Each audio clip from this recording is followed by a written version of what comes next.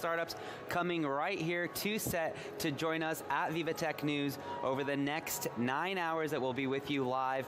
And I want to start by telling you a little bit about what we're in for this year. So we're going to be looking at over 165,000 attendees. This is going to be a massive year for VivaTech. More than 13,500 startups, more than 3,500 exhibitors, and over 3,000 investors. This is a really exciting time for many startups who want to get investment. They're going to be coming here to hopefully meet that perfect investor that can really help scale their company, and we're going to be bringing you along for the ride. We are also going to be hearing from Nvidia CEO Jensen Huang throughout the day, but we're especially excited for a big roundtable that's going to be at 5 p.m. at the Dome with France's President Emmanuel Macron, as well as Mistral AI's Arthur Mensch, and that will be at 5 p.m. We'll be bringing you along for everything you need to know. And now it's time for Inside VivaTech.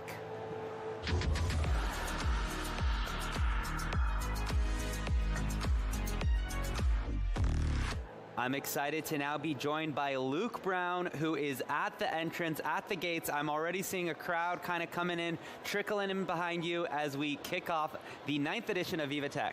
Luke, what are you seeing? Good morning to you, Upton. It's good to hear from you. Again, this year, it is that time of year again. The temperature is rising here in Paris. That means it is time for VivaTech 2025. After months of preparation, the doors are finally opened for the latest edition of Europe's biggest tech and startup extravaganza. The first thing to catch the eye is, of course, the famous colourful logo has been revamped. Just as colourful as in the past, but perhaps bigger and better than in the past. Of course, last year, 165,000 attendees came through these doors as the attendees are arriving just now to over the course of the 4 days of the event last year. What are they going to see this year? Well, it's AI applications, it's green tech wonders, it is the tech innovations that will really drive the business of the future. Now, as we move away from the logo itself, we can take a closer look at the whole, the rest of the space here. We've got 55,000 square meters. That's 3,000 plus exhibitors covering every field from quantum computing, tech solutions to the environmental crisis that the world is going through, and of course how AI, artificial intelligence, innovations can be harnessed for business. Really, a pride of place here at the very entrance is the AI Avenue. That is because VivaTech is all about responsible AI, putting AI at the heart of the solutions that they want to propose to the businesses. To speak to a bit more about that, we're here with one of the attendees, Felix Lorenzen. You are the CEO of AI Health Solutions. Can you tell us a bit more about the product it is that you're proposing here at VivaTech? Of course. Thanks a lot. So yes, we have here the AI Health Companion. It's our new product we launched today. So we bring medical-grade diagnostics to everyone's home. So you don't have to go anymore to see a doctor or a clinic to do your preventive tests. And this is part of our bigger ecosystem for AI-enabled preventive health. And tell us a bit more about why it's important for you to be here at VivaTech in 2025. VivaTech became one of the central and most important tech conferences in Europe. To be here now today at the AI Avenue, launching our new product is a no-brainer and also kind of a privilege. So thanks a lot. And what do you hope will represent AI here at VivaTech 2025, and what do you think you can contribute to the AI debate here in Europe? So after software ate the world, AI is now eating everything, right? So it's changing everything we do and how we interact and what we can create. AI has a massive impact in health. We can finally have an impact into changing the healthcare system. It was always reactive, which doesn't make much sense. With AI, we are now finally able to make a change. Is that kind of evolution that you're seeing, is that something that you hope can capitalize on here with your product, here at VivaTech, and build the connections that you're hoping for? Yes, because we're building an ecosystem for preventive health, AI-enabled preventive health. So we have a lot of components left and right to build the big vision of a digital twin, so to say. And we can't do it alone. We are partnering with different companies and many companies, and this is the perfect spot to be here today. So VivaTech is really very much the objective for you is to come out of this in 4 days' time with a great deal of development for your product. Voila, exactly.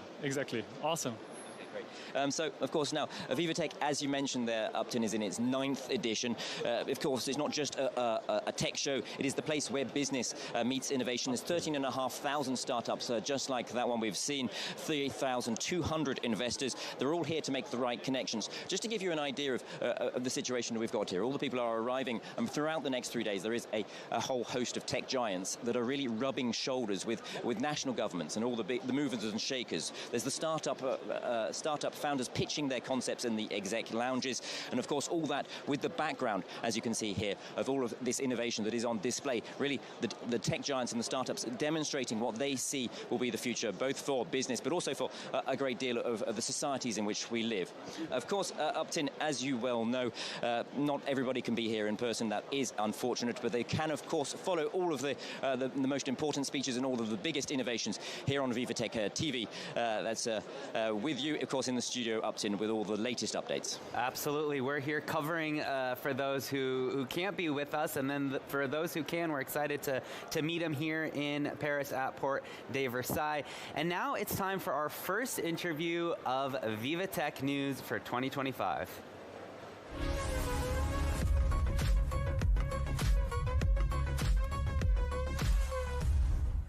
All right, I'm now excited to be joined by Gonzague Dupire, who is leading digital data and AI at LVMH, which of course is the French luxury group behind the brands like Louis Vuitton and Dior.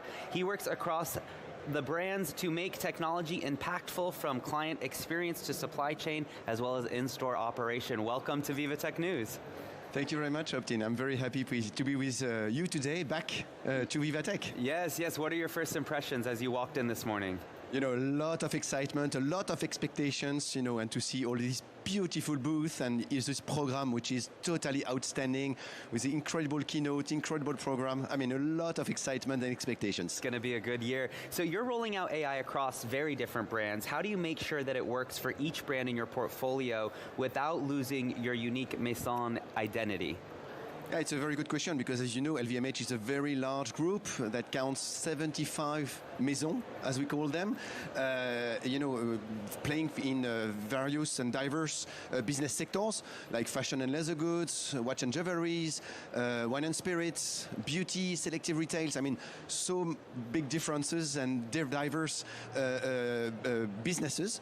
So we pay a very specific attention to ensure that all our AI solutions really increase the brand desirability, that are truly anchored into the Maison identity.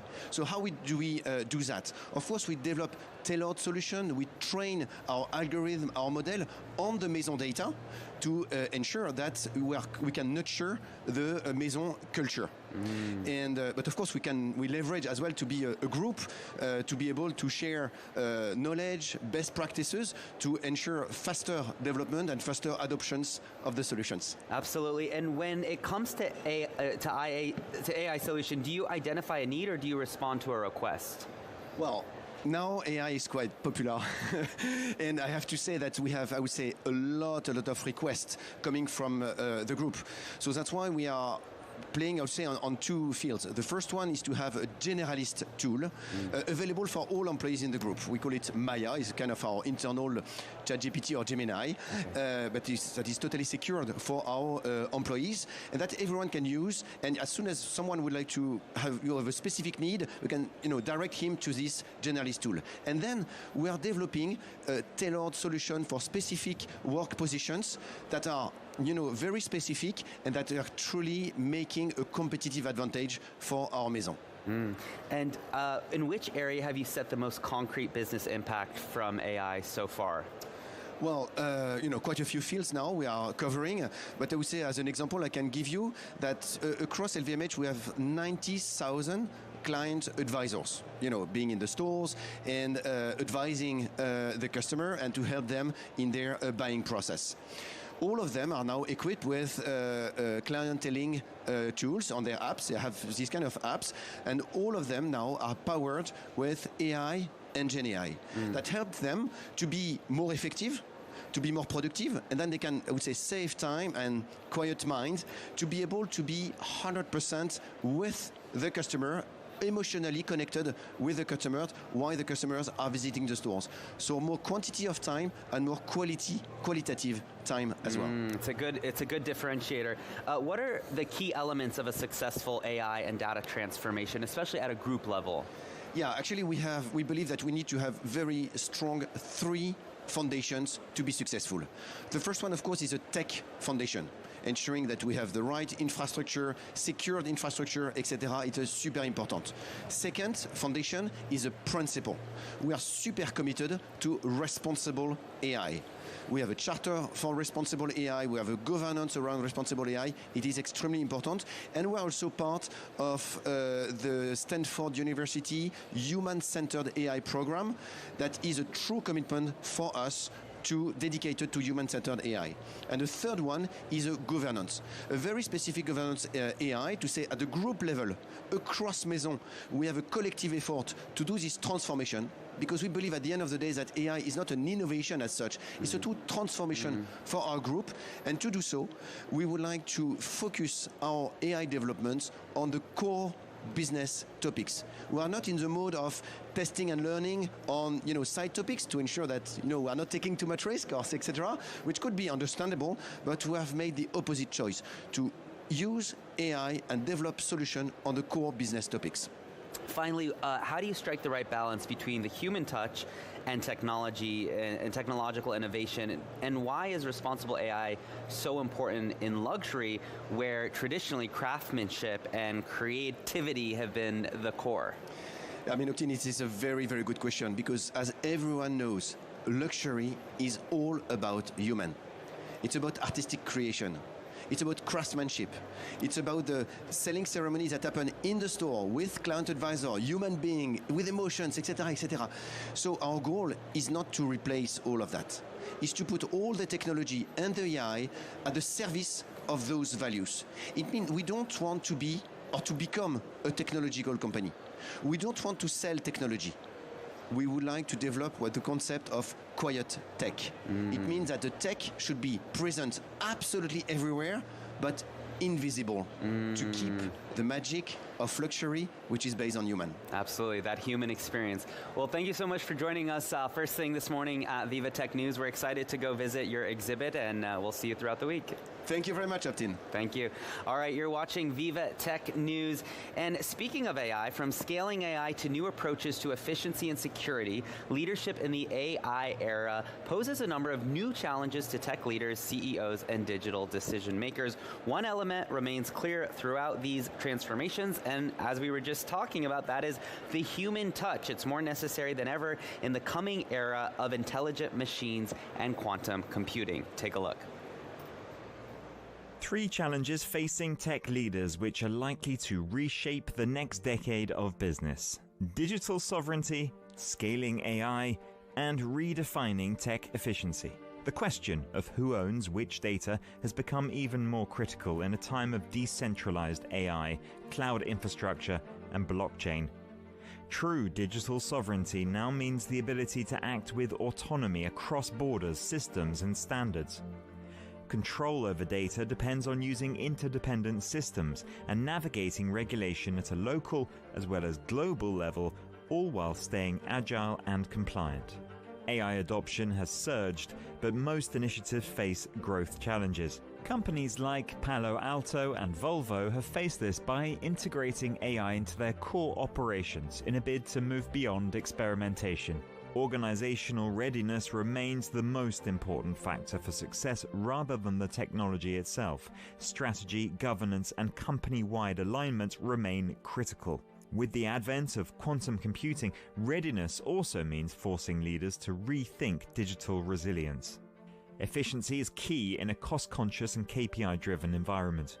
Companies like Evolva and Cisco have understood this, setting the pace with technology that boosts productivity as well as supporting long-term sustainability in line with CSR targets. This year's VivaTech Tech Leaders program brings these challenges into focus through closed-door sessions, real-world case studies, and VIP discussions designed for immediate impact. This conference aims to be vital strategic planning sessions for the leaders shaping tomorrow's ever-changing business landscape. VivaTech also empowers marketing decision makers with its dedicated CMO summit. All right, you're watching VivaTech News. We are just about 15 minutes into the day here. It's day one of VivaTech 2025, the 9th annual edition of VivaTech. We're looking forward to a lot of exciting things, and I'm excited to get to our Tech Trends editor, Rudy, who will be joining me just in a second to talk about what we're looking at this year. Every year, Rudy joins me to talk about AI and the big themes of the conference. So this year we have a lot going on. A big staple for today and throughout the week is going to be Nvidia. We're excited to hear their latest announcements that will be coming out throughout the day. And so it's going to be a lot to look forward to, a lot to discuss. We also have French President Emmanuel Macron joining Nvidia's CEO and co-founder Jensen Huang, which will be at the Dome at 5 p.m. So if you are joining us here on site, be sure to attend that. And if you're not able to join us here in Paris, no worries, we've got you covered here at VivaTech News. And now let's bring in Rudy, our Tech Trends editor. Rudy, welcome to VivaTech, the 9th annual edition. Good morning, Upton. Excited to be here. Yeah, I was just thinking, I think 2 years ago, you and I were talking a lot about AI. That was the first year that was like, ooh, AI. We were kind of optimistic, but a little bit left in the dark. Like, what is this actually going to mean? What is this actually, how is this going to actually impact companies? Last year, we saw a little bit more tangible impact of artificial intelligence. It's year 3 of AI being a big theme. Where do we stand now? We're starting to see more implementation indeed. Still lots of uncertainty about what AI can do. Obviously the potential is humongous, but we still need to see a lot of that. Iterating technologies, big focus recently on the energy consumption of AI, so that is something that the companies really need to be aware of, and I think that any of the big AI companies that you're going to be hearing from at this VivaTech, they're basically going to have to touch on that, because it's one of the big issues that, the potential is enormous. Unfortunately, there is also an impact right now, and that needs to be mitigated.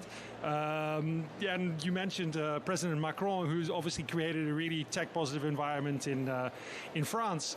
I'll be very interested to see whether, because he'll be on podium, as you say, with Jensen Huang of Nvidia, but also with Arthur Mensch, the CEO of Mistral, which is one of the French unicorns, the AI company. Macron likes to talk a lot. I wonder if he'll listen a little bit as well. Yeah. How do you see the France's ecosystem currently within AI?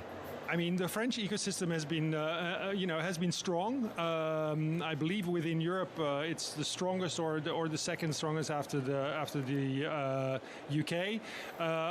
It would be nice if some of the companies that have sought their financing in the United States, I'm thinking of Hugging Face, for example, a French founder team, but they're based in New York, because that's where they could get the money. Yeah. So there is the question: can you still get the kind of valuations that you can get in the United States? Can you get those in Europe? Because that is still a hurdle. I think that just the fact that Nvidia's GTC is taking place alongside VivaTech, I think it's a big statement. It's a big deal to see Nvidia CEO, which is the world's most valuable, or second, depending on the day right now between Nvidia and Apple. It's a really big deal that they've chosen Paris and Europe and here to be announcing a lot of their latest projects. What do you make of that? Well, it's very interesting also that after the keynote, he's also coming back for the meeting with Macron. So I don't know. I mean, I don't know what Nvidia's plans are exactly in France, but it's definitely a sign that VivaTech, is recognized as an event to be at in Europe. Absolutely. Which is nice to see. I mean, we're almost at the 10th edition. I believe it's the 9th edition this year. Yeah. So going strong, and interestingly enough, reinforces the tech ecosystem in France. One of the things that you mentioned, a very large AI company, obviously Nvidia. Who knew that GPUs were going to be so? Nvidia used to be a company that you'd buy a GPU for your gaming computer, and all of a sudden it turned out that they were so useful for these large language models, and even if we're going to tensor processing units for large language models in some cases, but as we move into video and images generated by AI, the role of Nvidia is going to continue to be primordial.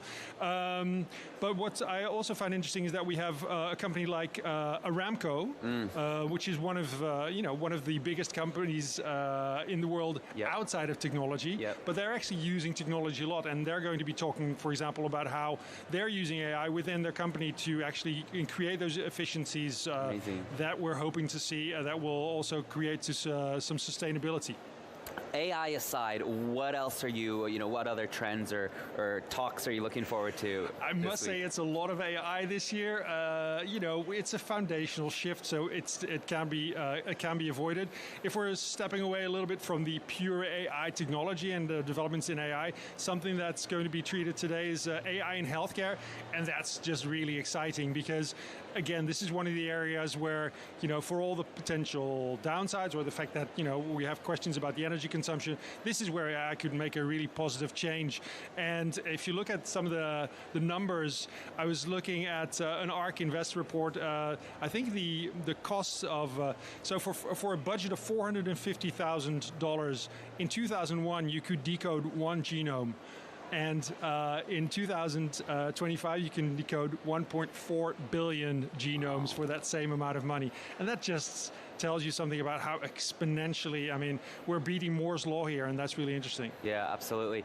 Last year obviously was a big theme around sports with the Paris Olympics. It seems this year, we have a lot of new countries, that are saying, hey, come invest in us. A lot of new regions, cities. I even saw Miami is here for the first time. What do you make of that amidst everything happening within the global economy and within kind of tech migration, going to places with good tax incentives or good infrastructure, or a place like Paris with Station F, things like that? Right. I think first of all that everyone realizes that AI is a must-have technology. You need to invest or risk being left behind, which creates some interesting questions around equability, because there's always going to be some AI winners and some AI losers. I think energy mentioned already, but it's going to be a big deal as well, because some of the new data centers are popping up in places where there's still grid capacity and where there's still where there's still electricity. And France, in that sense, if you look at the actual carbon cost per compute, is actually very well positioned because it's so strong in nuclear power. And you're seeing some of the large technology companies now also looking towards nuclear power to keep it all going. Rudy, thank you so much for joining us. We will catch up with you throughout the day. Looking forward to it, Upton. Thank you. All right, you're watching VivaTech. Let's head out back to the main floor.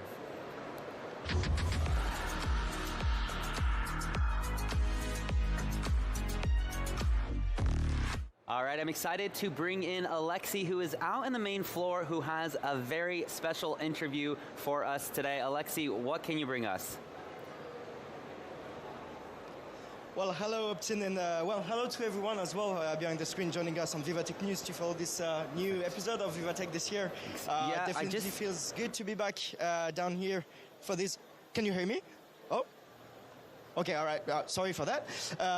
So this year again, we'll make you live VivaTech from the inside. And to start with, today I'm on the KPMG France booth. Today I'm joined by Alban Liger-Belair. Is the pronunciation correct? Yeah? It is. Okay, all right. So she's the Chief Innovation Officer for KPMG France. So this is your 9th year over here at VivaTech. This year, your main theme is You Can with AI. So basically, can you tell me what's behind this message? What does it really stand for KPMG? So You Can with AI is our new campaign. And what we want to demonstrate with this is the huge potential of AI that we want to free up for enhancing human performance, and especially in our businesses. Furthermore, what I would like to say about this is we've got a trends book which really make echo to that campaign, which is called the Intelligence Economy, which really explore the hybridization between human, technology, and collective intelligence. And last but not least, we are a purpose-led company, So the way we want to explore AI and the you can with AI needs to be made with ethical, responsible and trusted approach. And that's the way we help our clients transform and use the full potential of AI. Okay. Yes, of course, that makes sense. So can you basically tell me what's new for KPMG as well? And I guess we're going to make a little tour of the booth together, starting this way. Is that it? Or that way? Let's move that way. Let's move that way. Okay, all right. And so, yeah, tell me a little bit. What's new for KPMG this year? So we've got a huge range of content and great experts. We've got our keynote space, which is absolutely fabulous this year, bigger than last year. And we will welcome more than 20 keynotes on the Friday. On every day, sorry. But I encourage you to come, especially on the Friday, because we will have a great keynote on the Friday morning. I think it's around 10 o'clock with QTI CEO, Patrick Perez, with Grégoire Geneste, who's the lead and founder of Albert School, and with Gilles Moïse, who's the lead and founder of Recital, and we will explore the new frontiers of intelligence. So that's going to be on the keynote space on Friday. We've got there startup, and we're hosting this year 8 really very innovative startups with great solutions, covering different sectors and activities. But maybe I can sort of highlight 2 of them. I think Sweep is a great one. I mean, they're all great, but I need to choose some. So Sweep is really a platform that help hosting sustainable data, plus helping clients build some transitional plans to go through a more ESG behaviors. And the other one I wanted to highlight is Adaptive ALM.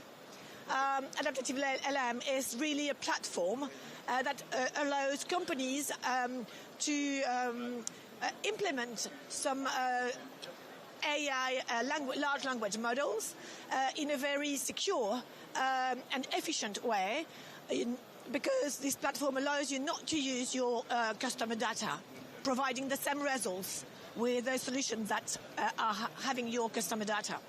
And last but not least, we've got Micofito, which raised lots of interest. Just behind you. And Micofito is generating lots of interest because it's in the biological agriculture. It's the way they use kind of mushrooms to support, to enhance the soil fertility in a very natural way. Okay. All right. So it's a great solution as well. Beautiful. Okay, so many.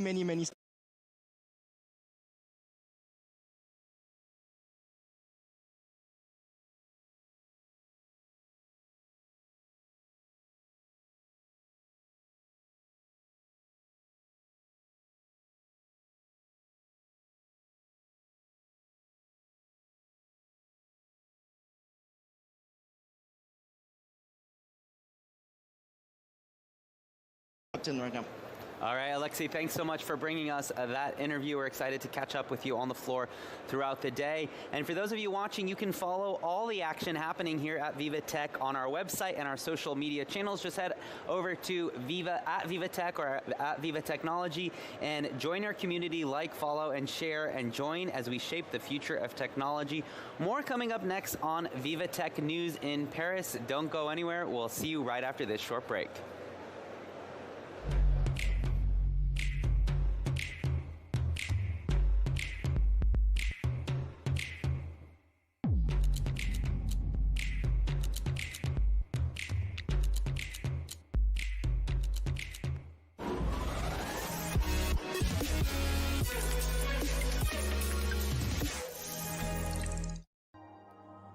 Scan badges, network, and do business. Use the interactive map to navigate the halls. Explore the VivaTech tech trails for a deeper immersion. Consult the program in real time and catch top sessions. Use the AI-powered navigator to create your personal experience.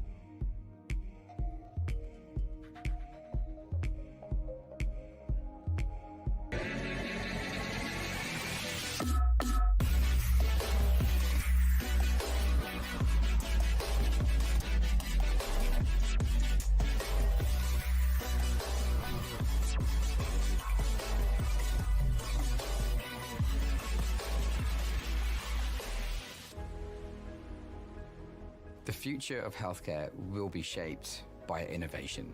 We see a very big potential future growth of this company, and we are trying to help them to make this potential come true. Our ambition for Contura's hydrogels is to be the leading treatment in osteoarthritis over the next 5 years, and we rely on BNP Paribas to help us along this journey.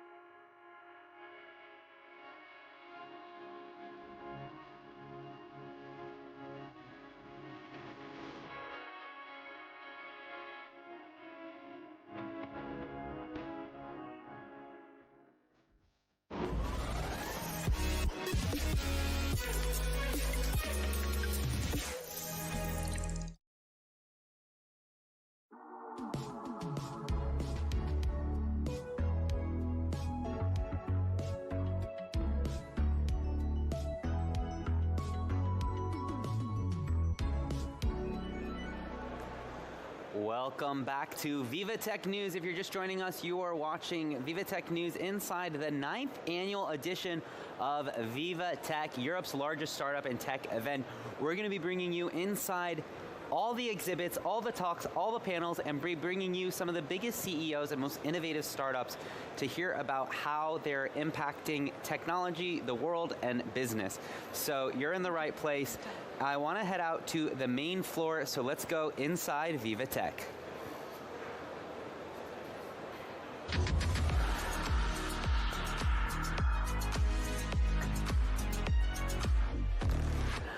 Let's bring in Allison now, one of our correspondents this year who is kind of finding some of the most innovative and unique countries. We have a lot of different countries represented this year. Allison, what can you tell us?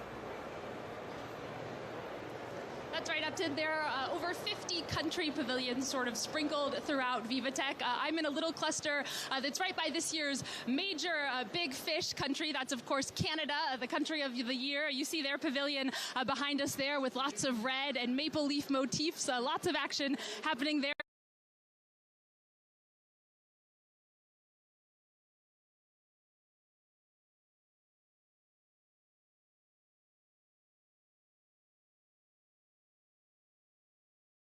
Those countries all here for the first time. There are also a lot of countries here, returning players such as Senegal and Ivory Coast. We're going to talk to one of the people who's here from Ivory Coast. This is Maimouna Touré. She's the managing director at Quantech. Maimouna, this is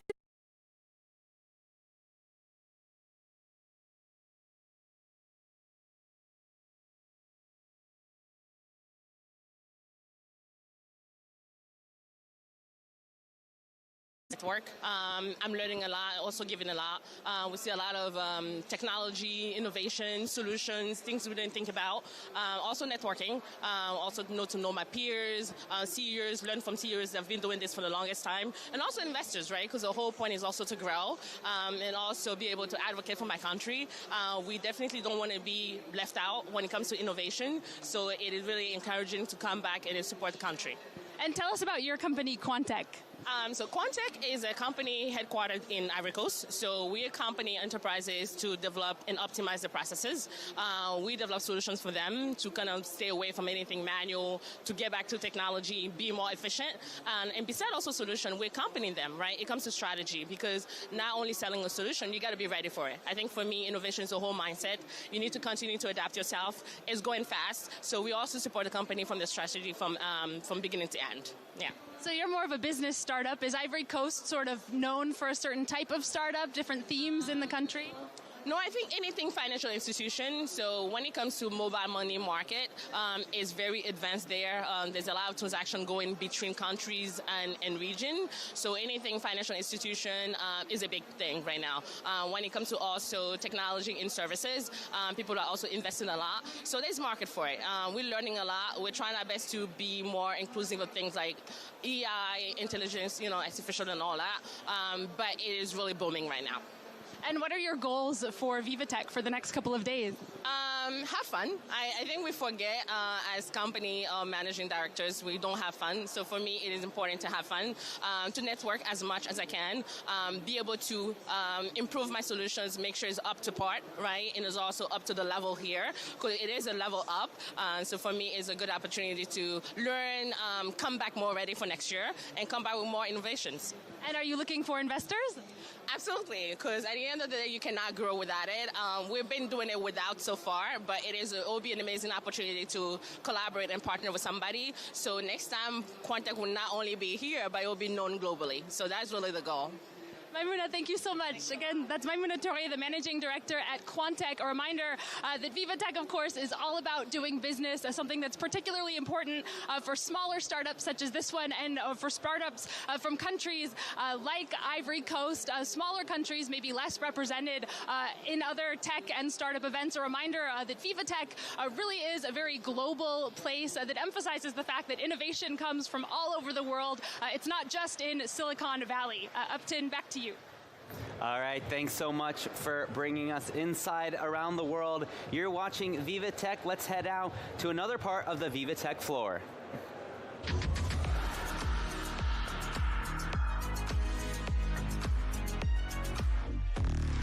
All right, let's now bring in our other correspondent, Simon Harding. Simon, it's never too late to start building those smart money habits, is it? No, absolutely not. And if you're like me, I didn't know how to manage my money when I was a kid. I wish I had something, someone, an application perhaps that would have helped me. We know how important it is for young people to manage their money. And that is exactly what MoneyKeys does. And I'm joined by their CEO at the moment, Julide Ninek. Julide, thank you for being with us here live on VivaTech. So first and foremost, can you tell us a little bit about the purpose of your business? What is it that you do and how? Of course. Thank you for having me. It's a pleasure. And I'm proud to be at VivaTech with Impact Builders to show the world MoneyKeys. MoneyKeys it's an application that's going to provide to the children all the literacy, the financial literacy, for them to be able to be responsible grown-ups. And it's your second year at VivaTech, so you were here last year. So what are your goals this year, perhaps even compared to last year? What's happened in the last 12 months and going forwards? Last year, I was here. Thank you for mentioning it. Last year, I was here as a participant, and when I saw all the magic, I said, next year, I have to be at the VivaTech. And here we are. So the purpose this year is really to show the world that this app is something really essential, that without financial literacy, without people at the young age being able to manage their money, we have a huge gap about their future, the way they deal with money.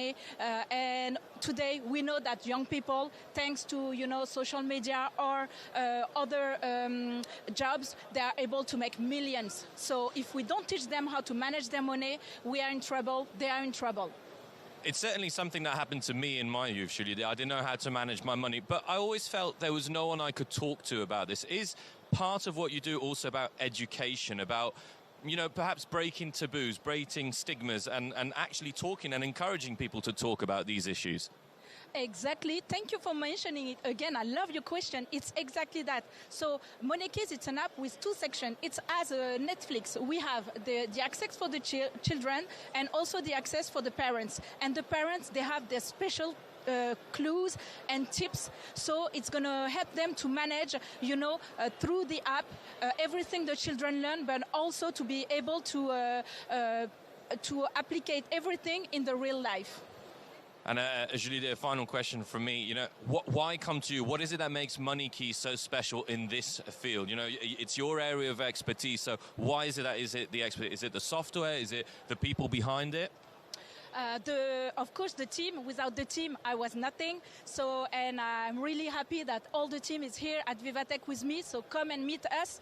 The special, what makes special the app is that we made it for the parents and the children, and also for the whole family to be able to talk about money easily, to be able to enjoy the time with the app. And we also put some games in it, so we're all gonna have fun. They're all gonna have fun, and we're gonna learn how to manage our money easily. I know I said last question, but I'm going to do one more because it's just so interesting to speak to you. Making that part fun, is that important? Because you often think of finance as something that's very difficult. It's maybe boring, especially for young kids, you know. So is making it fun, gamifying it in many ways, is that part of actually making it more accessible? Exactly.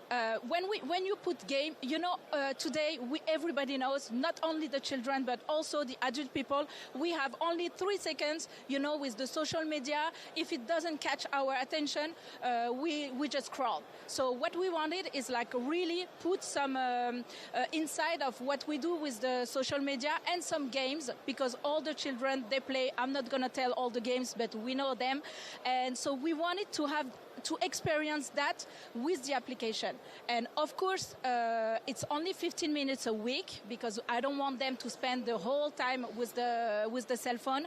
But it's really for them to have access to those words, to those topics, and to those techniques easily with their own words. And we're going to try to, as soon as we can, put AI. So we're going to also be able to have them do their own subjects. Julie Deninec, thank you very much for speaking with us, the CEO of Money Keys. Well, there you go. A better way of managing your money, sustainability as well, and also dealing with that social media part of it and gamifying, making topics that sometimes perhaps can sound overwhelming, more fun to deal with, and a great way to learn. Absolutely fascinating interview. Simon, thanks so much for bringing that. Well, creators rejoice. AI continues to open up huge new possibilities in art, fashion, music, and gaming. Now, combined with blockchain and augmented reality, the creative possibilities can seem infinite. But with NFTs and smart contracts, advances are also being made in how artists can protect themselves and their original work. Take a look. From music to film, fashion to design, advances in artificial intelligence technology have been pushing creative industries into a new era of innovation. According to Grand View Research, the global market for AI in media and entertainment is expected to surpass $99 billion by 2030. Over 60% of creative professionals say they now use AI tools to enhance their work. Filmmakers are using it in everything from script writing to post-production. Directors can now summon up digital effects using machine learning that would have cost millions just a few years ago. Similar leaps are happening in music, where artists can now collaborate with AI to compose arrangements, master tracks, and even generate entirely new sounds.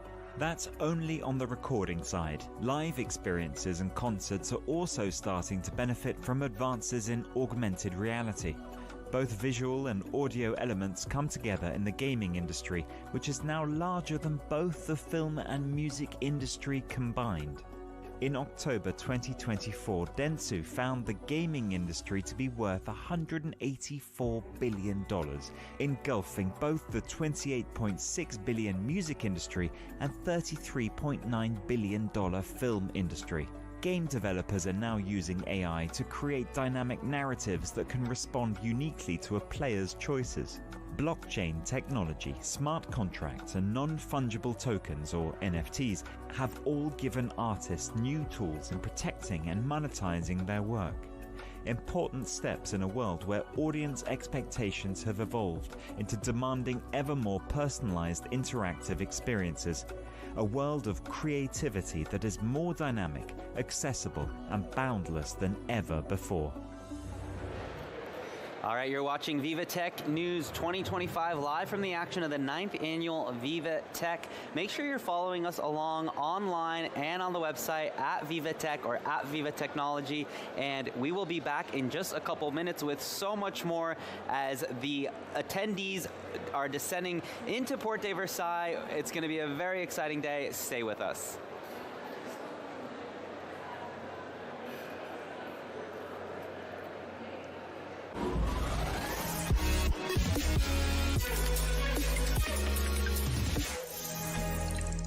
If you're sitting here, you're curious. Good news, Explore Media was made for you. Join a community of 10 million subscribers. We help brands create relevant and viral content. We call it edutainment.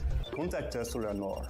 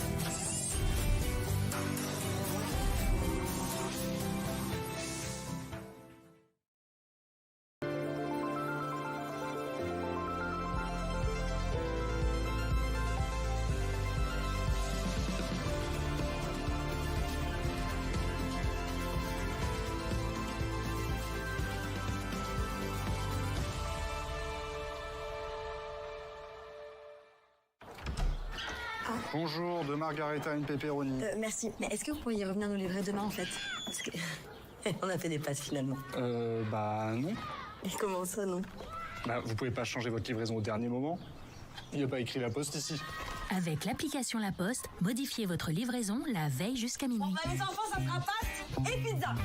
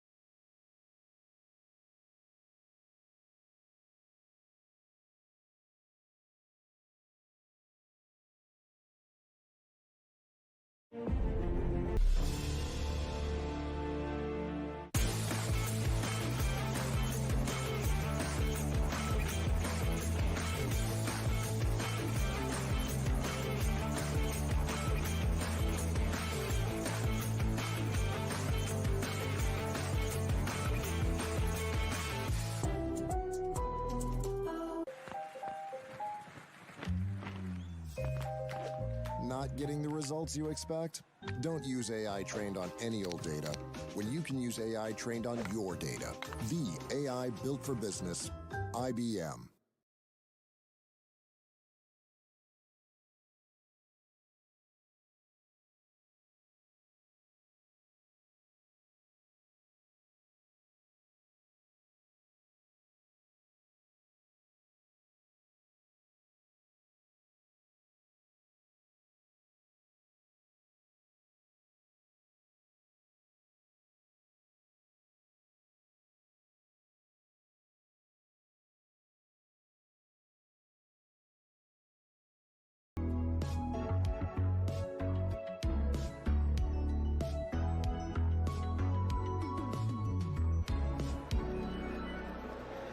Welcome back to VivaTech News. My name is Upton Saidi, and you're watching the Tech Early Birds, your way into the first way to get into VivaTech 2025. Now, this is the 9th annual edition of VivaTech. We're expecting over 165,000 attendees, many of whom have already ascended on to the ground floors. It's already buzzing with energy and people, and it's really incredible that it's not even 10 a.m. and everywhere I'm looking right now on the main floor, I'm seeing a good crowd of people ascending into the different pavilions and exhibitors and into the talks. The talks have begun as well. And speaking of being on the ground floor, let's head out now onto the ground floor where we are going inside VivaTech.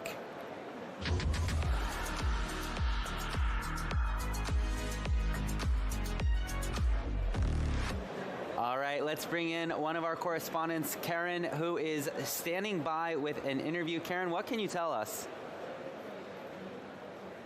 Yeah, thanks, Upton. I'm on the bridge, actually, and I'm going to join Christelle Malbertran, one CEO and co-founder of Square Miles, and we're going to know what she is working on these days. Hello, Christelle. Hello. So, what is Square Miles, and what are you presenting this year at VivaTech? So Square Miles is a digital company, and we are focused on urban logistics issues. What we propose with Square Miles is a digital twin that enables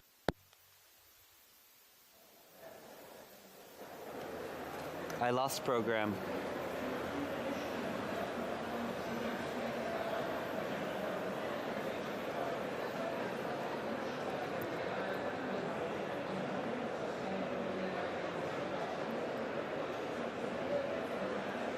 All right, thanks so much. We are going to bring in another guest now. Let's go to the guest.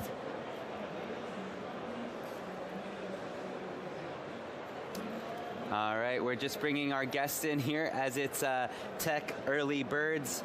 And, you know, we're really excited because it's going to be a huge year with over 165,000 attendees.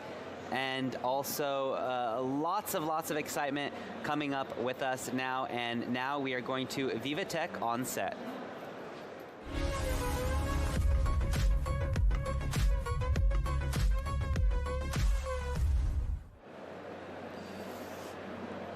All right, I'm now joined by Manjari Chandran Ramesh, partner at Amadeus Capital Partners, a leading European venture capital firm investing in breakthrough technologies. Manjari, welcome to VivaTech News. Thank you. So happy to be here. Yeah, we're very excited to have you. So for nearly 3 decades, Amadeus Capital Partners has backed some of the most innovative companies that have been shaping the future of AI. A lot of people think AI is, you know, the past 2-3 years, but in reality, it's been decades in the making. So I want to start by hearing about, you know, first of all, what is the purpose and goals of your business right now?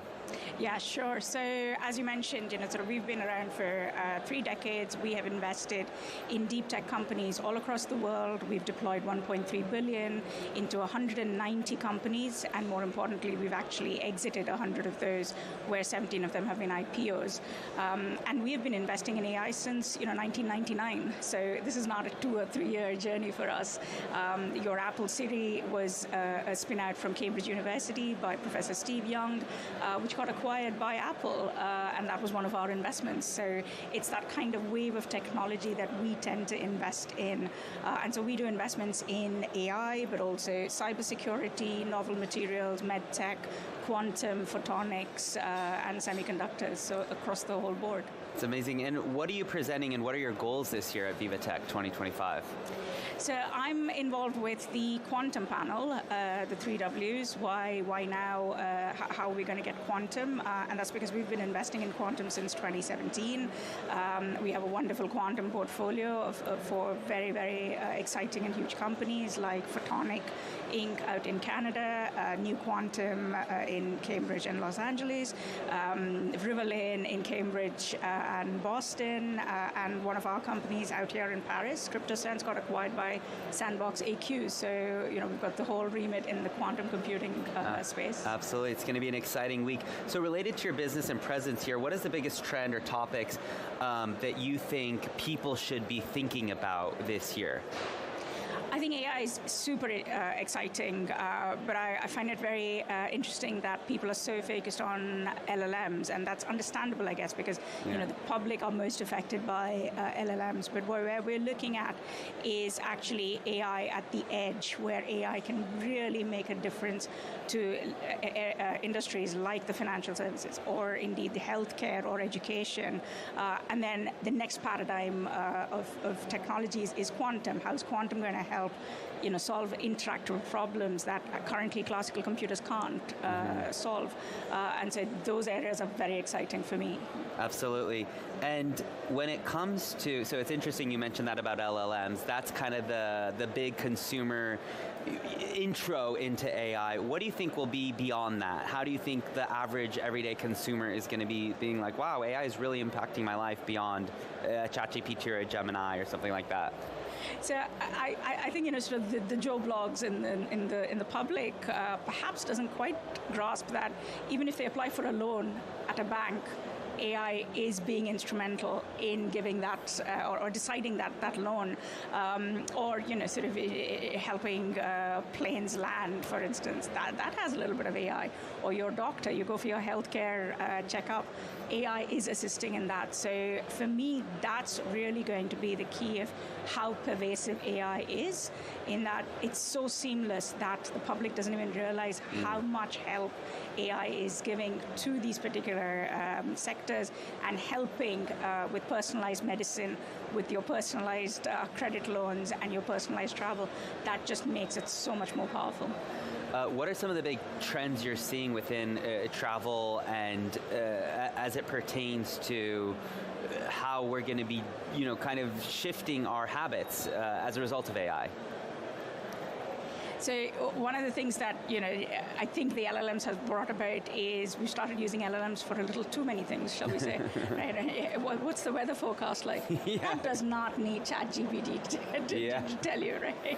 So I think that swung the pendulum a little too far. So I think I'm really looking forward to a time when the public is really aware that ChatGPT or other LLMs are used for the right kind of purposes, where you really want to understand the subject, and that's possible to be explained, but very well aware that there are hallucinations from there.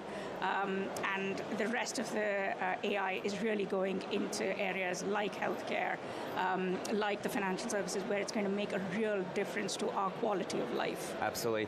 VivaTech is known for having a lot of startups here who want to get funding, or want to just learn and scale, or even get mentorship. Saturday we tend to get a lot of students here as we open the doors to the public. What is your advice for them coming into this tech ecosystem, maybe coming into this job market, is particularly at a time where whatever you learned in those 4 years is obviously going to change, in the next few months. So what would be your advice for them to get the most out of VivaTech? So I love coming to VivaTech. It's sort of arguably one of the biggest conferences in Europe, and everybody comes here. So it's not just about the quality of content on stage, but also everybody you get to meet, because everybody's here this week in Paris. And to the students particularly, sort of what I'd say is, it's great that you've learned what you've learned in the last sort of 4 years of your degree. That forms a foundation, a great basis for where you go. But always be intellectually curious. Be very, very clear that you have to keep learning every day. And if you're not learning every day, then just work out why you're not learning every day, and keep learning new things. And you never know when it's going to come in helpful. Absolutely. And it also seems like having soft skills is going to be more important, than it used to be. As a result of that, right? How you're able to lead a team, how you're able to communicate, how you're able to go and sell a product or a service. So, VivaTech to me is like a great opportunity to shake some hands, because I noticed that so many people now, especially younger generations, they live behind the screens. They're not used to picking up the phone. They're not used to making a phone call. They're not used to that human interaction. So yeah. And when is your panel? So my panel is tomorrow on the Purple stage at 2 o'clock. So hope to see a lot of people there. Perfect. Well, thank you so much for joining us, and we'll hope to see you throughout the week. Thank you. Thanks for having me. Take care. So you're watching VivaTech News. Let's head out now to Inside VivaTech.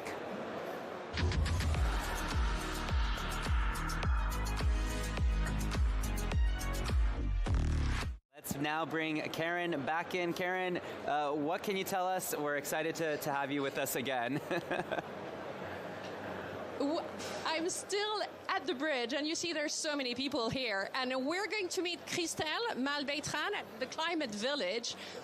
She is working on the future of logistics with her company, which is called Square Miles. Hello, Christelle. Sorry, we're back. So, for those discovering your company, what is the future of logistics, according to you? So, and particularly urban logistics, we are focused on today. The way we see it today is that there is a high level of demand, so the growth is very high, and today urban logistics is already facing three main points. First, pollution, and this concerns everybody. I mean, citizens and also local authorities to find a way to reduce this impact. But there is also traffic saturation. It's it becomes very difficult to travel in the city, and as soon as you are blocked in the traffic jam, you have more pollution and you are less efficient to deliver, so you need more time to deliver and so on. And so this is a third point, which a big issue for urban logistics is profitability for actors. To what extent is your the solution of Square Miles, which is a digital twin, to what extent is it, enabling a complete change in urban logistics these days? What we can do with a digital twin is to represent reality today in real time, and then we can explore new way to do. So no need to spend 6 months and 1 year of physical experimentation to see if the choice we have done is worth or not.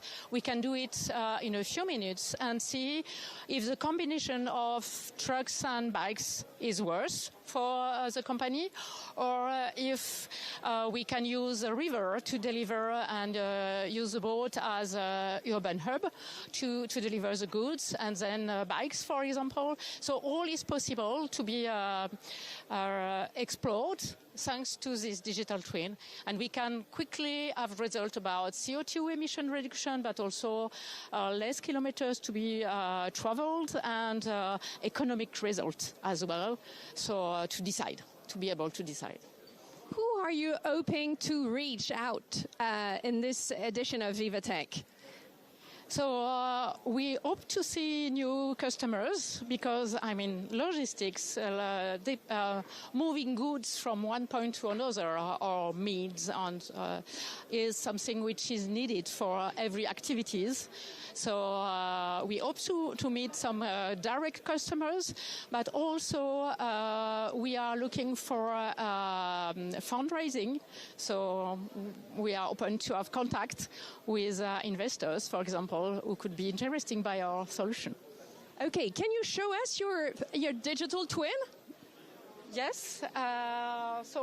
Here it's, I guess, moving on the screen you can see just now is about results of simulation, and you can see different key numbers about numbers of the packages delivered, and on the map to see what is the travel for the trucks, and also what will be done by bikes, for example. So this is in Paris in this example.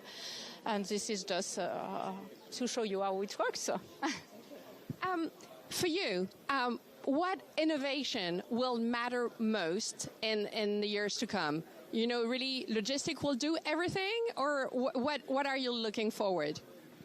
Every way of transporting goods is good to be explored. So today, of course, we have trucks, we have bikes, we have boats.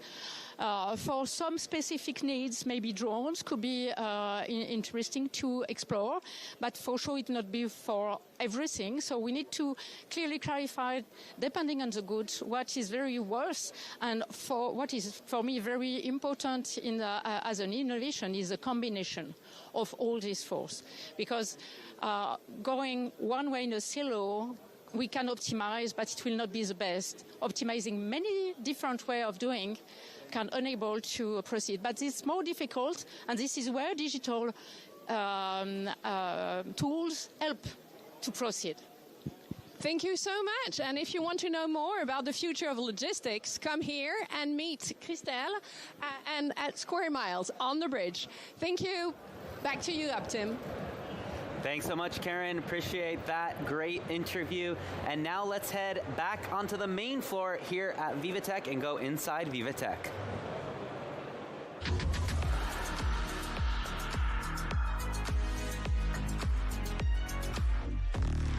All right, one of my favorite exhibitors every year, of course, is LVMH. They always have a lot to see, so make sure you give yourself plenty of time. And let's bring in Will, who is our correspondent, who's giving us a little sneak preview of what to expect this year. That's right, Upton. You're exactly right to say LVMH is one of your favorite exhibitors. We're here at the Dreamscape. It's a lovely pavilion. Standing next to me is the Chief Information and Technology Officer, Franck Lemoyle, and we also have Olivier Le Garantezec, the Director of Digital Tech Partnerships. Can you tell us a little bit about the pavilion? Thank you. Welcome VT News to our LVMH pavilion. We call it Dreamscape this year because this is for us a kind of inspiration. This is a space where innovation meets heritage, savoir-faire, know-how, and the future of luxury. This is why we call it Dreamscape. And you will see just behind me, fantastic innovation. Most of, let's say, 11 of our maisons are showcasing great innovation with big tech partner, with a startup. So it's really, I think, a fantastic pavilion we are having this year. And you will also discover what we call now the concept of quiet tech, because in fact, at LVMH, we are not a tech company, but we are using and investing more and more on tech, but we want to make sure that this tech is really more and more invisible and supporting absolutely fantastic luxury customer experience and customer services. So this is the purpose of Dreamscape. So I hope you will enjoy the visit with us this year. Right, they call it quiet tech, but I got to say there's a buzz going on right here. Olivier, tell us a little bit about some of the startups here. Yep. Welcome once again in our LVMH pavilion. So this year we have actually 11 maisons which are presenting successful collaboration with 13 startups. And by the way, those startups are competing to our famous LVMH Innovation Award. The ceremony will take place tomorrow morning at 9 with the presence of Bernard Arnault. And this year we're going to have 3 awards: the Business Award, the Most Promising Award, and the Most Impactful Award. So maybe we can start a quick tour, beginning with Dior Couture. Yeah, Dior is one of the brands you think of most when you think of LVMH. We're going to try to navigate through our way here at VivaTech. Again, this is where business meets innovation. This is one of the most beautiful parts of the pavilion. We have these 2 lovely giraffes. Tell us a little bit more about what's here. So here you have a full journey at Dior Couture, starting online until a visit in the real store. So first, Dior Couture today is able to personalize the full experience online, even if the user is not logged in. So it's thanks to a startup called Kauna, and they've built an AI real-time profiling solution. And then the user, when he is in the store, he's going to have a smarter and faster experience, especially because the sales associates will be able to find easily the right product or the right size of a pair of sneakers, for example, thanks to Scandit, which is a solution embedded in an iPhone where you can scan at once hundreds of barcodes. So maybe you can jump to L'Oréal. L'Oréal, Italian luxury textile brand. Let's go that way. We've got to go through this pavilion again. It's very busy, a lot of buzz. And I can also tell you, this is one of the best smelling pavilions you can visit. They have the symphonies of the olfactories. It's about fragrance extraction, jasmine, rose, and vanilla, and other elements that you have there. And we're going to just follow Olivier this way. It's over here. We've got to get through the pavilion. And there are so many different brands that are on hand here, so many different things. We have video games, here's the olfactory symphonies. And now we're going to go look at L'Oréal. L'Oréal, right here. We got lost on the way. So what can you tell us about L'Oréal? You know, L'Oréal, so one of the fantastic maisons of LVMH. I think, it's a fantastic use case. We call this journey from ship to shop. L'Europeana illustrates the journey of Mongolian cashmere from the god to the creation of finished garment with the support of optical quality control of cashmere through the whole supply chain. So you know that L'Europeana is investing a lot on supply chain transparency to reinforce product authenticity and raw material authenticity. So you will see a fantastic use case explaining how with an innovative startup called Machine Zero, L'Europeana is tracing the journey of the cashmere from Mongolia to the store, to the final customer. A fantastic use case, really a perfect example of what we call quiet tech for the best, let's say, quiet luxury brand in LVMH, L'Europeana. And so much of those concerns are something that's new, that the consumers are demanding, that we want to have traceability, we want to have sustainability, and we want to know about where these elements are from. We're also going to go look at Tiffany, one of the best-known brands within the LVMH empire. And this is one of the most beautiful things. I think we can look at a trophy up here. Olivier, tell us a little bit about the LVMH Innovation Awards trophy. Talk us through this. Fantastic. You know, Tiffany this year, the trophy is doing the trophy of our LVMH Innovation Award. So it has been created by Tiffany. And here at the booth, Tiffany is really showcasing, as you can see, his artisanal savoir-faire and exceptional capability of engraving. They are also introducing, and this is also, let's say, the perspective of our innovation and our innovation at VivaTech, how we mix, let's say, innovation and savoir-faire. So this year, Tiffany is introducing a new AI tool which allows us to get inspiration and of course, with a fantastic summary of 2 centuries of history and archive at Tiffany. So beautiful booth and beautiful savoir-faire, mixing innovation and our tradition. It certainly is, but there's also a bit of sports here. First of all, I want to say I'm very happy I see American football represented here. That's not often in France. We also have Formula One. Formula One, not something we would expect, but it's very interesting. Tell us about that, Olivier. Yes, so last but not least, we are super proud to present you our new and exciting partnerships with Formula One, especially because we are the unique luxury partner of Formula One. So we have 3 maisons which are leading the game. First, Louis Vuitton with the famous stunk for every single Grand Prix. We also have Tag Heuer on your left, which is the official timekeeper, and we also have Moët & Chandon with the official champagne partner. So please come and join the LVMH pavilion where innovation meets savoir-faire and heritage. I'll tell you what, the LVMH pavilion is certainly buzzing. It's a dreamscape, and they're making dreams come true. I want to thank you so much, our guests, Olivier and Franck. Thank you very much. Upton. And come to see us. Huh? Absolutely. Upton, back to you.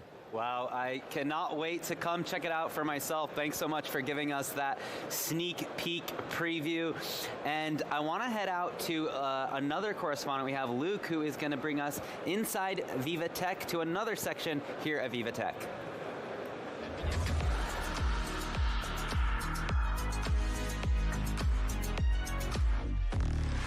All right, Luke, it's only been about an hour, 15 minutes since the doors have opened, but it feels like it's been open for a bit longer than that, because just by the looks of it, the energy here is already incredible. People clearly are very eager to come in because it is looking like a great crowd here.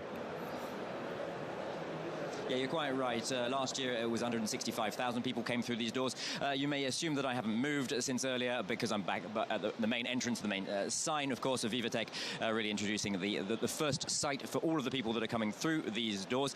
165,000 people last year, from my experience, are already having a busier first day than in those past days. And one of the first participants that we've come across here and taking part, one of the attendees of VivaTech 2025 is James Peters of Global Expansion. Very many thanks for joining us today. You've come over from the UK. Yes. Tell us a bit more about your first impression since you've just arrived through the door.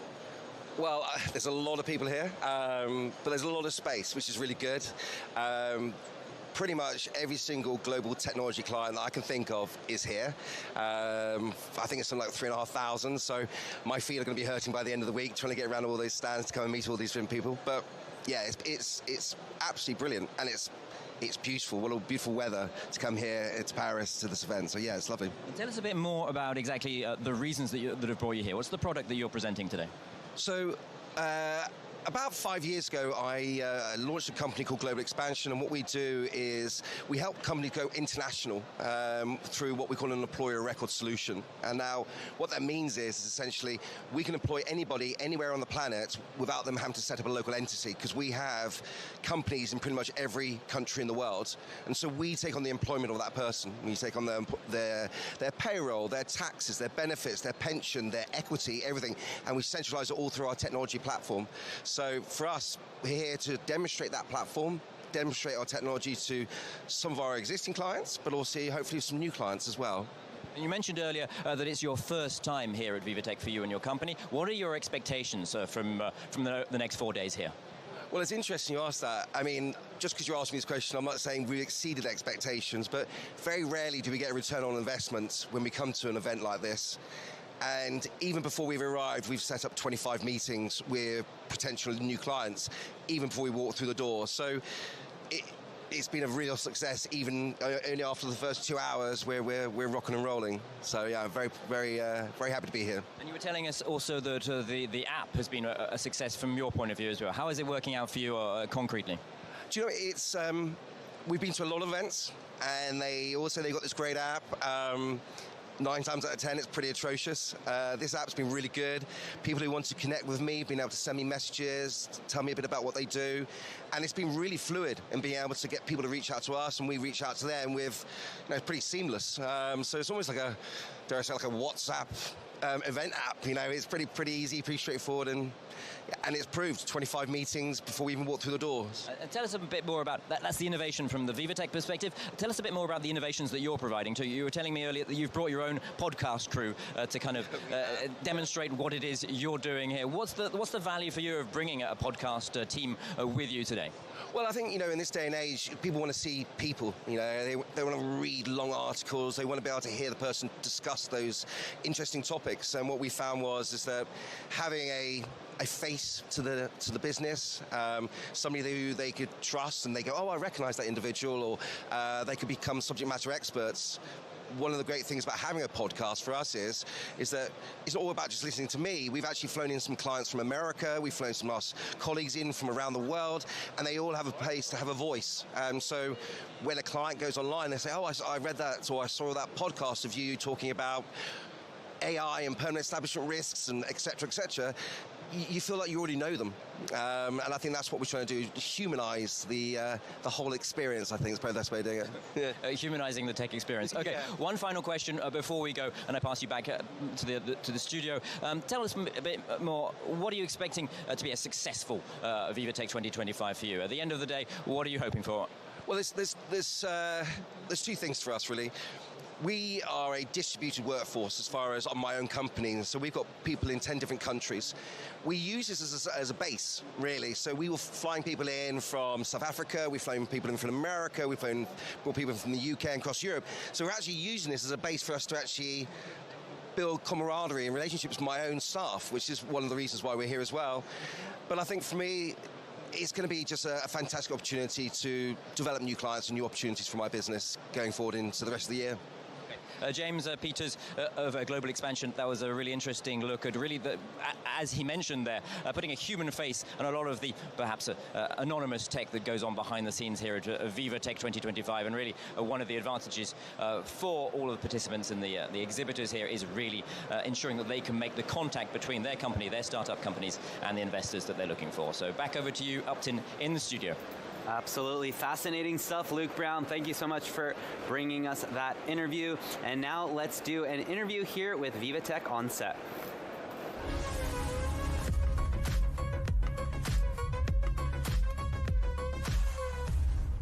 I'm excited to now be joined by Rohit Prasad, SVP and Head Scientist, Artificial General Intelligence at Amazon Web Services. Welcome to the show. Thank you for having me here. It's very exciting times. Yeah, so you're leading the development of advanced AI technologies like Amazon Nova, and with a distinguished track record, you previously led Alexa's AI innovations, which have impacted millions of users, including myself, big Alexa user for very many years now. Your groundbreaking work earned you a spot in the 2024 Time 100 Most Influential People in AI. So congratulations to you. So as AI continues to evolve rapidly, Amazon is moving beyond powerful foundation models towards more collaboration, reasoning capable AI. How do you view this next frontier of AI? Yeah, I think of us as being in this profound inflection point in how humans interact with technology. I think of this as an evolution of how computing has evolved, right? You're not that old, but we grew up like in the mainframe days to personal computers, and now I think we are ushering in a new whole computing paradigm, which is about collaborative computing, where first time ever we have not an AI that just responds to your questions, but it's actually a digital thinking partner that lets you accomplish way more by understanding your intent and then taking your intent to actually work with you to solve complex problems at work, at home, and on the go. So for instance, you can right now develop software and actually deploy it everywhere. With AI, you can program anything in AI or build an app of your own.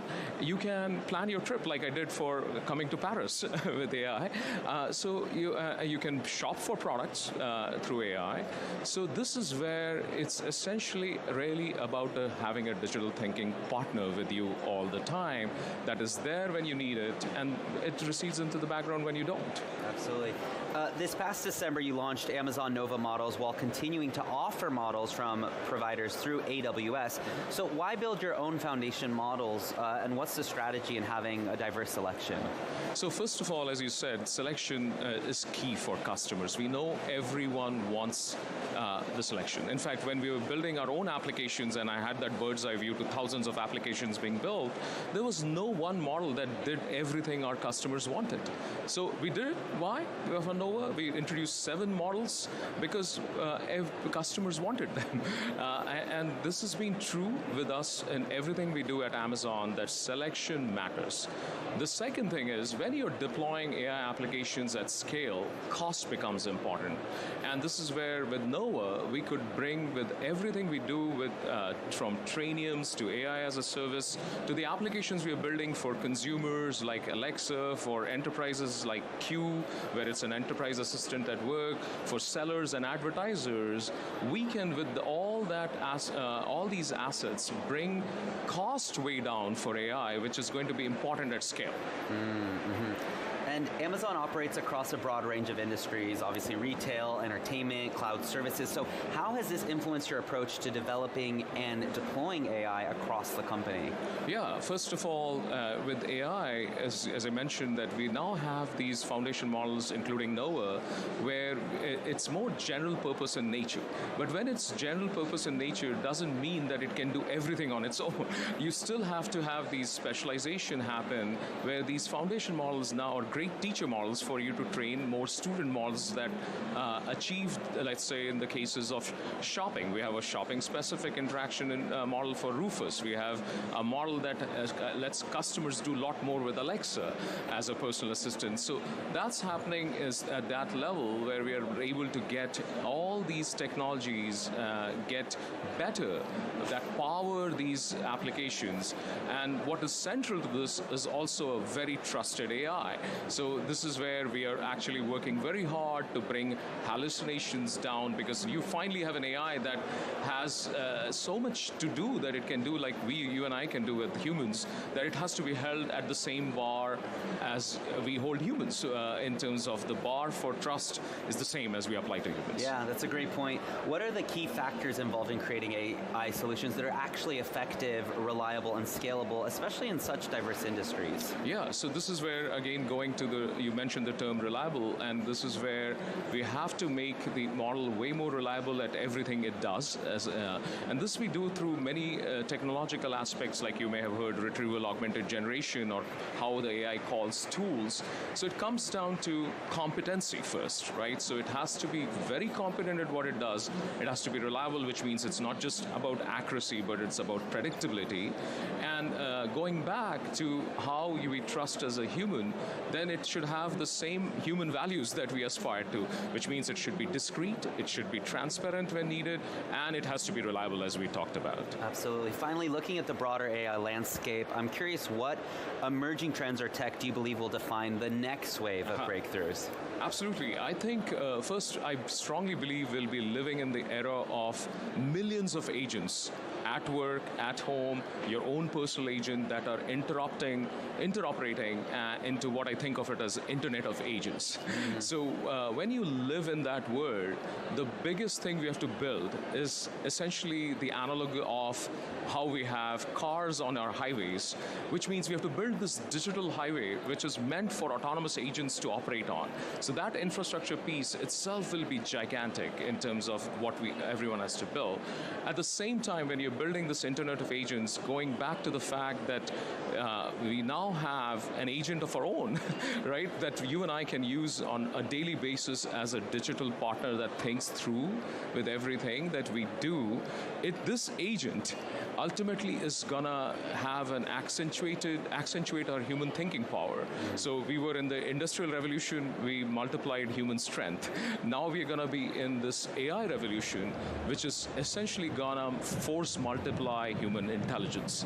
And then when we get into that human intelligence, that means we are really on the journey to our artificial general intelligence, which to me means that we have an AI that can essentially do what you and I can do through a computer, and be that digital companion with you that is with you on everything you do on a collaborative basis.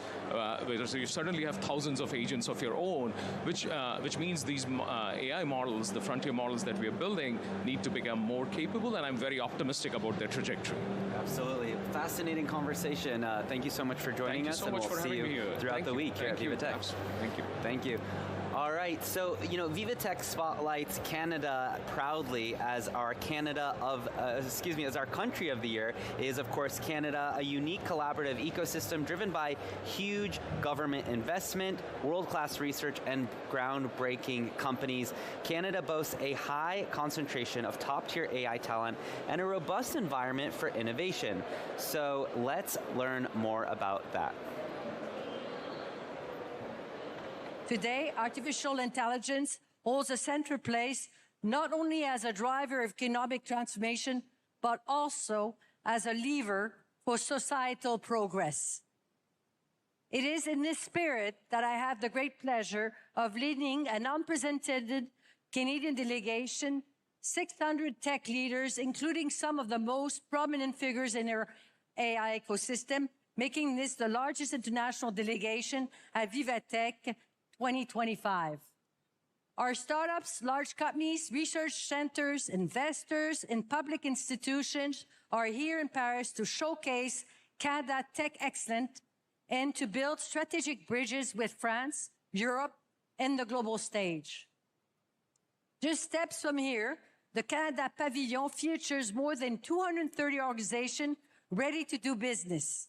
We are here to listen, to learn, to share, and above all, to show you the very best of Canadian AI, useful, responsible, inclusive, and deeply committed to the common good. All right, let's bring in our next interview with VivaTech on set.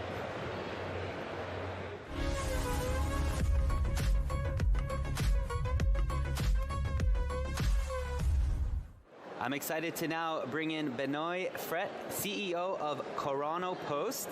Welcome to the show. Thank you. Now, Chronopost is France's leading express parcel delivery company in La Poste Group. Now, you have steered the company towards groundbreaking innovations in logistics and delivery, from smart tracking systems to sustainable last-mile solutions. And let's just, get right into it. Under your leadership, your company has integrated intelligent tools like Leonard, an AI-powered chatbot. I'm curious, what impact do these solutions have, especially on customer satisfaction? Okay, right. Our chatbot already handles 60% of the contact request. It represents 30,000 requests per day. It's really huge. It simplifies the understanding of the parcels tracking, provide complete answer to the consignee, and interact directly with the customer by voice. It also qualifies a complex request and to push them directly to the special agent of the customer services. These solutions improve customer satisfaction in terms of quicker answer and more comprehensive responses. Mm-hmm. What are the most significant ways innovation has improved operational efficiency across your network? First, Chronopost uses classic data science for the strategic decisions. Two examples. First one to EA, thanks to EA, we have developed our activity forecasting tool. It's very important. This tool allows us to significantly improve the forecast of the number of parcels per day. And like this, we adjust perfectly our human organization to the strong variation of the market. Another example with GeoPost, we have created a digital twin for our line haul network. And thanks to this digital twin, we are not also able to have a global vision of in real time of network line haul, but we can adjust our different line haul. If the line haul is not completely full, we can suppress some line haul and maintain, of course, the quality, and like this, make a lot of cost saving, in fact. Another example, thanks to the data science, we use tools like OCR or Google Lens to improve our ability to handle parcels which might have lost their label. And thanks to these tools, we are able to manage the double percentage of labelless shipment, and like this, identify them and send back to the shipper. Okay, great. Chronopost has invested in temperature-controlled logistics. How are you leveraging innovation to meet demands of sectors like healthcare and especially like food delivery, which can go bad quite fast? Yes, right. In fact, 10 years ago, we created ChronoFresh. It's the first parcel company able to handle parcel under controlled shipment in the next day delivery. And this offer disrupts completely the market and change the customer behavior. That's very important. And 10 years after, we are alone to do this offer. And when we create this offer and the IT solutions, we create to be scalable. And thanks to these solutions, that we use the same technology to create temperature control offer for healthcare products and support GeoPost to implement the food under control temperature offer all over Europe. Fascinating. And what emerging technologies are you most enthusiastic about for enhancing the delivery experience and maintaining Chronopost's leadership in the future? Yes, by the end of this year, our customer services agent will benefit from generative AI to bring more value for the customer. Generative AI already knows how to interpret our sometimes complex parcels tracking. And by this intelligence, we will use other generative AI building blocks to communicate in natural language with our customer and the result is really stunning, both in terms of quality of the answer and in terms of quality of the language, in all language with better accent than mine. And this solution is just the first steps, because we would like to transform our customer services in more proactive customer services thanks to this ability of generative AI to manage a lot of data. Absolutely. Well, thank you so much for joining us. Thank you. We're excited to see you out throughout the week. Thank you very much. Take care. Thank you. All right, you're watching VivaTech News. We're about halfway through the first show of Tech Early Birds. It's 10:34 now here at Porte de Versailles. Many people have already ascended on to VivaTech. So if you're just joining us, welcome. We're excited to see you, and make sure you're following along online on social media, as well as the website vivatechnology.com, and we will be back in 2 minutes.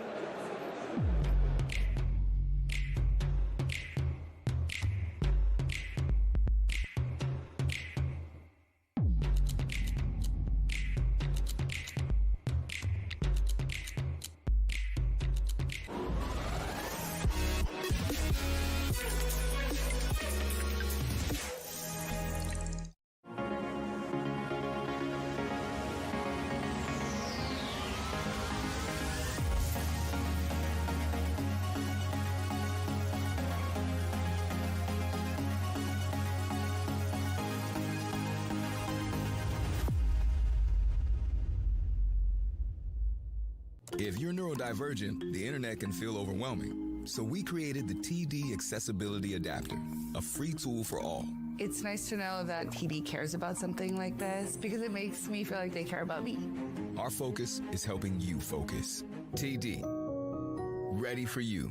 Only the ServiceNow platform puts AI agents to work across your company. They deal with the small stuff that bogs you down. Agents like secret agents? You know, I once played a secret agent. Oh, I missed that one. I heard you were great. I was great.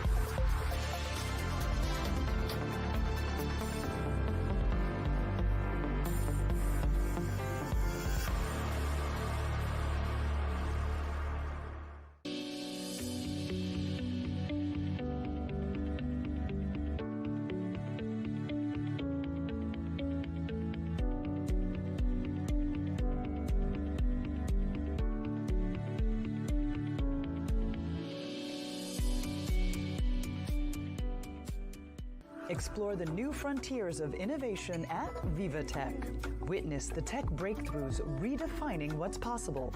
Scale faster, partner smarter, and see what's next for your business. Explore the innovations reshaping global politics. And champion sustainability, ethics, and inclusion. All at VivaTech 2025.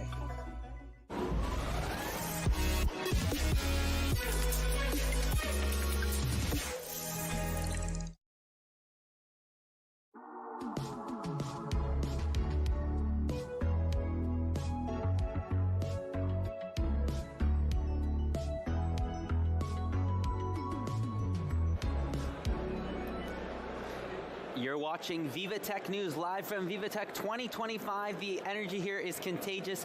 Welcome to Tech Early Birds. We're bringing you inside everything you need to know to set you up for the day ahead, whether you're joining us here in Paris at Porte de Versailles or anywhere around the world. We're excited to have you. We are expecting over 165,000 attendees this year. It's going to be an absolutely massive, exciting event, and I want to head out onto the main floor to check in on the energy. So let's go inside VivaTech.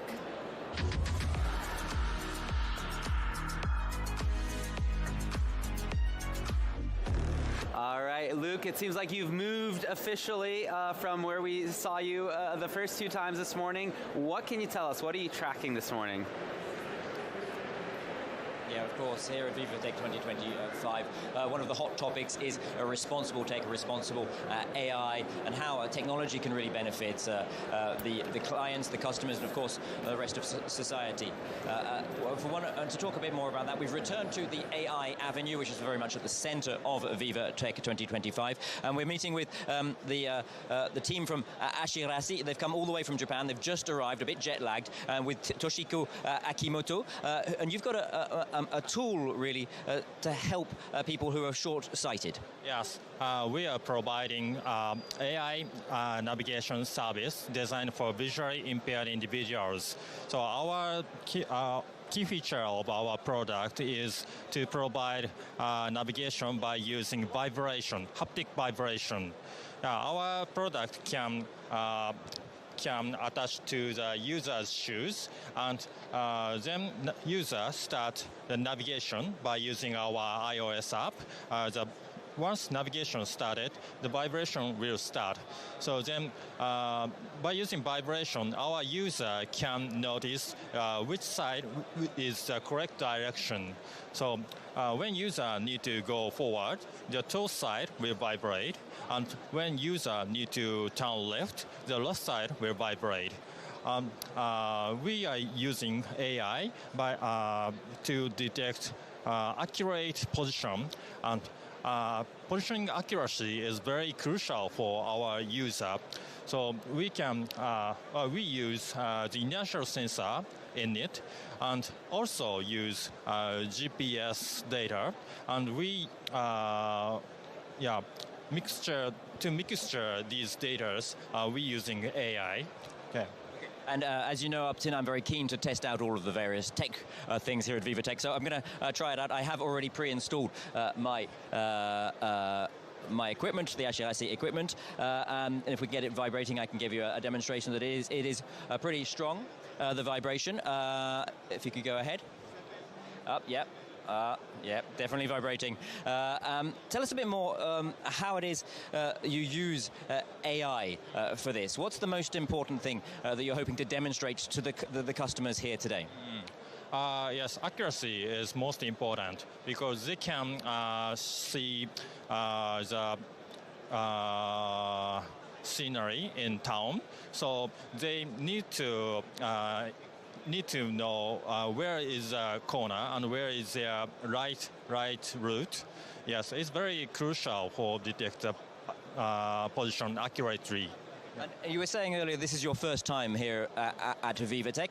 Tell us, what are you expecting from your presence here? Yeah, now we are trying to expand our product to the European countries, and also we search for investors or technology companies we can collaborate with. Okay, thanks.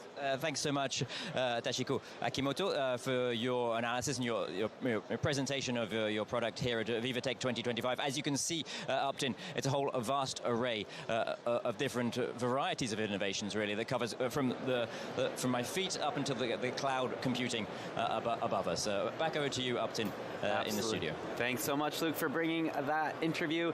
And now let's do an interview here on set for VivaTech On Set.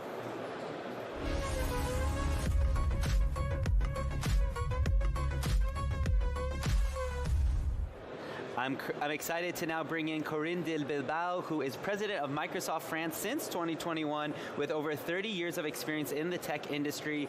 You have led significant initiatives to promote digital transformation throughout your career, and under your direction, the company has made major investments in AI, driving Microsoft's vision for both responsible as well as accessible AI across France. Welcome to VivaTech News. Well, thanks a lot. Good morning. Good morning. To be here today. Yes, it's good to see you again. I know we caught up last year, and you know, the past 2-3 years, AI, but Microsoft has really been working on this for decades now. People think it just kind of came out of nowhere, but in reality, you've been at the helm of kind of realizing its ambitions. So I want to know, how is Microsoft France helping companies successfully navigate their AI transformation journey right now? Yeah, well, thanks a lot, Doar. Look, well, we have a presence of 40 years in France. Microsoft celebrated 50 years, but 40 years in France. And what we've seen, we've seen AI at work last year. This year, it's all about AI agents in action. So that's a full transformation. And the way we look at it is three folds, local presence, cutting-edge technology, and helping companies to put AI at scale. So how do we do this in France? Well, first of all, we have a massive ecosystem. We work with 10,500 partners, and we work with them, to help the different companies in terms of this transformation. We are investing in infrastructure in Europe. We're going to increase the capacity by 40% because it's super important to have infrastructure in Europe to help the AI transformation. And we are opening the ecosystem. On our cloud today, you can work with more than 1,900 models. Wow. And among them, you have Mistral AI, you have Hugging Face. So it's really about, promoting the local ecosystems. And the agents are coming into force. You have, three kinds of agents today. Our customers, globally, they have created 400,000 agents so far in the last 6 months. Wow. Whether it's conversational, so I'm talking to you, I'm a customer service, whether it's an action, you open a ticket for you with your IT department, whether we're working on autonomous, from order of customer to the cash. So you work with different agents which are going to be autonomous. So that's a massive transformation that we are accompanying the French ecosystem with our large investment in France. What initiatives has the company launched to support AI innovation among startups, and how are you helping them to actually scale these solutions? As I probably told last year, we were one of the first subsidiary of Microsoft running startups program. So as part of the announcement that we made for Choose France last year, we did commit to enable 2,500 startups with AI in partnership with Station F, in partnership with GitHub, Celenza, among different partners. And what we're doing today with them, we give access to the technology, we give access to, our cloud, we give access to GitHub, coding systems, we help them with advisory, help them with the business case, and we do give access to our customers base as well. So far, we've been training 900 of them, and you have very nice startups in all kind of sectors of industry. But the most important is that we look at our ecosystem in the regions. So we started, to have this Gen AI Studio program. This is the name of our program in Lyon, in Lille, in Marseille, so that we get this vibrant ecosystem all across France. Absolutely. Microsoft France aims to train 1 million people in AI by 2027. What is your strategy for reaching that goal, and who are the key audiences that you're actually targeting? In fact, the strong conviction, if you want to have AI at scale, is that you need to scale people. This is probably, the largest, competency challenge that the economy ever had, for decades. So this commitment is a super solid commitment because we do believe you can't divide, you can't have another, division in the society because of AI. So it's super important to get it accessible to everyone. So we have been training so far 400K people, and in different, platform. One is that we have a platform which is called AI Skills Navigator. You have more than 200 learning paths adapted to your own, journey, your own profession. So a kind of different, usage. We've been doing a partnership with France Travail and a startup Kokoroe, led by women, and it's all about training job seekers, 300,000 of them. And then, we have some AI cafe as well, where you have some professional background, helping companies with AI. And many other things in terms of, we have a program adapted to each population. Absolutely. And then finally, AI is increasingly being applied in scientific research. How is Microsoft supporting AI-driven innovations like healthcare, climate science, or biology in France? But in fact, this is my favorite topic you're talking about, because I'm super proud of that and what we've done in France. When you can associate, the cloud power the hypercomputing and AI, then you're going to help the largest issues of the world and help, to solve some big equation in climate and healthcare. Maybe to tell you, things I'm proud of, there are three ways to help research. One is to help the researcher with the knowledge management, so they spend time on research and not on documentation. So I'm super proud of a partnership we've done with the Institut Curie in cancer research to help them, with all, the thousands of information and documents with AI agents. We've done a partnership as well with ITER, the nuclear fission, 20 years of knowledge in different formats and help researchers again to free up some time to do research. So that's one thing. By the way, the Institut Curie was a keynote of Satya's introduction, so French flagship. And the second fold is that simulation. Simulation is super expensive and can take a lot of time. So with AI, you can run some simulation. I don't know if you've seen Aurora to predict, meteo and predict climate change. This is super powerful, more powerful than any other technology. So that's simulation. And the third, last but not least, is about discovery of new material, molecules, new material which are more sustainable. One example, we've been working with the National Pacific Laboratory to find material to replace lithium, part of the lithium, which is, a rare material and which is spent a lot in terms of, technology. So those are the key. This is super exciting because you can open new frontiers and in fact impact you can impact society and the life of everyone. Yeah, absolutely. We're almost out of time, but I want to ask one more question. Microsoft has been an advocate for responsible AI for many years. What does responsible AI mean for the company? I can talk for hours, but I'm going to be very, very short here. It is at the core what we do, responsible AI and inclusive AI, because again, if you don't do this, you're not going to have technology adoption. There are 6 principles. One is fairness, that everybody can access to AI, and that it's equal in terms of opportunity. Accessibility. Responsibility means that, we're making sure, we run a responsible AI and security data privacy. But it's as well, to make sure, you have traceability and transparency.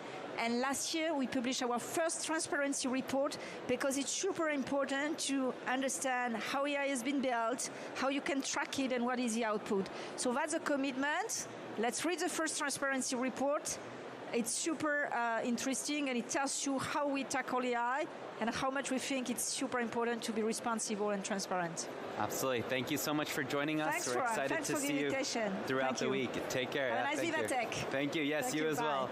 All right, you're watching VivaTech News. Now let's head out to the main floor and go inside VivaTech.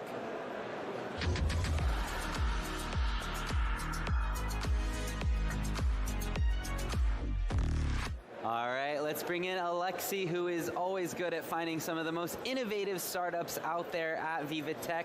Alexi, we're only a couple hours in, but what can you tell us? Well, yeah, Upton, we are now in the Impact Bridge area, so that makes the connection between Hall 1 and Hall 2 of VivaTech this year, and we are going to focus a little bit more on tech specialized for women. And for that, I am right now with Marilyn Rolfe. Is that the correct pronunciation? Exactly. Yes, we are. Okay, beautiful. So she is the co-founder of Femnov. This is an AI-powered health tech startup transforming gynecological care. So this is building a comprehensive digital assistant to help healthcare professionals improve the diagnosis and follow-up as well of the gynecological conditions. First of all, one quick question for you. What is the main purpose of your business? What is happening with you right here? Hi everyone, thank you so much for your asking this question. So with Femnov, we are a health tech startup dedicated to support gynecologic and midwife and everything, developing AI tools. We have a solution with a different modular solution. The first one, it's a pre-consulta symptoms questionnaire, so you can see here.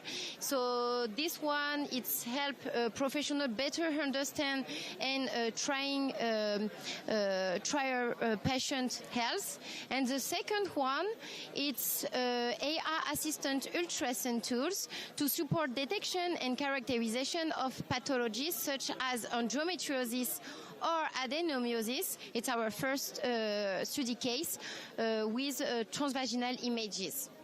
So why is it important for you guys to specialize yourself on women healthcare over here? I know it's very, we're focusing a little bit more every year on this. Why was that important for you, and why is it important for you as well to be here at VivaTech?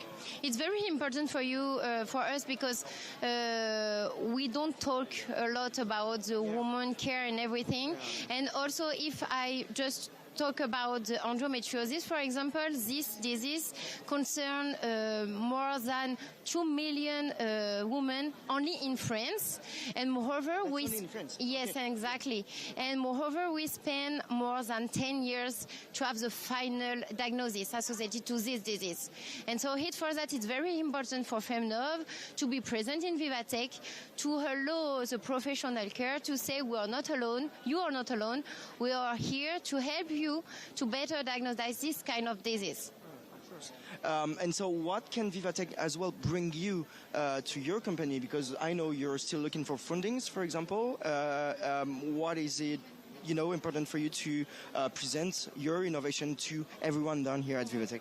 We are a young startup, so for a moment we don't want to have money or everything. We focus to have a connection with some medical industry like hospital or gynecology center to organize some real connection to co-developing this kind of tools and to better understand the main purpose and some difficulties on the stage. And so for that, we want to connect with this kind of people and also to obtain more and more database dedicated of the ultrasound images. And I'm pretty sure that will help a lot women touched by endometriosis and all these kind of medical problems. So thank you, Marilyn, for presenting your innovation to us today. To everyone coming to VivaTech, just do not hesitate to stop by over here on the Impact Bridge that makes the connection between Hall 1 and 2. There are plenty of innovations to show to everyone, so have a stop and have a chat with Marilyn. Exactly. All right, thank you so much. We're back to you, Upton. Thanks so much for that great interview, Alexi. And now I want to move on into another interview here at VivaTech on set.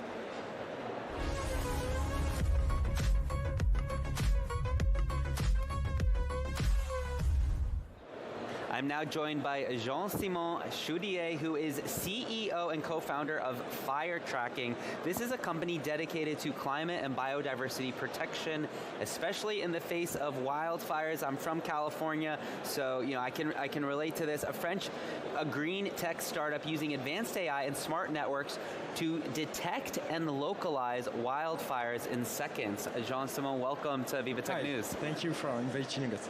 Yeah, we're excited to have you here. So tell us about the main purpose of the business and how you're, what is innovative about what you're doing here? Yeah, so wildfires is a major causes of today's century.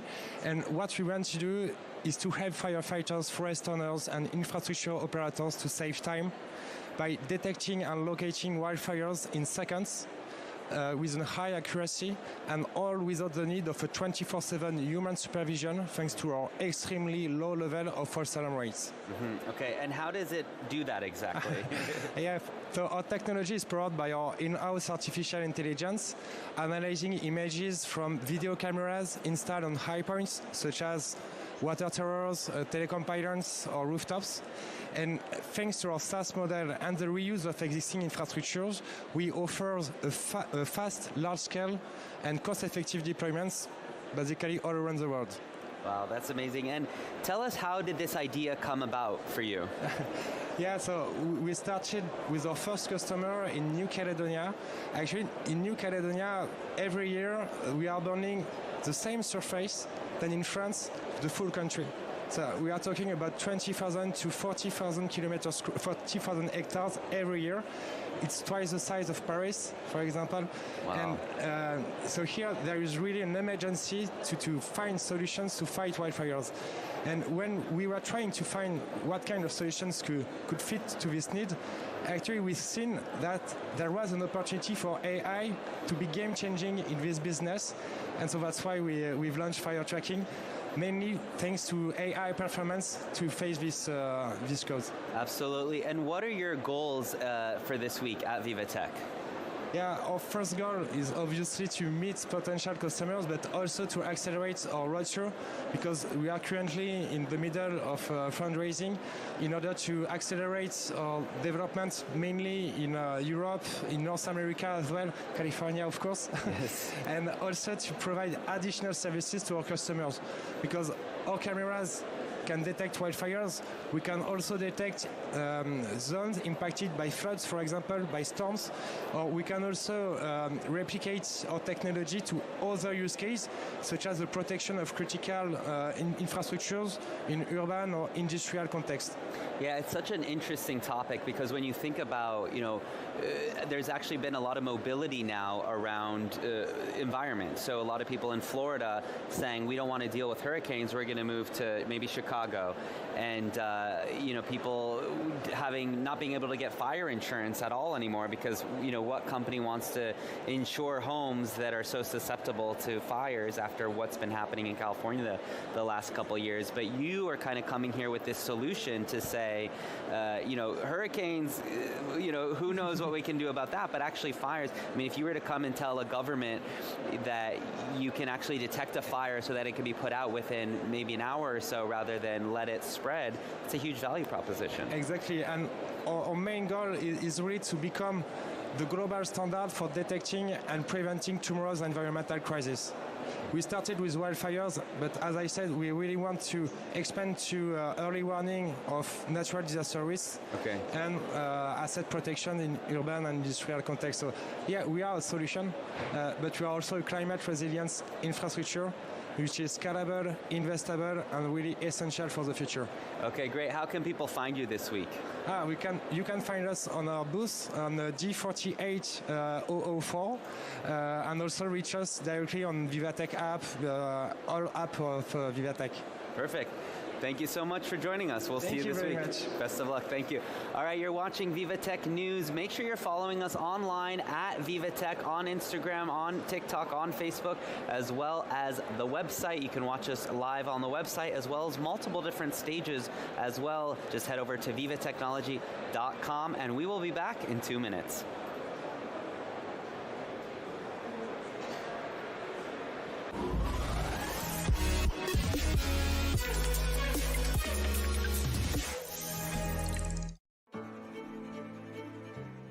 At Electra, we try to encourage people switching to electric cars by helping them charge very easily and in 15 to 20 minutes. We recently advised Electra on a new fundraising with 300.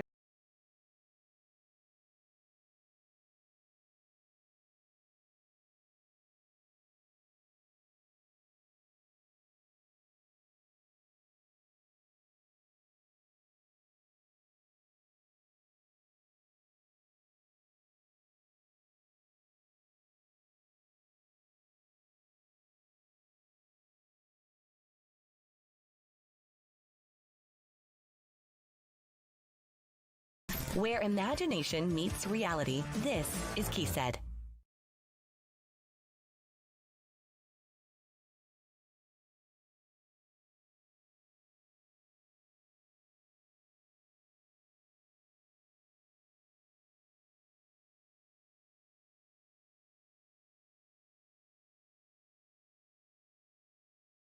Discover the new frontiers of innovation with VivaTech News.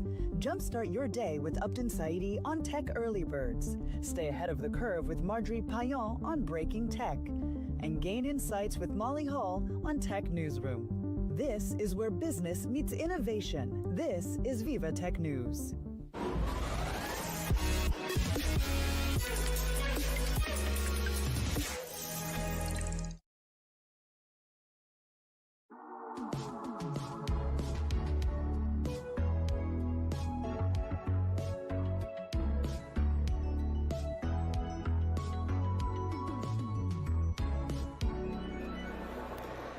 Welcome to VivaTech News. My name is Upton Saidi, bringing you all the latest information about tech, innovation, of course, artificial intelligence.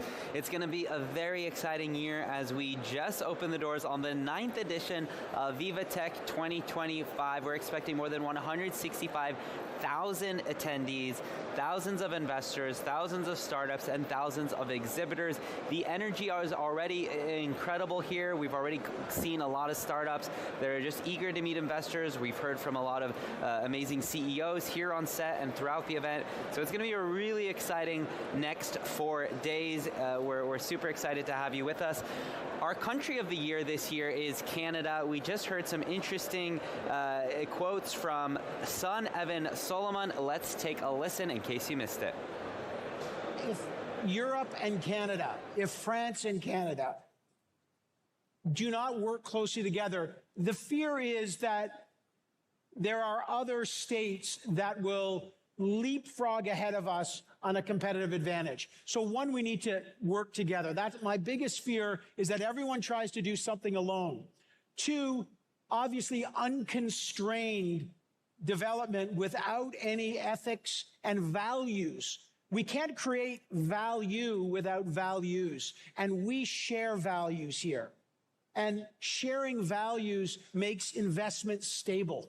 My biggest hope is that there's a sense of collective responsibility, that, again, that we preserve our values. Remember, there's another generation coming. The technology is galloping. This is the first time in history, the internet made information abundant for the first time, and that changed everything.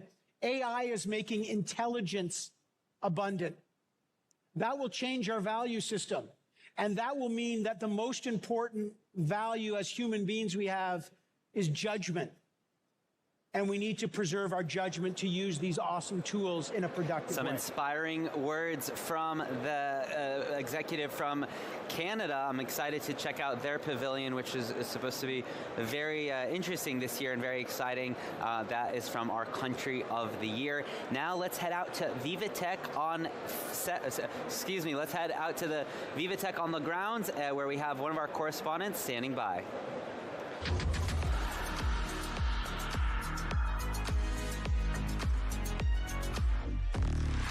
Allison, it's an exciting year. What can you bring us? Well, Upton, I'm at the pavilion of France's National Postal Service, La Poste, a very lively booth here. I'm with Pierre-Etienne Bardin. He is the Chief Data Officer and Head of Analytics for La Poste Group, and he is going to show us around. Pierre-Etienne, first, can you just tell us about innovation at La Poste? So La Poste is welcome on at VivaTech.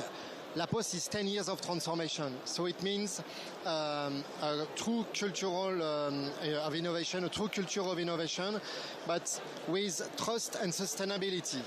We are also on our way to become a real data and AI company. And to demonstrate that, you can showcase on the booth. You will see Dalvia. Dalvia is our solution that help the doctors to summarize the records for the patients, and so to focus on the patient instead of focusing on paperwork. And it's Gen AI, fully sovereign.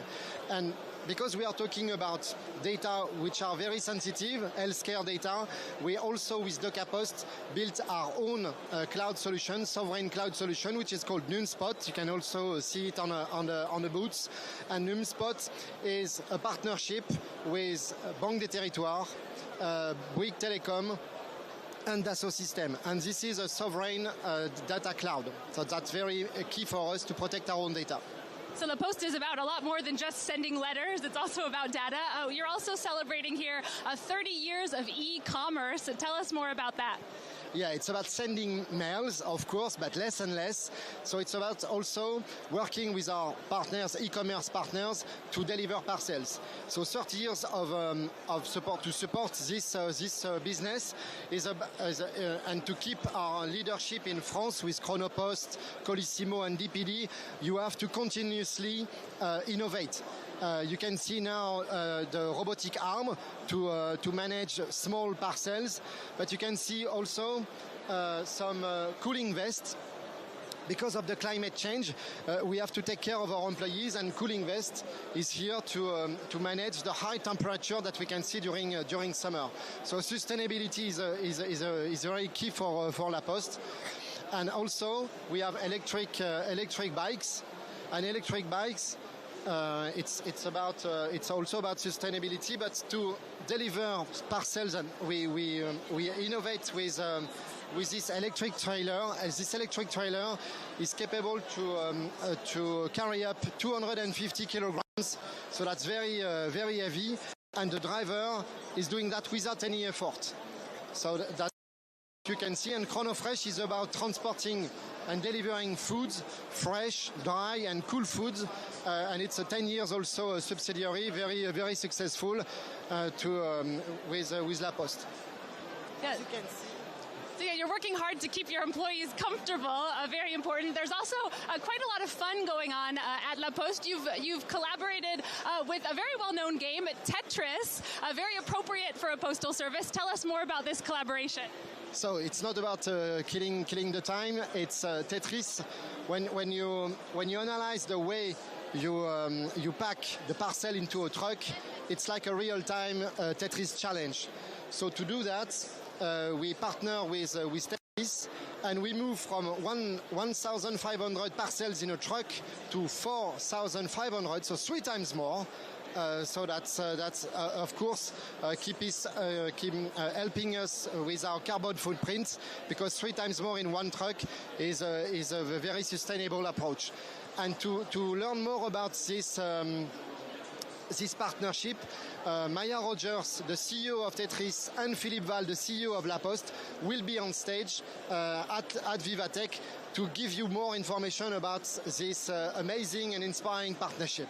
All right, thank you so much. That's Pierre-Etienne Bardin, the Chief Data Officer and Head of Analytics at La Poste, France's National Postal Service, which you can see is much more than just sending letters. Feel free to come on down to their stand. You'll find it with lots of iconic yellow, and you can play a game of Tetris. Awesome. Thank you so much. I'll definitely be checking that out as soon as Inside my show finishes. I'll be heading over to play some Tetris over there. So we're gonna now bring in our first debate of VivaTech News 2025. We're gonna talk about how tech is driving innovation and climate sustainability. But before we do that, let's watch this video.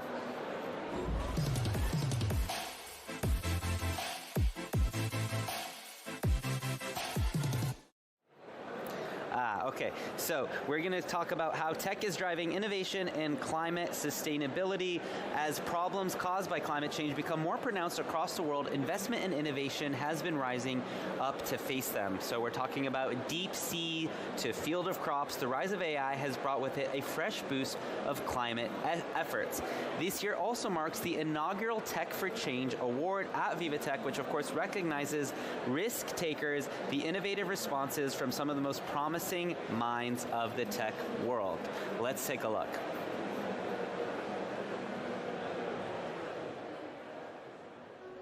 Facing up to climate change with lines of code and the power of intelligent machinery. From ocean preservation to energy management, technology is increasingly playing a greater role in our push for sustainability. Japanese startup Ocean Eyes uses AI to model marine ecosystems in real time. Their platform can track fish populations, predict overfishing risks, and help conservation efforts with increased accuracy. When it comes to maximizing energy efficiency, companies like Tinantel have developed tech that can radically reduce energy consumption using self-regulating systems. The aim is that this in turn will bring down sustainable energy costs and usher in unprecedented efficiency. Meanwhile, green tech has also transformed some methods of agriculture. AI drone systems can now monitor crop health, optimize irrigation, and crucially, reduce precious water consumption in drought-stricken areas.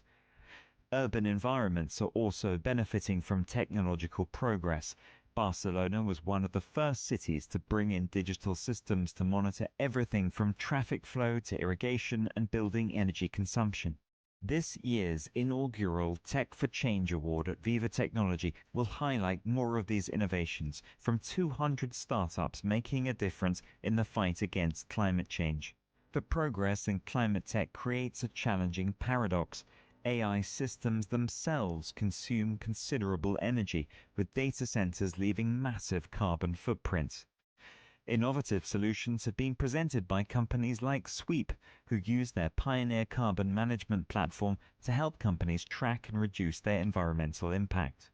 Promising climate solutions in tech all successfully integrate innovation, efficiency, and sustainability. So how can AI accelerate our progress toward a sustainable future? What are the risks, and where should we draw the line between innovation and responsibility? Let's begin our debate. We have, of course, Rudy, our tech trends editor.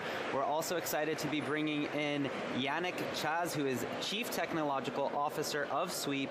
Yannick leads tech and product innovation at Sweep, which of course is the global sustainability data solution company that empowers businesses to track, reduce, and report on their carbon emissions and ESG performance, as well as Marie Ekeland, who is CEO of 2050, a pioneering French entrepreneur and investor CEO of 2050, an organization dedicated to funding and building the next gen of sustainable startups. Welcome to the debate.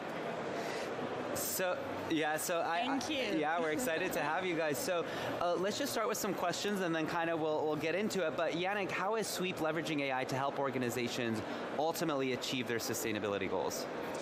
Yes, so we believe in Sweep that we should use AI responsibly. So we are adding features, very specific features to accelerate the collection, the transformation, and the management of data required to be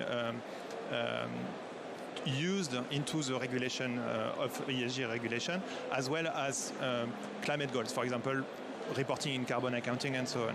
So we have features like this where AI is really helping, like collecting data, transforming the data, accelerating also the compliance with the regulation, like the CSRD, where you have a lot of indicators and qualitative indicators. And this is where AI can streamline the answers to the regulation KPIs. In the end, it's important to have very specific features and not deploy AI everywhere for everything. The goal, also what we believe at Sweep, is when we integrate these features, the user should be in control at the end of what is pushing to the regulation. It's on one side helping to accelerate, but on the other side, it's validated and the user remain in control of what is in the end committed into the system to the regulation. Absolutely. And Marie, and as an investor, what criteria are you using to evaluate whether an AI-driven startup is actually advancing sustainability? Yeah, so we have a 2050 a mission of shaping a fertile future. That actually means we're funding companies that are solving 5 of the more essential challenges that we believe we're facing right now. So the first one is we want everyone to eat enough, eat healthily. Second one is to inhabit this earth and produce in a sustainable manner. The third one is to take care of body and mind, so physical and mental health on a daily basis. The fourth one is actually to empower people to change through the learning and education system to be contributing to that fertile future. And the last one is to put trust back into the economy, with insurance model covering asset and risk, and banking system allowing transition to happen, and media industry allowing democracy to function. So that is basically, we're funding companies that are solving a keystone solutions toward one of these goals. To understand what is keystone, what are the first thing that is actually really solving or needed, we are relying on science. So we're deep diving, and we started because you cannot do everything at the same time, right? So we started with everything around the environmental challenges, and we first deep dive through with the help of Stockholm Resilience Center, Université Paris Dauphine, and UBC, into understanding and building our climate investment strategy.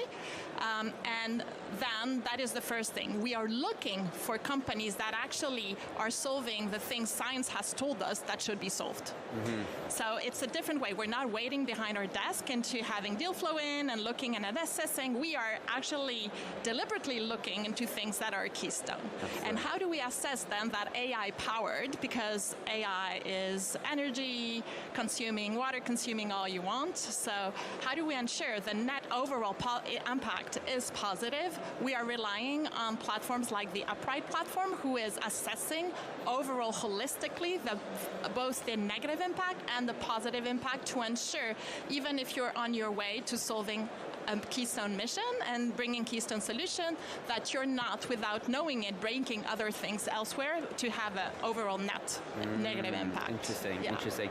And Rudy, can you sketch for us where things stand currently when it comes to AI and sustainability? I mean, I think what you've heard from Marie and Yannick already tackle some of those topics, especially that obviously AI has lots of potential. I'll say that the counter side of that medal is that right now AI is actually increasing consumption of resources. So we've got potential versus the current situation when we have a climate emergency, emissions continue to rise. In 2004, we still had almost 1% increase in emissions. So we need to tackle this very quickly. Right now, we saw and I'll take Google as a proxy. I think data center energy consumption up 17%, water usage up 8%, greenhouse gases emissions up 30%. I may be switching those greenhouse gases and water emissions numbers around.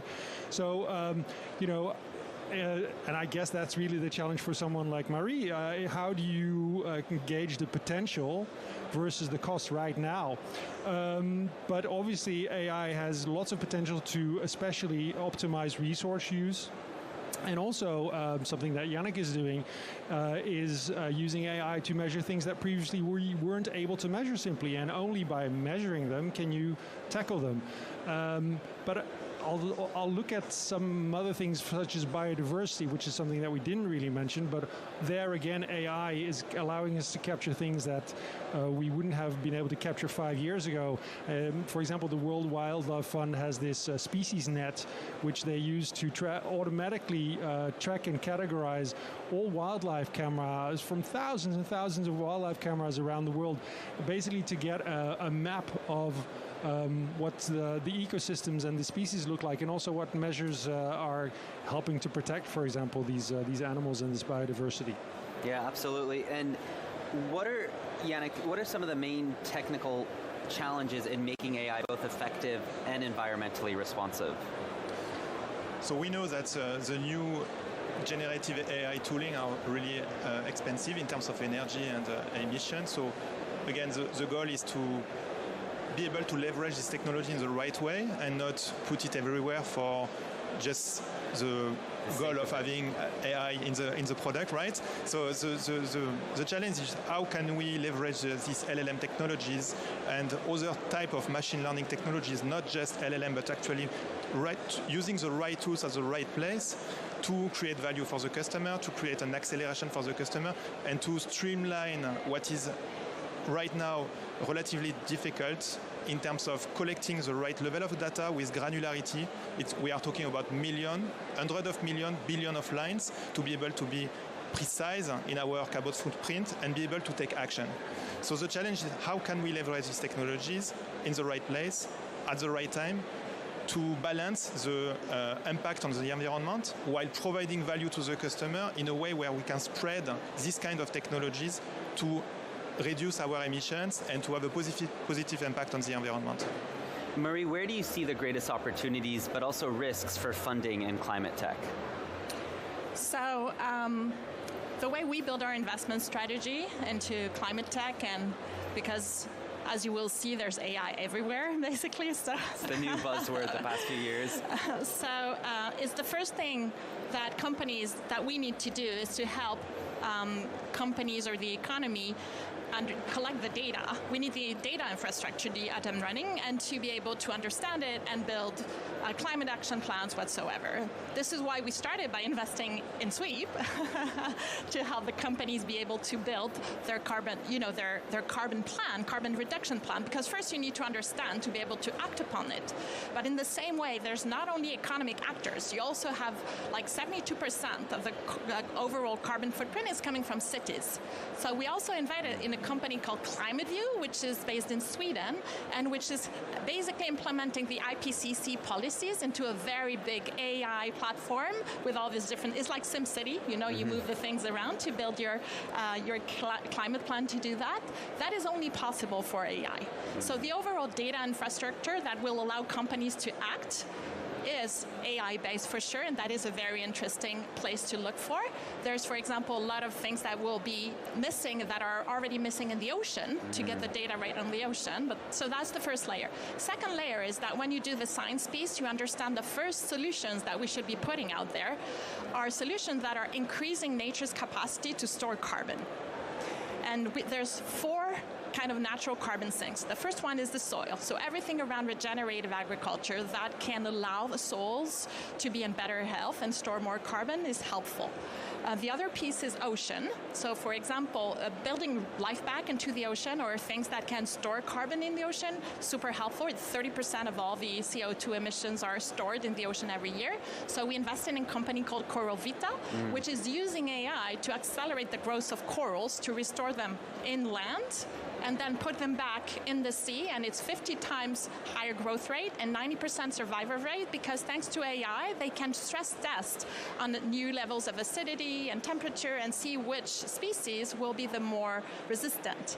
And then you have forest and you also have minerals. That's another interesting way of using AI because another company we're investing in is called Pebble, and what they're doing is they're producing material that is a basic component of concrete, of cement, which is called clinker, which is super polluting in terms of CO2 emissions. But what they're doing is to build it, they're actually using CO2 as an input. So in the end, what you get is you get carbon storing concrete instead of carbon emitting concrete. But to accelerate the industrial startups path, they use AI very much so to ensure the composition is optimized in terms of having the best product at the end that is the most resistant or that is compatible with market standards. And the last piece is how do you adapt and optimize? So it's really using, AI to actually use less resources. Like same thing, we invest in a company called Optimal that is optimizing the use of inputs and resources and optimizing to maximize yield in greenhouses. And so after, it's about how you can be more frugal in terms of natural resource input and how can you optimize all the kind of supply chain pathway to be able to build circular economy as well. So that's what we do.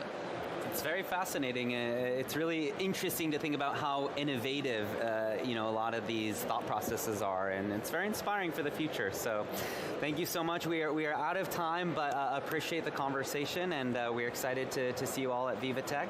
And let's head out now to the main floor here at VivaTech.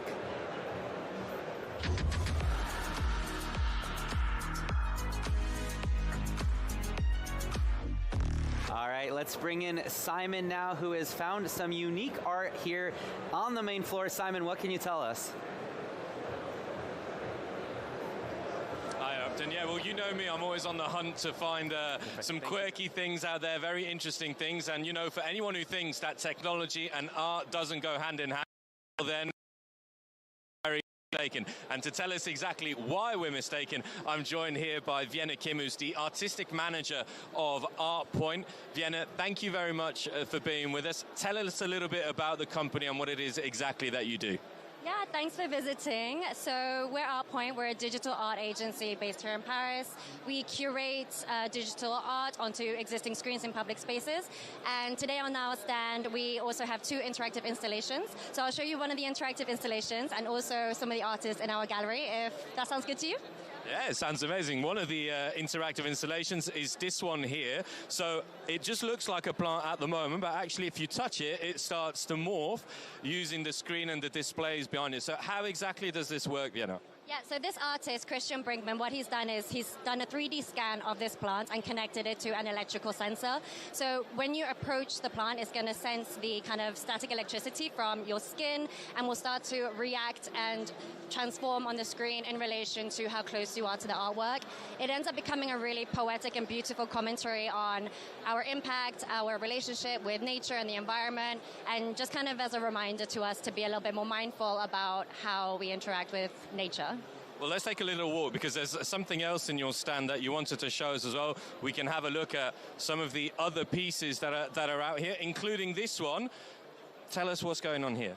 Yeah, so this is just to show kind of the diversity of the artists in our gallery. So here we have 5 3D sculptures, each of which, when placed upon this stand, will reveal a new triptych from one of our artists. So they all represent different techniques. For example, this artist right now, Sares, an Argentinian artist, uses generative art, which is code and algorithms, AI, and 3D. But when you remove the sculpture, and we'll put on another one,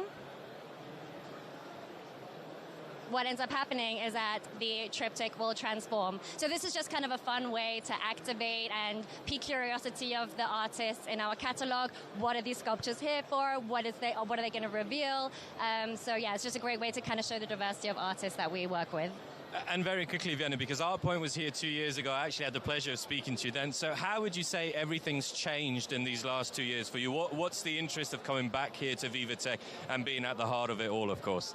Yeah, so I mean, 2 years ago, we really focused on reaching out to companies and events locally here in France. But since then, we've expanded quite a bit globally. We exhibit in, I think, almost 30 different locations internationally now as well. Obviously, my job as the artistic manager is to continue working with incredible artists from all over the world. So we're really kind of working on this global exposure for our artists as well. Obviously, VivaTech is an amazing place to do that, given that tons of international people come here. So we're really excited to meet different companies and people from all over and kind of share the joy of digital art with them. And there you go, Upton. It's about sharing the joy of digital art. It's certainly worth a visit if you're walking around here to come and see ArtPoint. Vienna Kim, thank you very much for being with us. Upton, back to you.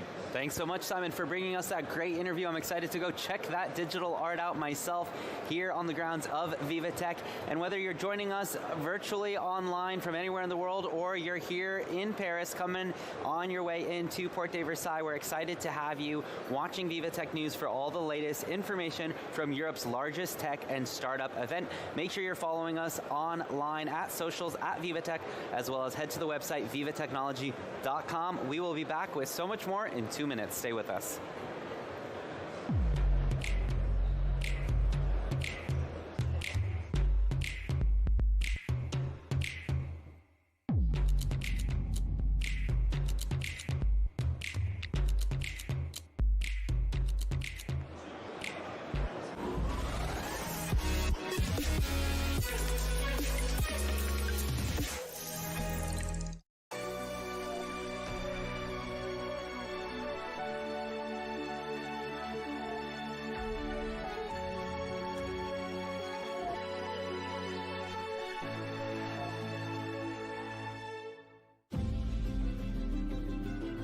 The automotive industry is going through an unprecedented period of change. We have been searching for a strategic partnership with a bank which would also support us in new projects. We've assembled people from both organizations, and we've worked with a true joint venture spirit, and that across 9 countries.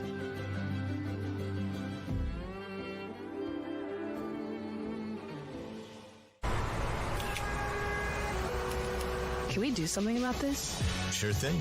Let's combine the real and the digital worlds to make big changes for everyone. That's better.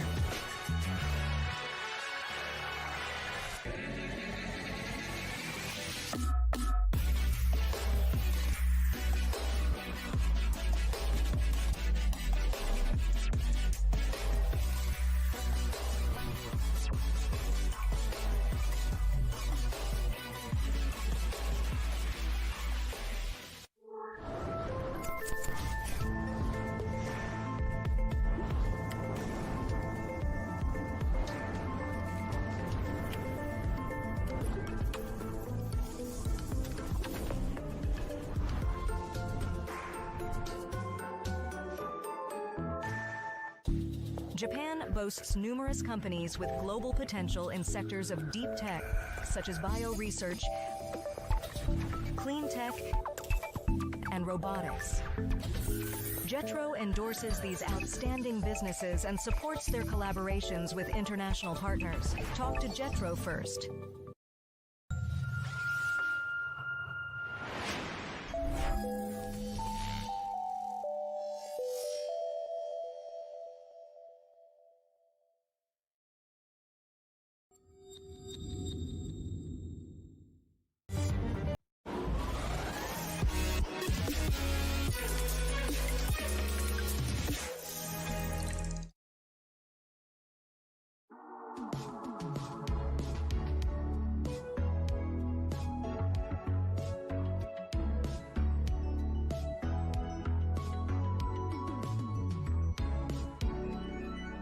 Hello and welcome back to VivaTech News. I'm Upton and you're following along for all the latest technology, gadget information, AI information, so much more as we head into the 9th edition of VivaTech 2025. I'm so excited to be with you, and it's already a very, very exciting day. We have, I think, tens of thousands of people have already ascended onto the floors. They're looking packed.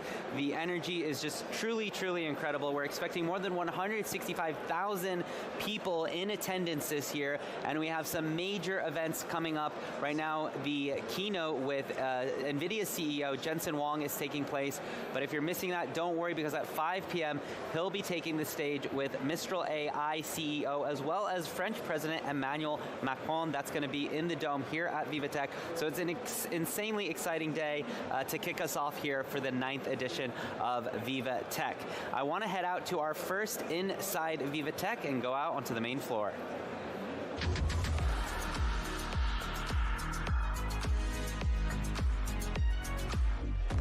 So one thing that, always challenging here, Will, at VivaTech is sometimes you get a little bit lost. It's a massive event. Sometimes a little bit of an indoor map can help. So what do you have for us? You're absolutely right, Upton. What we need are indoor maps, and I'm speaking to the perfect man to discuss that. This is Hongwei Liu. He's the founder and CEO of Mapped-In. Hello to you, Hongwei. Tell us a little bit about what your company does. Yeah, Will, great to meet you, and thanks for having me on the show. I'm one of the founders at Mapped-In. We map the indoors. So for 14 years now, you've probably used our products at this point at the local mall near you, Klépierre here in France. If you've been to any of the Super Bowls last year, 3 years running, we powered their fan experience. We're in major airports, Fortune 500 offices, trying to make the indoors as discoverable as the outdoors. And these sorts of applications, are they for consumers or are they more for industry specialists? Yeah, it's a great question. It's for both. Consumers use our products. They probably don't know it's us because they think of it as the mall's experience, the touchscreen they use there, or the airport directory. So our customers, the business, and what makes the indoor mapping really hard is that it's private property. You have to work for the business. It's right by the indoors changes. I always point out to folks that, Santa Claus moves at the mall every Christmas. We have to find him again, right? And so the indoors changes all the time. Gates at the airport move every hour. Desks in a hoteling office move every week. So how do we keep the indoors up to date and then give consumers that information? So it's a two-part problem, and we try to help with both. Yeah, and we want to find Santa Claus, but I want to ask you, Hongwei, what do you want 2025 to bring this year? What are you hoping to do in terms of developing Mapped-In? Well, this is one of the more exciting years we've had in a very long time. Probably won't surprise you if you think about it, but indoor mapping slowed down during a global pandemic where the indoors was closed indefinitely. So we learned how to be profitable as a 100-person company over COVID. We're relearning how to grow very quickly because everyone's open again, events are selling out, and our customers are investing in guest experience. So we're trying very hard to make hay as the sun shines, as they say, and we'd love for people to go to mapped-in.com and check out our stuff. Yeah, over a decade since you launched the company, You're here in Europe, you're at VivaTech, where they say business meets innovation. What do you want to get out of this event? Well, I think what we're going to get out of it, every good trade show is solved 2 weeks before the trade show. If you know you have a full roster of customer meetings, you're good. So I have a great team. They've already done that. We've already been meeting our clients all over Paris. So our excuse to be in town is VivaTech. And it's a great reason to be here. Everyone knows it's happening, and we get to present on stage, which gives us some credibility to try to buy people coffee, have lunch, and tell them what we're up to. All right, Hongwei, thank you very much. Hongwei Liu from Mapton. He's showing us the way, Upton. Thank you very much. And it was a no-brainer. I needed to change with the new. All right, thanks so much for that great interview. I know I've definitely used those map kiosks myself quite a bit to figure out where I'm going. And now I want to get into our next interview for a VivaTech on set.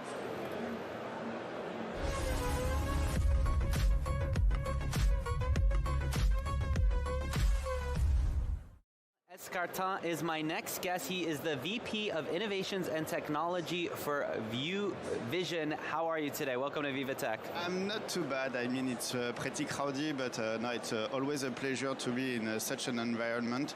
Very enthusiastic in terms of technology, but also a lot of unknown face. So always cool. Absolutely, the energy here is just incredible already. So you're also co-founder of Believe.ai. It's part of Vusion's group, which is empowering physical retailers with cutting-edge AI and computer vision technology. Now, you play a key role in deploying these innovations on the ground. Can you walk us through how you transform shelf data into clear day-to-day actions for store teams? Yeah, of course. You have to consider that everybody was saying that they were data-driven, but from the, let's say, the back room to the sales, the point of sale, it was a black box. With computer vision, today we reveal the invisible, and with an intensity that it's not possible to reach for a human. For example, a product that is out of shelf. So we put some cameras, but we can also connect with the mobile or with CCTV cam, and we analyze instantaneously all the pictures, and we will detect the product, the tag, the price, if it's absent, if it's a mess, so whatever you want to detect in whatever category you want. What are some of the most high impact or even unexpected cases emerging from real-time AI and computer vision in retail operations? Regarding pure retail operation, the most impact is how we do reveal the invisible. Yesterday, with the traditional technology, they were only focusing with the gap. I don't have the product. Here, we are able to detect the presence, and we can detect if it's moving picture after picture. So we have a new manner of giving the data for e-commerce prep, for the customer that is looking for a product. So we really reveal the invisible with an intensity that has never been reached in the past. And one aspect of tech is that AI doesn't replace employees, it empowers them. So how does automation boost both staff productivity and service quality? The idea is we are able to combine all of this information in a task manager, and this task is adapted to human. We will only focus on tasks that are giving value to the customer or to the retailer or to the staff itself, because they are really close to something. Okay, take it, you are close, and bring in there. So it's kind of a game now. They don't have to say, you have to go there, you have to go there, or it breaks the habit, which is cool for the new, for the young population that love to play games. Yeah, that's a great point.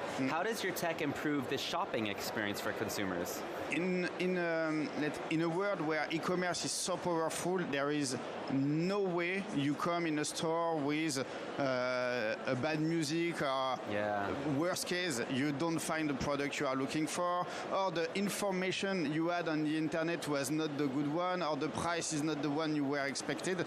So we are just considering the commerce, normal commerce, as an e-commerce website. I mean, we know where the customer go, what he wants, what we have on the shelf, which position. So today it's really to have, as we say in French, a sans couture experience, frictionless experience.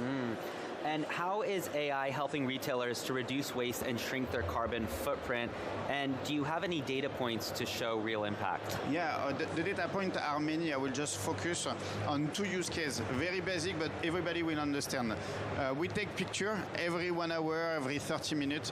When we see that something is not moving at the produce section, it's time to do a discount, promotion, kind of animation. And at the shelf, traditional shelf, if you see that your biscuits is not moving and there is too much, then you don't have to go and check the inventory because you find that strange. So your order is way better than before, better replenishment, better forecast. So you reduce your stock and your waste automatically. Yeah. Final question, what are the biggest challenges you faced in implementing AI and computer vision at scale, and how have you worked to overcome them? So there is two. One technical challenge is the bandwidth. So that's the reason why we believe at Vision that the future is hybrid, is on the mobile, hybrid AI, what we call edge AI on the device, but also cloud AI because the performance are better. But it's to tackle the hybrid, but you know Vision Group is really used to digitize store. And the other is the change management. There is kind of, some people are frightened with that will replace me. It's simply an help, and we have to sometimes better explain and to understand, to tackle the future mission that they will do. Because it was always a question: what will I do in the future? Yeah. And there is a lot there is a lot to do. And as we say, we are here not to close the store. We are here to make the store alive. Yeah. Thank you so much. Very fascinating conversation. We'll see you throughout the week. Goodbye. All right, you're watching VivaTech News. Let's head inside VivaTech.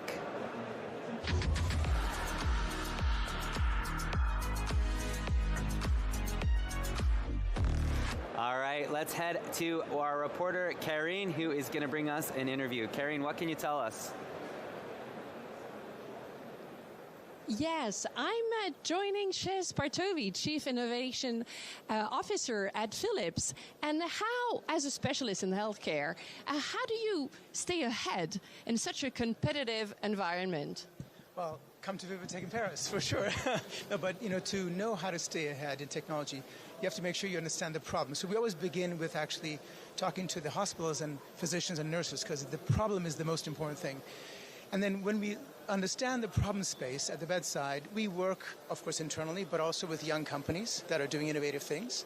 And we also work with large tech partners like Amazon Web Services and Nvidia, and building cloud solutions and agentic AI solutions. And so really the process is around listening to customers, physicians, nurses, patients, and then working back internally with our innovation colleagues, but also with young companies that are startups around here, and also tech giants. That's how we stay ahead. But how do you leverage with them, and using data and AI to deliver a better healthcare? So one of the great examples I can give you is that when you discharge a patient from a hospital home, we have a patch you can put on the chest, and the patch will take that data for about 2 weeks worth. And what it does is applies artificial intelligence to identify abnormal heart rates, abnormal rhythms. And that's one of the ways in which you can actually help deliver better care for more people at the home. And so that's an example of applying AI to data to deliver better care.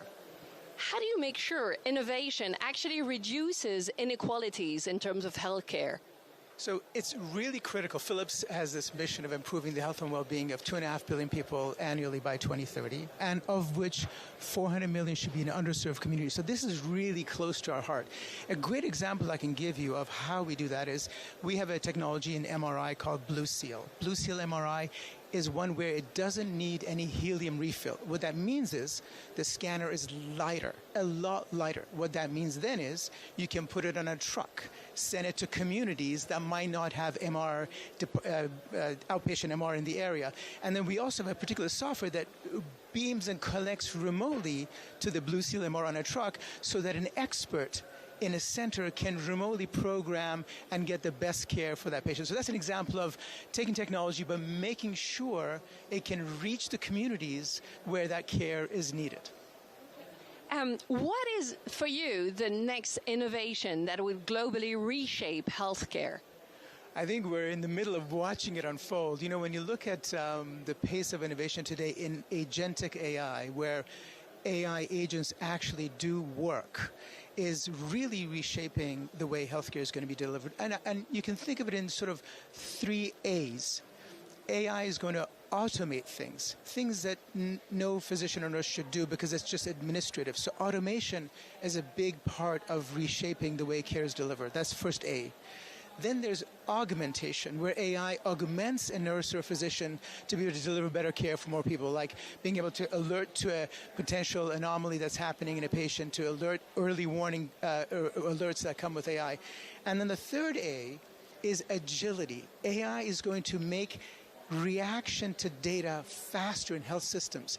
AI can work all the time, look at data nonstop. It doesn't sleep, take a break, and so at night, in the morning, weekends. And so whether it's automation, augmentation of human capacity, or agility of the entire system, AI is going to completely transform the way healthcare is delivered. I mean, one last thing which really is important, which is actually care delivery in the future. Clinicians will probably, as much as monitoring patients, they'll be monitoring AI agents. It'll be part of their work team, an AI agent that's working with them, and you're caring for patients, but also monitoring AI agents doing work with you. Thank you so much. Back to you, Uptim. All right, thanks so much, Karen, for bringing us that interview. Let's now do a VivaTech on set.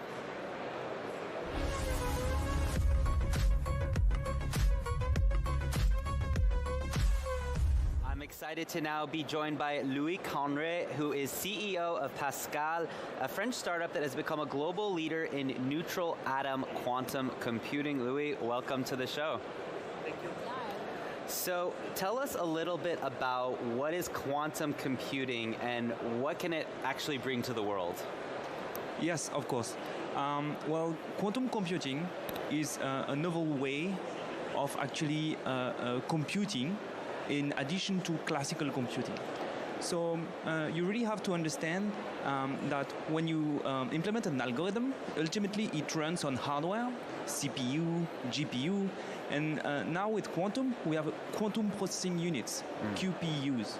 And with those QPUs, you can process data and logic in a new way, with a new paradigm.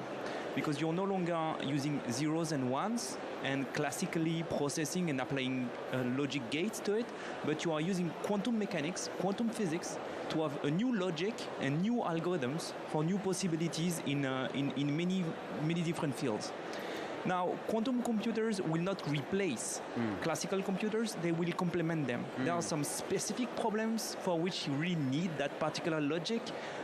You can speed up some algorithms, some compute problems very efficiently using those quantum computers. Okay, interesting.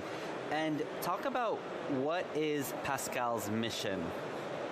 Yeah, sure. So Pascal, we are originally born in France, and we built hardware, quantum computing hardware and software to actually solve some of the most pressing problems. Actually, quantum computing can be used in various different fields, like logistics, optimizing shipments all around the world, or energy, or also, for example, in finance, like optimizing a portfolio, or telecommunication, like solving and finding the best position for 6G antennas, for example. So it's really a revolution in compute, a new way of computing. And Pascal's mission is really to actually deliver state-of-the-art quantum computing to favor this revolution. Absolutely. And what are your goals here this week at VivaTech? Yeah, so our goal here at VivaTech is to engage with the partners, customers, clients, to actually make them understand what is the potential of quantum. Because I would say that quantum is now where AI was 5 years ago. And if you think about that, with that perspective, you need to understand that you need to invest and understand how to best leverage quantum computing right now. So it's important to actually spread the word about quantum computing, and this is one of our objectives here at VivaTech. Absolutely. And talk to us about your latest milestones. Yes. We were able 2 weeks ago to run an application, a use case, on a machine, a quantum computer, that is in an HPC center. So it's no longer in our own lab, it's in an HPC center. So we've transitioned from a technology which was like lab-based, operated by PhDs, experts, to something that is actually operated in an HPC environment, in a data center, like standard compute infrastructure. So this is really a strong milestone for us to really be able to put that technology and to bring it out of the lab and into the field. And it's a world premiere actually to be able to do that with our technology, so we're quite proud about that. Okay, well thank you so much for joining us. We're excited to see you throughout the week. Thank you. Thank you. All right, you're watching VivaTech News. This has been the first show of the day, Tech Early Birds. It's been a privilege to join you to kick off the 9th edition of VivaTech 2025. It's been a very exciting first day. Just looking around, I see tens of thousands of people have already ascended into panels, talking to exhibitors. We have a lot of different countries that are here representing themselves and their tech ecosystems this year. So it's going to be quite exciting 4 days here of VivaTech. We're very excited. We also have French President Emmanuel Macron, who will be joining Nvidia's CEO Jensen Huang for a massive keynote that's going to be today at the Dome at 5 p.m. And they'll also be joined by Mistral AI's CEO as well. I'm very excited to be attending that and joining that.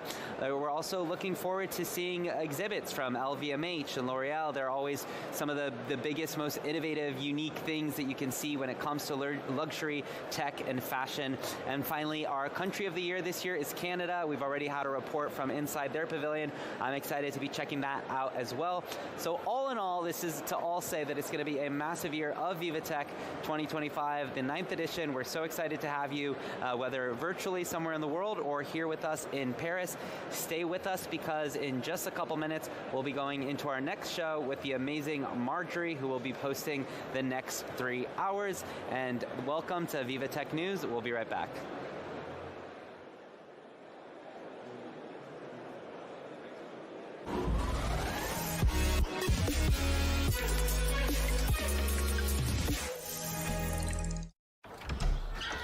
Bonjour, de Margarita une pepperoni. Merci, mais est-ce que vous pourriez revenir nous livrer demain en fait? Parce que on a fait des passes finalement. Bah non. Et comment ça non? Bah vous pouvez pas changer votre livraison au dernier moment. Il n'y a pas écrit La Poste ici. Avec l'application La Poste, modifiez votre livraison la veille jusqu'à minuit. Bon bah les enfants, ça sera pâtes et pizza.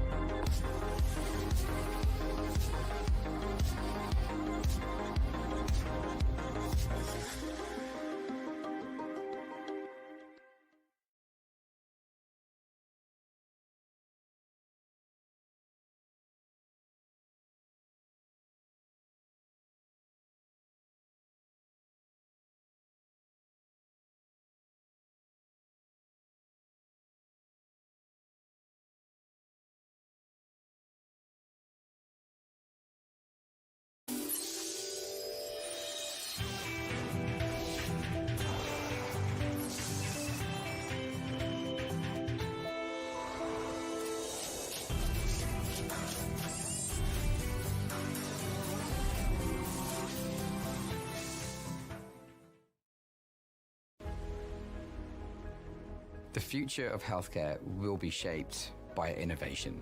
We see a very big potential future growth of this company, and we are trying to help them to make this potential come true. Our ambition for Contura's hydrogels is to be the leading treatment in osteoarthritis over the next 5 years, and we rely on BNP Paribas to help us along this journey.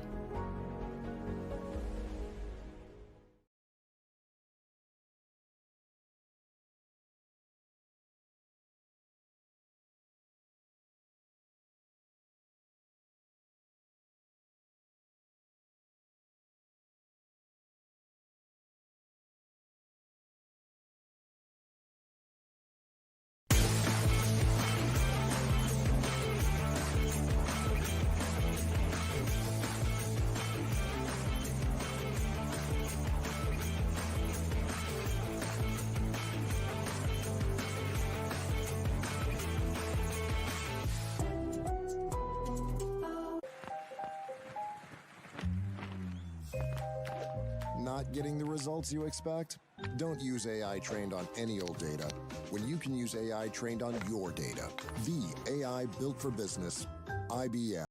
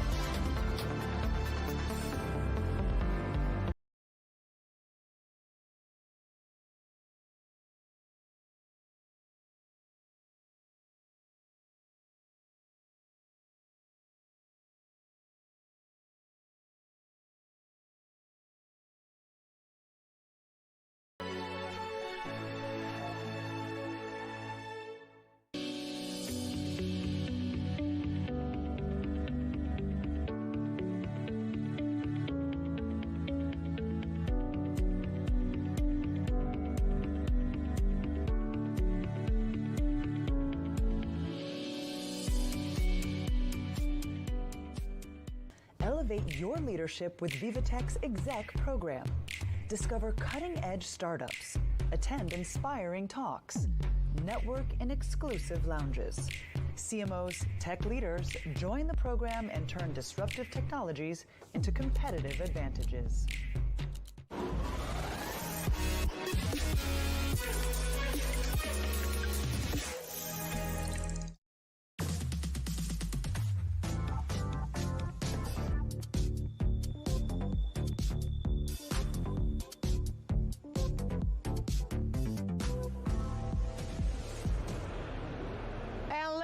Ladies and gentlemen, and welcome to VivaTech News. You're watching Breaking Tech. I'm Marjorie Payon, and you're definitely going to have a daily dose of innovation here live from VivaTech.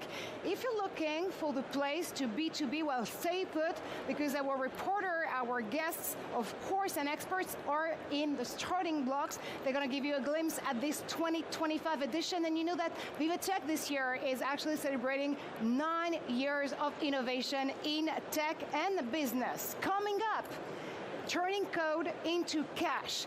We'll hear from an AI coding startup paving the way to growth. And let's play games. We'll learn how to bet on the best IPs in the gaming industry.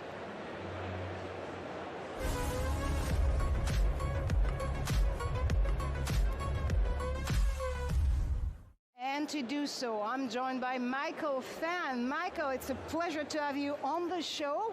You're the founding partner and creative director of Denmu. You define yourself as a next-gen fund, 100% dedicated to video game content.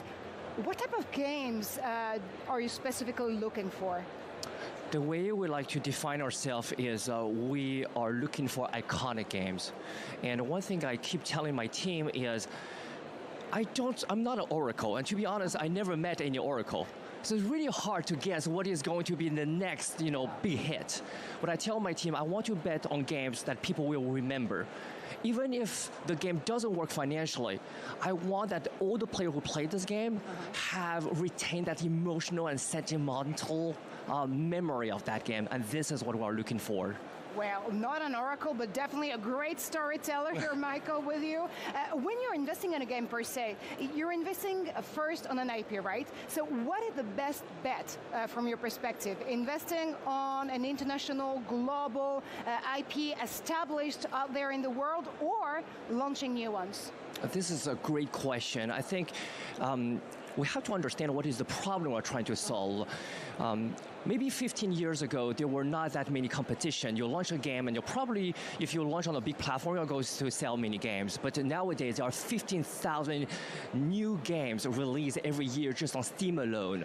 So one of the problems we're trying to solve as an industry is how do we stand out? Yeah. So using established IP helps you with your marketing, right? Everybody knows that. The problem with established IP is, well, first you have to redistribute, right? You're making a little bit less money. And also another problem with established IP is everything has been established. If you work with some of the big guys, the Disney friends, right? They have to code for everything. So if you're a creator, how much can you create? So you're limited by that. And on the other hand, if you ask the players, they always want something exciting, something new. And sometimes the IP have been overused and they stagnate. So the advantage of new IP is you bring something fresh. The way we are looking at IP is we actually ask us only one fundamental question. Which one? What is the fantasy? At the end of the day, I think we are in the business of creating and selling fantasy. So it doesn't matter you are established IP or you're creating new IP, what exactly is that fantasy? And we try to understand that very well. That is a very good point, actually. So you're here also at VivaTech this year to take part into a very interesting panel. It's called Transmedia Storytelling, and the way throughout various different forms of content, because we're talking about games here, but there are so many different content out there across the globe and across devices and platforms that there's probably a new way to tell a story. How do you want to achieve that? I think when people talk about transmedia, for some reason, they actually forget the word transmedia. So what is important is to have a fundamental understanding of what is the new medium you are expanding into, and still have a fundamental understanding and respect of the IP that is coming from. So I do believe that the magic in making transmedia successful is to have that humility to understand that, oh, this is a new medium.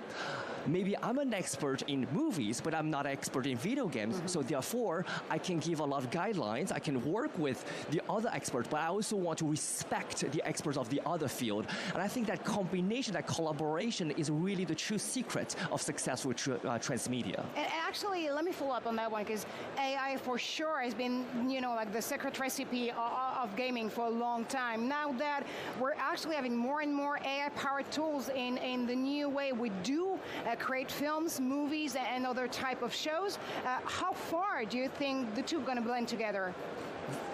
The way we are looking at AI is fundamentally it will be used, and you will be foolish to not use a fantastic tool like this.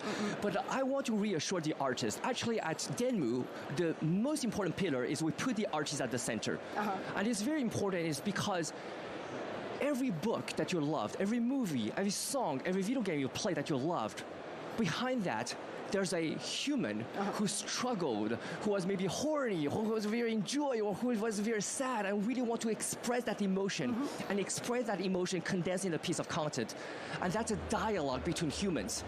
There's no meaning behind a machine, right? And so we believe that machines are going to help with the production, but it's not going to replace the meaning. And only in human we can find that meaning. Well, there's definitely a dialogue here in between humans creating, those type of compelling content. But there's also a discussion with a human, the gamer himself, or herself actually, or their selves per se. How do you want to bring more of this discussion and put it together? Because what we're trying to do out there while creating content, whatever type of content it is definitely bringing this discussion to the table. This is a fantastic question. A lot of people, when they talk about video games, they always through the numbers, right? They talk about video game being the biggest industry in the history of entertainment. Yes, but people always forget that we are also the most important vehicle of culture for this generation and the next generation. So I would say that first, dialogue is always good, right? Because when you actually have a dialogue, you can understand each other. I think now that is a globalized industry, what is very important is great localization. Right? We released a game called The 100 Line, a very typical Japanese game.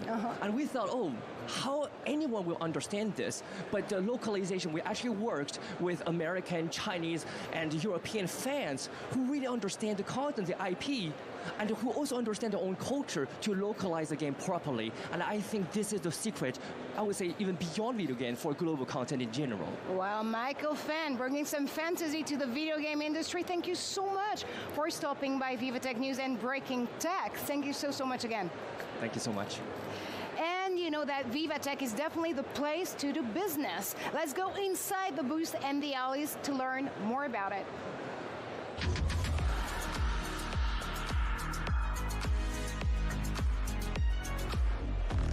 And I understand understand reporter Luke Brown joins us live and just is now live actually.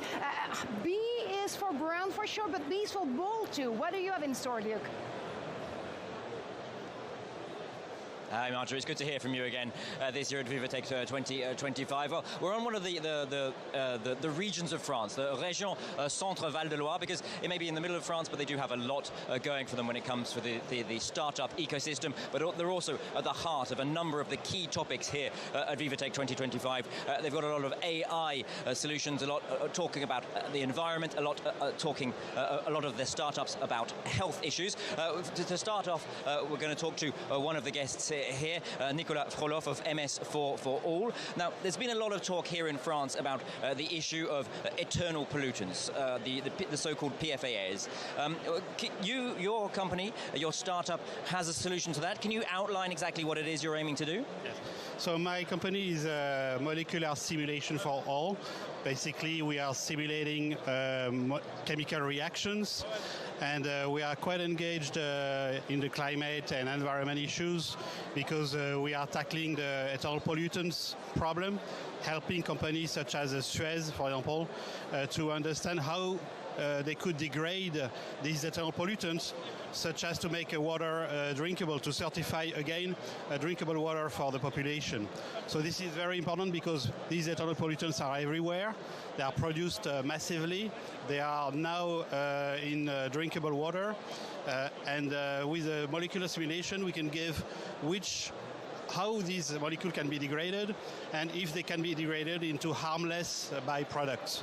What kind of benefits are you hoping to provide to the big customers here in France and around the world that could be interested in your product? Well, the benefits is that they can understand better how to degrade these molecules with cheaper treatments but efficient treatments, and also to complement what they do experimentally. Experiments are very expensive, so doing molecular simulation, doing AI, and trying and understand these huge amount of data, we can help them understand how to certify facilities to make drinkable water. Okay. Thank you so much, Nicolas Frolov. I'm just going to continue giving a bit of an outline of the stand here. As I mentioned, this is all about one of the typical regions, the emblematic regions of France, the middle of France, and their logo this year is Take Care of Humanity, Tech Care of Humanity. They'll be focusing on climate, health, beauty, and heritage over the next 4 days. And speaking of one of those topics, that topic is that of health. We can speak to Michael Harrison of Axe Life. Tell us a bit more about the product that you're presenting here at VivaTech. Absolutely. So what we do here is that we are actually building a medical device that helps prevention in the cardiovascular field. More specifically, what we do is that we measure the risk in the arteries. We're looking if there's any stiffness within the arteries, and we go much further. That's what's being done today in cardiovascular risk, which is looking at the risk of hypertension or either diagnosis of cardiovascular illness. So we're in a sort of gray area, and we do it with an approach that's very quick and very easy to do as well. Tell us a bit more about the reasons that you are here at VivaTech. What's the advantages for you for being here? Yeah, for us as a medtech company, it's very important to have eyes on the innovations of medical and healthcare. Especially for us, we're showing something that's very different and that hasn't existed really before in the terms of the medical field on a day-to-day basis. So we want to make sure people are aware of what's being done in the medical field. And when it comes to cardiovascular prevention, when it comes to measuring arterial stiffness, what we can provide in a very easy and manageable way for a lot of doctors and hospitals today. Very quickly, just for one last final question, your product has won the Galleon Prize for Innovation for Medical Devices. Can we just have a quick look, perhaps if Pierre can zoom in? Yeah, absolutely. So our device has been rewarded for one of the most innovative companies in 2024, which is very important for us for all the hard work we put behind. Today, the way we work is that we have these two sensors that we put on someone lying down. We have the software that does the measurement in 14 seconds, and that's why we can insert those protocol of measuring cardiovascular risk in a very easy way way without burdening professionals today, because it's non-operator dependent, so we can give it to an assistant, a nurse, for instance, and they can measure as many people as possible and make sure that we sort of filter the people with higher risk and have the right care before their illnesses get worse as they get older. Michael Harrison of AXLife, thank you so much. As you can see here, these kind of products are coming from the heartlands of France. Of course, here at VivaTech, it's not just France, but it is stands and exhibitors from all around the world. But here, of course, a demonstration that there's innovation right here in the heartlands of France too. Back over to you in the studio, Marjorie. Well, my friend Luke, tech care. That is definitely going to be the tagline today and for the next 2 days here at VivaTech. Green is good, but can AI and IoT make it even greener? Let's find out with our next guest.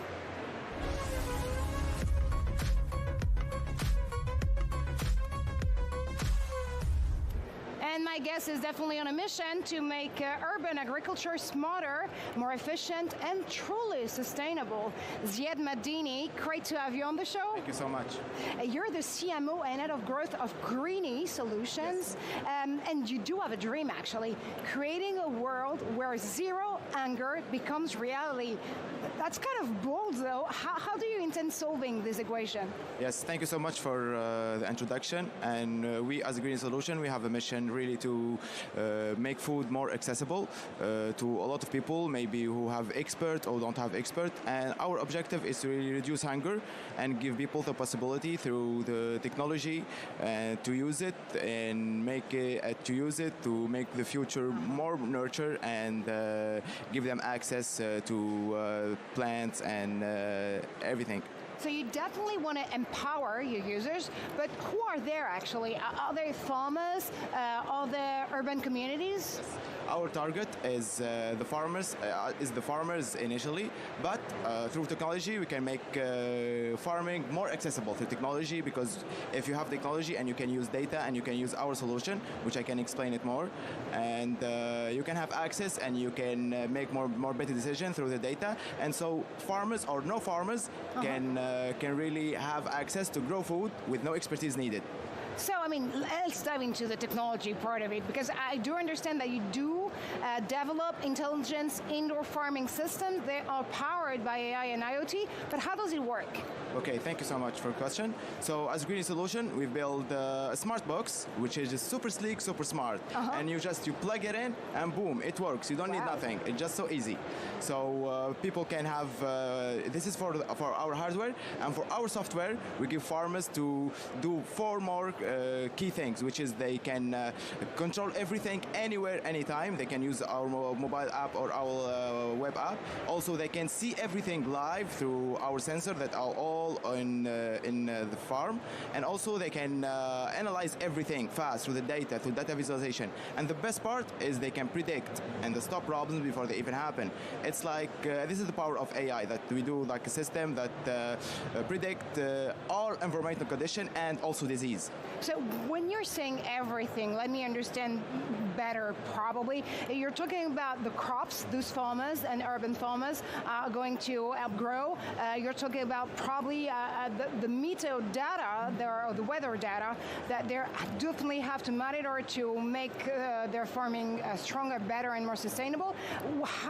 What is everything, basically? Yes, thank you for this question. So this is the power of IoT. So we have the box, which is the central unit, and also we have sensors that will be displayed all around the farm. And through the sensors, we can collect data. And through this data, you can see it on your phone or you can see it on your web platform. And this, you can make a decision and you see all environmental conditions, which can be pH, which can be temperature, which can be water level, which can be everything you can see about your farm. You can see it live. I understand you've been created in Tunisia. Any plans to expand? Yes, of course. We are starting in Tunisia, but now we are targeting more of the southern Europe, like Spain, like France. Here we are in France and Italy and Southern Europe. And our next target will be the MENA region, where there is Saudi Arabia, where there is Dubai, where there is a lot of people. And this is our firstly target, is the North Africa, Southern Europe, and the MENA region, of course. That is an amazing roadmap, actually, to be developing with your teams. And now you know that VivaTech is, of course, the place to B2B. So what do you expect from this edition? Thanks to VivaTech and thanks also to CCE France, because now as Green Solution we are selected as one of the 6 finalists of the next Startupper Challenge, and now we're pitching in front of investors and in front of people from the ecosystem, and our objective here is really to connect with people and to have access and to share our vision with people and to meet clients and of course investors. What type of investors specifically are you looking for? We look for type of investor who is interested more in agriculture and technology and the food production. This is our main persona for our investor. It would be great that we have an investor that is interested in technology, because now everyone is interested in technology, but also interested in farming and in agriculture in general. And I know that a lot of investors are actually in the audience of VivaTech News. Where can they find you actually here on the ground? You can find me in 2 hours here. We are live in 2 hours. You will find me in the stage near to stage 1. I will be pitching at 14:30. I'll be pitching there for the next Startupper Challenge, and you will find me there. And also you can find us in our Instagram, on our social media. You can see us, Greeny Solutions. Well, we definitely know where to find you right now. Thank you so much, Ziad, for stopping by Breaking Tech. Thank you so much. And now, as you understood with Ziad, you know that a lot of things are happening here at nearby stages, but also on stage as well. Guess what? Jason Wang, the CEO of Nvidia, of course, is here today at VivaTech. It was earlier ago on stage 1, and he actually was giving his first GTC Paris keynote at VivaTech to introduce the next Nvidia's innovation in AI. Of course, you guessed it. It disclosed Nvidia's brand new Pro Server, the only one in the world that runs everything the world has ever developed. Take a listen. One of the most important systems, and has taken us the longest to build because the software and the architecture is so complicated, is how to bring the AI native architecture and infuse it into the traditional enterprise IT system. This is our brand new RTX Pro server. This is an incredible system. This motherboard looks so simple, and yet on top of this motherboard are 8 Super NIC switches that connect 8 GPUs across a 200 gigabits per second state-of-the-art networking chip that then connects 8 of these GPUs, and these Blackwell RTX Pro 6000 GPUs, brand new, just entered into production. 8 of these go into a server. Now, what makes it special? This server is the only server in the world that runs everything the world has ever written and everything NVIDIA has ever developed. It runs AI, Omniverse, RTX for video games, it runs Windows, it runs Linux, it runs Kubernetes in VMware. It runs basically everything. If you want to stream Windows desktop from a computer to your remote device, no problem. If you want to stream Omniverse, no problem. If you want to run your robotic stack, no problem. Just the QA of this particular machine is insane. The applications that it runs, basically universal. That was Jason Yang, the CEO and founder of Nvidia, of course, and you know that it will be live with President Emmanuel Macron later on today at the Dome. Also, alongside with the Mistral CEO, Mr. Mensch. But now we're back here on set for our next guest. Head in the cloud, feet on the ground. That's the perfect definition of Elias Schneider. We're going to be joined live by him just now.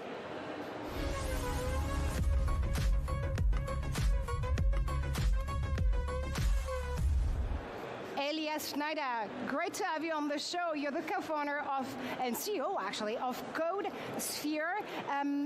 Let me just quote you for a brief second. We are to development what Google Docs is to documents. That's how you define your cloud development platform. Is it as easy as it sounds? Yes. Wow, no, okay, drop the mic. Drop the mic, happy to be here. Yeah, as you said, we provide the most modern standalone private cloud stack, so you can install your own AWS in your, if you want in your bedroom, but in your company's data center, basically. And the kind of new thing against today's cloud providers is that it's way more collaborative, way more integrated, and it supports the entire life cycle from starting to develop to actually running big applications in production. Well, that is pretty amazing, actually, and actually following one of the trends of the moment when it comes to developer. You know that vibe coding is emerging as a new practice for developers. Are you integrating it in CodeSphere already? Yes. Okay. I think vibe coding is a very interesting trend that will only go faster. It doesn't actually matter if it will go a lot better. It will go, I think so. I believe it will go a lot better, but it doesn't. That is less important to how big the economic value of it will be. And what I think what it brings is that we have to leapfrog how we deploy today. We have to stop deploying with Kubernetes and big platforms where deployments can take weeks and months. We have to go to a way where we'll have way more applications and therefore way more deployments. And CodeSphere can be one solution to kind of tackle that problem, be able to deploy as often as you want, and in a much faster life cycle than before. Well, faster and smarter as always. How far do you think Gen AI is disrupting the way we write code? I think a lot, because now you have way more. You have the entire information of the internet. You have all the APIs, everything that the models have been trained on at your fingertips in a much faster way than when you were coding before, where you had to look it up. I remember myself when I was coding. Honestly, I didn't write a lot of code in the last few years, but my last line of code is, I think, 3 years ago. I remember Googling everything and using Stack Overflow, while when I see the team today, when they code, they very, very rarely have to actually go to Google. They will just type it, and they will have all the information about all the APIs, and that makes them much faster.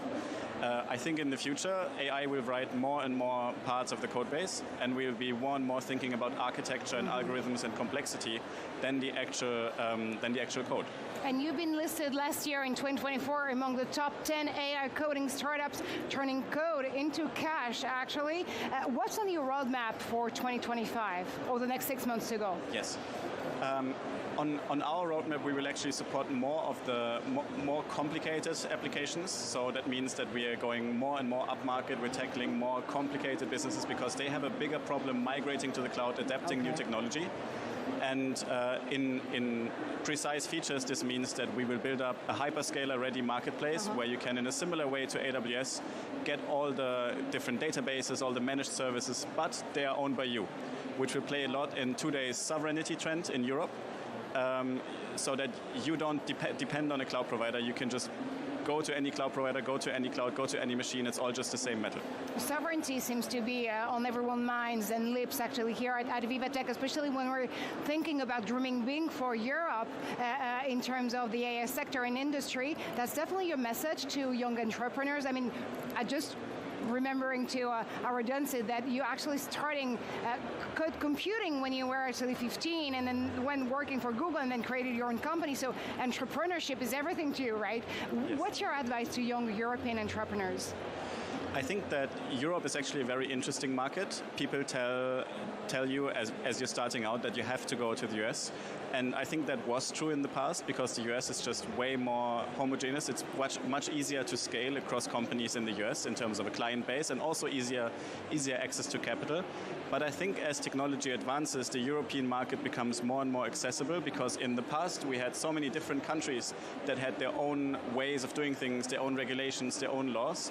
But the faster we get with cloud, the faster we get with AI tackling regulation, we actually open up a bigger market than in the US here, and I think the opportunity is just larger here. So I wish for founders in Europe to found here and stay here. That's a marvelous piece of advice. Last question, actually, Elias, with us here on Breaking Tech. VivaTech is a place to be. What do you expect from this edition? So we meet with a lot of business leaders in C-level, especially in regulated industries across France. I appreciate that this is such a mix of high tech, but also defense, also regulated tech, also government tech. And that's why we think this is an amazing conference to be at. That is so good to actually hear from you, Elias Scheinda. Of course, we'll be back with more in a few seconds because that's all we have time for now in this very half an hour. But do stay tuned. We'll be right back right after this.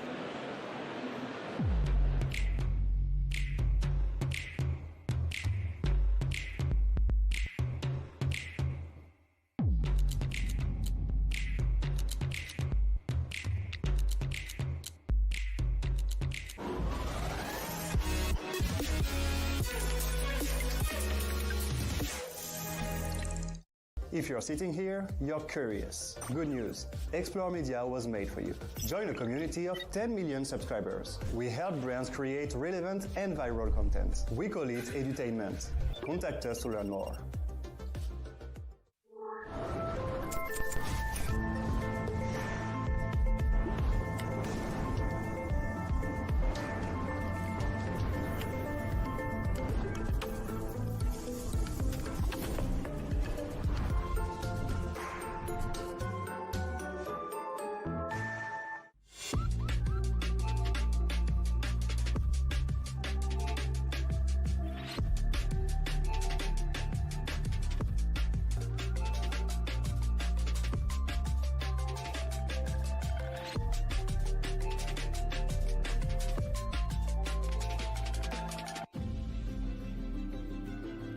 The automotive industry is going through an unprecedented period of change.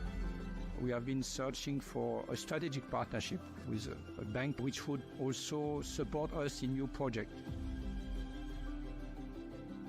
We've assembled people from both organizations, and we've worked with a true joint venture spirit, and that across 9 countries.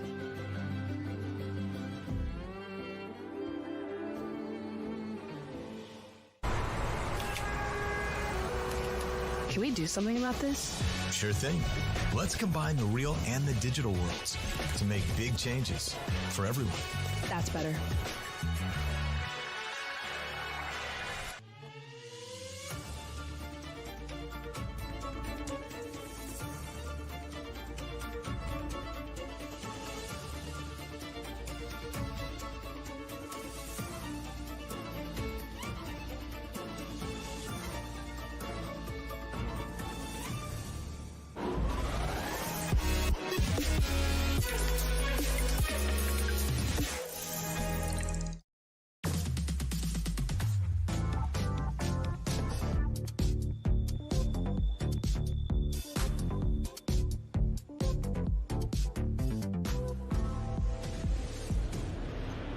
Welcome back, ladies and gentlemen, to VivaTech News. You're watching Breaking Tech. I'm Marjorie Payon. Coming up in the next half an hour, the next frontiers of tech. You know, this is the theme of VivaTech this year. Well, our favorite in-house expert, Rudy Brutenberg, will be with us to comment on the trends upcoming.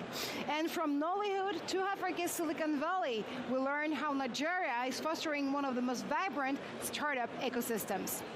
But for now, 100 million times faster than the computers we use today, that's definitely the promise of computer, or quantum actually, computing. But with great powers come great risks.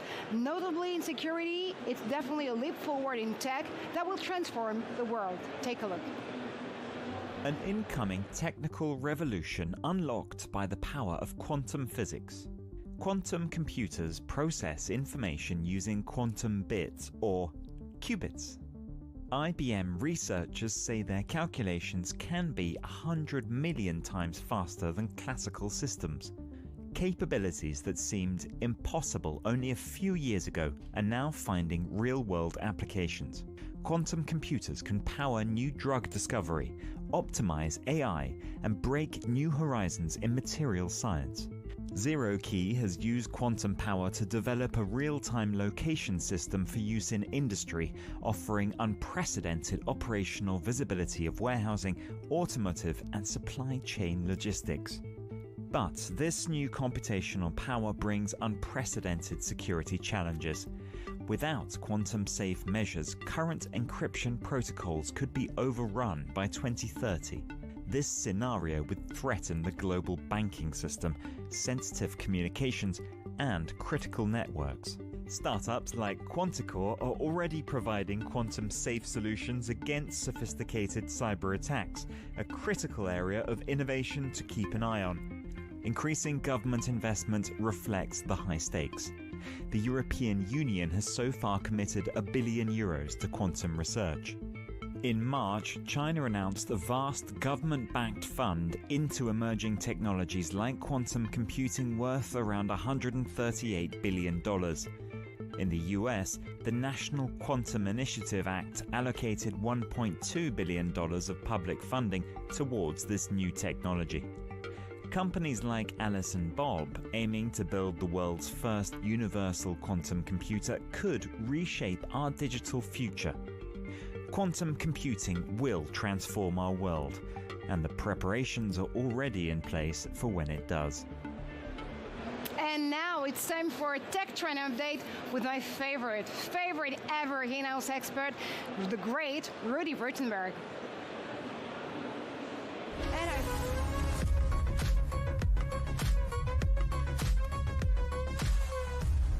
And of course, Rudy needs a jingle actually to be here with us live. So you're officially Tech Trends editor this year. Congratulations to you. Well, thank you, Marjorie. And you know that VivaTech is putting its best foot forward, welcoming, of course, the world of startups and scale-ups and corporates, but also celebrating its 9th edition. And we are going to see a lot coming up in the next 3 days, but all about the next frontiers of innovation. What are those? Well, it seems to be AI again, Marjorie. AI. That time of the year again? It's that time of the year. I mean, we're seeing very exciting stuff in AI. Obviously, we have Nvidia here presenting some of its new technological advancements there. And we do need to know that AI needs to get more efficient, because obviously there's the electricity footprint, the power footprint. But some of the things that we're seeing here at VivaTech are also about what AI can bring in positive change. And one of the things that I really found encouraging and inspiring was AI in healthcare. Several issues in healthcare that AI can solve. For example, access to healthcare. For example, in places where you might not have access to a doctor, AI might be able to consult or see basically anomalies, cancers that might otherwise go undetected that can be detected with AI technologies. And also previously or before, they actually can be detected by other methods. Exactly. That's what I understand, right? But also preventive, right? Because AI might be able to give you some tips on what you might do to live healthier. So that's all really encouraging and interesting.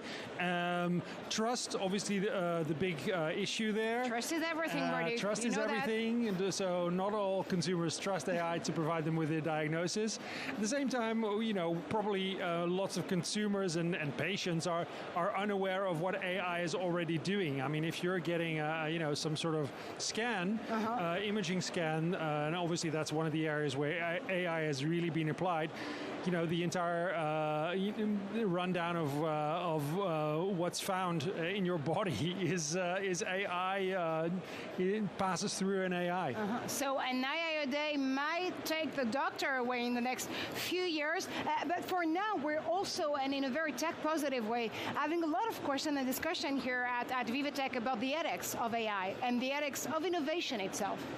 I mean, AI is as ethical as its training base, I would say. And we know that there have been issues with that in the past. And then, do you need a human in the loop? Probably you do, to sort of correct that a little bit. But the training databases are also improving, and there's more awareness of these biases. But yeah. There's another issue about equity of access to AI, because obviously here everyone at VivaTech has access to AI, understands what it is. There's a whole big part of the world that does not have that access, and nor does it have that understanding. Absolutely. How do we make actually AI available to all humans on the globe, and how do we actually bring them back into the discussion and co-creating those tools for the future? I mean, I think some of it relates to that example that I already mentioned, that AI will actually increase access to some services. You don't need a doctor anymore, but you can have an AI consulting, and then if there's something wrong, you can go to a doctor. And that actually might allow people, imagine that, all across Europe we are lacking healthcare professionals. Imagine that you have to wait for weeks for an appointment, but you can go online, use your smartphone to, I don't know, take a picture of some grain de beauté, some spots on your skin, and ask the AI to diagnose them, and may say, nothing to worry about, or don't know, looks a bit strange, maybe best to consult a doctor. That's something that that really improves that access and makes it more equitable. And you definitely mentioned Jason Wang as one of the main attractions of this opening day at VivaTech here. Of course, he was on stage 1 a year ago to deliver a keynote, and in one of a time actually in Europe keynote, I understand. It'll be later on the Dome stage with President Macron and Arthur Mensch from Mistral AI, the French AI generative gem. What do you expect from that type of discussions? I mean, obviously President Macron has created, and he's pushed for that, has created a very tech-friendly France. We've seen that pay off in terms of startups, in terms of investors coming here. I mean, it's definitely, and it's helped the success of VivaTech. Macron, and I'm not taking any political positions here, but he likes to talk as well. Yeah. So, and obviously there's some big names on stage there with Arthur Mensch and Jensen Huang. So I hope that the president will be able to listen to them as well. Well, that's what we're going to find out, because I'll definitely meet you there by 5:30ish at the Dome for that very interesting discussion. Thank you so much, Rudy, as usual.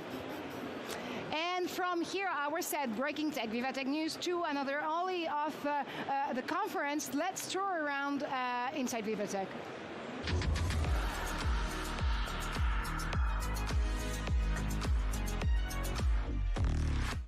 And Alison Sergent, we're joining you live now because you're sitting with a very interesting guest. His name is Alexandre Lagrange. He's the CEO and co-founder of AI Motion. What is it all about? Yeah, Marjorie, I'm here with Alexandre Lagrange. He's the CEO and co-founder of A-Motion. He's going to show us this interesting and rather incredible vehicle that you see behind us. It's basically a cross between a motorcycle and a car. Alexandre, why make such a mix? Paris made it because, as you know, the traffic is hell. And we have decided to bring together the agility of a motorbike with the safety of a car. So here we are with A-Motion vehicle. So it's, as you see, a cross between two, so 4 wheels, but it's tilting and leaning in the corners very fast, like more than 115 kilometers per hour. So it can go on highways, okay? So it's really made for urban cities and outskirts too, okay? And one of the things you wanted to do was safety, right? Can you give us a tour of the car and show us some of those features? Of course. So as you can see, there are 2 seats inside. So I will sit maybe in. You got this safety cell, okay? Is made with using crash tests, so it's very strong, and you got also safety belts. So okay, so everything is made for safety, but it also stay very nimble and agile. So you can tilt in the corners and handle it, as you can see, like a motorbike. And it doesn't have an airbag yet, but I understand it's going to have airbags. How does it do on crash tests? On crash tests, we take the same scenarios like cars, front, rear, side. So we want it to be very, very safe and also still get very, very agile. So it's like 45 horsepower. It's about like a motorbike, middle size. So you are very easy to go through the traffic and, save time. And what about the environmental impact of the car motorcycle? I'm not sure what to call it. Is it environmentally friendly? Is it all electric? Yeah, the idea is it's electric, but more important, it's very light. So less material needed. So it's about 250 kilograms, maybe even a tenth of some cars, So less material, less batteries, less energy to move, and repairable. This is important for us. Tell us more about the repairability, because that has to do with the special material that you use on the outside. Yes, exactly. So what you see outside is EPP, expanded polypropylene. So it's recyclable. It's very easy to change, and it's a thing made in France too. So 80% here is made in France of this vehicle. I can show you the type of material it looks. So this is different kind of finish. So different textures, and all this is polypropylene, so recyclable, very light, and very good to repair. Yeah, and if you've ever ridden, a motorcycle or a scooter, you know that there's all kinds of little ticks and dents that it can get. So that's part of the idea, is to keep it cheap for drivers to repair. Yeah, exactly. We want it to be as long as possible a life. So we need to be repairable. It will go 3 years for each customer. Then it comes back to us. We repair it and send it for the next life. You know. Okay. And is that free of charge, that reparation, or what's the price point overall of the vehicle? The price point is the target is 200 euro per month.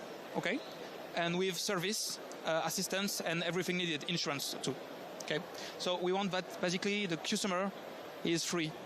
We want to free him from the traffic jam, free him from the weather problems, free him from the safety problems, and free him from the aftermarket service problems. So, and is it already in circulation, or what's the rollout timeline looking like? So as you can see on the video just behind us, the vehicle, this vehicle is riding in Paris and on highways. But next year will be the first vehicle produced and sold for the end customers. Okay, and remind us what the name of it is? Emotion. Emotion. Okay, and the car is called Emotion, the vehicle. Yes, same name, brand, car for now, because now we have only one vehicle. But in the future, there will be a whole range. Okay, all right, you heard it here first. Keep your eye out for these A-Motion vehicles. You might see them on the freeway already in the Paris region. Again, that's Alexandre Lagrange, the CEO and co-founder of A-Motion. Thank you, Alison. Well, Alison, I guess we have to fasten our seatbelts. Thank you so much for the reporting. And now, from Nollywood to Africa's next Silicon Valley, we'll learn how Nigeria is fostering one of the most vibrant tech and startup ecosystems. That's inside VivaTech.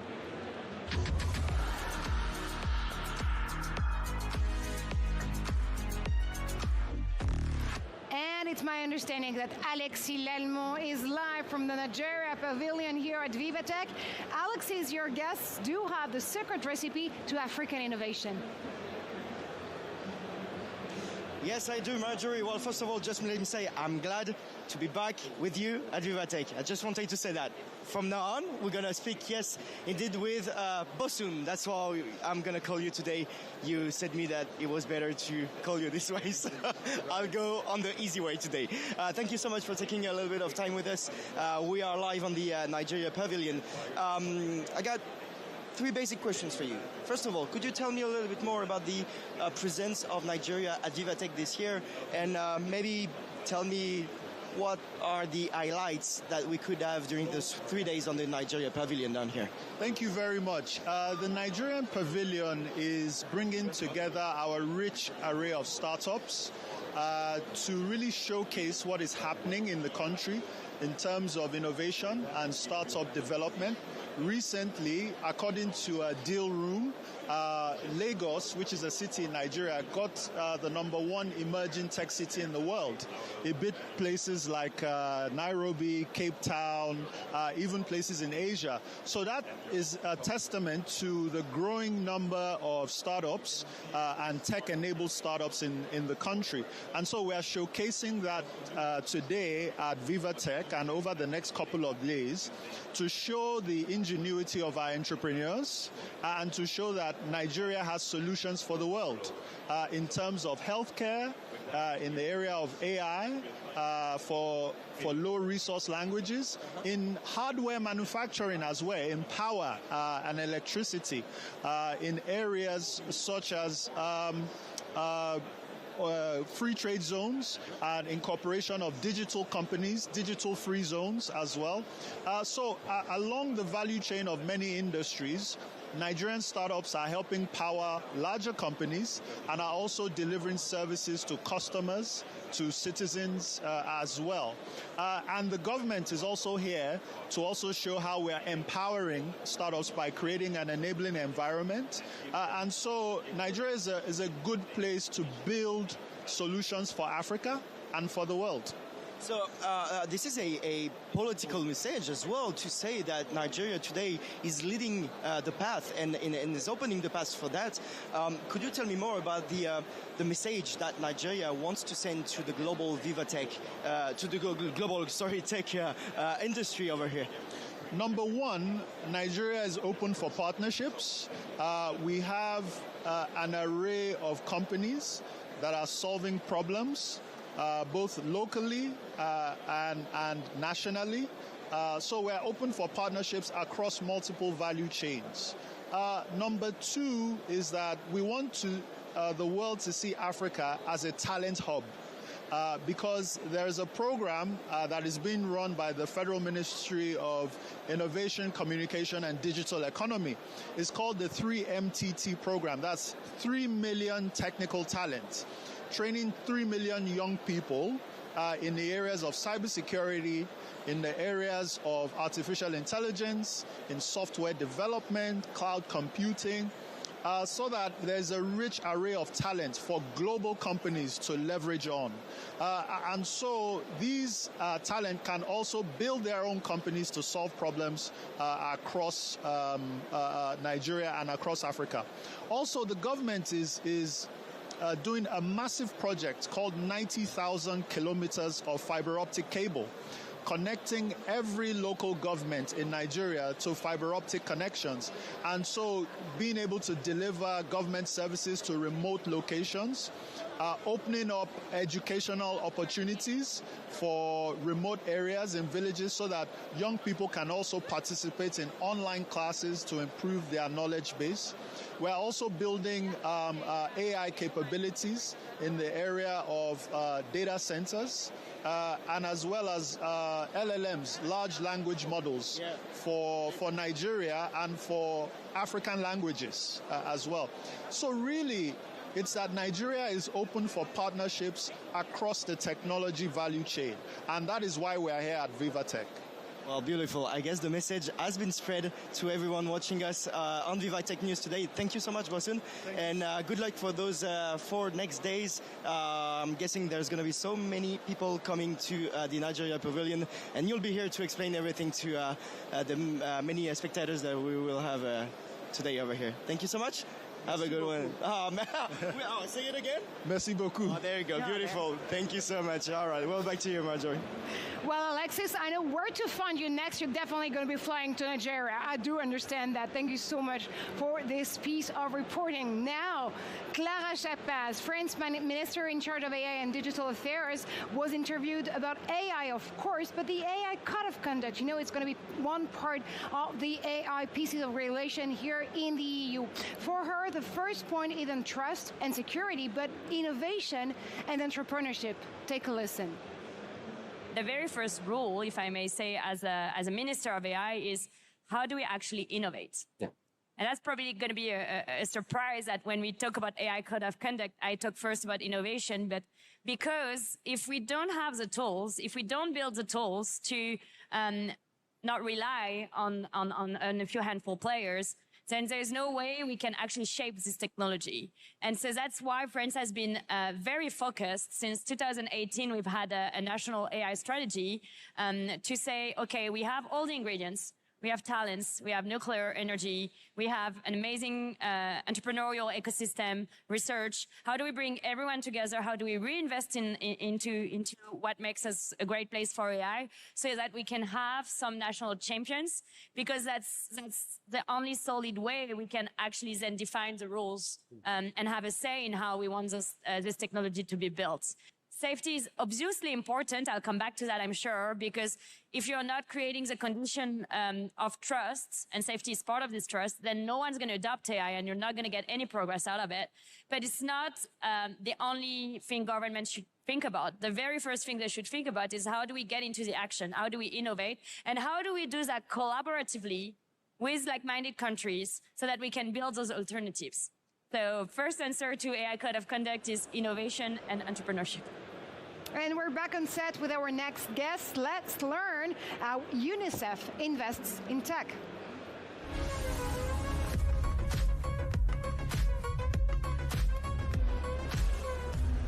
And to learn more about it, I am joined by Sana Betty from UNICEF Office of Innovation. I appreciate you being here, Sana, of course. You're an innovation specialist with the UNICEF Venture Fund, and you've also been leading the fund's investment strategy. Now, I also understand UNICEF goes crypto, and you're with a crypto fund. You're managing it in the meantime. So I'm kind of curious, what do you invest in? Thank you. Thank you for having me here. UNICEF's Office of Innovation launched its first of its kind venture fund back in 2014. We've been around for 10 years, and we make investments in early stage open source frontier technology startups, exclusively in emerging markets.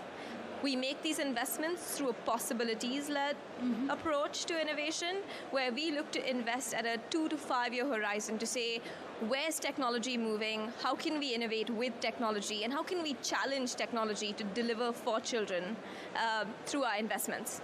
That is quite an amazing mission, actually, for you here at Sana. What's the model of the fund?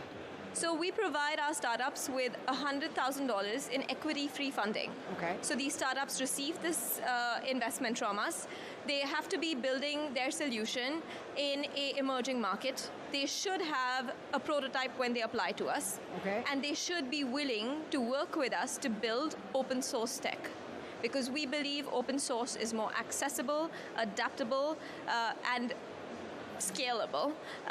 And so we invest in these companies along with very tailored hands-on mentorship across 9 different streams. So we help them all the way from their business strategy, how do they open source, their software and front-end development, data privacy, trust, diversity, equity, inclusion, really ensuring we're helping them where they need us and where we can make a difference. So I do understand you want them fired up and ready to go, basically, but you're also going to be there to co-create and pave the way with them. Exactly. That's exactly our mission.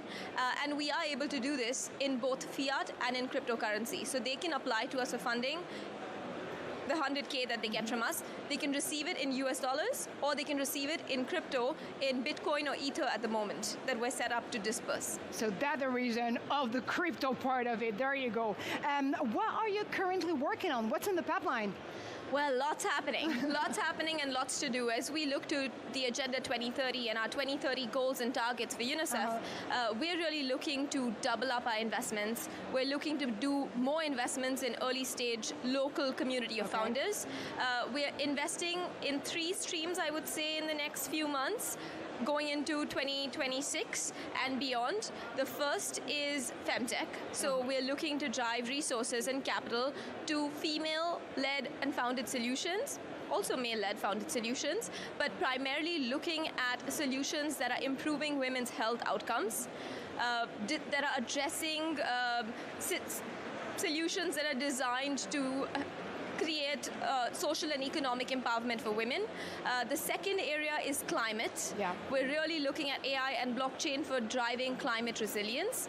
And the third area is AI and blockchain, but this one is for misinformation and disinformation, ensuring credible proof of humanity and allowing a child to understand the difference between AI and a human. Which is definitely one of the crucial topics here, and actually not only at VivaTech, but for 2025. How do you fight disinformation? And that's definitely through those very promising emerging startups that you think you can do so and achieve that. Exactly. So we work in over 160 countries, which are emerging and developing markets, and we look to identify these solutions in those countries where they're already working on these solutions, have an idea, have built something, and are ready to come to us to say, let's get started, let's take this to the next level. So what you're also creating out there is a team, basically, of entrepreneurs and innovators that want to make them work better.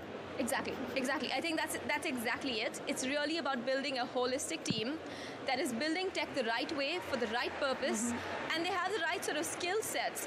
It should be a diverse team. They should understand tech standards, how to build a product that is accessible to all users and tested by all users, and that's really what we want to come in and help these companies do. So if you guys want to be on the A team, definitely reach out to Sana Betty here for the UNICEF Venture Fund. Thank you so much for stopping by. Thank you so much for having me. Tech. Thank you so much, Sana, again. And that's all we have time for. But do stay tuned. We're going to get back right after this.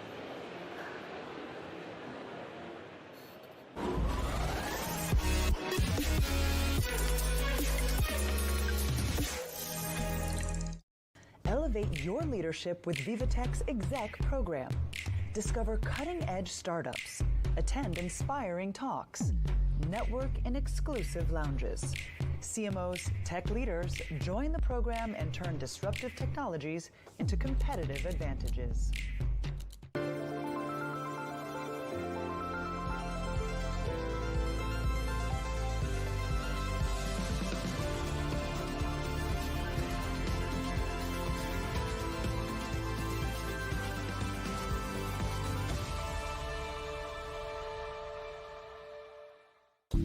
Japan boasts numerous companies with global potential in sectors of deep tech, such as bioresearch, clean tech, and robotics. JETRO endorses these outstanding businesses and supports their collaborations with international partners. Talk to JETRO first.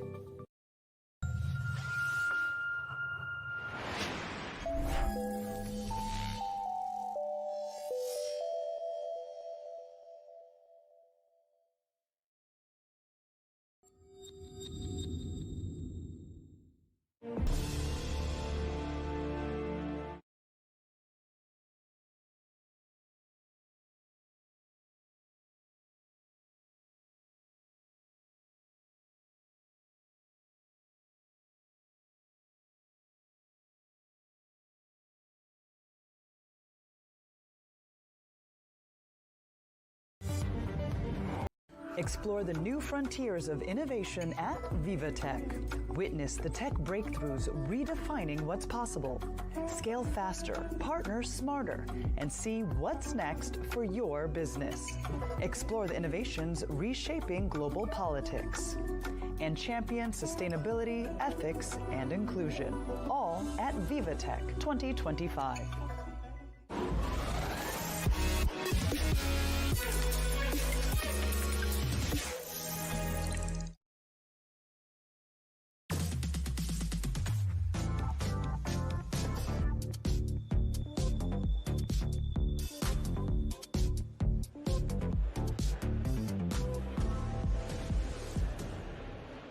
Welcome to VivaTech News. I'm Marjorie Payon. You're watching actually Breaking Tech. Welcome, a warm welcome actually to the show, ladies and gentlemen, because you know we're on the opening day of VivaTech here from the ground in Paris, and our team of reporters, our team of experts are definitely here for you to let us get a glimpse at what's coming up for this 2025 edition. It's the 9th edition actually of VivaTech. Coming up, Canada. VivaTech's Country of Honor features its trailblazing AI startups. We'll learn what both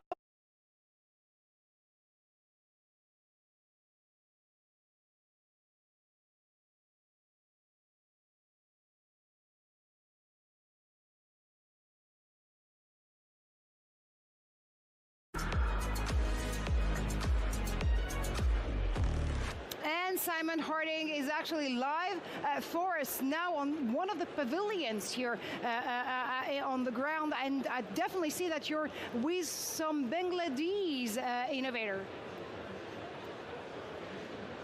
Hi, Marjorie. Yes, absolutely. As you know, one of the most exciting things at VivaTech is always discovering the very particular tech that embodies the different countries around them. We're always looking to discover what new countries are bringing to the tech innovation globally, really. And I'm here at the Bangladesh stand, which is one of the fastest growing digital economies in the world, heavily influenced on IT and tech, with close to 1 million professionals in that field. Digital market, which is worth billions at the moment, which is set to double by the close of 2025. And to talk to us a little bit about this all, I'm joined by Shahru Islam, who's going to talk to us about Bangladeshi tech as a whole. Shahru, thank you very much for being with us here live on VivaTech News. Tell us about your wonderful stand and why it's so important for Bangladesh to be represented here.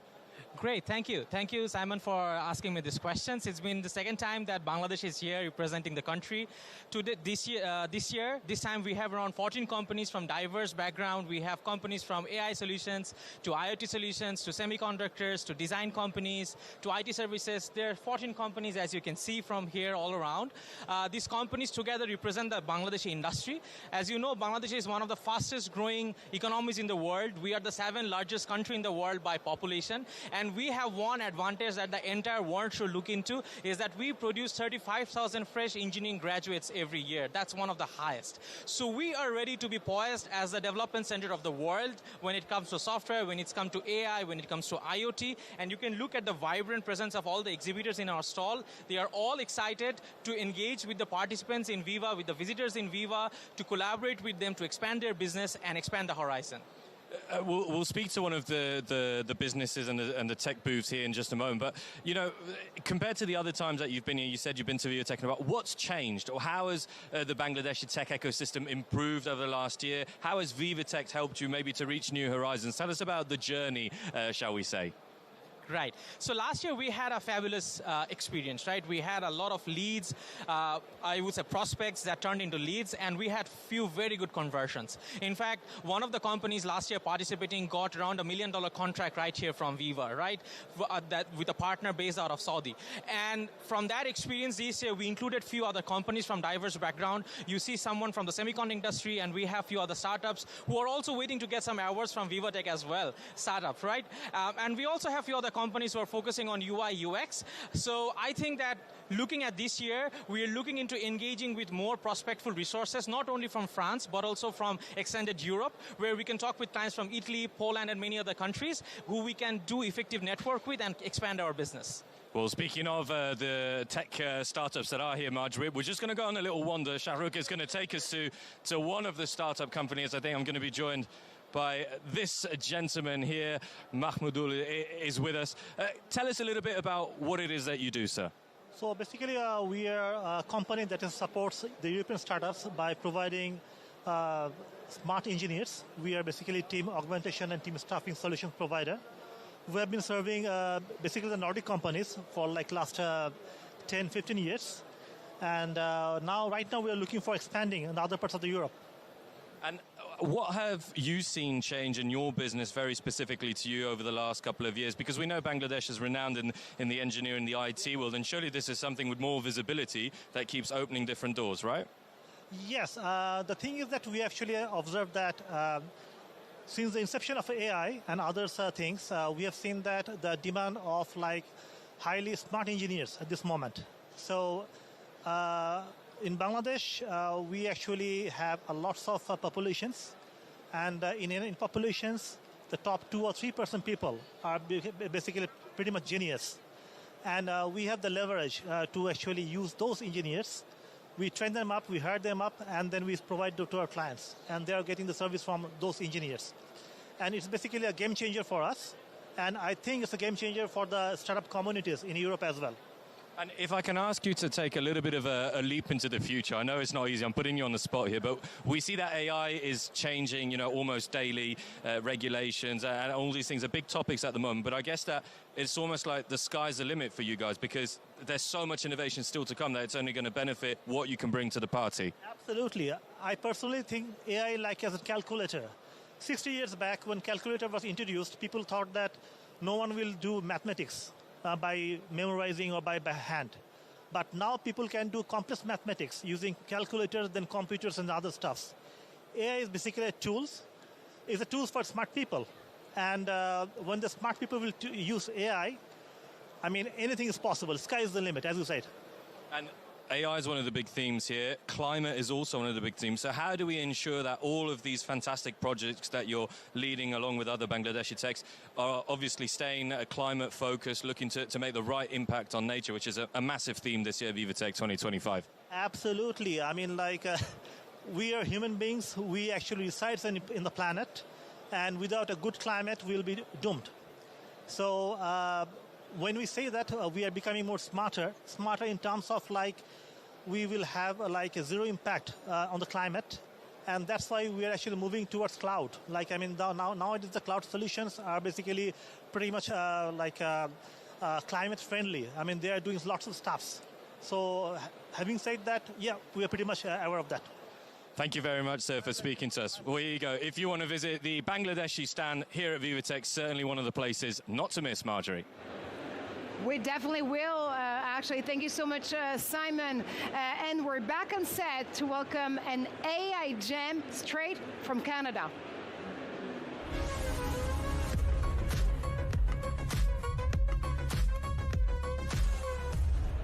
Elbows up. Joining me now, it's Olia Stasiuk, you're the CEO of Bonsai AI. It's a Canadian company transforming employee training with AI-powered tools that actually cut learning costs and time by 99%. That's quite amazing out there. You do combine visionary leadership with a deep understanding of how AI can be applied on marketing, advanced tech accessible across industries. Can you actually walk us through what Bonsai AI is achieving here? It seems to be like quite revolutionary, to be honest.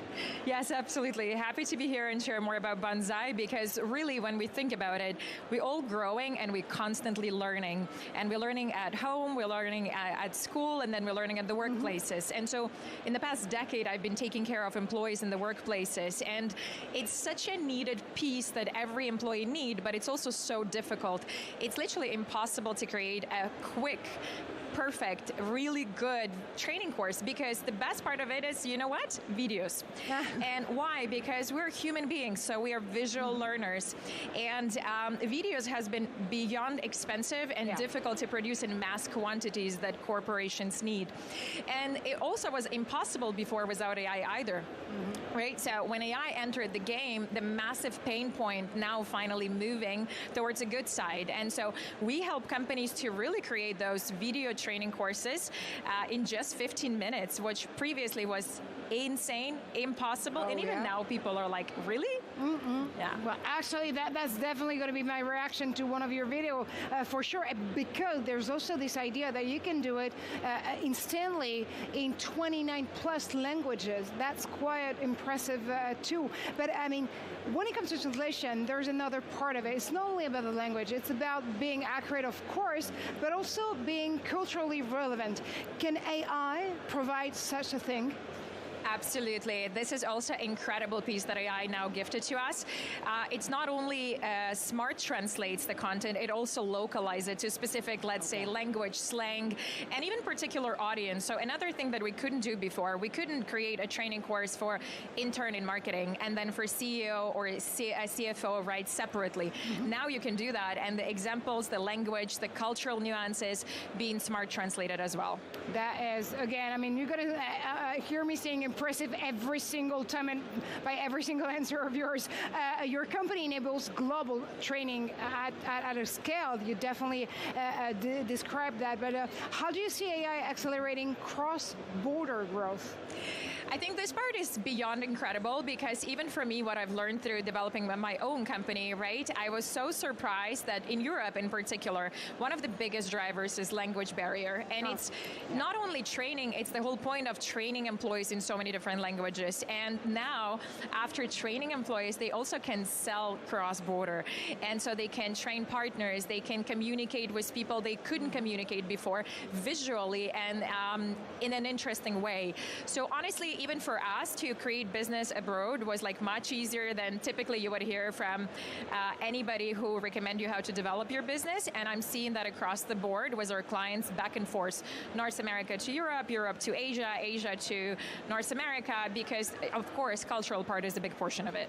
And of course, we can see that you're an amazing CEO, L'Oréal. I know you do take a close look at how women are actually also included in the workspace, but also as leaders themselves. How do you see women in tech and women in deep leadership, let's say, let's put it this way, actually moving forward? Can we say that 2025 will definitely be the year where we have not even, we don't even have to have this question on a show, basically? You know what, I wish, I don't know if 2025 would be the year, but hopefully 2035 will be the one, and hopefully AI will help that.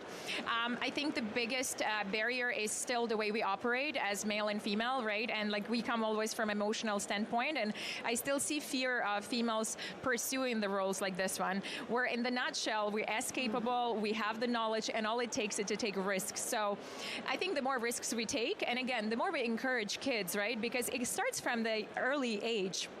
It starts from growing our daughters, and it says like, you can be in tech, you can be a CEO, you can have a software company. It starts from there. And so the more we do that, the more I'm sure we're gonna be we're not going to have this conversation. Absolutely. That's definitely my wish for our next encounter. Probably not only the next hour, but till 2035. So you're not going to wait until 2035 to add new features to Bonsai and the platform, of course. What are you currently working on?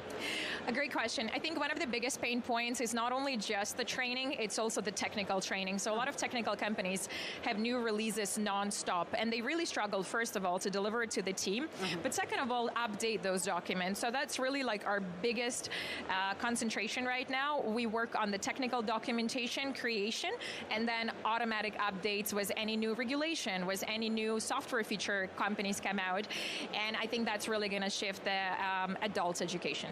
So in mid-2025, we really want to believe in the power of tech here at VivaTech and be tech positive. What do you expect from this edition? To be honest with you, so I've been here last year, and last year everybody were just exploring AI. There still was a lot of fear.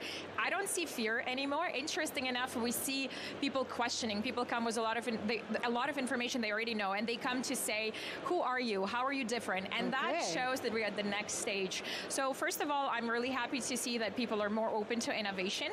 This year, I hope a lot of people actually will start adopting it more, and next year, I hope the next time they will come to the booth, they're going to be very excited because they already know what they're doing. Well, they're probably going to get themselves trained on your platform and then definitely understand how to harness the power of AI. Is there one word, one motto to actually bear in mind when it comes to AI in 2025? What would it be to you? Impressive. And the impressive because I'm seeing how fast AI evolving, and I know, like, we have avatars as an example. I've seen them 3 years ago, and I was said, no, now you wouldn't even tell. And it's like, it's changing in seconds, not even days or weeks. So this year definitely going to be impressive. That is impressive. I told you, I mean, I'm going to say impressive at every single answer you do have on this show, Olia. Thank you so much for now. You'll be back in the next hour because we're going to have a debate, actually, over AI and the way we can actually harness its powers when it comes to making more business and smarter business. Thank you so much again. And now we're going to go inside VivaTech.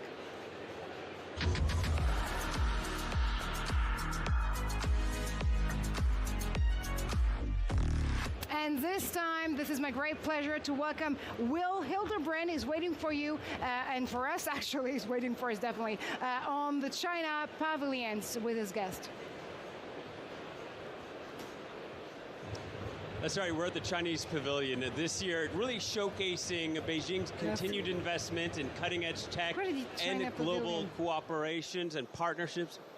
For more about that, I am joined by Li Wangu from the China Council for Promotion of International Trade. Hello to you, Mr. Li. Just curious if you could give us an overview of some of China's recent developments and achievements in science and tech. Okay, thank you very much, William. I'm very glad to have the opportunity to speak to you. Firstly, in recent years, you know that China has become the world leaders in scientific, science-tech innovation and made a great progress in this field.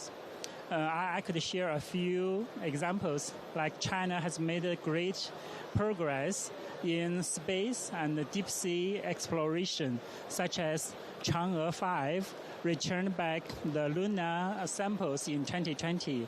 Secondly, the quantum technology and artificial intelligence has made a great progress. Thirdly, the low-altitude economy is kicking off and developed very fast. And we know that China's new energy vehicles put great impetus into the world auto industry. At the beginning of 2025, there are many great changes in China.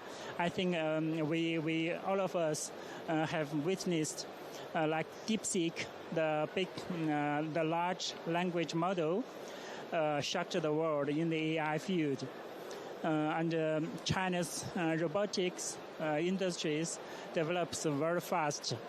You know that the Unitree, one of China's biggest companies in the field of robotics industry, shocked the world as well, and they showcase their world-leading robots in VivaTech, and you could see their robots in the exhibition center.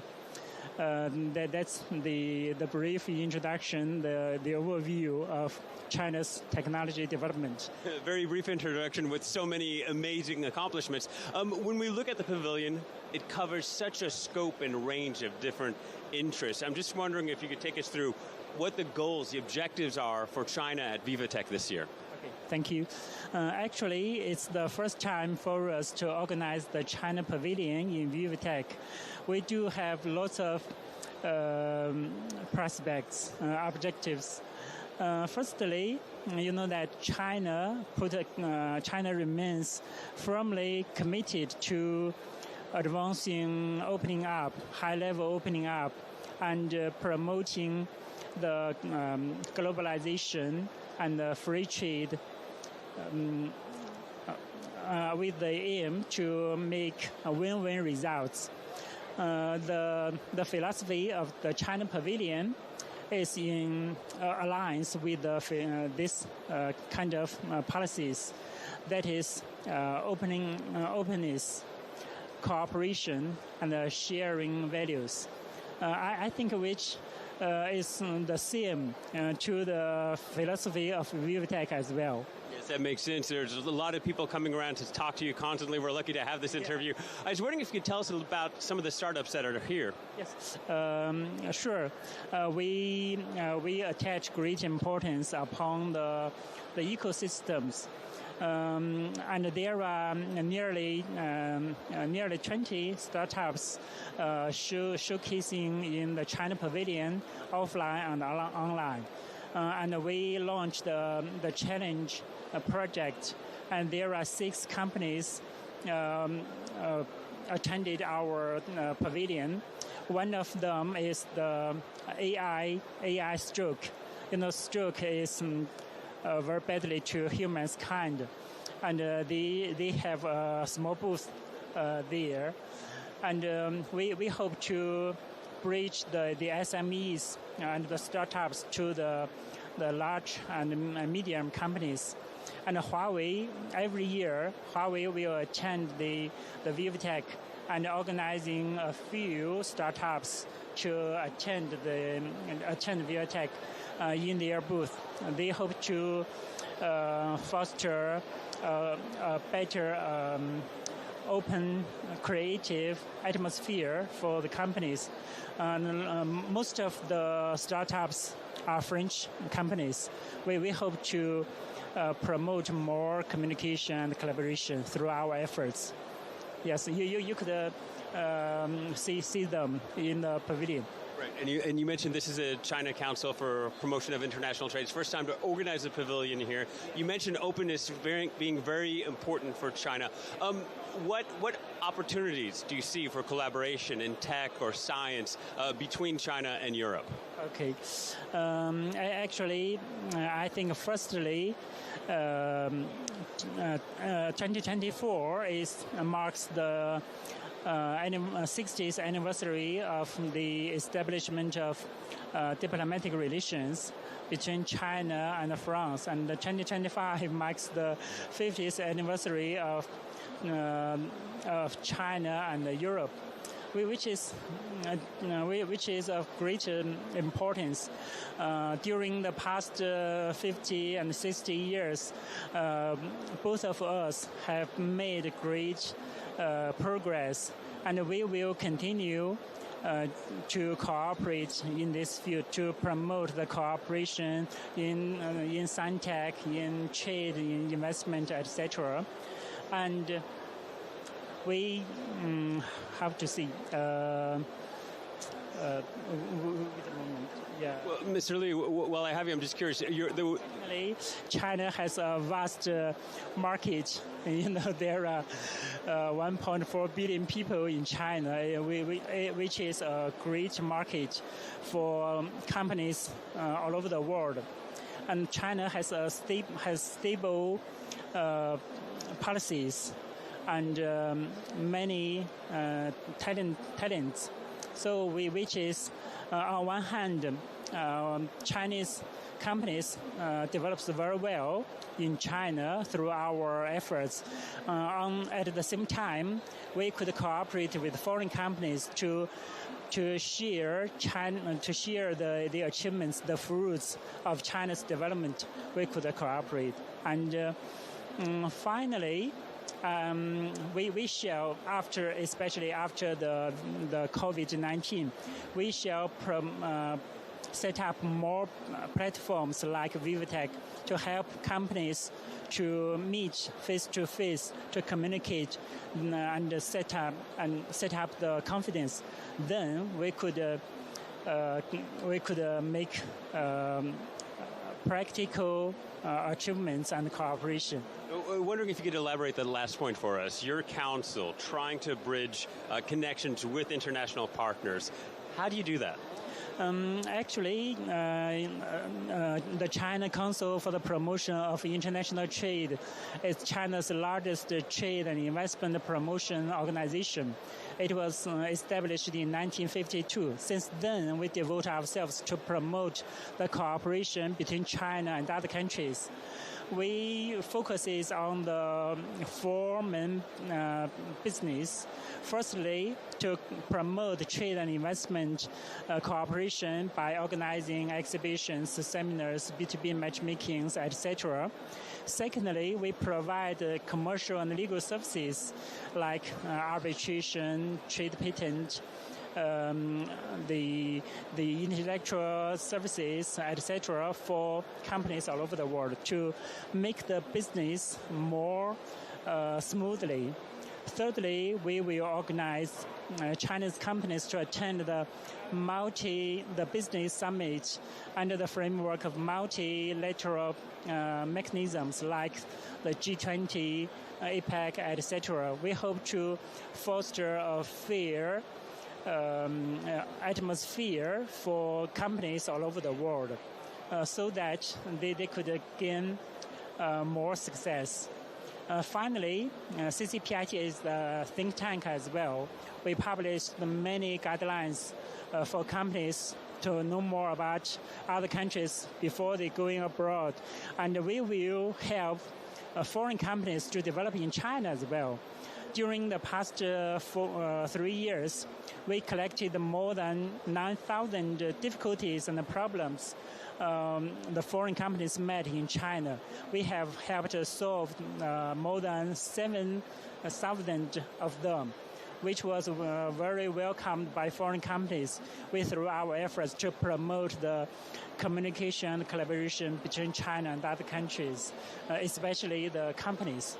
Yeah, I do believe through our efforts, together with CCE, Paris, etc., our partners, we could make the trade and investment more fluently, more efficient, and we could contribute more to the people's awareness of the world.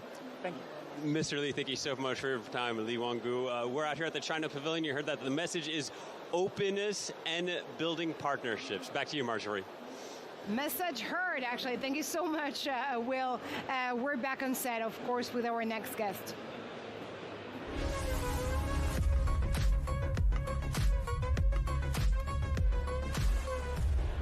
And it's my pleasure to be joined live by Christopher Lai, the Director for France, Spain, and Portugal at the Hong Kong Trades Development Council, which means that you are basically promoting international trade and investments between Hong Kong and those territories.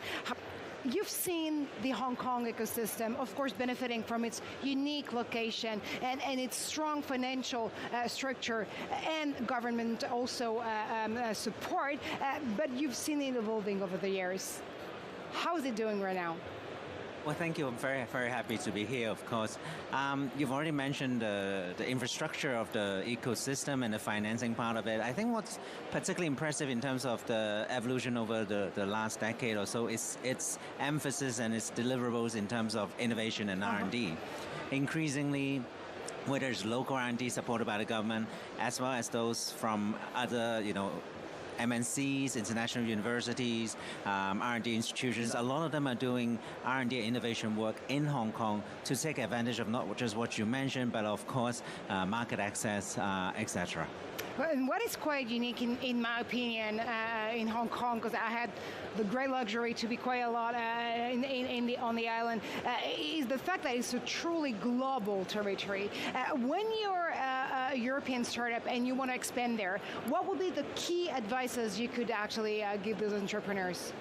Well, I think firstly, and I agree with you, it's a very global city. In fact, we have about 4,700 startups in Hong Kong last year. About 1/3 of the founders are actually from outside of Hong Kong. So Hong Kong is very equipped to help European founders to scale. I think one thing to be very useful to keep in mind is not just cultural differences, but also the difference in size of market. So if you want to scale to China or even Southeast Asia, have to be agile, because what's applicable here in France, for example, may not be directly applicable in those markets. So as long as they're agile, they're flexible, they work with the investors and partners in those markets, then it shouldn't be too much of a problem. And there's not one Bay Area in the world, actually. There's also, of course, the greater Bay Area. This is Hong Kong, but not only Hong Kong. How do you see this new territory for innovation going? Well, this Bay Area is basically, there's 9 cities in the Guangdong province in southern China, plus Hong Kong and Macau. If we combine them as one single point for discussion purposes, the GDP of this area in 2023 is equivalent to Italy. And if we give it another 5 to 8 years, it should reach Germany's GDP, according to OECD. So what you see is this area has 86 million people right now. It's an area that's very affluent, with great desire and great demand for quality products and services. And so if keeping this in mind and using Hong Kong's access to Greater China and the decades of experience our investors has in China, that can be very useful for European startups. And as Hong Kong Trades Development Council, I'm sure you've seen so incredible success stories across the year. Anyone you want to share with us? Sure. We're in France, we're in Paris, so I'll share just 2 very quick notes from France. Firstly, it's a fintech company called VivaTech. They place their APAC headquarters in Hong Kong and making use of Hong Kong to scale to other markets. Okay. Of course, some of our institutions are supporting them there. The other one is We Maintain, is a prop tech that's based in Paris originally.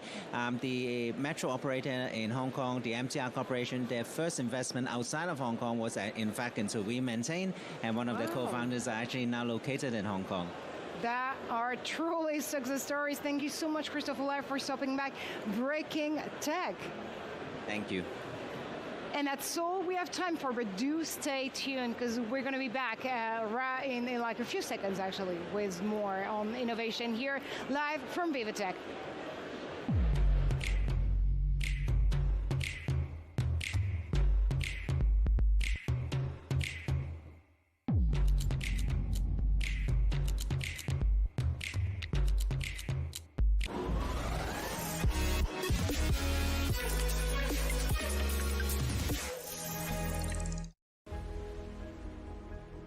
The future of healthcare will be shaped by innovation. We see a very big potential future growth of this company, and we are trying to help them to make this potential come true. Our ambition for Contura's hydrogels is to be the leading treatment in osteoarthritis over the next 5 years, and we rely on BNP Paribas to help us along this journey.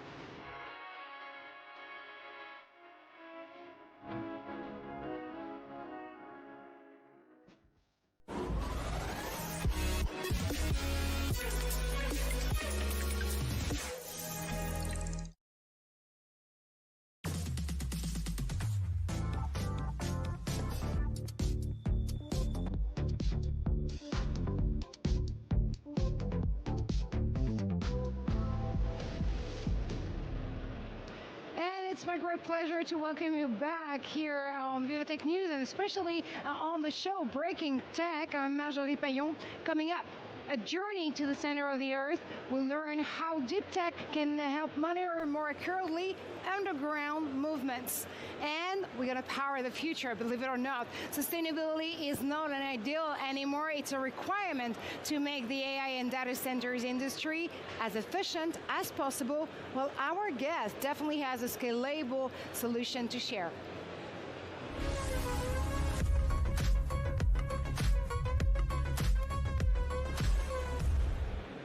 Pierre Sanson, great to have you on the show. You're the executive vice president, actually, at Qscale. You are based in Canada and are driving the next generation of sustainable data centers. And you do believe that AI infrastructure can be scaled responsibly, don't you? That's true.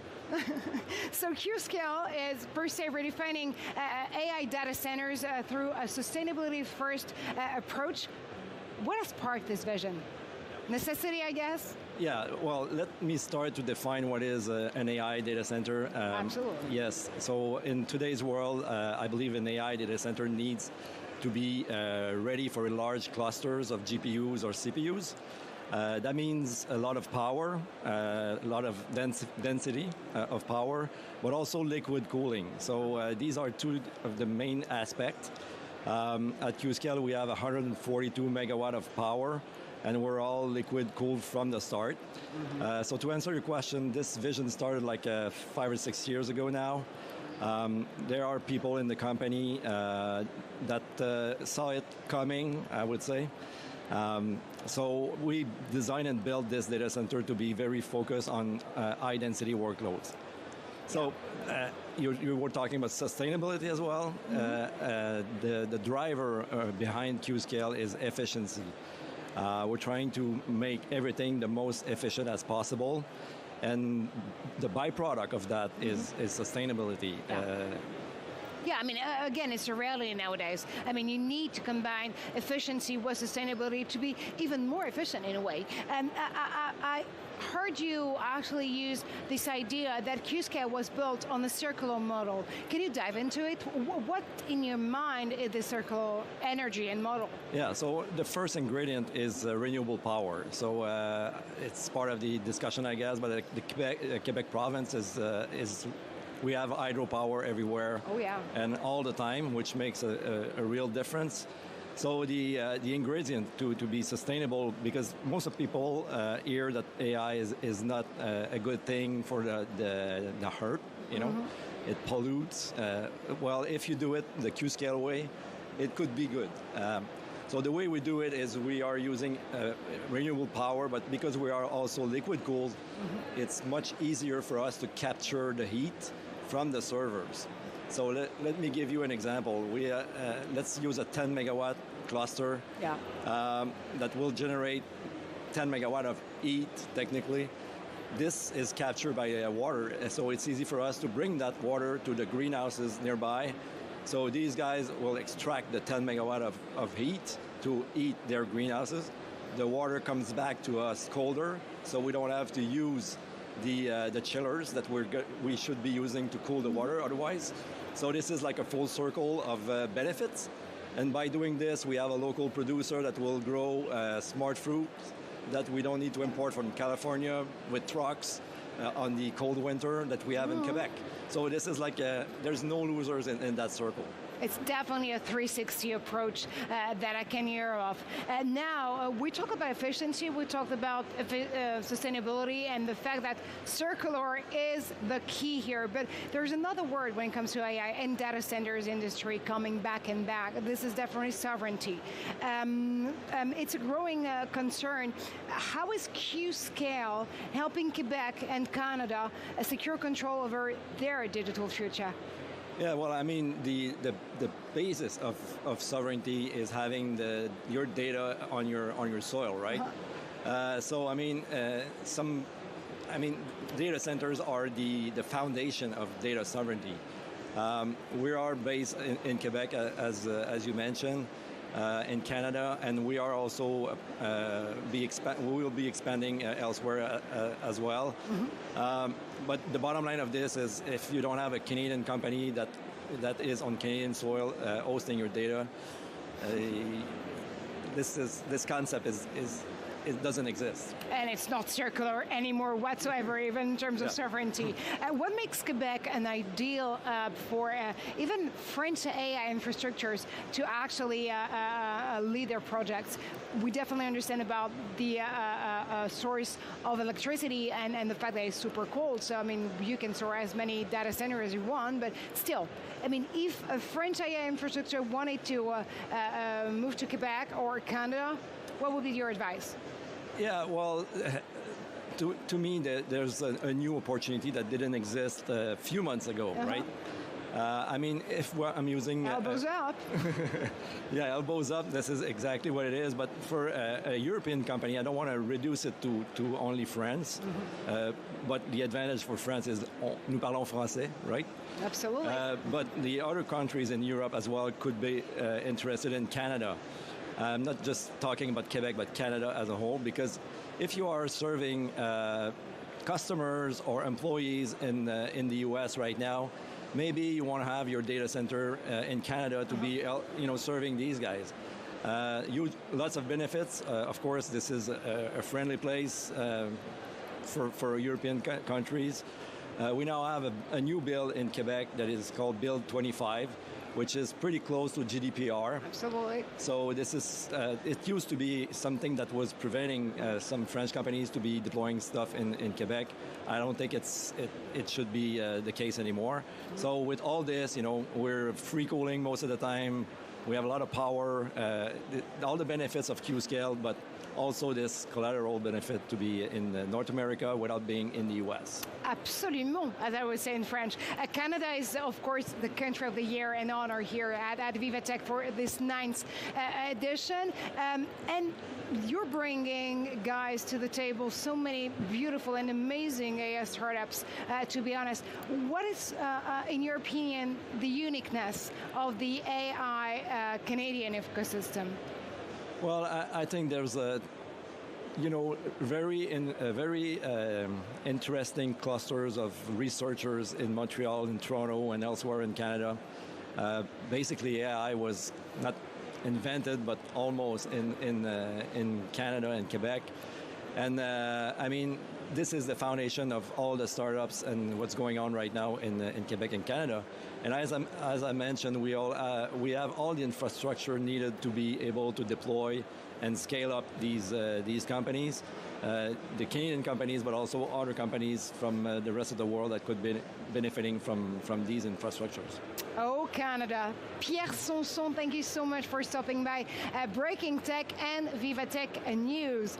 And now I'm pretty sure that one of our reporters is ready for an Inside VivaTech. That's our time to take a tour on the alleys and booths of the conference.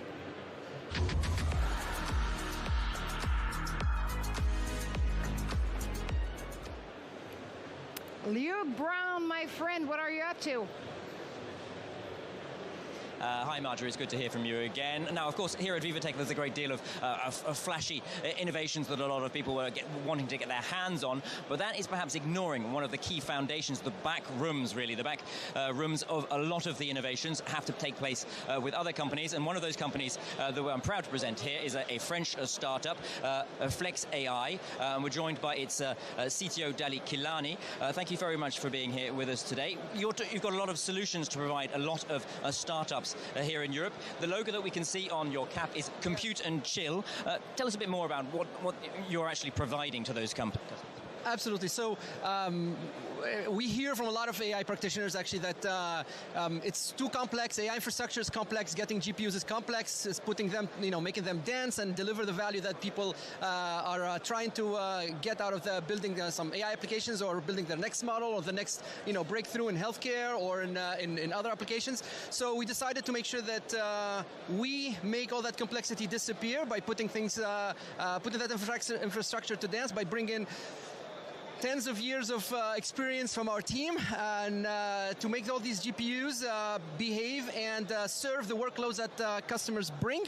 These workloads can span serving models, fine-tuning some existing models, distilling maybe some larger models on specific data sets, or even deciding to train your own models on some very internal private data sets. All of this can be done in a couple of clicks and can rely on GPUs that we can provide through partnerships, or it can be in a bring your own compute type of setup where people can leverage the compute access they have, whether it's at hyperscalers or on-premise in highly sensitive or highly regulated environments. What is it that's so special and so unique about the service that you're providing that wasn't already existing on the marketplace before? So the way we actually approach this is we introduce the concept of workload as a service. So people can come in and say, hey, I would like to, here's my data, here's my code, I would like to fine-tune this model, for example, on my private data, and this can all be done within minutes. So time to value is an extremely important thing that we realize is key for iterating and actually for innovators. People like to go from idea to making things happen and see the result very quickly. So that's what we're focusing on, and we're focusing also on portability, so that when value is being created, usually people start their POCs in some environment and they want to take it to production, but they want to be able to kind of move and have that freedom to use different types of hardware, different types of CSP partners, and we give them that freedom, hence the Flex AI name. And you're working in partnership with another company, which is Sisters, but they're providing the hardware. But there are also, it's a key issue, they're a French company. Why is it important for you to keep that data and that capability here in Europe? Is that the tech sovereignty, is that really an issue for you? Absolutely. I think nowadays we hear more and more about sovereign AI. Even Jensen Huang, Nvidia CEO, keeps talking about sovereign AI is the next key. We see it in various regions in the world, whether it's in the Middle East, in the US, in Asia, in Europe. It's absolutely key right now to take control of this AI, the next wave of infrastructure that's going to be critical for economic, basically, development. And therefore, having a partner like Sisters to offer a full stack from data center, hosting, and the software stack for people who want to create European solutions and target the world, of course, but be in control of a full solution that is located here in France and in Europe is absolutely key, and it's resonating with a lot of customers. Okay. Dali Kilani of Flex AI, thank you so much for that. We mentioned there that they are working in partnership with another French company. This one is based in Marseille, in the south of the country, so really both ends of the country being involved in this ecosystem of tech sovereignty. And that is, we're joined now by the head of AI at Sisters, Kassem Lounisi. Tell us a bit more about the partnership. What is it that you're providing as the partner in this relationship with Flex AI? We give them, we give them, the part of the GPU and compute aspect, and the idea is to have a workload and services in top within our infra. So it's a mix between the GPU and the part of software when we push it inside our company with Flex AI with that partnership. So the idea is to bring the GPUs and for the software part, it's from Flex AI to give it to us. And we were discussing there the issue of tech sovereignty, but that is one of the key things that you're providing, is that the data that you're hosting on your hardware is going to be staying here in France, correct? Of course, the idea is to have like an offer with private AI and private inference. So all the data is inside France, and they don't move on around Europe or the US side. So. And what are you hoping from these 4 days here at VivaTech? What is the advantage for you being here, present on at the event? I think maybe to have new use cases and to know new use cases about private AI and to push the private inference offer and to see what we can handle with agentic AI inside the new compute aspects, and to see if we can have new capacity to have sovereignty inside France and Europe. It's also a question of networking for you, of course, because Sisters, this isn't the only project that you're working on. You're working on data centers and hardware here in France, here in Europe. How advanced is your company on those questions that are moving here in France on data centers that you're installing in Europe? We have plenty of new capacity coming, I think. So we are looking for some capacity around France and Europe side, and the idea is to get like a sovereignty in this part and to have like a big AI factory all around France and Europe to serve all this company with a big sovereignty inside it. Madame Lunissi of Sestersi, thank you so much for taking the time to present your company. I'm going to hand back over to you, Marjorie, in the studio. But as you can see, the question of data sovereignty is really key for a lot of the companies here at VivaTech 2025. Back over to you in the studio, Marjorie. Thank you so much, Luke. As usual, Luke Brown, like before, bold and brilliant, and everything you can see here on the floor at VivaTech. We're going to take a journey to the center of the Earth, how deep tech can actually help monitoring more accurately underground movements. We're going to find out.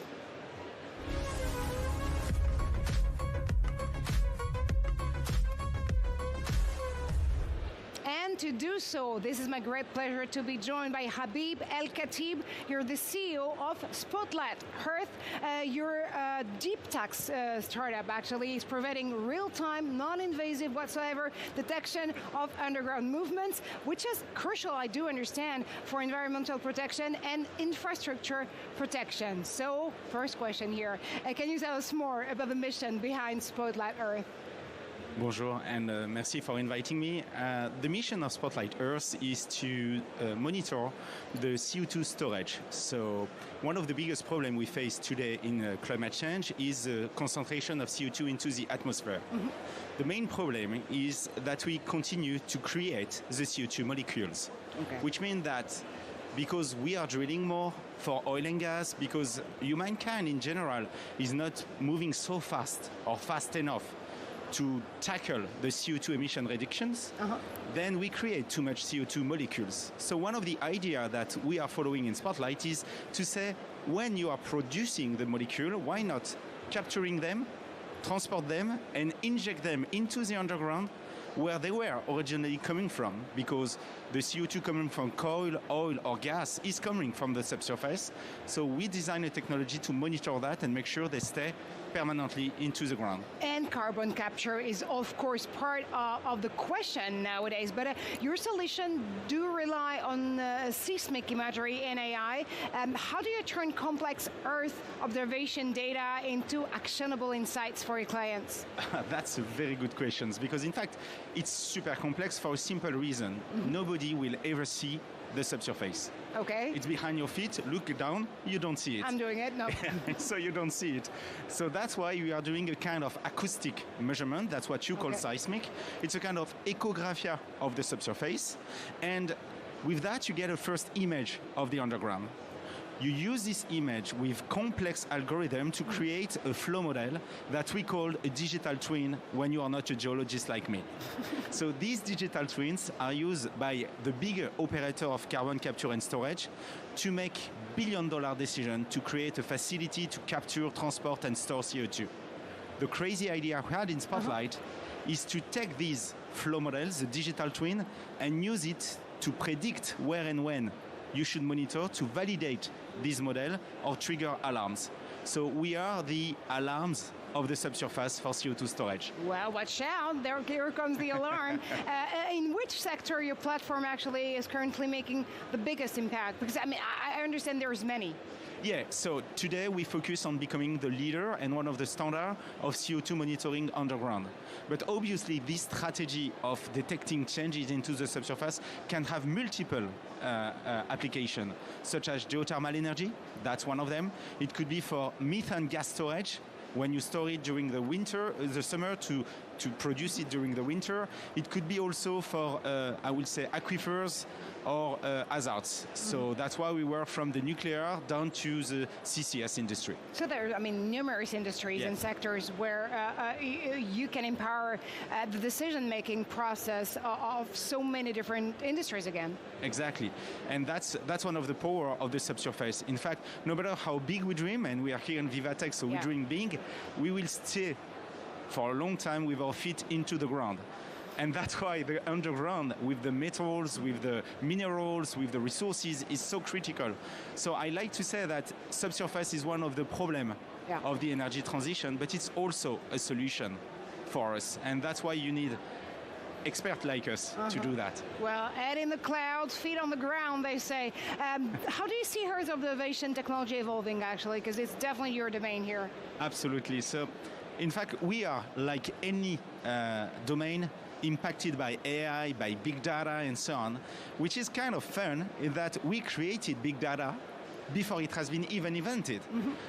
The seismic industry in the past had been one of the biggest providers of supercomputer before the military and the meteorologic institute. I'm talking that in the 90s. So that means we were, as an industry, I was not in this industry yet, but this industry were in the forefront of big data. And yet, today we see that we are, hit by the tsunami of that, and our whole industry has to rethink the way they think. I will give you a nice story about that. Let me tell me a story. So it's a story about, the seismic people, the geophysicists, so that's how we call them, we like to say all models are wrong, some are useful. Okay, and that's a sentence we say since the 90s. The point is, since the 90s, we invest so much, I'm talking about billions and billions of dollars, into building supercomputer to have accurate model, and yet we're still saying all models are wrong. That's crazy. No, I disagree. Now models are tend to be more and more correct. Digital twins are now a good representation of the truth, and we need to evolve. And that's why simple ideas like Spotlight are sparkling everywhere in our industry, because we bring simplicity by embracing the change. Well, so that's what we are doing. Seems you are born ready, actually. Thank you so much, Habib El-Khatib, for stepping back. Breaking Tech. You are definitely the CEO of Spotlight Hearth. And now, what about talking about some beauty tech? Of course, with L'Oréal, freshly ranked by Fortune magazine as the most innovative company in Europe.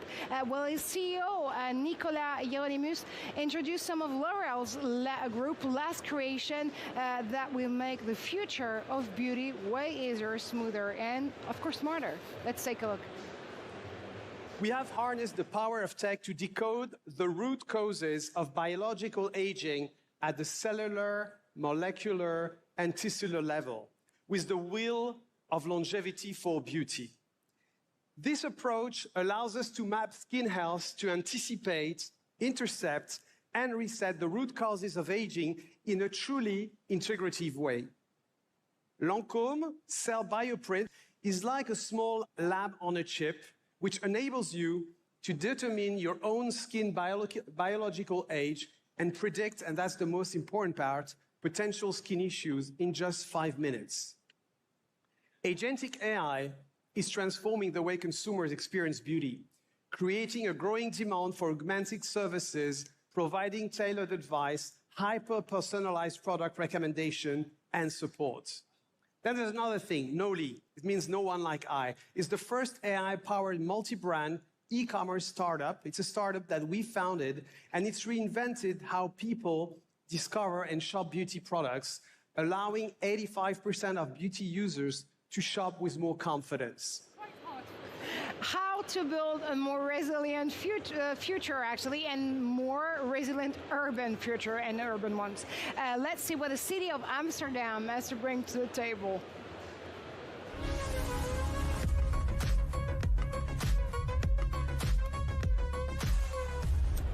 And to learn more about it, this is my great pleasure to be joined live by Sasha Stroop. You're the Director of Innovation at the City of Amsterdam. And actually, Sasha, Amsterdam is often seen as a pioneer when it comes to building more resilient future for a city, but also thinking sustainably, in a sustainable way, and monitoring what we call smart urban planning. What, in your perspective, is so unique in your city that you can lead by example when it comes to building more sustainable urban and resilient urban futures? Well, thank you so much for being here. Well, a lot of questions in one. Yeah. But first of all, I think that what we had in Amsterdam was a quite early conversation with knowledge institutes about what do we have, how do we have to solve our problems, and then to incorporate companies in the discussion. Well, instead of keeping them away from the vulnerable discussion, because in the end, it are companies who will have the solutions, we have to buy them, and in the middle, we have to require new data and new insights so we can actually change Well, it's called system change, our procurement, and then we can buy solutions which fits our city and which helps to create new knowledge but also new business cases. So this is definitely a proof of concept you're trying to make here, while again trying to build those more resilient urban cities. I do understand that you are integrating climate adaptation, circular economy, digital tools. I mean, all of them, all this mix is actually making those urban transformation efforts possible, right? Yes, and because it's very important that we speed up. So what we did is not look as maintenance, for instance, as a cost post, but we said it is an investment moment to build back better and to incorporate all these assignments into what looked like a simple maintenance assignment. But in the end, it will be your ground floor for innovation, because that's where the test bed is. And then you'll have a prototype, and when you have a prototype, you have a really working thing. And if you have a really working thing, people can see that there are better solutions. And if you measure them right, so for instance, we know right now that in the construction sites, even a simple project, the reduction of CO2 emissions is much bigger at the raw material side than, for instance, in taking new equipment.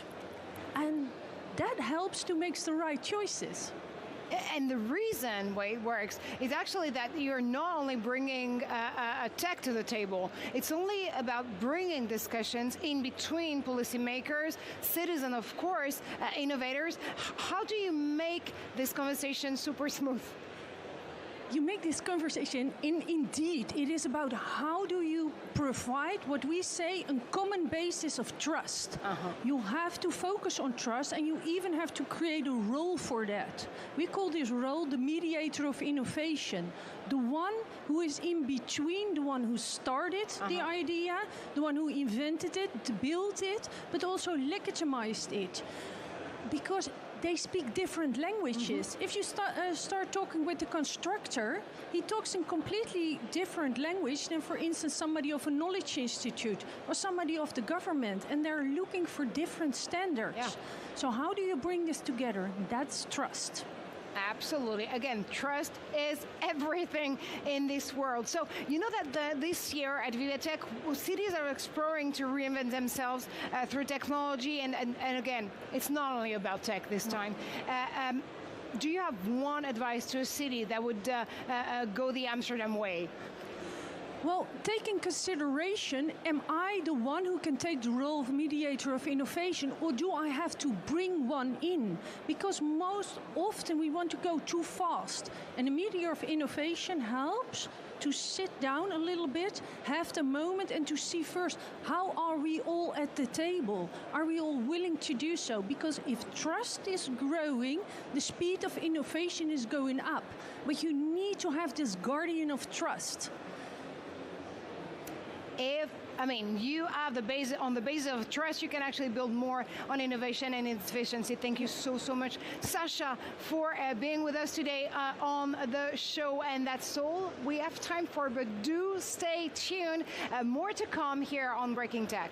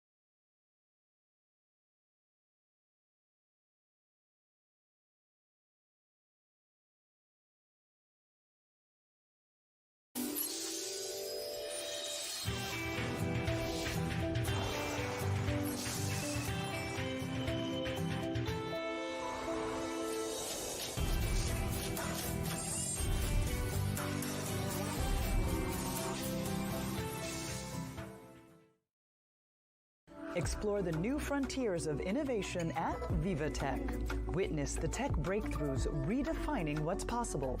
Scale faster, partner smarter, and see what's next for your business. Explore the innovations reshaping global politics. And champion sustainability, ethics, and inclusion. All at VivaTech 2025.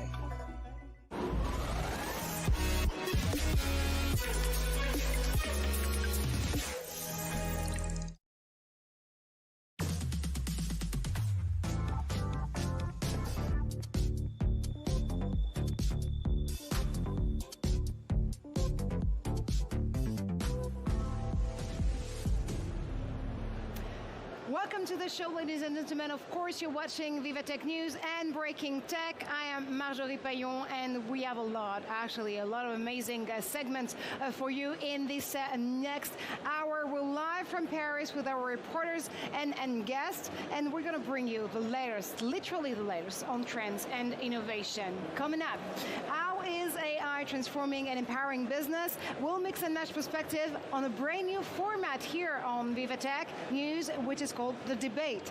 And we're going to shape Europe's digital future. How can leadership and ethics get the continent ready to take over its sovereignty in the AI race? Well, our guests are definitely betting on European cooperation to push the EU forward.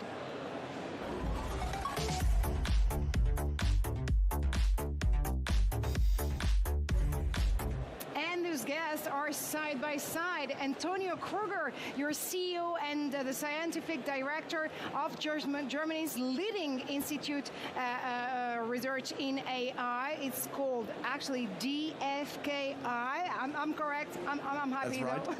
I'm happy. And you're also head of the scientific committee of the German AI Competence Centers. And Bruno Spertis, you're the CEO of Nvidia, and a man of many talents, if I may. You're a mathematician, of course. You're a former tech advisor and an AI startup founder. And you're also a board member of the European Innovation Council. Am I right? Yes, hi, Marjorie. Welcome to you both. Welcome to the show. Bruno, let's start with you, if you may, actually.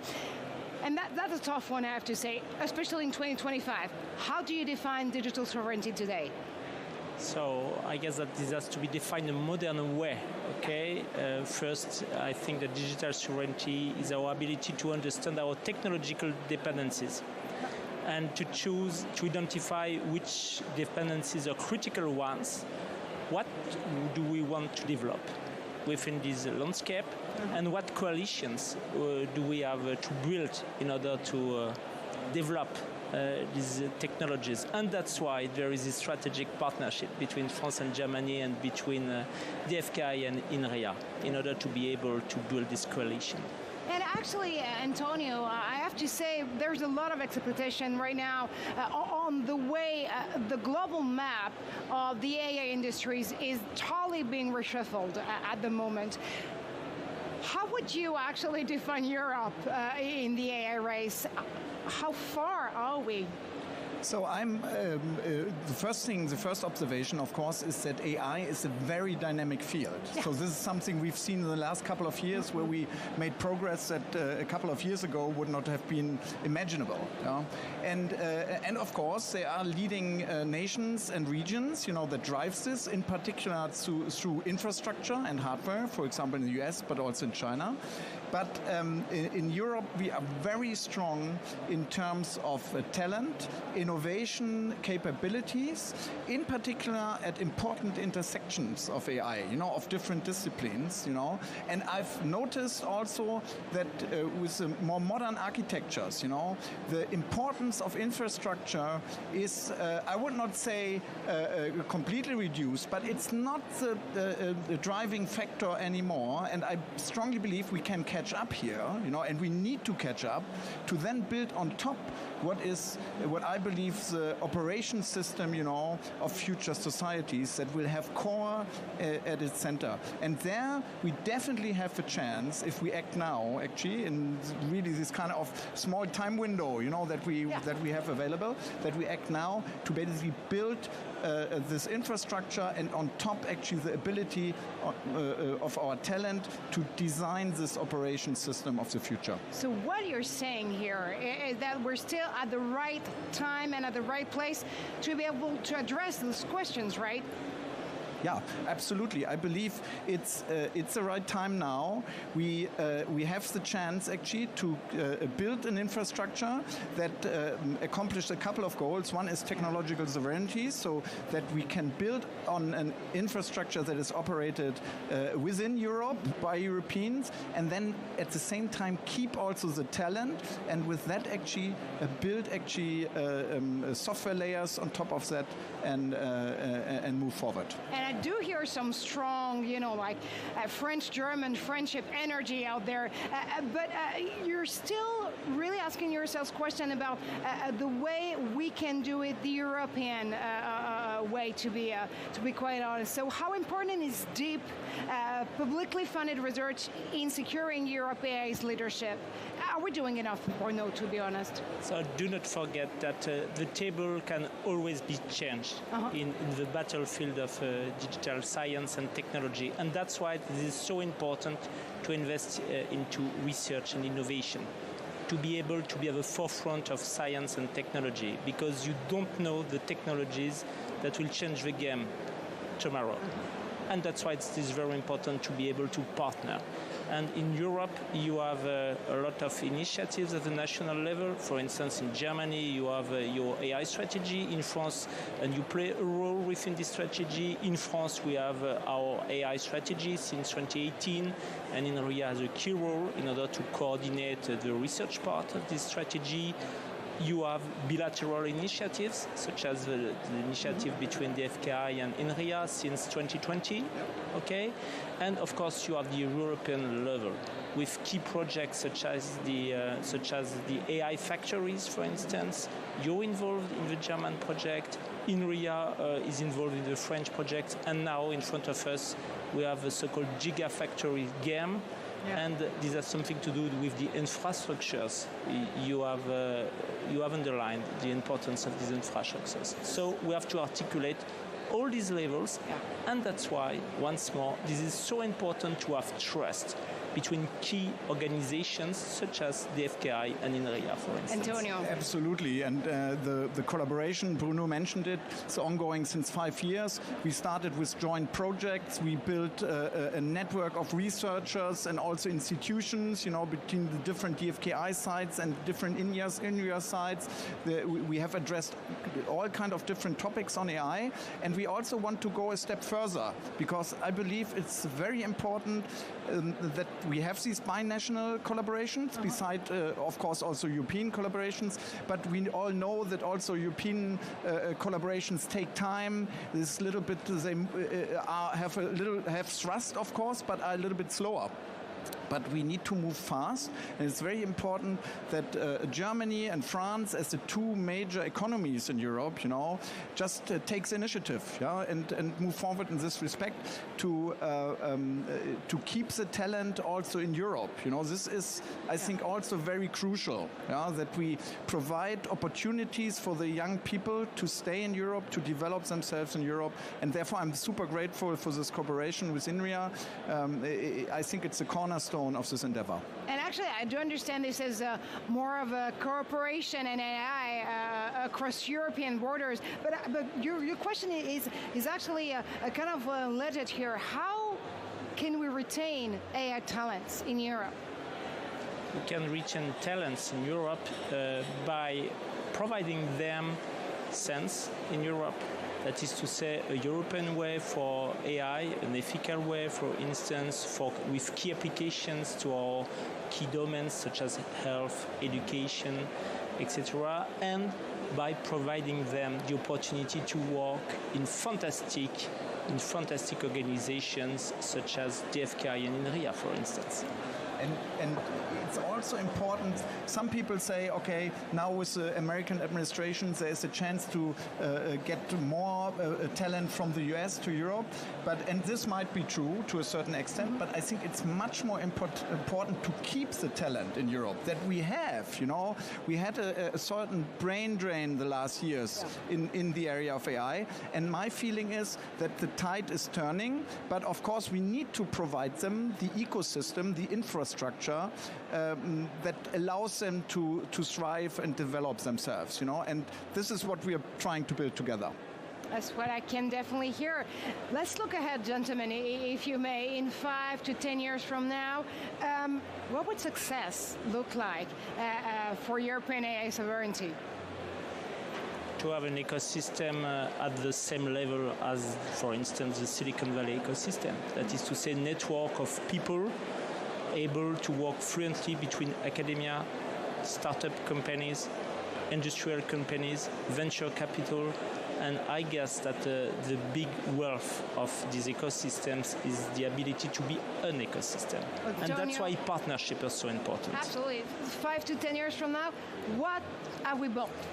So I strongly believe, if we are successful, then we will have this ecosystem that Bruno described that provides a trustworthy infrastructure that's not only trustworthy for the young talent and the researcher, but also for industry. This is something I'm hearing more and more, that people are also, companies are even willing now to pay a price for a trustworthy and independent infrastructure and a software stack on top of that, and I think we need that, and when we will have this, this will lead to success, of keeping people here, having thriving business, having unicorns in Europe, at the same level as, for example, in Silicon Valley. Well, I guess the solution here is to dream big and dream European in a way. Thank you so much, Bruno Sportis and Antonio Kruger, for stopping by Breaking Tech. Thanks for having us. And now we do have a brand new segment for you this year, a debate that will definitely get the discussion going, and how AI is transforming and empowering business. We're going to find out. But before we do dive into our conversation, we're going to see how LLMs and agentic AI are reshaping businesses. So large language models have already taken the business world by storm, of course. But do you know what agentic AI is up to? This is a kind of artificial intelligence with increased autonomy, holds a huge potential for almost every sector. Take a look. A profound shift is underway in the workplace, from offices to boardrooms to factory floors. Artificial intelligence is evolving from basic automation to active business partners. This new wave, called agentic AI, involves systems that can autonomously pursue goals and take independent action. It's already in use across sectors, cutting costs, speeding up development, and reshaping customer engagement. In e-commerce, AI agents manage dynamic pricing and inventory in real time, responding to demand with more personal interactions. In logistics, delivery routes are optimized step by step. In healthcare, companies like Insight Technology use AI to improve life-saving screenings for diseases like cancer. According to McKinsey's 2025 AI report, over 70% of companies use AI in at least one business function, up from 55% last year. And it's not just chatbots. AI now supports software engineering, product development, and supply chains. Generative AI is tied to big profit gains. Companies that restructure workflows around it see the highest earnings. AI agents assist humans in completing complex tasks in hours instead of thousands of hours. Taiwanese startup AI Plux uses AI to simplify patent processes, freeing teams for strategic work. With more agency, like Breezy AI overseeing company security, concerns over control and data privacy are rising. A 2024 MIT study found 78% of leaders worry about AI decisions made without oversight. Still, businesses that embrace agentic AI could gain major advantages in speed, innovation, and market edge. The question now isn't if AI will transform business, but how to make that transformation work for companies and society. And so how exactly is AI empowering business? We're going to explore actually where the biggest opportunities lie and what it really takes to turn AI into a long-term and sustainable success. Our panels, I bet, know the questions and the answers by heart, actually. Kate Sully, you're the director at IBM Research.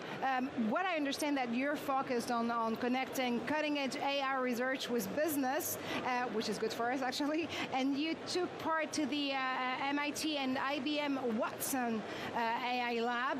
And you're also a leading technician product management for Granite, which is IBM's family of LLMs, believe it or not.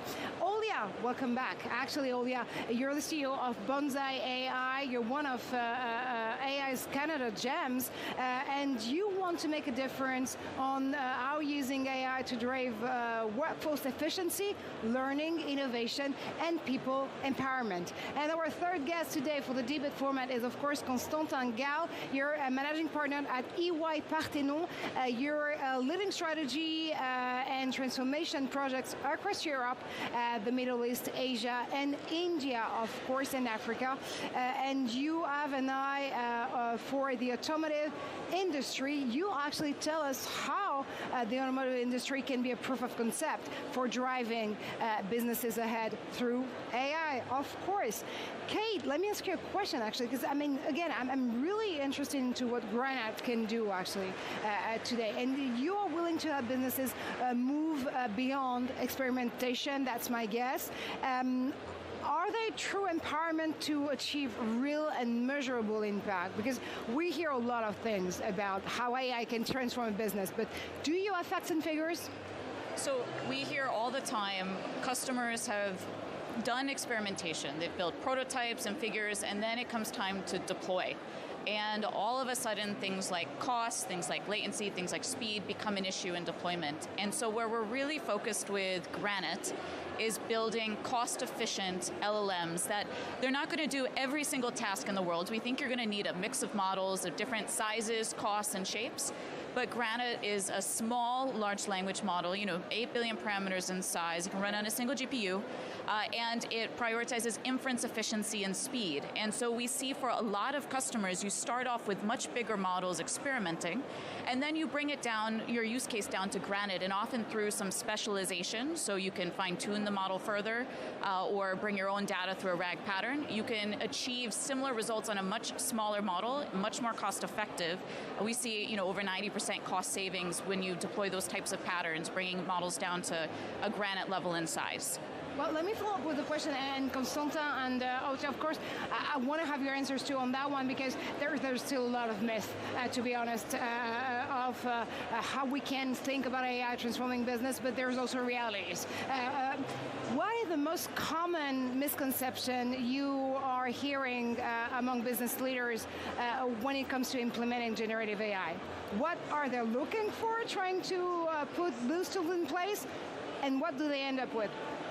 Yeah, I hear all the time people are, making a big bet on one model, and they think, okay, we're just going to be a, XYZ shop, and we're going to deploy it, and all of our problems will be solved. And the reality is, again, you need a toolkit of different models of different sizes, shapes, specialties, costs in order to optimize and kind of play that balance and find the best. So we spend a lot of time working on educating our customers just to help understand the different pros and cons of different models and help give them a catalog of options that they can choose from when it comes time to deploy to get real value. Well, yeah, education is everything, of course, especially when it comes to Bonsai, but that is very true what Kate was stating here. Again, I mean, business leaders might come with a lot of questions in mind, a lot of solutions they want to see being achieved. But, I mean, there's as many LLMs out there on the market as realities for them to actually being put in place. Absolutely love the point, because really was just thinking in my head that that's kind of what made us special, because instead of competing with everybody on the market, we decided to kind of work with everybody on the market because they do bring different values to the table. And like for us, a good example was like processing documents, and it was such a big pain point, but then companies were so scared to put the documents into anywhere, right? And so it came down, we were selecting one of the LLMs specifically for document processing from that perspective, which one is the most secure. And then now we have specific one for book authors, and it comes down to which one can process the largest documents the most carefully, right? And I think like a lot of companies, unfortunately, smaller companies went out of business because they haven't thought of that. And they were like, no, we're just going to do it our one way. And then in reality, AI is so fast that it's way smarter to partner than to compete. Constantin, what's your take on this? Because I mean, you're seeing a lot of business leaders out there. I know you're pretty much focused on the automotive industry, and you're definitely one of the best. Like you got the best knowledge on this very sector. But is there in the automotive industry proof of concept of what other business leaders might have in mind when, again, they're coming to the AI market saying, "This is the solution. This is the magic wand." Guess what? It's not. Yeah, I think coming to the two ladies, there's a multitude of toolboxes that you can use. The old saying goes, if you have a shitty process, you can digitize it, but whatever you want to digitize it, it is still a shitty process. So I think a lot of leaders come to the table saying, I need to have something. You know, it's almost like a tick-the-box item these days. I need to have an AI installation or whatever, be it agentic or generative. They're not really asking themselves, what is it I'm trying to solve for? Is it an efficiency game? Is it kind of new service to be rendered? And then exactly to what you were saying, there's a multitude of how we can address it. So I think you first need to spend that first initial thought, ask the question, what is it I'm trying to solve for? And then also take a step back and say, with everything that's available, what would be a smartest, like almost like clean slate approach, best way to tackle it? So it's always comes back to the why. Why do I want to implement AI in my company? What problems do I want to solve? What business growth do I want to achieve? If I want advice for those business leaders out there, what would it be? Again, come back to the reason why you're coming to the table. So I think a lot of folks are really focused on cost cutting right now. But one piece of advice I'd have is really think of how can you combine generative AI with whatever it is that is your true moat, your differentiating factor in your business, and think through how that can then evolve your entire business strategy around that. So I think companies that only focus on cost cutting are ultimately going to be left behind. And 5 years out from now, generative AI, to your earlier point, is changing so quickly that if you're not developing those muscles also on how to innovate and innovate around your core strategy with generative AI, it's going to be an entirely different industry in 5 years, and you might not be a player. Constantin, what trends do you see nowadays in 2025? Because it's been up there for a while now. I mean, November 2022, of course, generative AI has taken the world by storm, but we're 3 years in the process now. What kind of questions do those leaders come to you with?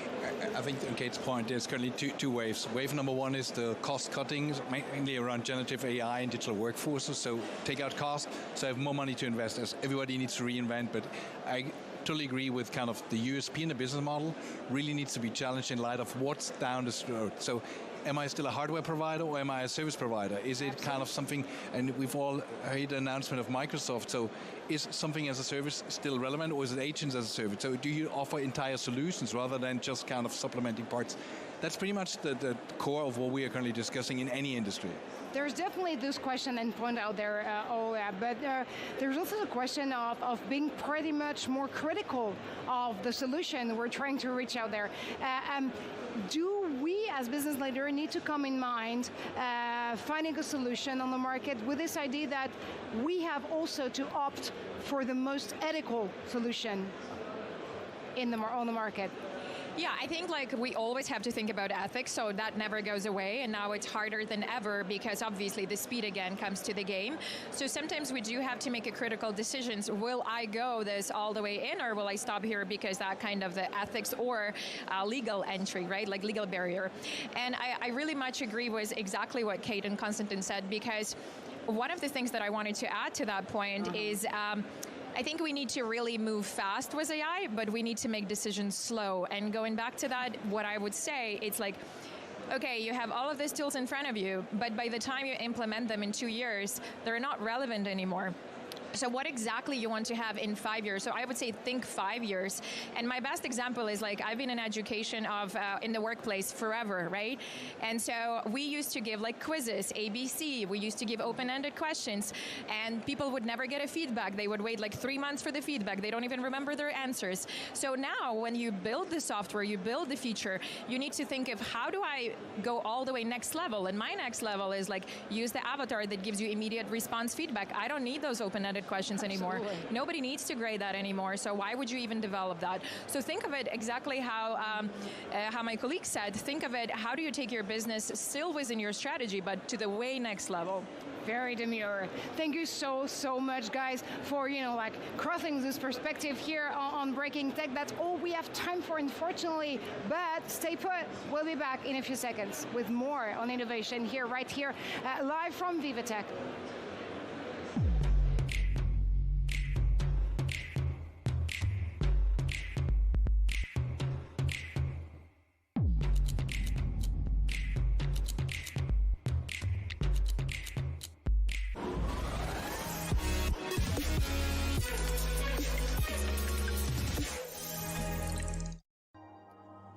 Scan badges, network, and do business. Use the interactive map to navigate the halls. Explore the VivaTech tech trails for a deeper immersion. Consult the program in real time and catch top sessions. Use the AI-powered navigator to create your personal experience.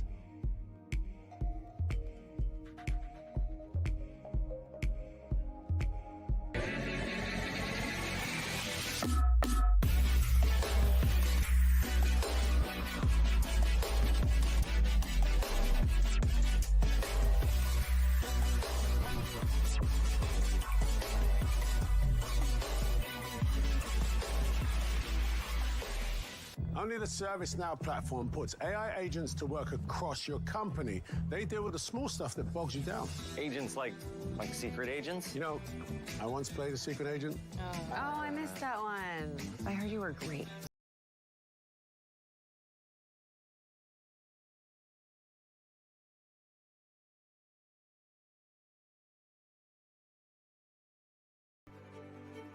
We recently advised Electra on a new fundraising with free.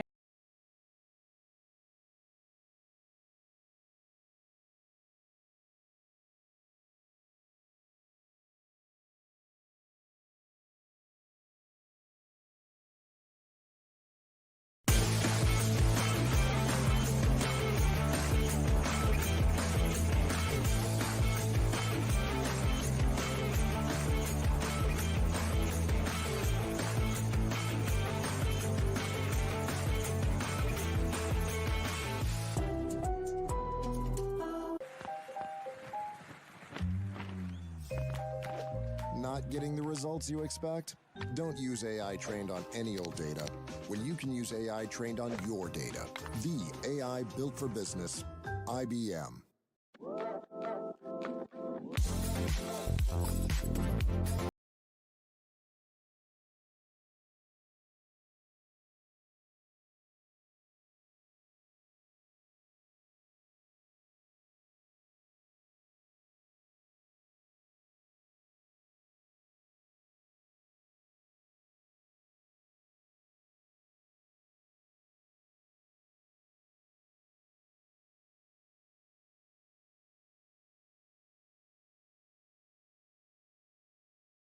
This is where business meets innovation. This is VivaTech News.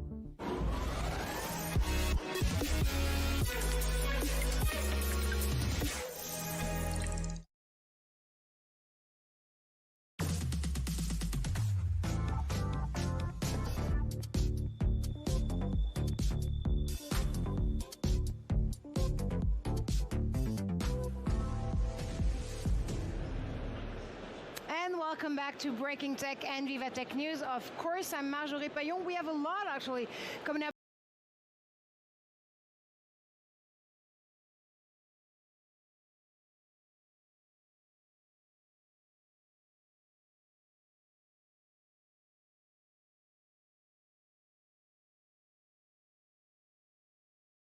AI, of course, it's on everyone's minds and every attendee leaps here at the conference this day. It's a 9th edition. We have more for you to come.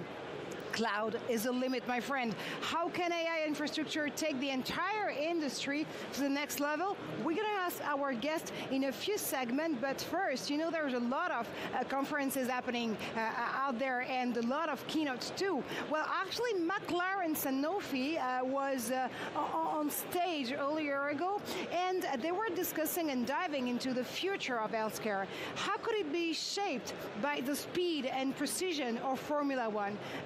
Sanofi CEO Paul Hudson and McLaren Racing CEO Zach Brown explore a unique collaboration that's accelerating progress across both industries, of course. You know, put yourself in the driver's seat, and we'll be back after that sound bite. On the shared values, you know, we're into data, we're into innovation, pioneering technology, huge operations, right? Factories around the world. Our factory is much smaller, but we're very nimble. So felt like in the business Paul is in, that we could help with that data, that operational expertise, some of the know-how that we go racing with, which is something that when people think of McLaren Formula One, they of course think of our racing team, as they should, but there's a lot of technologies that we develop within motor racing and ways that are of working that are applicable to other businesses such as Sanofi. For us in 2024, we did the calculation. One of the reasons why we talk a bit more publicly now is that we had more than a 300 million euro return on the investment, much more modest, with McLaren by adopting technology and ways of working that we'd collaborated on with Zach's engineers in our manufacturing sites, doing things as simple as monitoring how we change over between lines and taking the pit stop mentality to try and shorten that downtime on a line from, say, 50 minutes to less than 20 minutes. The productivity gain is so significant. Can Europe dream bigger? This is definitely the new mission of our next guest.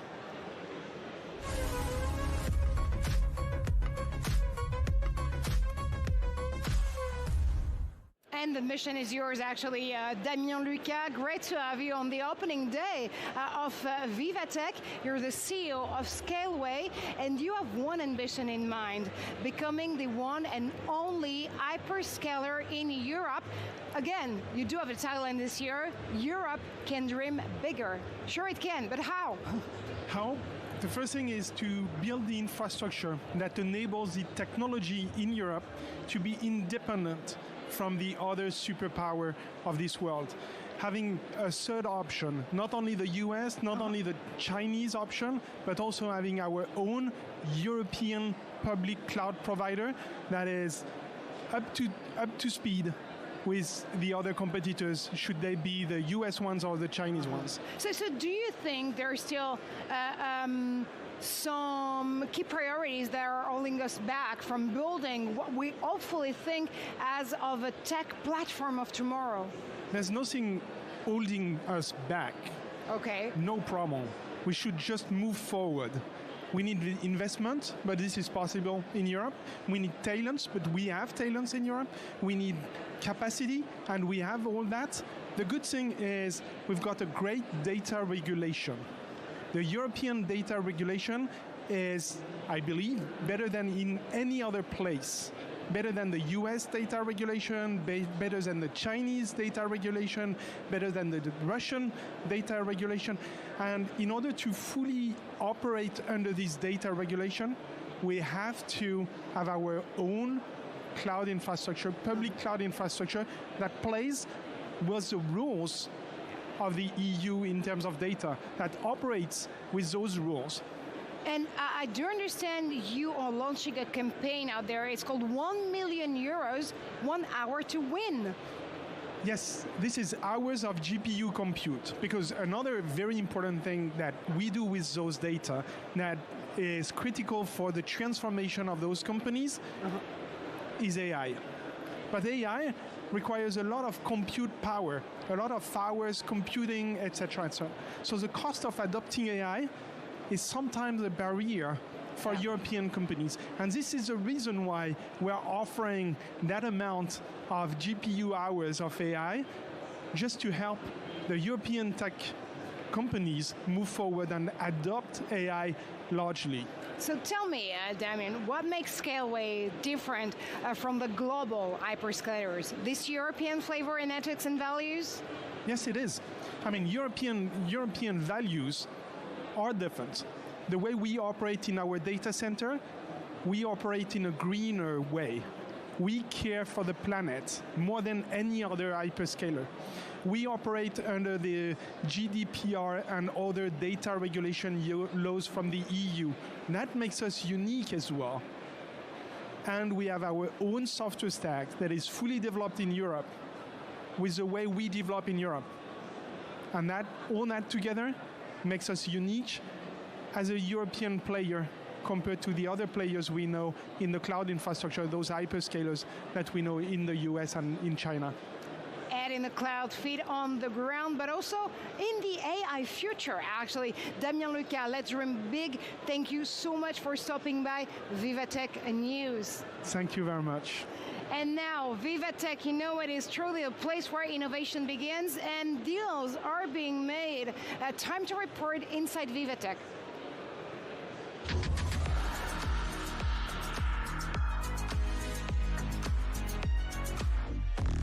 And Alison Sargent, I know you're joining us live with your next guest, and I'm hearing that Password have no secrets for you whatsoever anymore. That's right, Marjorie. This is incredible technology. I'm here with Thomas Sema, the CEO and founder of Y Neuro. They're developing something called Neuro ID, which is going to revolutionize passwords. Using a Face ID or a fingerprint, perhaps, to unlock your devices. Well, they use something called a neural signature. Thomas, explain what that is, how it works. So we have built the world's first neural authentication technology. No more password, no more facial recognition or fingerprints, just you. So we capture a neural signature, we call it Neuro ID, to replace all the traditional biometrics. So you just have like consumer devices such as headphones, earbuds, smart glasses, and you can use your Neuro ID to be authenticated as simply as possible. Okay, so essentially the headphones I have in my ear right now could read my mind and unlock my devices? Interesting. The thing is that, biometric is booming. Digital identity is a 130 billion market by 2030. All the tech giants, such as Apple, Meta, Snap, are going to use and implemented EEG sensors in everyday life products, such as smart glasses. And it's like magic. You can use your Neuro ID to authenticate on everyday life basics. Okay, so you're saying this is something that's going to be in all of our devices. Can you show us how it works? That's right. It's better than any words. So here I've got like a headset, but it could be smart glasses or whatever. I just put it just like that, you know. It's stylish as well, this one? Yeah, totally. And you can see it on the screen.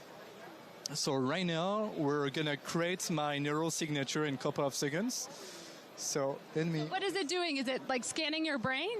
So the thing that we develop and implement our own AI software solution to transform all the brain waves into meaningful information.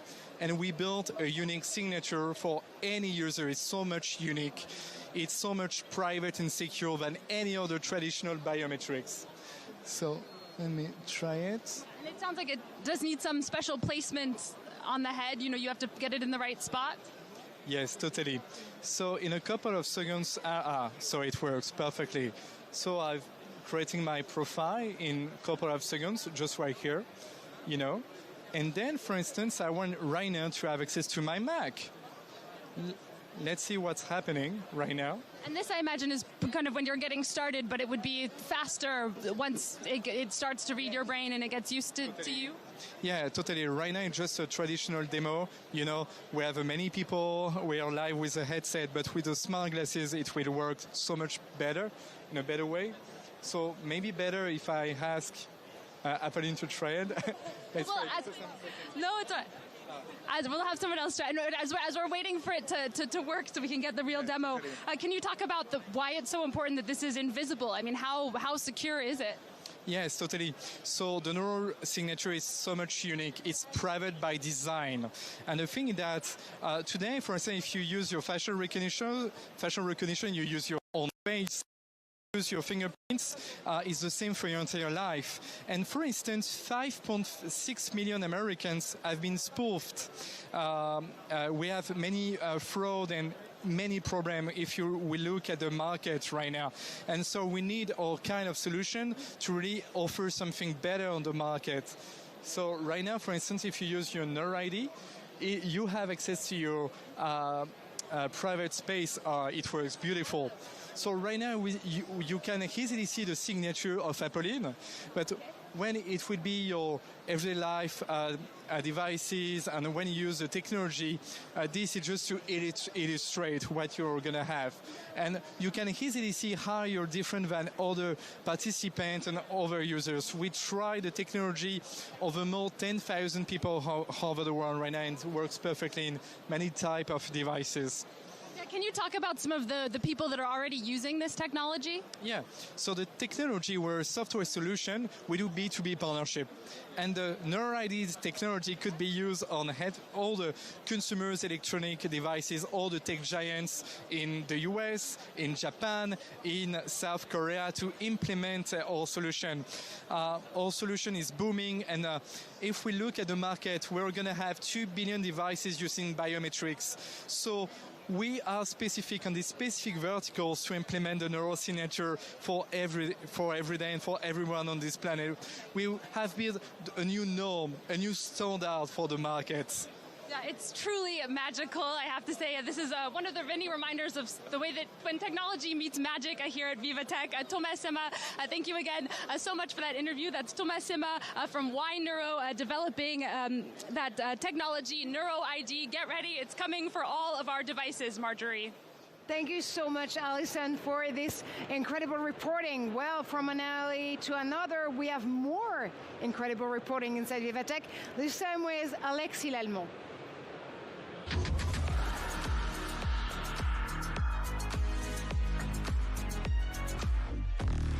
Alexi, my friend, you're going to have to look me in the eyes. Yeah, that's what I'll do, don't worry. So you wanted me to try some stuff? Here I am. I am with Alex Cabañeros, is that it? From, Biel Glasses. We are still in the Impact Bridge area of VivaTech. As you have a beautiful innovation to show us today, as you can see, I'm wearing those right now. Can you, tell me a little bit more about what's happening in my eyes right now? Yeah, so right now what you are wearing is smart glasses that are intended to help visually impaired people, especially those who have low vision, which have mobility problems. So with these glasses, what we do is we analyze the scene, we detect anything that it may be a risk for the person wearing the glasses, and then we make them perceive where these risks are so they can avoid it, and they can walk around like freely.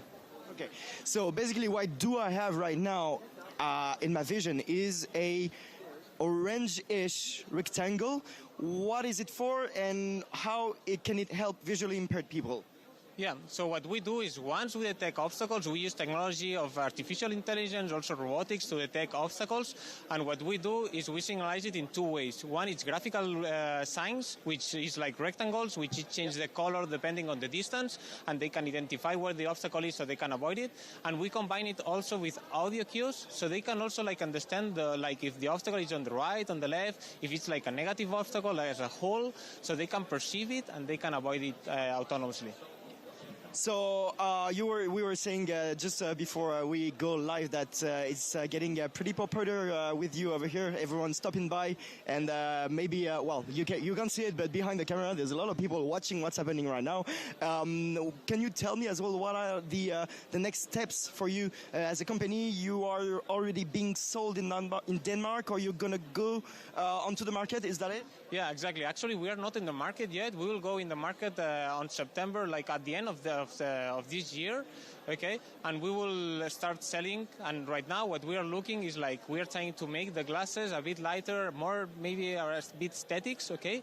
And then after that, we will go to the market. So you were telling me as well about maybe adding a new version at some point with haptic sensors in it? Yeah, exactly. Actually, right now, as I said, we are like combining graphical signs using augmented reality and also audio cues, but we will also add haptic, like vibration, so the user, like the person, can better understand the position of the obstacles in order to avoid them better. So if we talk a little bit more about the future, the years ahead, what can we wish to you guys? What's going to be happening for you? Okay, I mean, that's a great question. I mean, for us, what we want is like to allow visually impaired people, low vision people to walk around freely. Okay, so what we are intending is like to making the glasses a bit more smaller and available to everyone, so they can access to the glasses and they can move around freely without being afraid of falling, of having like injuries. Yeah. All right, well, beautiful. Thank you so much, Alex. Thank you so much for the explanations. Let me take those off, as you want to see my face still. I don't know. But thank you. It was pretty clear. And so just here, you can have a look on how everything is set up on me, like a handbag, I would say. Wearing it on the shoulder. Yeah, it's perfect. Well, thank you so much, Alex. And yeah, I guess we'll back to you now, Marjorie. All eyes on you, Alexis. All eyes on you, ever. Like always. Thank you so much for those brilliant pieces of reporting. Well, you know that more than 13,000 startups and scale-ups are featured here at VivaTech. Our reporters have the key to this startup paradise. We're going to go inside VivaTech again with one of our other team, and this is actually going to be up to in a few seconds. First, we're gonna stay on set actually with our next guest. We are all about the frontiers of tech, of innovation, and we're gonna learn more about the trends investors should be looking at right here, right now.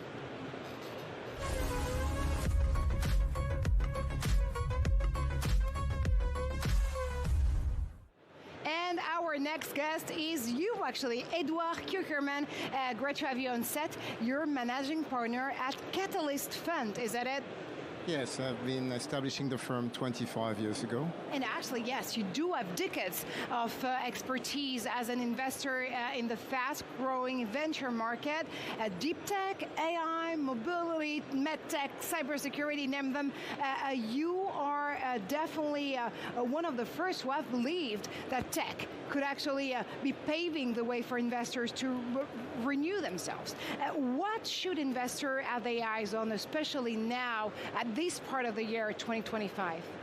As you can see in VivaTech, you see a lot of AI companies. The issue of AI is concerning every industry, but what is important is to check which company monetize their AI capability and generate revenues, because this AI technology has been around for many years. We at the time invested in Mobileye, which was, I believe, the first AI Israeli company that focused on the auto tech industry, and using AI enable them to become a market leader. So we see AI applied to cybersecurity, to medtech, to a lot of fields. The question is to look at the fundamentals of the company and not at the AI buzzword in general. Exactly. So every single time you're in front of an entrepreneur or a founder that is going to pitch you his company, because of course he wants to raise some funds out there, you are going to get back to the basics, right? What solutions are you trying to, what solutions are you trying to bring to the market? What problem are you trying to solve? That is definitely what helps you separate from the buzzwords out there and getting back to reality. Yes, and also to look at the business model of the company, but what the impact of the technology for the people. You know, there are companies that have disruptive technology. We'd like to invest in deep tech, but we have to see the impact of this deep tech into how the market perceives it. And obviously, it's a challenging period also for Israel because of what has been going on in Israel in the last year and a half. So because of that, we have also established a new platform, Catalyst Investment Club, that is very disruptive in our own industry of venture capital. Because, I mean, so I believe that with this brand new platform, again, it's Catalyst Investors Club, you really, I mean, this is what it is, actually. You really want other investors to join the club, join the movement, and have a different access to what a technology can be. So what you want to do out there is provide them with your knowledge, and again, decades of expertise in that regard, and help them walk their way through every single step you had to actually debunk before them.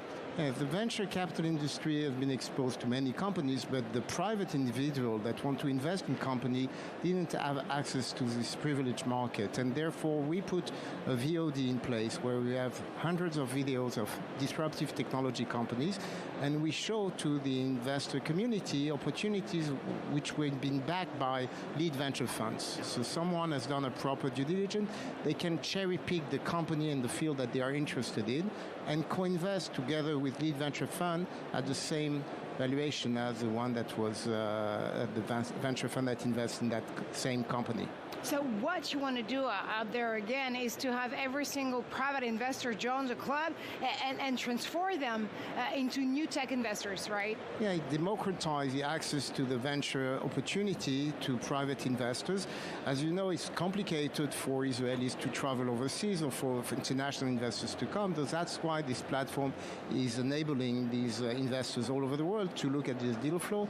What is very special on the platform is that we started, like many Israeli startups, with a local market, but we turned the platform international. So we offer now American deal flow, European deal flow on the platform. So any entrepreneur that comes to VivaTech that wants to put their video on the platform is most welcome. So it works both ways, right? Either I'm an investor and I want to join the club again, either I'm an innovator or founder and I want to be featured on your platform. How can I do this? You know, you just join you register on the platform, catalyst-ic.com, and Catalyst Investors Club, and once you are on the platform, you can propose your video, and if the company was backed by a lead venture fund, we offer a private investor to just co-invest together with the lead venture fund. And you were, Edward, actually saying that we definitely have to go behind and beyond buzzwords, right? There's a lot of trends this year that also are here, you know, like in the alleys and booth of VivaTech. What should I have my eyes on as an investor? How should I invest more, I mean, in probably more wisely when it comes to tech? Just, you know, saying no to the buzzwords, which are AI, looking really at the reality of AI in every single product or solution out there. What are the trends? I think as a private investor, you have to be very cautious because one very interesting phenomenon that it takes more and more time for a company from the time they were established to the exit. On average, for Israeli companies, it takes 18 years from the day the company is established to the exit. So I would recommend to invest in a company that has enough cash when you invest to turn the business profitable, more mature companies, except if you have a very long-term approach. I would recommend to look at more mature company and also to follow companies that were backed by lead venture funds. So it always gets back to this question, timing, right? I mean, timing in life is everything, but how much am I ready to invest for how long? Yeah, so typically, you know, the rounds are getting bigger. The time to exit taking longer. I mentioned 18 years. So if you invest in the early stage, and you don't want to be diluted, you need to be aware that you need to support the company for a very long period of time. This is why, you know, if you have a decision to invest in private equity, you need to define the timeline you want to stay in the company, and accordingly, you choose the level of maturity of the firm. Well, Edouard, I think I'm ready to join the club. Thank you so much for stopping by Breaking Tech and VivaTech News. That's all we have for you guys on this very opening day of VivaTech, but stay put because we're going to have an exciting day 2 for you tomorrow. And what's more, that Tech Newsroom is next with our reporters, with our guests, with our experts. Stay tuned for the outstanding Molly Hall.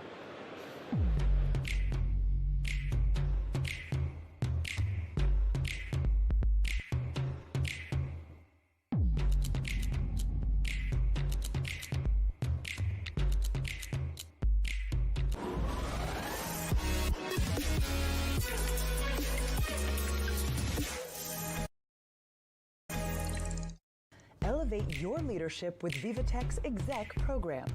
Discover cutting-edge startups. Attend inspiring talks. Network in exclusive lounges. CMOs, tech leaders, join the program and turn disruptive technologies into competitive advantages.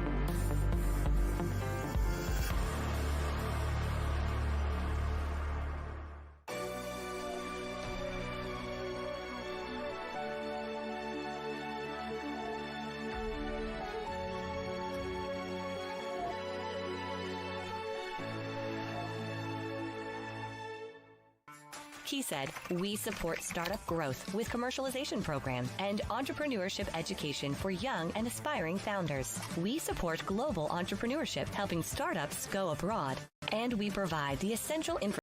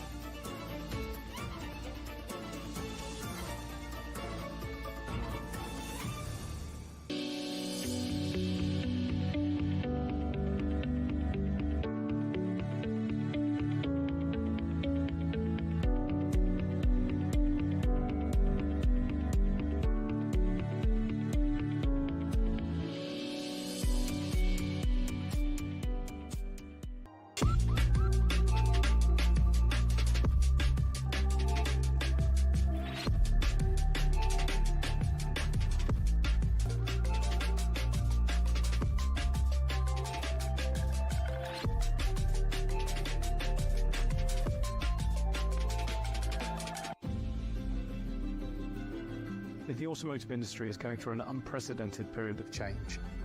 We have been searching for a strategic partnership with a bank which would also support us in new projects. We've assembled people from both organizations, and we've worked with a true joint venture spirit, and that across 9 countries.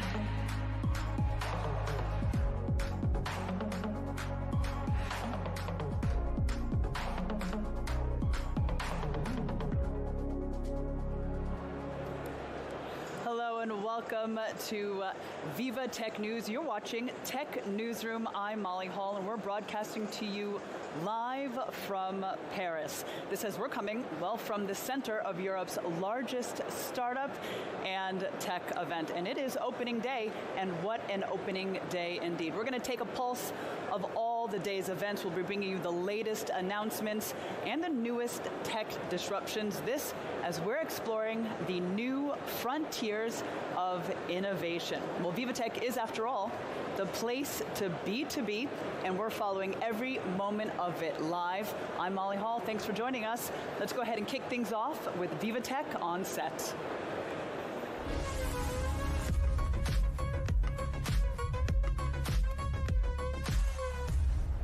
And it's my pleasure to welcome Benoit Torlotin, the CEO of Bouygues Telecom. Hi, Benoit. Hi, good afternoon. Well, So talk to us a bit. Now, we understand that you are driving the company's strategy to really leverage AI and cutting-edge technologies, this in a bid to revolutionize connectivity and customer experience. So I'd like to know how you would describe the role of innovation at Bouygues Telecom today. Well, you know, innovation for Bouygues Telecom has always been a central point of our strategy for two reasons. First, we have been, and we consider we still are challenger in some of our markets. And anyway, we want to keep a challenger spirit. And when you are a challenger, you have to innovate. And second, you know, in the telecom market, our services tend to get more and more commoditization. So to fight against this, we have to differentiate, and to differentiate, we have to innovate. So the innovation is really an engine in the growth of Bouygues Telecom. It's necessary. Well, then talking about really this engine in terms of integrating AI within the company's operations and business processes, where are things standing there? Well, you know, we've been working on AI for years. Let's say classical AI. We've been working in our customer relationship department to enable our employees to better answer to customers. We have developed voicebot, chatbot. We have worked in the network. But then, when generative AI appears about 2 years ago, we moved a step forward. We concentrate, we invest more in this. And for example, we built an internal AI factory when we gathered all people from the different departments, from the technical staff, to really work on use cases for all departments, HR, legal, marketing, communications, networks, IT, and to really bring real new use cases, industrial use cases, because we must have industrial use cases. And we have had some, for example, this led to a launch of some kind of internal ChatGPT for employees, securized, because the security is very important, but enable all employees to have access to this new technology. We also have launched some special coaching by AI for our sales force, for our salesmen. So there are hundreds of use cases today in which we are working with generative AI. Well, then let's focus a bit about the experience and services provided now to customers. How are we seeing you leverage AI for that? Yes, right, because we are working for AI for our employees, but also for our customers. Always to think about bringing our customers some useful innovations, not innovation for innovation, useful. And we're working on this with partners. For example, we launched, beginning of that year, an exclusive partnership in France with Perplexity, to be able to offer all our customers 1 year of Perplexity Pro for free. That was exclusive for France, and we want this because we are in the mindset to democratize all the new technologies for our customer. Another example, we have launched also a sales assistant worked by AI with Google on our website, so we can help our future customers to choose their mobile phone thanks to a generative AI working 24 hours a day, in fact, so that's very, very interesting. And last thing, we're also working with Salesforce, for example, to bring agentic AI for our employees answering to our customers so that they can better answer in a more efficient way. And the best way to have loyalty of the customers is really to give them the good answer at the right time. That's what we're doing thanks to AI and Salesforce. All right, well, now you're joining me here at VivaTech. I'd like to know a little bit about what you're unveiling. Tell us a bit about what we can expect from you. Yes, we're unveiling something very, very specific and very innovative today in VivaTech. It's a brand new solution based on AI for public companies, for public authorities. It's a kind of intelligent voice agent that can answer to the customers, to the people living in the town, bringing good information about the life in the town. When you need some information about what is the schedule of the swimming pool, how can I put my children to the school, all the questions you have about your town, this intelligent vocal agent that we are building with our partner Volubil can answer 24 hours a day, weekends, holidays, and we are beginning to put this with Meudon City, which is our partner also, to launch this really in July for all the people living in the town of Meudon. Excellent. And you can have the demonstration on our booth. Please come to our booth. We can demonstrate it. All right, wonderful. Do you actually know the booth number? Do you know the location exactly? E40. E40. All right, excellent. So for those of you here, perhaps on the exhibit floor, make sure you head across to Bouygues. Now, finally, just looking ahead, Benoit, I'd like to ask you in terms of the future AI innovations, like what can customers really expect then from Bouygues Telecom? That's our future secret, so we don't tell you. But anyway, be sure we will bring AI to our customers because we already think of two things for our customers: useful innovation and democratized innovation, accessibility. We are working really so that all our customers, consumer or B2B consumers, can access the new technology, which are useful for them. So we still have some ideas about this. Excellent. Well, Benoit Torlotin, CEO of Bouygues Telecom, thank you very much for joining me here. I do appreciate it. Thank you, Molly. Thank you very much. All right, well, it's time now for Inside VivaTech.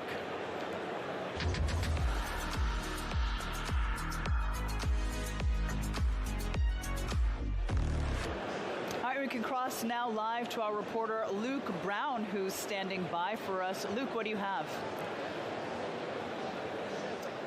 Yeah, hi Molly, it's good to hear from you.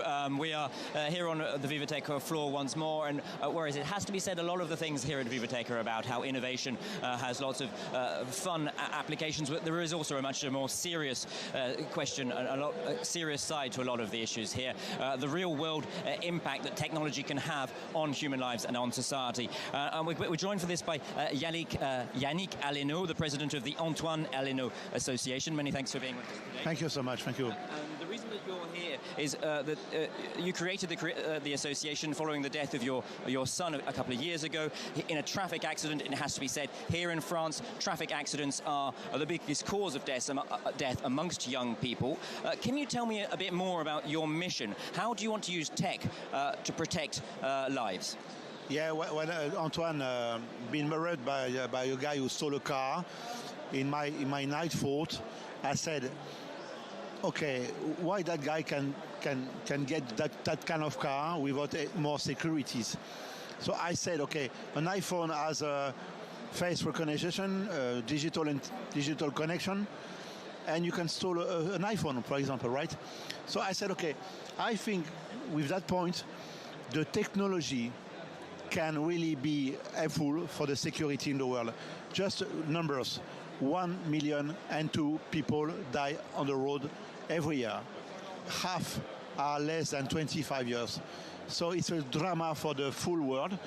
And I do believe with the new approach and new technologies, that's why we're here in VivaTech, we really can have the opportunity to make the road safer. And it's not just one project that you're working on here. You're working with more than 30 different partners.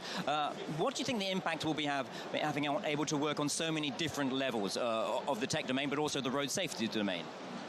It concerns anyone, you know. We have 30 partners, and I think tomorrow anyone has to be a partner of that. Anyone. Because tomorrow it can be your kid, right? So, and we start by thanks VivaTech.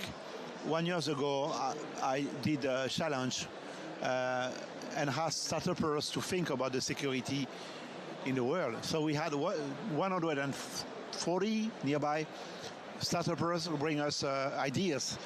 And we had a short selection of 40, and we celebrate 3 people.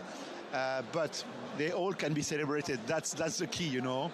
So I think with that thinking, with that view, we really can have the opportunity to change the world and make the road more safety.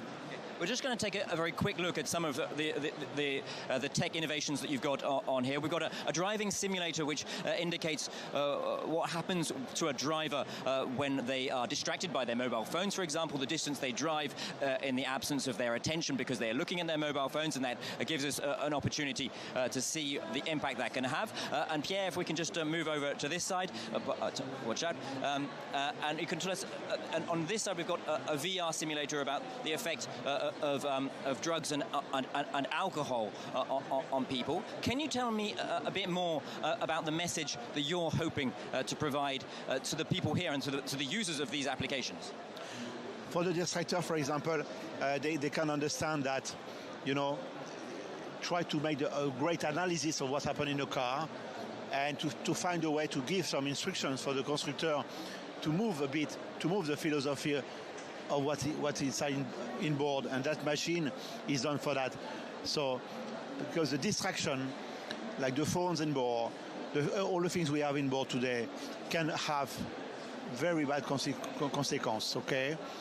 And then we work with neurology people who find a way to see the impact of alcohol and drugs in the brain. You know, what happens when you have a drink? What happens for your attention?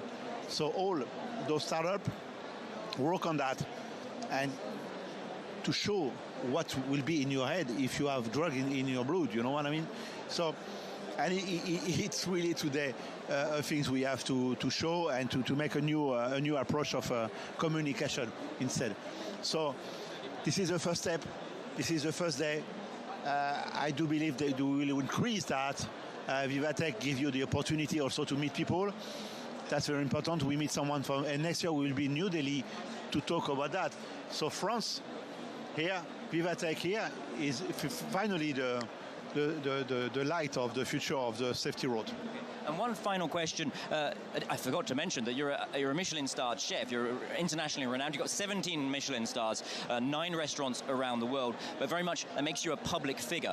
What kind of impact do you feel being a public figure and holding this discourse and showcasing this kind of technology can have? Your role in that? My job gives me a lot of things, a notoriety. And when Antoine left, I said, okay, that skill was so important for us and my family. And for me, I said, okay, I will put my name on, and I will try to change the world. That's the food and the cuisine bring to me. We can change the world together. It's time for action. It's time for action. Okay, thank you for a very touching message there from Yannick Aleno, of the president of the Antoine Aleno Association, and clearly the impact that they're hoping to have here on society can be positive, given the tech on show here really can have a direct impact on saving people's lives in France and around the world. Back over to you, Molly, in the studio. All right, Luke, thank you very much for that. We will be checking in with you, of course, later on in the day. Luke Brown reporting there. Well, it's time now for Inside VivaTech.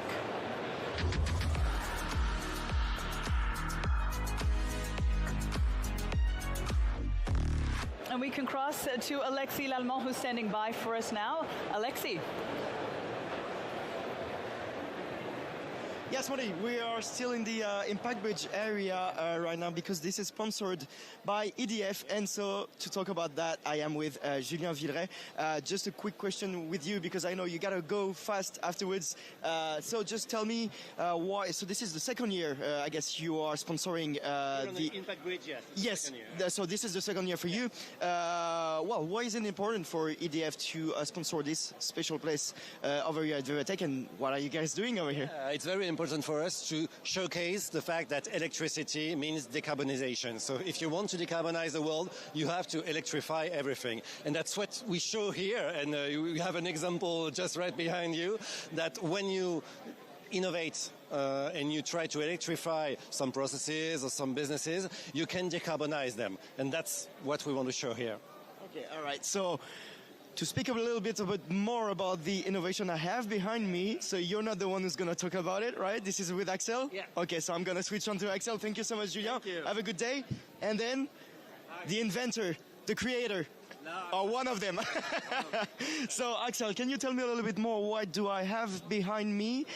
This is something that if we go a little bit back in time, 2024, Olympics, I guess this is the keywords that we want to have. Unfortunately, it just lit off. But tell me a little bit more, please. Yeah, actually, for us, creating a carbon-free flame for the Olympics and Paralympics, it's an ambition that goes way back to the London 2012 Games. And for Paris 2024, our team of designers and engineers spent 2 years working on this technology. So it's a combination of water mist, air and LED light to create a dynamic and poetic flame. And for us, it's a compelling statement toward desirable energy transition. Okay. So I guess. So how much time does it take just before it lights up again? Because I don't know. We just saw it. I don't know if you guys saw it on screen, but yeah, it just light up. Okay. Oh, there we go. Okay, beautiful. We've got it on screen. And so next we had to bring it up to scale to a 7 meters wide flame ring for the Olympic cauldron. We teamed up with two French companies, Atelier Blam, which specializes in the design of unique pieces for art and architecture, and Bel Environnement, who are leaders in hydraulics engineering. We made a lot of tests in every weather condition to check every technical aspects of this one-of-a-kind cauldron. Okay. And during the past few months, we made the engineering even better to bring back the cauldron for the next 3 summers. That's it. We're going to be able to see it in Paris. Yeah. It's being assembled as we speak, and you can all discover it in the Tuileries Garden from the 21st of June. Okay, all right. And until when? Until the 14th of September, so the next 3 summers. So you've got time to see it. Okay, all right. I guess you're proud of this creation you did, because we had like millions with an S of people going over there in the Jardin des Tuileries to see that flame. Can you just tell me a little bit more about your passion of that, and maybe what kind of emotion does it bring you to see one of your creation showcased to a lot of people in the world, actually? Well, it was absolutely amazing, because what we had is really a combination of luck, because there was this art project to make the flying cauldron, which would only be possible without technology, otherwise it's burned and it's dangerous. And so we were already passionate in developing this carbon-free flame, but when we discovered the art intention by Mathieu Lehanner, everything just made perfect sense. And then we all discovered, everyone in the team discovered the project on the opening night of the Olympics, because it was a surprise for every one of them. Yeah, we couldn't make a test with everything before that, because we were afraid. Confidentiality was the capital importance. So the first test was on the 26th of July last year, and we were all amazed. But we were also amazed by the reaction of people evening after evening coming to see it up in the sky. Pictures in the social networks and so on. Yeah, I think it's been photographed under every angle possible. Well, thank you so much, Axel. It was a perfect explanation, and thank you for bringing these lights on the 7-meter cauldron that we see every night. So, Jardin des Tuileries, huh? Am I right, huh? Yeah, Same place as last year. Same place as last year, and for the 3 next years. 3 next years. Yes. Beautiful. All right. Well, thank you so much, Axel. And I guess we are now back to you, Molly. All right, Alexi, thank you very much for that. Indeed, the Olympic cauldron, quite a sight it was here in the French capital. All right, well, let's bring things back on set. We're going to discuss generative AI, this when it comes to all of its challenges and opportunities. My next guest has over 30 years of experience in AI, Gen AI, and large-scale digital transformations. He's head of Quantum Black AI by McKinsey in France. It's my pleasure to welcome Stéphane Bout. Hi, Stéphane. Good afternoon. So thanks for joining me here. Firstly, I'd like to ask you, we know that, of course, ChatGPT launched back in 2022. Tell me a bit about where we stand some 2.5 years later when it comes to business adoption and financial impact. There is a paradox here. On one hand, more than 80% of companies have deployed generative AI in at least one business function. But on the other hand, most of them are not observing a concrete impact in their P&L. Why? This is what we call the Gen AI paradox. In fact, if we do a deep dive, we observe that most companies have deployed horizontal use cases, such as enterprise copilots or enterprise-wide chatbots. This is very powerful to improve individual productivity, but this is not reflected into the company P&L. On the other hand, the vertical use cases, the ones that are embedded into business functions, business processes, the ones that have the highest economic potential have not been scaled. Why? Horizontal ones are easier to deploy. They are off-the-shelf solution. Vertical ones requires, in most cases, to be built from scratch. And in addition to that, we were also facing some technical limitation. In particular, the first generation of GenAI solution were not able to automate more than one individual task. This is changing now with agents. Indeed, that's what I was going to just ask you next. When it comes to agentic AI, we certainly see it seems it's the next major leap. Break it down for us. Keep it simple still if you can. Just, what are AI agents and really what new opportunities and risks do they pose? So, very simply, AI agent unlocks the potential of vertical use cases by allowing to automate end-to-end complex business processes. And at stake here, we don't have only productivity gains. Agents can also turbocharge operation or even boost companies' revenues. Typically, for example, in a complex supply chain environment, an agent could serve as a kind of orchestration layer across sourcing, warehousing, distribution, connected to internal system, but also to external sources of information such as a weather forecast. Agent can reschedule continuously, for example, transportation, inventory flows, identify disruption in the supply chain, and process them. On the top line side, agent can help also to boost revenue on a website, or even create new revenue streams, such as, for example, in industrial companies, agent embedded into connected product can trigger maintenance actions or unlock features, enabling pay-per-use or subscription-based models. Also, then that being said, tell us a bit about some of the key levers that companies need in order to scale AI. One very important element with agentic AI is that if you want to capture the full potential, it's not only a question of simply plugging agent into existing business workflows to automate tasks. You need to reinvent your business processes around agents, exploiting the agent-specific strength, such as real-time adaptability, task parallel execution, elasticity, or resilience under uncertainty. Some forward-looking companies have started to leverage this opportunity. Well, can I ask you then, from your perspective, what you're seeing in terms of which sectors are really seeing the most transformative results from Gen AI today? In fact, today we see that most sectors are starting to deploy generative AI, but as explained, very few have really generated impact at scale. Yeah. Now with agentic, we see an acceleration. I have in mind, for example, the case of a bank we have supported, Quantum Black, to create a digital factory composed of more than 100 agents. The challenge here was to modernize a complex legacy application composed of more than 400 pieces of software, several millions of lines of code. And here we have built a digital factory with more than 100 agents grouped into squads, supervised by human beings.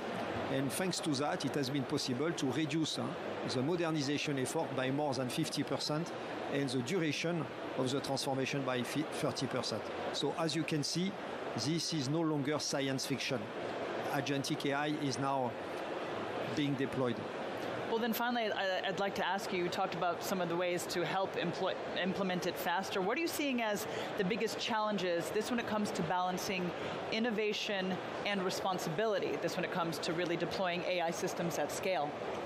In fact, if you want to scale, you need to combine 4 elements. Of course, you have some technology enablers. In particular, to support the deployment at scale of agents, you need to set up a platform allowing to orchestrate a high number of custom-built and off-the-shelf agents. But of course, this is not the only challenge. You need also to deploy new governance mechanisms in order to control the autonomy of agents and ensure that they are acting in a responsible way. And you need also to prevent from agent sprawl across your organization. And finally, last but not least, you need to acculturate your workforce, in order to ensure a trustful cohabitation between agents and human beings. This is probably the most challenging aspect. Indeed, and that's certainly something that's been coming up throughout the day. Well, Stéphane, thank you very much for that. Again, you are the head of Quantum Black AI by McKinsey here in France. Stéphane Bout, I appreciate you joining me here. Thank you very much. Well, we do know indeed that leadership in the AI era poses a number of new challenges, as we just heard some of them explained there by Stéphane. This for tech leaders, CEOs, and digital decision makers. But one thing indeed does remain clear, and it's that the human touch is more necessary than ever. Take a look at this report. 3 challenges facing tech leaders which are likely to reshape the next decade of business: digital sovereignty, scaling AI, and redefining tech efficiency. The question of who owns which data has become even more critical in a time of decentralized AI, cloud infrastructure, and blockchain.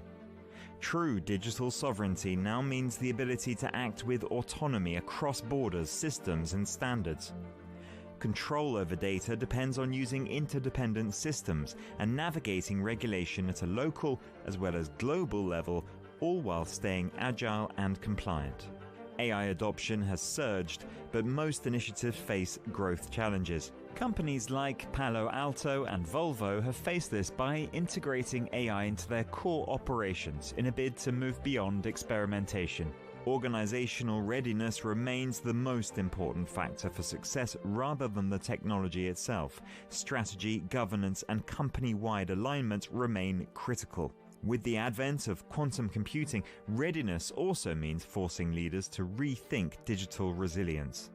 Efficiency is key in a cost-conscious and KPI-driven environment. Companies like Evolva and Cisco have understood this, setting the pace with technology that boosts productivity as well as supporting long-term sustainability in line with CSR targets. This year's VivaTech Tech Leaders program brings these challenges into focus through closed-door sessions, real-world case studies, and VIP discussions designed for immediate impact. This conference aims to be vital strategic planning sessions for the leaders shaping tomorrow's ever-changing business landscape. VivaTech also empowers marketing decision-makers with its dedicated CMO Summit. All right, well, you're watching VivaTech News live from Paris at the heart of VivaTech 2025. This is the 9th edition of Viva Technology. We're going to take a quick break, but stay with us. And be sure, of course, to follow us across all our socials. We'll be right back after this break.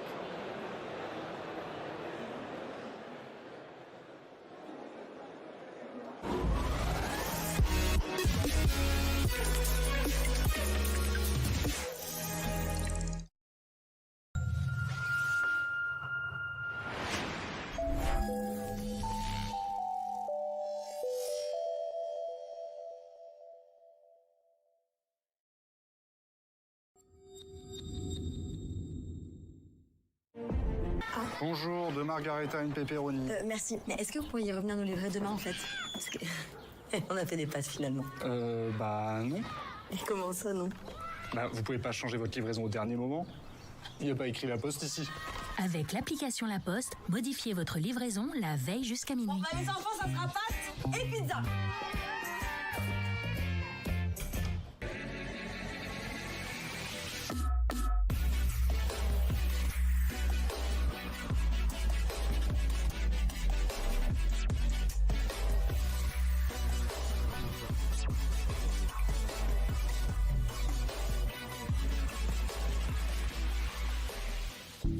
Japan boasts numerous companies with global potential in sectors of deep tech, such as bioresearch, clean tech, and robotics.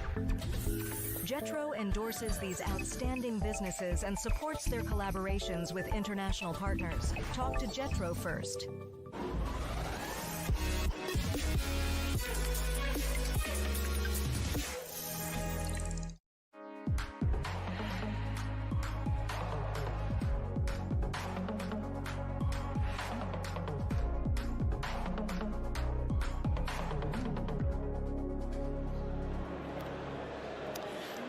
welcome back to Tech Newsroom. I'm Molly Hall, coming to you live from the 9th edition of Viva Technology, Europe's biggest startup and tech event. Well, it's been quite an opening day, and let me tell you, it's certainly not over here.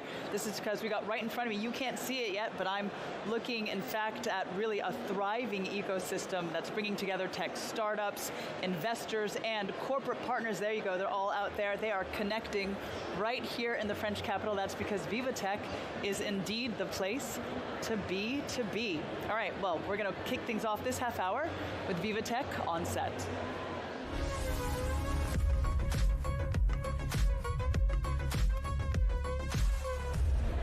And it's my pleasure to welcome Katrina Meehan, Director of Public Affairs at Omio. Now, this indeed is a travel tech unicorn that's reshaping how we move across Europe and beyond. So tell us a bit more about Omio then, Katrina. Indeed, thank you, and thanks for having me. So as you say, Omio is a tech platform. It's a European unicorn aiming to make travel more seamless for people, no matter which mode they're going. So you can take rail, air, bus, even ferry. And what we want to do is to link that all up and make sure that people have a more seamless experience when comparing and booking travel. Tell us a bit then about what you're presenting, what you're showcasing here at VivaTech this year. Yeah, so super happy to be here.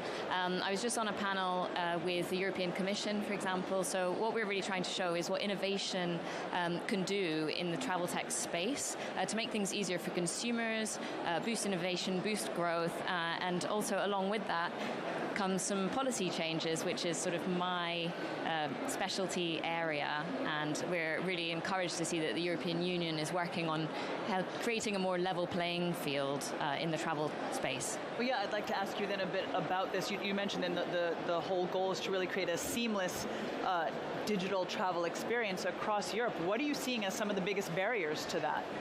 Indeed, and I'm sure yourself as well included, all consumers, when we're trying to book travel across Europe, we often face some hurdles. So we don't always know which tickets are available, where we can book them, how to book them. So what we want to do is make sure that there's enough sort of data sharing, enough commercial agreements between companies in order that you know where you can go to book those tickets.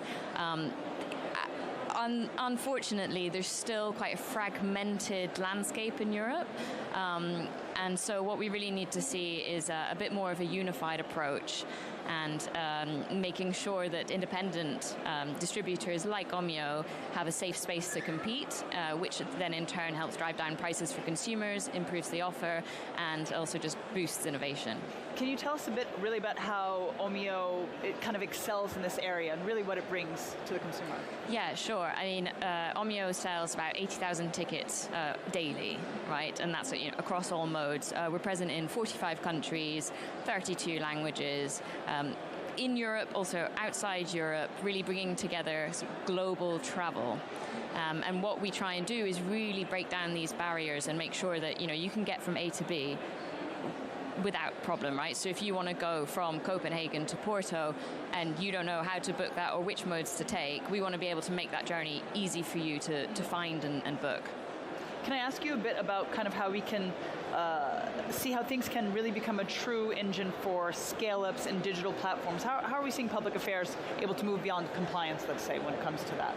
Yeah, totally. And it might not seem like an issue that public affairs would be able to help with, but actually what we're seeing is in several markets, especially in rail, there's often a dominant operator, which is a historical operator, sort of in a position where they set the terms for independent independent distributors to work with them. And what we see is that the European Union now is taking an interest in this. There are two pieces of legislation, which I'm not going to bore you too much with. They're called MDMS and SDBTR. And the idea is that a European, or anyone in Europe, trying to travel within Europe, should be able to move from one side to the other seamlessly, much like we have with roaming, right? So when you go to one country or another, you can use your phone. It's easy, you don't have to worry about the costs. That's what they want to do, is to make sure that you have the availability of the tickets that you want to buy. The distributors can sell those tickets as well at a fair price, right? So we need fair remuneration for the cost of selling those tickets. There's these principles called FRAND, which is I'm also not going to bore you with, but it's fair, reasonable, and non-discriminatory. And so those are the principles that the EU is working on in these initiatives to really link up the whole system and create this seamless experience that we're also trying to build. Well, I'd like to ask you, Katrina, before I let you go, is really what do you see that the future of European travel looks like in about 5 years from now, or down the line, if you will? That's a great question, because if you ask me about technology, I have no idea what's happening in 5 years. Travel, because we know that the political landscape, the mandate's set for the next 5 years, we have a slight idea that it's going to be more seamless, it's going to be more linked up. Passengers are going to have more rights in whether it's multimodal or across rail as well. So those are the things that we want to make sure we also contribute to. Wonderful. Well, Katrina Meehan, thank you very much for joining me here, Director of Public Affairs at Omio. Thank you so much. Well, the coverage continues here at VivaTech 2025. We're going to cross now to our reporter, Will Hildebrandt, who's standing by for us. Will, tell me, where are you and what do you got going on? Hi, Molly. Well, picking up off that last discussion about how international some things are, I want to tell you about where I am. I'm at a crossroads here. It's sort of the epicenter of VivaTech. Behind my camera woman is Swiss Tech, China, and Normandy. Back behind me, we have Nigeria, Senegal, we have Canada, we have Africa Tech. It's an international event. We talk about 165,000 visitors, 13,000 startups, thousands of investors. This is what we mean when we say business meets innovation. But it's not just other countries, it's smaller time as well. French regions, the Paris region, the Occitanie region. We also have Normandy represented, and we're talking about all different kinds of things, from digital passports to robotics to AI. And you just walk through VivaTech and you can feel the energy behind me, to the left, to the right. There's business being done at every level. We have venture capitalists here looking to invest. We have startups. We have people looking to develop their businesses. And so much of this is about informal networking. What happens on the sidelines of these major discussions that we've been talking about? Who's coming to speak? So this really brings together all levels of the tech industry. And what's fascinating is to meet the people from around the world, to hear the languages being spoken. And this is one of those moments where you remember when you first went to VivaTech and why you want to go back again the following year. Excellent. Will Hildebrandt, yes, certainly indeed. As you mentioned there, it really is just such a global international event. And we're going to really be exploring it much, much more over the next 3 days, actually I should say 4 days, because indeed we've got Saturday as well, which VivaTech is open to the general public on that day. Well, okay, let's bring things back on set, and it's my pleasure to welcome, of course, the man about town, our tech trends editor, Rudy Rutenberg. Hey, Rudy. Hi, Molly. So, okay, this is the first time we're seeing each other, but I know you have been here throughout the day. You're keeping an eye really on just seeing what is going on. So I'd like to know, beyond the technology, tell us, what are you getting so far in terms of your takeaways on practical applications of, I have to say, AI so far? Right. I mean, the first day of VivaTech is always a good one to sort of get an idea of what's going on. And of course, it's AI. We didn't really doubt that. There's still a bit of the, bit of the technology around AI, some of the big ideas of what we can do with AI. But we're also seeing some, which I think is more, in a way, more interesting. I mean, obviously the technology and the the theoretical stuff is very interesting, but what can we actually do? And one of the examples that I saw was a discussion about how there are AI in medical uses. For example, how in places that might normally not be serviced by doctors, you can have, and this was Philips describing this, just have a very simple scanner, and you would do a pregnant woman, 3 scans over her belly with that handheld scanner one way, 3 scans the other way, then you have an AI basically looking at the result and determining if there's anything out of the ordinary, and that way that in a place that might not necessarily have access to advanced healthcare, you can still have that sort of thing.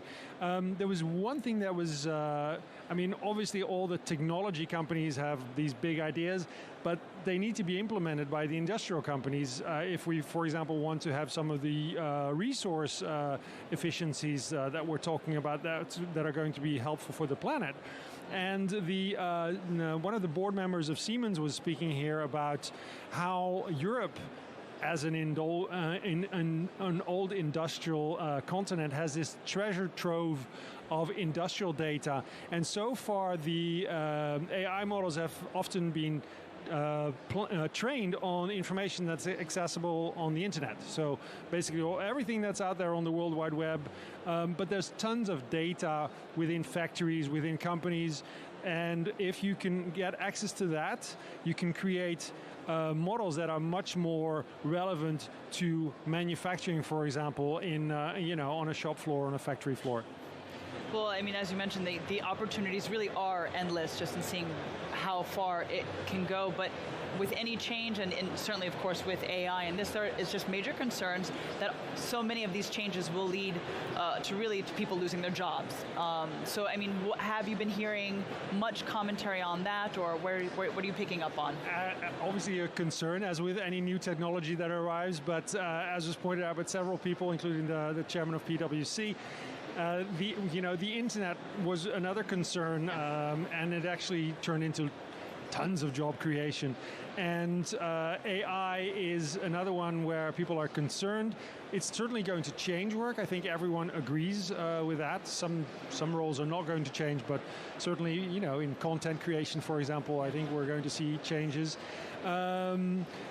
And what we are also seeing is, of course, AI and vibe coding, these large language models allowing people to code more easily. And the chairman of Manpower certainly said that in the past 18 months, there's actually been a reduction in the need for programmers. Yeah. So there's a change there.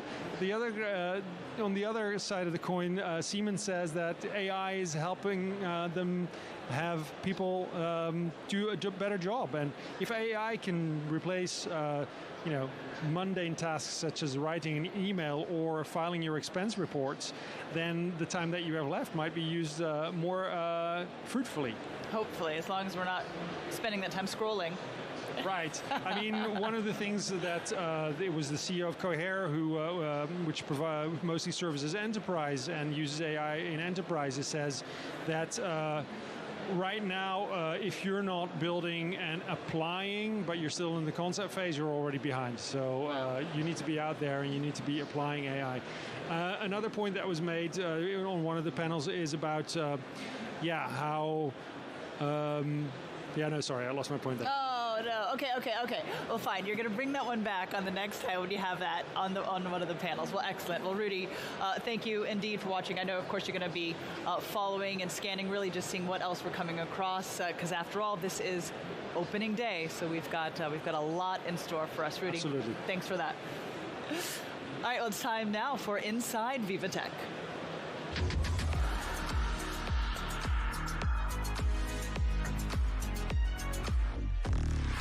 Across to our reporter, Allison Sargent. Allison, good to see you. Tell us, what do you got? Molly, I'm here at one of the many health tech companies here at VivaTech. I'm with Jennifer Gauthier. She's the co-founder and CEO of SkinMed. It's a company that's very, very important if you're like me and you need regular skin checks at the dermatologist. Jennifer, can you tell us about what you do and give us a demonstration? Yes, of course. Let's show you right now.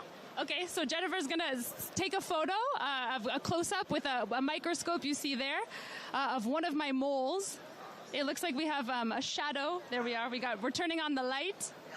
Up a delicate reserves. There you see the close-up with the arm hair and everything, all the little details.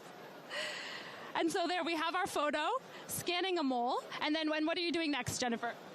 I'm just sending this to the system, and now we will ask the AI. Okay. So you probably get the idea. We're going to ask AI, is this mole on my wrist dangerous or not? So this is your arm, your mole. Okay. So we're going to analyze. This is a small one. So I adjust the size. And now analyze. This is the moment of truth. We're waiting for the analysis. 2 seconds. Okay, so... I'm sure it's okay. And Jennifer, And now, so what's the result? The result is this is a Navy. The AI is very confident about his advice, and the malignancy is very low. So don't worry about this one. Okay. But you have to check the whole body. Yeah, so it's good news for this one, and it's a sliding scale of it can be of certainty. It tells you how sure it is that the mole is, might be dangerous, definitely dangerous, or not dangerous at all. For you, this is not dangerous, but we are going to send this to dermatologists to be sure, and for you to have a real report from a human, because human is important too. Okay, so it gives you a first idea, and then it's sent to a professional dermatologist that gives a report several days later? Yes, 3 days maximum. Okay. And we mentioned how important it is to check your skin regularly, and Jennifer, there's a story behind this company. It's not a happy one. Can you tell us why you started it? We started with my husband because his cousins got melanoma, third stage. She was 29 years old, and now it's difficult for her. So at this moment, we knew we have to do something with dermatology and skin cancers. And you think that having this kind of technology, something simple where you don't have to make an appointment necessarily at a dermatologist, could have saved her? Yes, of course. The goal is the early diagnostic. We can save life if the detection.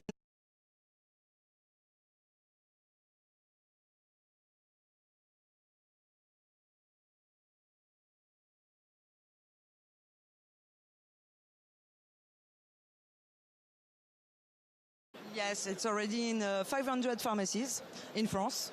So the people can go to the pharmacy, ask for a detection, and they will have an answer within several days.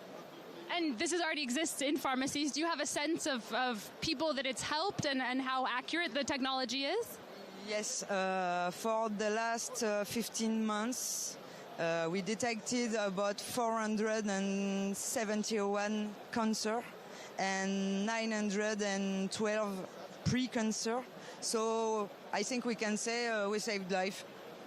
And it's available here in France. Are there any other countries where it's available, or you're hoping that it will be soon?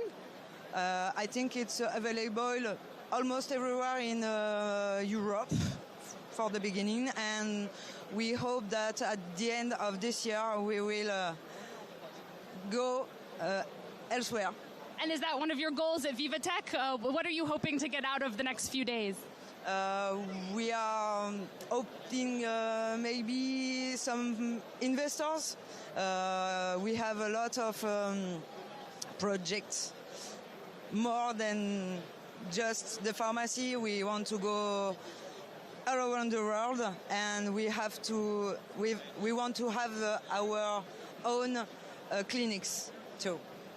Jennifer Gauthier, thank you so much. Very important stuff. Again, that's Jennifer Gauthier, the co-founder and CEO of SkinMed, one of the many examples of health tech here at VivaTech that's really changing the world and even saving lives. Thank you very much for that. Allison Sargent reporting for us there from the exhibit floor. Well, you're watching Tech Newsroom, this on opening day of Viva Technology. And it has really we're seeing a constant flow of exhibitors and attendees, this as well as top speakers, everyone connecting and exchanging, inspiring each other, really one another, this on all the latest tech innovations. Well, now, VivaTech is spotlighting Canada this year as the Country of the Year. And so we're going to hear from Evan Solwin. This is Canada's first ever Minister of Artificial Intelligence and Digital Innovation. Now, he talks about his major fears, actually, it can be said, and hopes for AI during his mandate. Let's take a listen. Europe and Canada, if France and Canada do not work closely together, the fear is that there are other states that will leapfrog ahead of us on a competitive advantage. So one, we need to work together. That's my biggest fear, is that everyone tries to do something alone. Two, obviously unconstrained development without any ethics and values. We can't create value without values, and we share values here. And sharing values makes investment stable. My biggest hope is that there's a sense of collective responsibility, that, again, that we preserve our values. Remember, there's another generation coming. The technology is galloping. This is the first time in history, the internet made information abundant for the first time, and that changed everything. AI is making intelligence abundant. That will change our value system. And that will mean that the most important value as human beings we have is judgment. And we need to preserve our judgment to use these awesome tools in a productive way. That there, Evan Solomon, Canada's first ever Minister of Artificial Intelligence and Digital Innovation. Now this, of course, we're going to be touching upon Canada's thriving tech ecosystem later on in the day. This and the VivaTech debate, we're going to really shine a spotlight and see about what is making Canada stand out this when it comes to the latest innovation. And as we heard Evan Solomon speaking there, I mean, he was just one of over 400 world-renowned speakers that are speaking throughout the 4 days over our 4 stages across. We've got stage 1, blue stage, purple stage, and we're really hearing from visionary tech leaders as well as policymakers and groundbreaking founders. And these sessions, they're really aiming to dive deep into really today's most challenging and pressing topics. Well, now indeed, technology is advancing at lightning speed, and it is raising big questions about whether regulation can keep up. Now, luckily, global efforts are already underway to build strong AI frameworks. This making sure that innovation moves forward responsibly, not recklessly. Take a look at this report.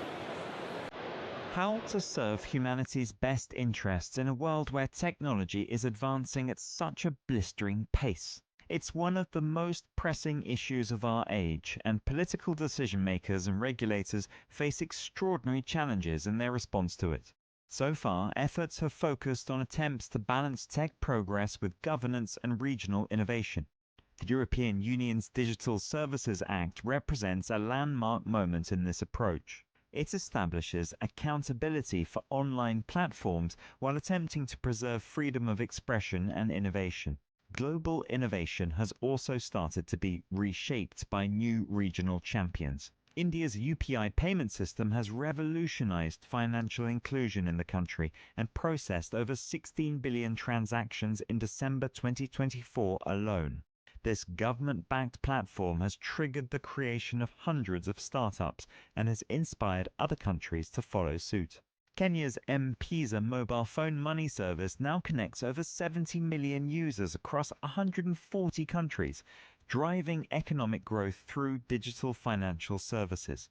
In Latin America, financial inclusion has taken form in Nubank, a digital banking platform now worth almost $63 billion. This technology has brought banking services to millions previously excluded from financial services. Meanwhile, governance frameworks are being set up to address unique challenges posed by advancing artificial intelligence. The OECD's AI principles have been adopted by 46 countries, while the Global Partnership on AI brings together 29 nations collaborating on governance standards. Across the world, governance is playing a key role in shaping how technology develops. The challenge now is to turn effective strategies into action at scale. That was Josh Fardy reporting there. Well, you are watching VivaTech News. This says we've got really the pulse of innovation that has kicked off here in the French capital. We've got over 3,500 exhibitors and over 13,000 startups, this from around the world. And we're seeing cutting-edge hardware, software, and solutions that can transform your business and disrupt the latest technology and industry. Now, whether we're seeing people all across the exhibit floor, they are scouting, they're looking for new tech, seeking inspiration, and they're also perhaps just looking for their next strategic partner. Well, VivaTech is the place where everyone comes to connect because this is the place to be to be. Well, you're watching Tech Newsroom. I'm Molly Hall. We're going to take a quick break and we'll be right back, so stay tuned.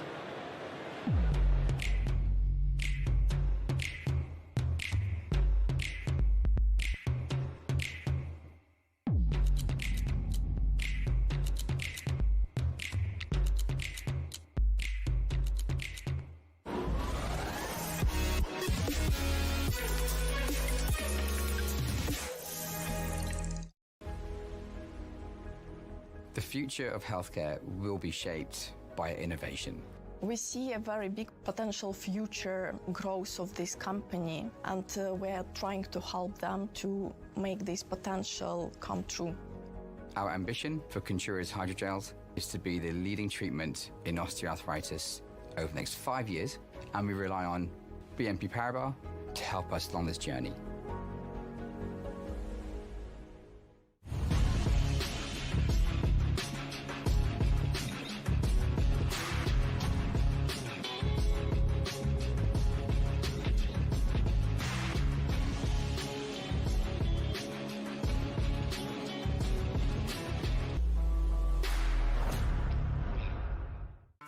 He said, we support startup growth with commercialization program and entrepreneurship education for young and aspiring founders. We support global entrepreneurship, helping startups go abroad.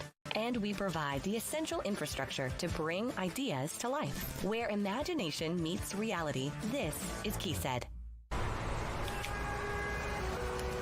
Can we do something about this? Sure thing. Let's combine the real and the digital worlds to make big changes for everyone. That's better.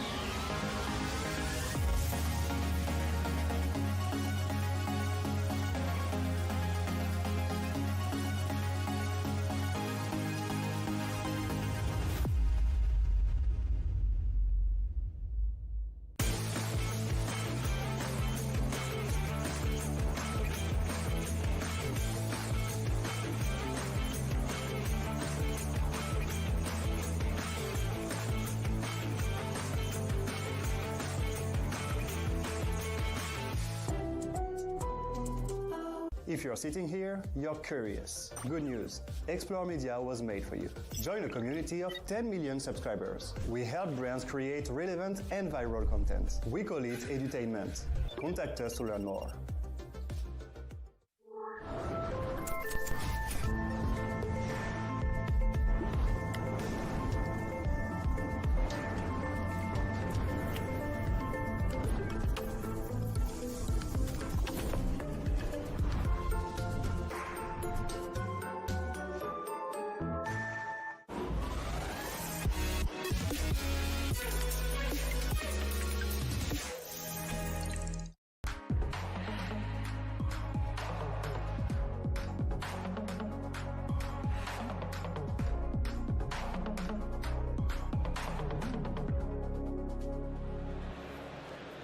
Hello, you're watching VivaTech News. We're coming to you live from Paris. This from the heart of VivaTech 2025, Europe's biggest technology and startup event.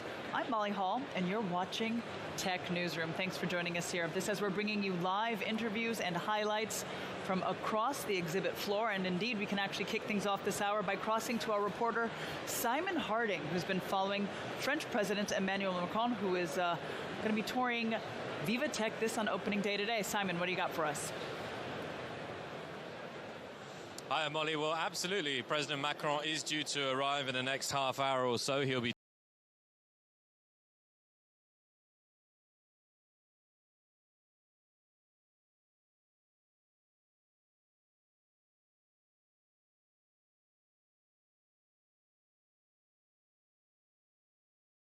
And one of the main themes on the agenda is going to be artificial intelligence and how AI is changing the world. What the Élysée Palace are describing as an exceptional meeting alongside the founder and CEO of Nvidia, Jensen Huang, but also of the CEO of Mistral AI, Arthur Mensch. It's going to be a very interesting conversation between all three businessmen as to how AI can be used on a various amount of subjects, how also France in particular and the French tech ecosystem can attract more investors. We know that France and Germany, for example, are two of the most rapidly expanding tech markets at the moment. However, the United Kingdom is one of the markets that still attracts the most VC investors around the world, with a lot of money coming in there. So President Macron wanting to address that as well. One of the other big themes, not only of VivaTech 2025, but also of President Macron's address and visit here, is going to be the climate, how we can use technology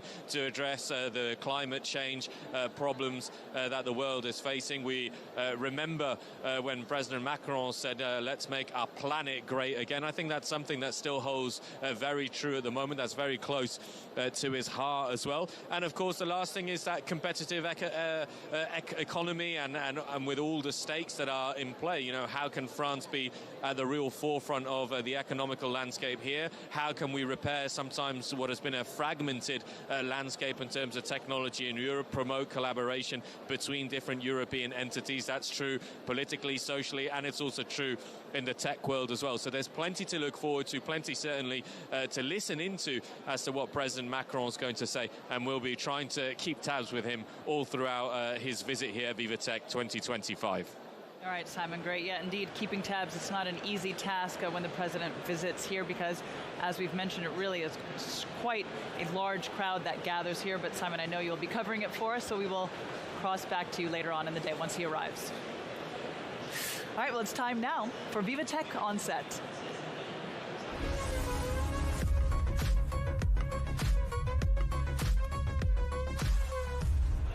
And it's my pleasure to welcome Kenel Denzel, co-founder of Vibes.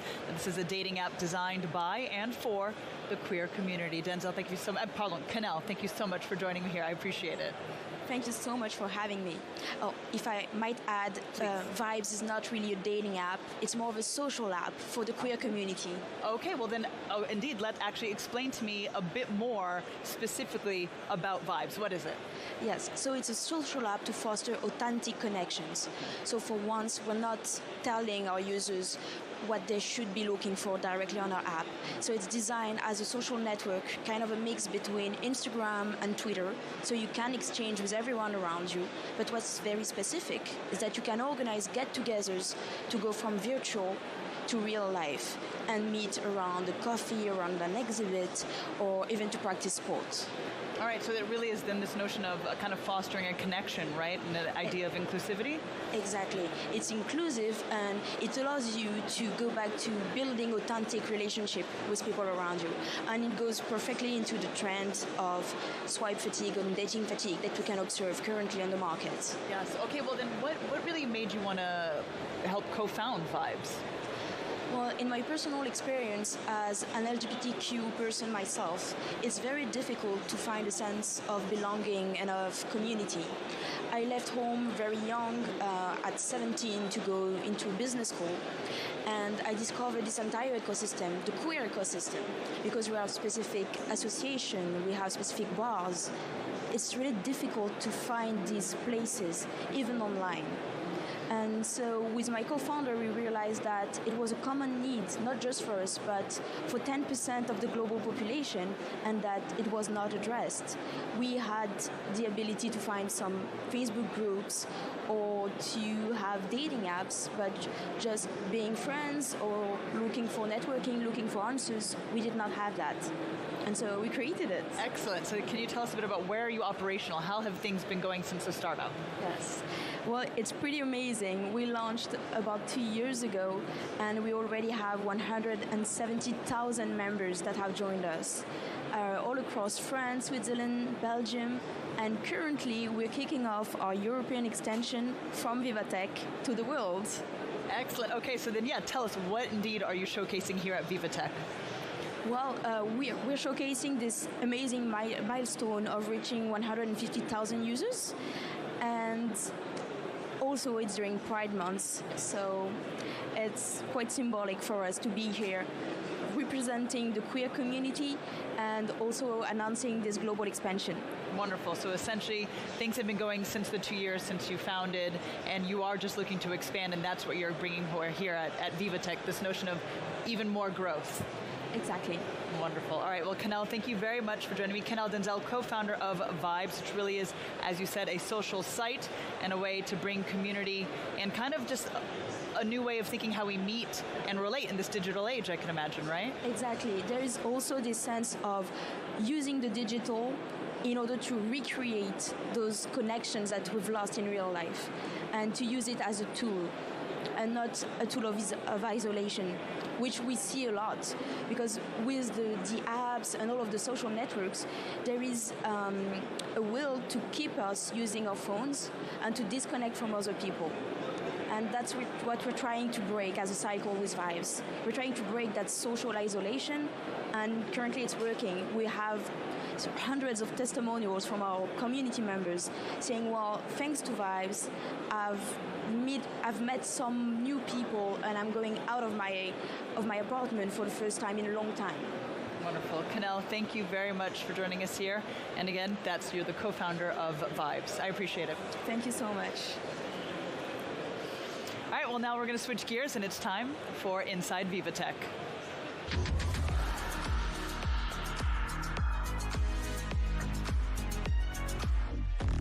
All right, and I believe we can cross to our reporter, Karine Debach, who's standing by for us. Karine, what do you have? Yeah, hi, Molly. I'm standing with Mathias Lellier, a Deputy Managing Director of Live Nation. And what is going to be the future of live entertainment? Oh, wow. Thanks. So actually, at Live Nation, we're the number one, the leader in live entertainment. So we'll always work very closely with all technological innovations since COVID. Actually, you can name countless innovation from live streaming, then AR, VR, NFTs, blockchain, now AI. And too often, we're experts in live emotions. We connect fans with artists, with performers. That can be music artists like Beyoncé or Billie Eilish that plays tonight actually in Paris with us. But it can also be an esports competition, which is actually the live version of gaming or fashion shows. All of these are live events, physical emotions where fans connect together during this priceless moment. And too often we've opposed technological innovation with what we do. And actually, it's the other way around. We all work together to enhance the experience. It can be from creative solutions to ticketing to you name it. So we're really happy to be here and actually showcase what we do, explore, have all those very interesting meetings, talks, panels. So yeah, that's what the future for live entertainment is supposed to be. So tomorrow you will be showcasing something, and so without spoiling too much, what will be happening tomorrow afternoon? Yeah, so for the first time ever, I think we're the only company representing entertainment here at VivaTech, so we're super happy to be actually the entertainment partner of VivaTech this year.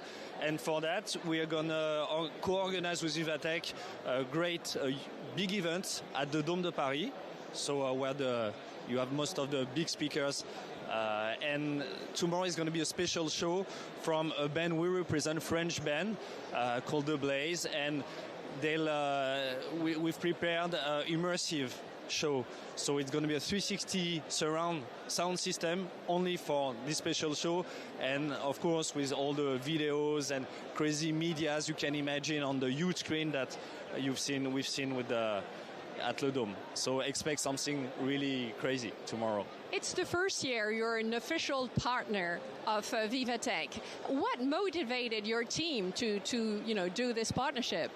Yeah, as I said, since we're the leader in live entertainment, we need to be aware of everything that's happening and also how to actually use and include in our business all the technological innovation. So, of course, and also face all the challenges we have, sustainability, diversity, all of this, and AI plays a really big role into this. I was talking about, of course, the fan experience, actually helping artists. I just had this very interesting meetings with a new company. We have a startup challenge here. So we had 100+ people actually coming to talk about their initiatives. And I just met with a company who develops AI manager that's replaced, but for developing artists that can't actually afford to pay a manager, that can start using an AI manager. So all this, it's really interesting and how it's shaping the future of our business, of the entertainment industry. And did you have time to stroll around a little bit and discover some things? Here it is just the beginning. What excites you most for now at VivaTech? So since,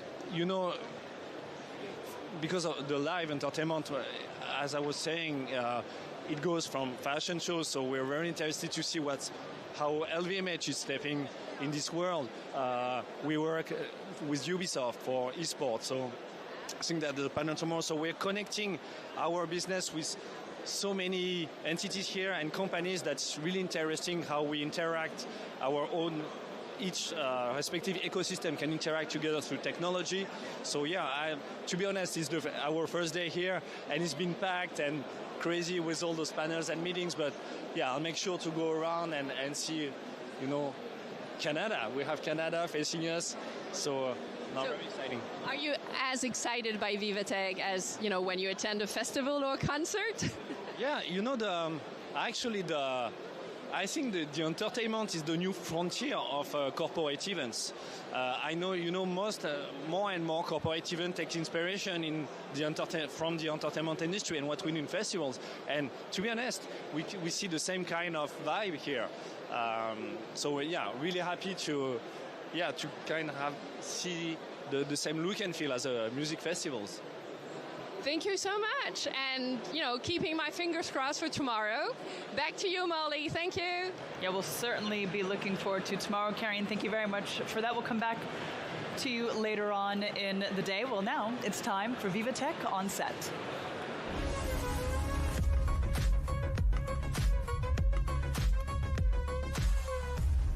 It's my pleasure to welcome Julie Ranty, CEO and co-founder of Pollen. Now, indeed, a bold player in professional learning and the collaborative economy. Julie, thank you very much for joining me here. Thanks a lot, Molly. I'm very pleased to be here. Well, so I'd like to ask you, firstly, tell us a bit about really what led you to co-found Pollen. Well, our ambition with Pollen is to give access to the best level of professional training. And how do we do that? Is by changing the trainers. To us, the best trainers are the operators on the field, not professional trainers, but people who are currently operating in marketing, in data and AI, in leadership position, who are the best at their jobs and who will be able to share concrete solution, concrete insights, so that all the trainings are very hands-on and actionable for all the learners. And so we design for companies such as L'Oréal, Doctolib, etc., custom training programs on the most forward-looking skills. Excellent. Well, I understand that you've just wrapped a study then on AI maturity and training. Tell us a bit about what the results are, what came out of it. Yeah, we designed a study with our friend in the edtech scene, which is called EdFlex. We interviewed more than 200 learning and development managers and talents, and two results were key. The first one is that there's a big training frenzy. 87% of the L&D manager make AI training their number one priority for the year to come, because only 10% of them feel the organization is mature. 57 of the talent are already using AI, but there's a big gap between the widespread adoption and the feeling of the maturity of the company on that technology, because we're still at the beginning. It's a very fast-moving technology, so we need to upskill people throughout the way and every time. It's really a lifelong learning challenge. Well, you touched a bit upon it. Can you tell us, and really, how is this indicating how companies are indeed preparing for the future, or really how they should effectively design AI training programs? Yeah, they are designing programs on 2 dimensions. The first one is on core technical skills regarding AI, so it's like prompting, building agents, which are like the fundamentals. But as they do that, with a very job-related approach, because you don't need to have a theory on prompting. You need to know, when you work in sales, how to easily rely your CRM with the follow-up email and make some workflows that will enable you to gain maybe 20% of productivity. And that's concretely in your use case how it works. But as you train people on the very technical use case on prompting and building agents, at the same time you need to invest a lot on soft skills. And actually 78% of the participants say that one of the big focus for them was soft skill, critical thinking, project management, empathy, adaptive thinking, resilience, because as we are all evolving in a very fast-moving world, those are the competencies that would make the differentiator. Because soon, I hope that everyone will be able to prompt and to build agent. It will be kind of commoditized. So what will differentiate each talent is going to be their most human skills. So, and talents, they have realized that. So they want to invest in that for them. Well, there's certainly then a lot of really good insights that are on that study. And our viewers, just in case you can indeed take a look at this study on Pollen's website. Now, Julie, the last time you were here with us at VivaTech News, it was back in 2023, and you had just launched Pollen. Tell us, how have things been going in the time since then? Well, it was 2 years ago, but it seems like a century when you're at an early stage company. In 2 years, we achieved some very great steps. We've trained 7,000 people coming from great and very demanding organization and really matching their satisfaction. L'Oréal, Doctolib, BNPP, Orange, Deezer, on 3 specific topics: AI, leadership, and marketing and sales, with, as I mentioned earlier, top trainers, top operators from the field. There's the CTO of Malt, who spent earlier 15 years in the Silicon Valley. There's the head of product of OpenAI, which is at the heart of the R&D on machine learning. There's the VP Data of BlaBlaCar, or the former CMO of LinkedIn Global. Those are the kind of trainers that we have at Pollen, and I'm very glad that they decided to share their knowledge, share their expertise with our community of learners. All right, wonderful. Well, before I let you go, now some of our viewers may recognize you indeed, because you were, of course, the standout managing director at VivaTech for the first 6 years. This has helped to get things off the ground and helping to turn it into what it is today. Tell us, as you're looking around and seeing everything on the exhibit floor, how does it feel to be back? Well, it feels great. I mean, it still feels like home. I arrived this morning and I was really happy. I'm also happy to see that the event has continued to grow. Even more international, even more innovation, with this very big focus on AI. So no, that's really exciting to be on the other side of the fence with a booth and some keynotes today. Oh, wonderful. All right. Well, Julie, thank you very much for joining me here. Julie Ranty, CEO and co-founder of Pollen. I appreciate it. Thanks a lot, Molly. All right, everyone. Well, we're going to go ahead and head back out to the exhibit floor. This for Inside VivaTech.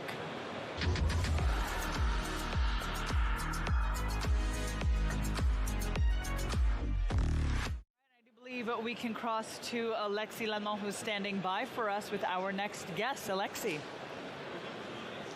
Yeah, Molly, we are now in a way more quiet place as compared as before. We are in the media lounge, and we are going to talk a little bit more about investments with my guests today. You are Thomas Schneider. Is that the correct pronunciation? Okay, perfect. Yeah, we're going to talk about VCs and investment today. First of all, I wanted to know, because you are a partner at Isomer Capital, I wanted to ask you the question basically of what is the main purpose today of your presence at VivaTech? Sorry. So thanks, Alexi. So first of all, Isomer Capital has been known in the market because we have institutionalized early stage investment in Europe. Europe is a very fragmented geography, and it was difficult to find a way to invest early stage in tech companies. And we have invested to date in 93 VC funds, and we have over 2,500 companies in our portfolio. So by looking at those companies, there is a large portion of our portfolio who is invested in French startup, and VivaTech is a perfect environment to test a bit what's happening, how the French ecosystem is growing, how it's buoyant, and also catch up with some of the portfolio companies. So VivaTech, I come every year now since the last 4 years, maybe started a bit before, but over the last 4 years I was there. I can see the evolution, and it's a fantastic environment to have a very effective trip. So we are based in London, but we invest all across Europe, and France has been definitely on the radar of many investors due to the dynamism of the startups in this geography, and therefore I'm coming here. It's very effective. I meet the entire ecosystem in one place. Can you tell me a little bit more about your main goals at VivaTech this year? You're going to be here just for one day, or you're going to be spending the 3 next days over here? What's your schedule, basically? I'm spending 2 days. It's overwhelming given the number of companies that are there. So as I say, we invest. We try to be a very good investor in Europe, and with the sheer number of companies that are in our portfolio, we always come to try. How can we help our portfolio of companies? How can we discover new technology? Because we also have investors from all across the world that invest with us and that rely on us to identify who might be the winner of tomorrow. So we have investors from Japan, investors from Taiwan, investors from US, and every time they look at Europe and even France, they don't understand it. They say it's 44 countries, it's pretty fragmented. They say, where do I go? I go to London, I go to Paris, I go to Bucharest, I go to Stockholm. Where do I start? In the US, it's a bit easier. You have one place, Silicon Valley, New York, and in Europe, you have to travel and be a very hands-on investor to find out. So what we did is that we found who were the best investors in every geography, and they would then be the backers of the founders of that geography, and then as they grow in our portfolio, we might co-invest and lean more capital toward the winners. So my purpose today is exactly that, is seeing the trends, seeing how France has been amazing. Since BPI France started this program in 2012, they have now 21 billion under management, they've backed 660 funds, and today, it was interesting, there was maybe a bit controversial, but Parisian, in terms of money invested in a Parisian ecosystem, has overtaken London. It was some data from D-Room. It was I think 2-3 weeks ago it came out. Pretty impressive. So I don't know if on the margin it's still true, but it shows how an ecosystem that invests on money, and so in that case BPI France, but also all the VCs that have emerged from that program over the last 14 years, have managed to bring back Paris to the same level of London, which was historically the largest ecosystem. So chapeau bas to the French. And also, if you look on the AI side, it's pretty interesting as well. We always talk about the US, and yes, the US is the biggest producer of relevant AI company, relevant LLM, and so forth. The second is China. We all know, let's not forget that they are big countries with a lot of people, a lot of money, and etc. But if you look at the third country in the world, it's France. They have produced 3 relevant LLM, 3 relevant AI companies. Obviously, we can mention Mistral, we can mention Ash, but that shows that all this investment that seems at the time, a bit difficult to make, and how do you ignite an ecosystem? It works because France is massively investing into that. So very positive about that. And just a last point, obviously we don't. If you look at the investment of the US over the last 10 years in AI, we're talking about 470 billion. This is a report that was published by Stanford. It's called the 2025 AI Index. It's a massive report, 500 pages, but pretty accurate. So the US have invested over the last 10 years 470 billion. China, I think we are around 120 billion, and Europe as a whole, we are 30 billion. So we need to invest a bit more. But if you look at the number of PhD in ICT, so information technology and communication, so PhD in relevant in tech, so engineer people, real people. The US, again against the report, has had in 2022 2,750 PhD in ICT. Fantastic. If you look at Europe, we're talking about 3,862. So that's fantastic. So we might not have put enough money. Now we have to do something to make sure that they don't leave. That's another subject. They should stay in Europe. That's a political topic. I'm not going to enter into that. But that shows that we have the brain power to create amazing people, and we have amazing people that are coming from Europe. We have to find a way to keep them here.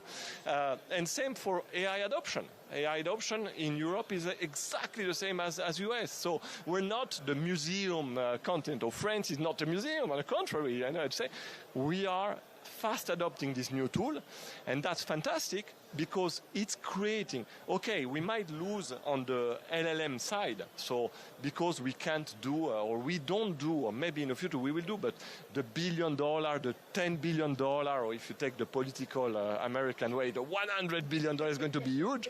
In Europe, it's a bit less. It's a bit. We have to be aligned with our history. But having said that, we can build a lot of apps or on the second layer. So we might not have the infrastructure layer, but don't forget that there's a lot of open source LLM that are available, and we have built amazing company. In my portfolio, I have a French company, Poolside, amazing company, which is now $1 billion company. I have 11 Labs. I have Synthesia. These are all companies that have leveraged the existing tool to build a big company that will, we were talking earlier on, the language company. 11 Labs is now the 3.8 billion. It's an amazing company doing massive revenue, born in, from Polish founder, now in the UK, but in Europe. So we have the mean, because adoption is very fast, to build the next champion in France, and it's already happening. All right. Well, thank you so much, Thomas, for all these details on the investment that we're gonna do in Europe. Thanks to you, partly.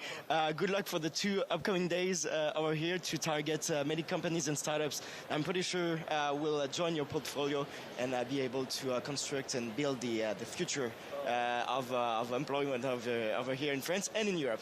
All right. Thank you so much, Thomas. We're back to you, Molly.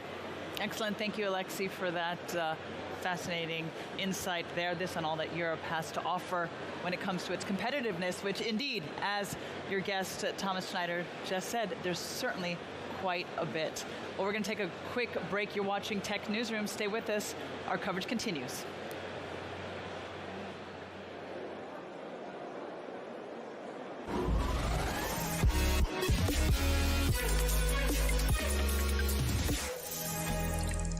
If you're neurodivergent, the internet can feel overwhelming. So we created the TD Accessibility Adapter, a free tool for all. It's nice to know that TD cares about something like this because it makes me feel like they care about me. Our focus is helping you focus. TD, ready for you.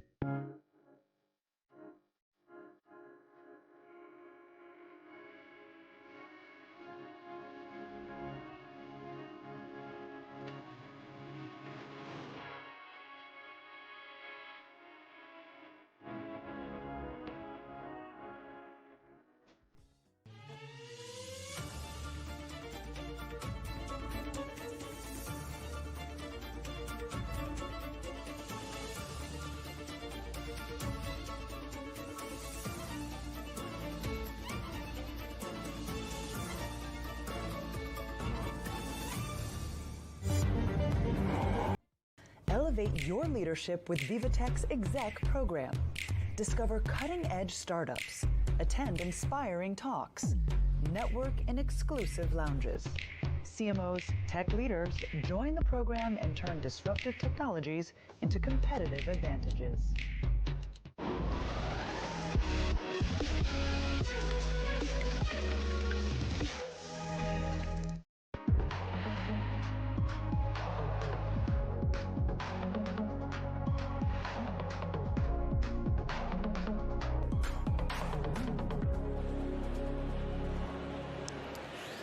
Hello and welcome back to Tech Newsroom. I'm Molly Hall. We're live inside Viva Technology 2025 on opening day. And indeed, we're expecting over 165,000 people really to be walking through these doors over the next 4 days. This as we're going to see over 13,000 startups, 3,500 exhibitors, and over 3,000 investors, everyone all coming together this year to connect, to inspire, to be inspired, and really to do business. That's because VivaTech is the place to be to be.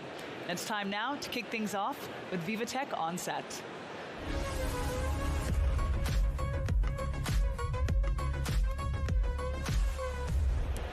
And it's my pleasure to welcome Andres Soit, the Minister of Energy and the Environment, this of the Republic of Estonia. Thank you very much for joining me here. Thank you for having me. So I'd like to ask you firstly, tell us a bit about how Estonia is really fostering cross-border innovation and what role international events such as VivaTech play in all of this. Yeah, like you mentioned in your intro, I mean, you are expecting 165k visitors. That's more than 10% of Estonia's population. So international events are a place to be. We are tech nation by definition. We started with Skype back in early days, and of course now it has been developing much further. There are a number of well-known Estonian companies in the tech field. We can start from Bolt, also Wise, Skeleton Technologies is working here in France. So that's the way how we operate, and we of course come here to network, to connect, and as you said rightly, to do more business. Indeed. All right. Well, then let's talk a little bit about this, about the opportunities that you see for Estonia, this in terms of deeper digital cooperation between France and Estonia, this in areas such as AI, such as cybersecurity, e-governance. Tell us a bit about what you see. I start from cyber. We had a very good meeting in Orange about cybersecurity and post-quantum and cryptography. So these are precisely the things we are also working on Estonia to really make sure that whatever digital services are offered, they are safe. And cybersecurity is really instrumental for that. Of course, AI is a word, or the word everybody speaks about. Back in the day when we jumped on the internet wave with a tiger leap, making every school in Estonia connected to the internet in late 1990s. Now we have another program which is called AI Leap, and that's basically teaching every student at the high school and teachers of a high school how to use AI as an application and a tool in your studying, in your daily lives. So, and there is a lot of work what is done in AI using as an application, say in quality control, combining computer vision and AI. So it has really become, I think, a normal business and household tool. I'd like to ask you a bit about how you think that Estonia's experienced this in building a digital society, as you kind of mentioned just in the earlier adaptation when it comes to the internet, but of course, given the current landscape, how can this be shared or adapted really by other countries looking to modernize as well? I think we benefited of having three things: mindset, ambition, courage. And this is what we are happy to share. I mean, I think our story and journey is fascinating. Every country is different, so you can't copy, but certainly you can learn and you can adapt whatever is better fitting to your circumstances. But it all starts from a very simple principle that you need to have a mindset to improve the things, making the world a better place. And maybe it's also a fact that because we are small, 1.4 million population, so you don't design any product or service for a market of 1.4. So what it means is that you always look at the world as your marketplace. And that gives you an ambition to really come up with something what is scalable. And lastly, it only happens if you have a courage to test. To test, to fail, to succeed eventually. Indeed, of course, that whole process of testing and failing, which is so much a part of eventual success. Well, you mentioned the world and really opening out for it being successful. Tell us a bit about what kind of international talent and really just investment that Estonia is looking this from their presence here at VivaTech this year. We started in Estonia pretty much on a software side in a startup ecosystem and in a tech field. We have now been increasingly moving to deep tech, also to physical assets, and we have a good number of companies here who are working in, for example, in sustainable packaging. There are partnerships of Estonian companies with LVHM.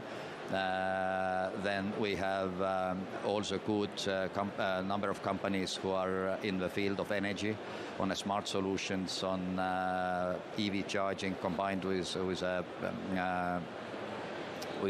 PV or a solar power. A number of companies which are also working on energy efficient solutions. Also, one very interesting company who has developed a technology what actually helps a blind person to really orient much better and to feel and to help a deaf person to listen music and feel the noise. So everybody is welcome to visit our booth here in VivaTech and to learn these companies. And of course we are here really to share and to make business ties. And as you asked, so what we can we be copied? Well, maybe not copied, but we are very happy to share our journey with the rest of the world. Wonderful. All right. Well, Andres Slate, Minister of Energy and the Environment of the Republic of Estonia, I appreciate you taking the time. Thank you for inviting me. All right, well, certainly over the next 4 days, we're going to have hundreds of top speakers that are really sharing their insights. This when it comes to really just what is the latest in the tech ecosystem. And we've seen that in the past 25 years, Alibaba has become the leading e-commerce platform in China and one of the largest in the world. Well, its chairman and co-founder, Joe Tsai, spoke earlier today at a top session. Let's take a look at what he had to say. The Alibaba core business is all about data. We capture data, we cleanse data, we store data, we manage data, we analyze data. So very early on, the core development, technology development is on how to manage the massive amounts of data. I'm talking about tens of thousands of petabytes of data in our ecosystem. Every day, there's new users coming in. There's hundreds of millions of transactions every day coming in. So very early on, Alibaba has developed a distributed computing architecture we call Max Compute, which today is the core basis of our cloud computing business. What does Max Compute do? It's a data warehouse and data analytics platform. And that's what we were good at. And fast forward to around 2020, so this is before ChatGPT came out, our scientists have already started to develop using massive amounts of data because they saw the advantage of training a model using the transformer architecture, but with massive amounts of data that we have access to. And if you think about a model, it's just an expression, it's an abstraction of computing power and massive amounts of data. And that's how we got into the LLM sort of development. But of course, thanks to OpenAI, they have woken up the entire world about the power of this transformer architecture and the future of generative AI. And every large company jumped into it. So from 2022 to around a year ago, there's so many companies in China and also around the world that say that they develop their own large language model, the foundational model that's going to rule the world. But over time, there's a little bit of consolidation. And today, I'm very proud to say that our development team have developed one of the more competitive LLMs in the Chinese market. All right, well, that was Alibaba's chairman and co-founder Joe Tsai speaking to Maurice Levy, this on opening day of VivaTech 2025. All right, well now we're going to bring things back here on set, and it's my pleasure to welcome my next guest, Daria Siegel, the Senior Vice President for Innovation Industries at the New York City Economic Development Cooperation. Hi Daria, thanks for joining me here. Thanks for having me. All right, well so let's see. Of course, this is the organization that really is leading the charge to make New York, my hometown, your hometown, I have to say, two New Yorkers on set, one of the world's just top innovation hubs. Absolutely. So I'd like to ask you, really, what are we seeing as some of the most promising tech-driven initiatives? Yeah, absolutely. So we're so proud that New York City today is the #2 global tech ecosystem. Okay. 10 years ago, nobody would have believed that, right? You thought of finance, you thought of retail, you thought of so many different things. But now tech is one of the largest and fastest growing employers in New York City because all of those sectors need to innovate. And so they all need to adopt technology. But at EDC, we're very focused on AI, making sure New York City is the applied hub for global AI because all these sectors need to adopt AI to stay ahead. And so startups are coming to New York City because they want to commercialize, they want to sell, this is where the customers are. And so we're working to support that, particularly focused on sectors that might get left behind by the AI craze that's happening right now. So small, medium-sized businesses, the brick and mortar, the hospitality, we need to make sure that they all have those opportunities and are working with startups on new use cases to grow AI and make sure New York continues to grow and thrive. Well, can I ask you just a bit, though, about what will make New York unique in its approach to all of this? Absolutely. It's its diversity. At its core is like who we are. It's made of the people that make up New York City. And people want to be in New York City. More and more STEM talent is moving from San Francisco to New York City because they want to be there. And it's such a dynamic, exciting place to be. And it's not just a one industry town, right? So you're working in tech, but you're doing it and you're going to the museums, you're participating in the arts and culture. And so that's so unique about New York City. And so like as a woman in the technology sector, like we're more diverse than any other tech ecosystem around the world. And so it's a place that's really welcoming. And we're also focused on bridging that gap and creating more access for underrepresented founders and access to capital where we know they have the hardest time building those relationships with venture capitalists. Yeah, I mean, I wanted to just talk a bit more about that, indeed, just about overall inclusion. And how are you going about advocating really just for more diverse leadership? Absolutely. So we're working at both on the founder sides. We have a program called the Founder Fellowship. Over 250 underrepresented founders have gone through this accelerator. And we're also working with the VCs. So we have a coalition of 100 venture capitalists who want to work together with us to drive more capital to these founders. That's really the biggest challenge globally is who has access to these networks to raise capital. And so we need to work closely with the venture capital ecosystem because underrepresented founders are driving new ideas to new audiences that VCs don't know what those opportunities are. So they need to find these communities of people who are servicing new markets and creating opportunities in New York. Well, we're here in the French capital, so I'd like to ask you just a bit about how we can see international, French, perhaps startups really work with NYC EDC to land successfully in New York. Yeah, so we want to make it easy to do business in New York. So we offer services to roll out the red carpet for companies looking to expand and open their first U.S. office here in New York City. So we'll help with site selection, we help with the incentives that are available, we help connect you with the talent that you need. And we're actually launching something called international landing pads where companies, growth stage companies will be selected to come to New York and get support like business development to help them get their first customers here on the ground in the city and grow. So that'll be something that'll be announced shortly, and we're really excited to see more to see more French companies participating and growing into New York City. Wonderful. All right, well, excellent. Daria, I do appreciate you joining me here. Daria Siegel, New York City Economic Development Corporation. Thank you so much. Thanks for joining us. Thanks. Well, the news continues here on VivaTech. We're going to cross now for Inside VivaTech.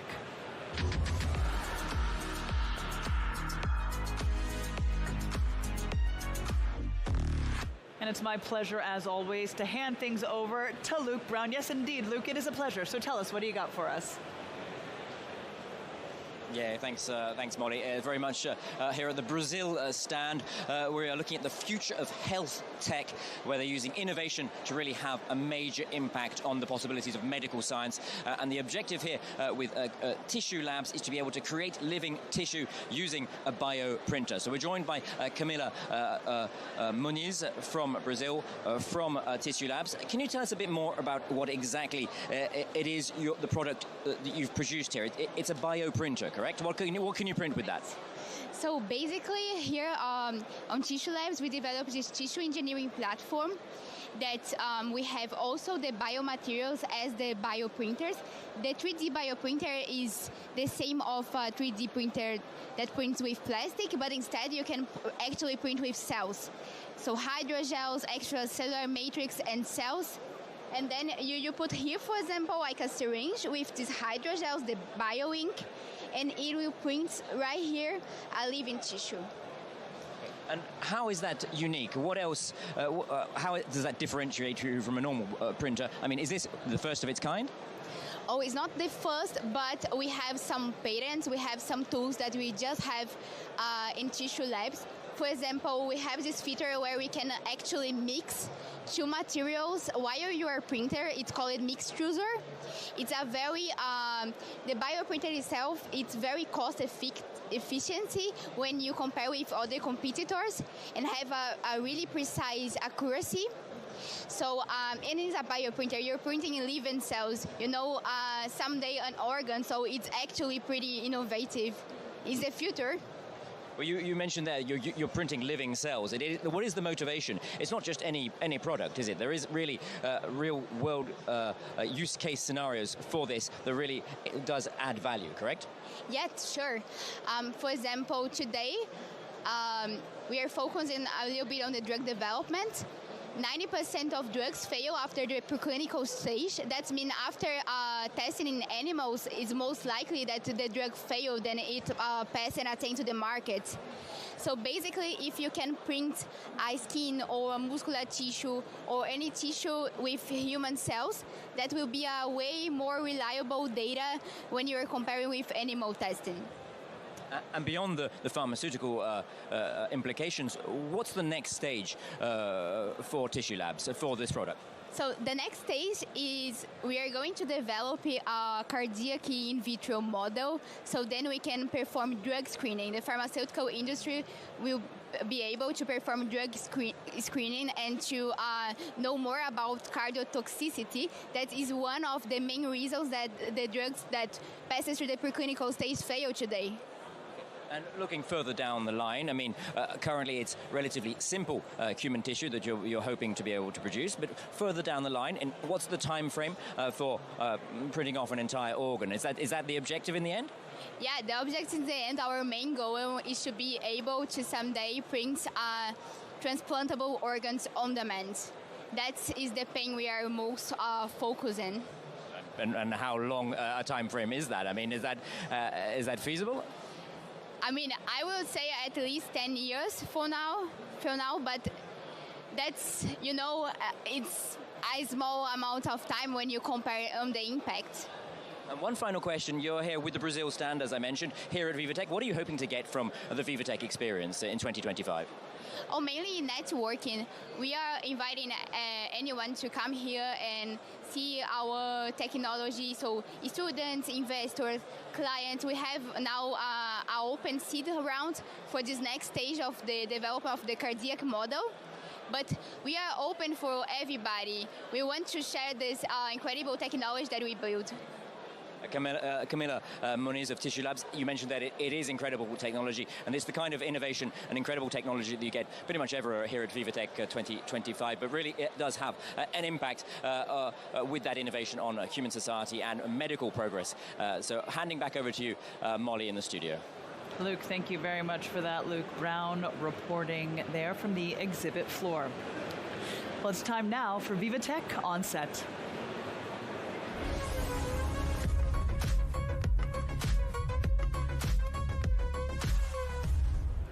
All right, well, let's talk marketing data and analytics. This as we explore how brands can win in the battle for attention, this in an AI-driven world. And for that, to discuss this further, I'm joined by Cécile Lejeune, the CEO of Kantar. Thank you very much for joining me, Cécile. Thank you very much. So I'd like to ask you, firstly, tell us more about Kantar. So at Kantar, we are managing consumer data, and we use that consumer data to help the brands to create more business with it, obviously. It's our main purpose, and we can do any kind of consumer data on the brand, on their communication, on their experience, on everything. Well, then that being said, tell us a bit about what you're hoping to showcase and present and really get done here at VivaTech. No, in fact, VivaTech has asked me to talk about the attention, which is obviously a main subject right now. And most of it, how AI will change, or let's say transform the war of the attention. And it's a key subject because what I said, it's true, is when you think about AI and attention, everybody think, yes, of course, AI will help attention because thanks to AI, you can target better, you can clearly even personalize all your communication, so you have the feeling that, yeah, AI will be really helpful with attention. But... yeah, exactly. We can hear there's a but, definitely. Yeah, there is a but because what happened now is we all see the entrance of the AI agent. You know the AI agent, like Operator from OpenAI, they will choose for you and buy for you.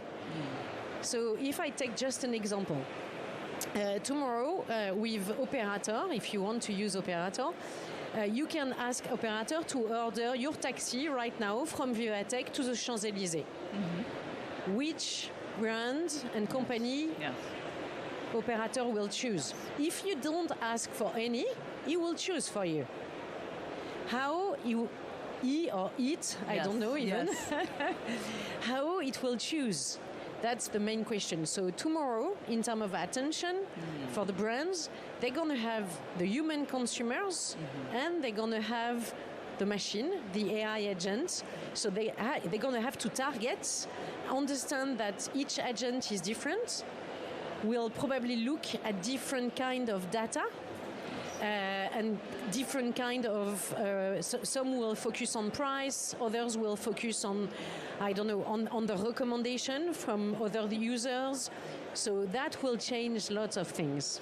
Yeah, indeed, it's certainly fascinating. It seems as if it's just going to be exponential in terms of really where the attention needs to be placed. So then tell us, I mean, you're mentioning a bit about how AI, how is it then helping brands stand out? Or how can you help brands stand out? Or is it making things just look too similar? No, that's a main question also. It's true that, you know, everyone is starting to use AI to produce content. Yes. And there is clearly a fear of sameness, because if you use the same AI tool with the same kind of prompt, at the end you're going to have the same kind of advertising. Yes. And that is starting, and we can see it on, you know, let's say the simplest advertising, like the car dealers advertising. Yes. If you use the same AI tool and the same kind of prompt, you're going to have exactly the same kind, you know, car dealer outdoor. Yes, the same image on the lone road. Yes. The only difference will be the logo and the brand. Yes. And here it's clearly something that we have to be careful of. What? Continue. Sorry to interrupt. What we have seen also, because we've done a study about that, is we need to be careful because we already have 41% of the consumers who really bothers by AI-generated ads already. Meaning they're already annoyed by them. Is that what you're saying? Yes. Okay. Yeah, they're annoyed by the AI-generated ads, and it started already. It's only started, so we need to be careful. Well, then that being said, what would you say gives Kantar really kind of an edge in terms of answering this? You know, like clearly using AI to have an edge, but using it intelligently. First of all, we said, you know, the right combination is create with human and produce with AI, but always even the production, you should have a human touch in it, because the key element is the emotion connection. And if you want to keep the emotion connection, you have to put human. Only human understand the emotion right now. It can change tomorrow, but right now it is the case. So the way we help as Kantar is we are using AI to help to test the campaign. So you can test your campaign using AI in 10 minutes for less than 1,000 euros. So you start to have some answers, and we are more and more using AI everywhere and data synthetic and everything, but we use it with human feelings, human attention, human emotion. All right, well, excellent. We are going to have to leave it there, but I do appreciate you sharing your expertise, Cecile, in this area, which indeed is going to continue to be a main focus, right? Yes, clearly it's only a start, and we all know that, so we're going to learn all together. Wonderful. All right, well, Cecile Lejeune, CEO of Kantar, thank you for joining me here. Thank you very much. Thank you. All right, well, you're watching Tech Newsroom here at VivaTech 2025, and indeed we've got Palo Alto Networks. This is a global cybersecurity leader that is shaping the cloud-centric future with technology that is transforming the way people and organizations operate. Well, earlier we heard the chairman and CEO, Nikesh Arora, introduce his vision of the future of cybersecurity with AI into it. Take a look. On one hand, if we train something, how to find the cure for cancer, the same model can be used to create a bioweapon. So our job becomes, how do we make sure that AI is not used to build the bioweapon, instead is used to cure cancer? Or the same AI which we are using today, we call it the brain. You know, I haven't seen a driverless car in Paris. Is there a driverless car in Paris? Yeah. There is. Okay, so I call that giving AI agency, giving AI arms and legs. When you start letting a brain decide how to drive, when to stop, when to turn, you've just given AI arms and legs. And in the next 5 years, you will see a lot of things will be given arms and legs around us, which will be managed by AI. Then again, as a bad actor, the question is, can I take over that model and make it do things? Imagine you set in your driverless car and it doesn't stop, it just keeps driving away with you. It's a lot easier. That was the Palo Alto Networks chairman and CEO, Nikesh Arora, speaking earlier today. This on one of the top sessions right here at VivaTech 2025, this opening day. All right, well, you're watching Tech Newsroom. We're going to take a quick break, but we'll be back live from Paris. Do stay tuned.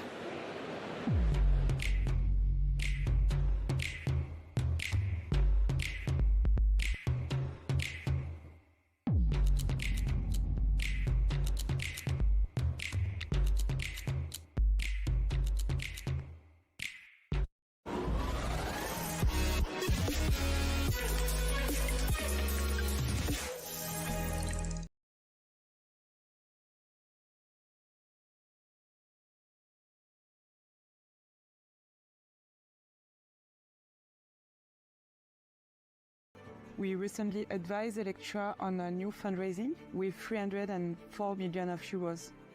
It's a major milestone for Electra.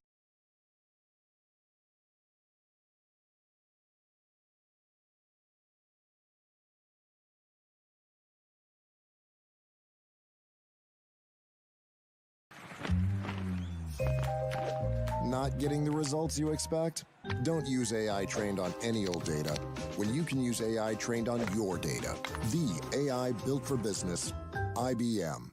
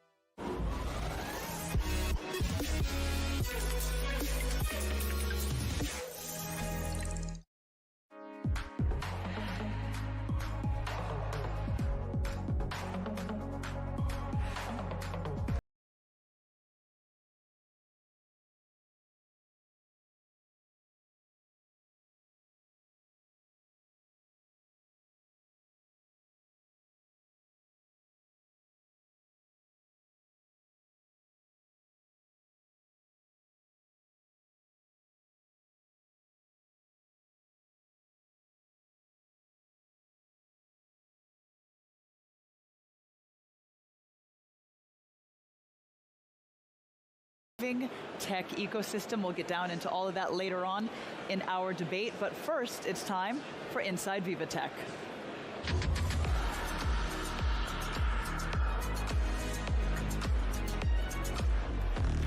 All right, in this latest Inside VivaTech, we're going to cross to Allison Sargent, who is standing by live for us. Allison, take it away. Well, Molly, I have another health startup from all of you guys. This one is from South Korea. I'm here with Song-ho Yi. He's the CEO and founder of Manned Robotics. They make affordable prosthetics. Song-ho, you're going to give us a little demonstration with your robot. Yeah, sure, I do that. So we now have a humanoid robot here. So I'll provide the robot, and then I can show you a quick demonstration of the head and then arm. Okay. So first of all, this one is just following the movement of this my ear set. So what does it mean is we can see what robot sees. So we have now we have a cardboard VR goggle. Then what I can do is something like that. Yeah. Okay, so you're controlling the robot with your own head, and then what about the hand? So we have the sensors here. So that this is the shoulder movement sensor, and this is the elbow and the hand. So I can do this movement. Just on please. Yeah. So can I grab your mic? Yeah, so as we can see with the baguettes, he's able to hold things, and so he's going to grab our microphone. Yeah. This, yeah. Maybe I can do this. Go ahead. Yeah.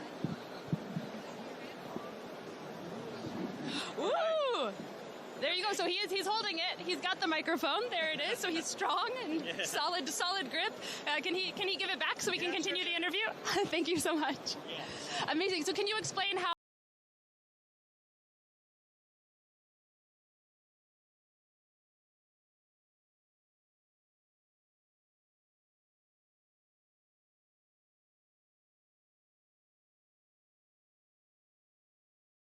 can use it for their life in case of amputation of elbow. And it's the same way we have a shoulder joint as well, and that can be used for the robotics as well.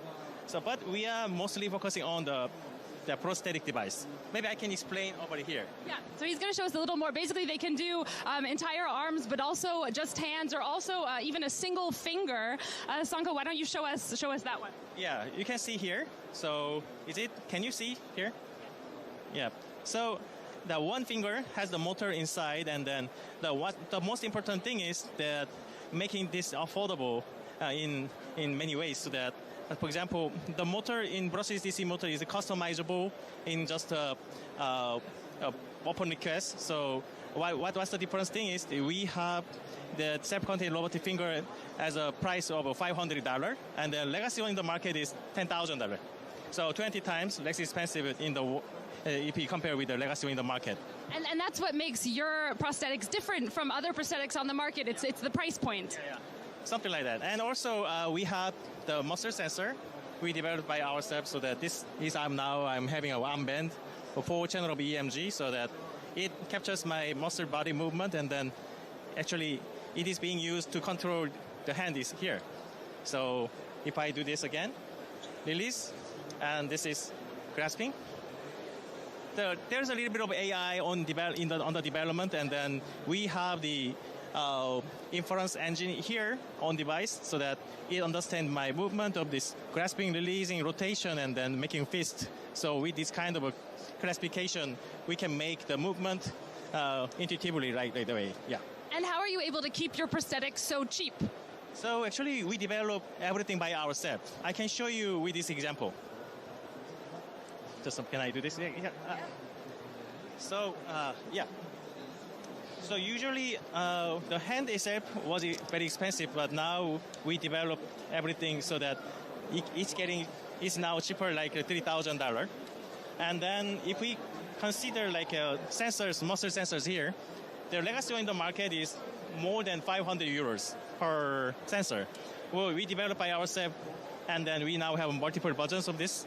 It is just like a $30 or $40 only. And then also even the kind of a small wrist unit is 650 pounds from the UK.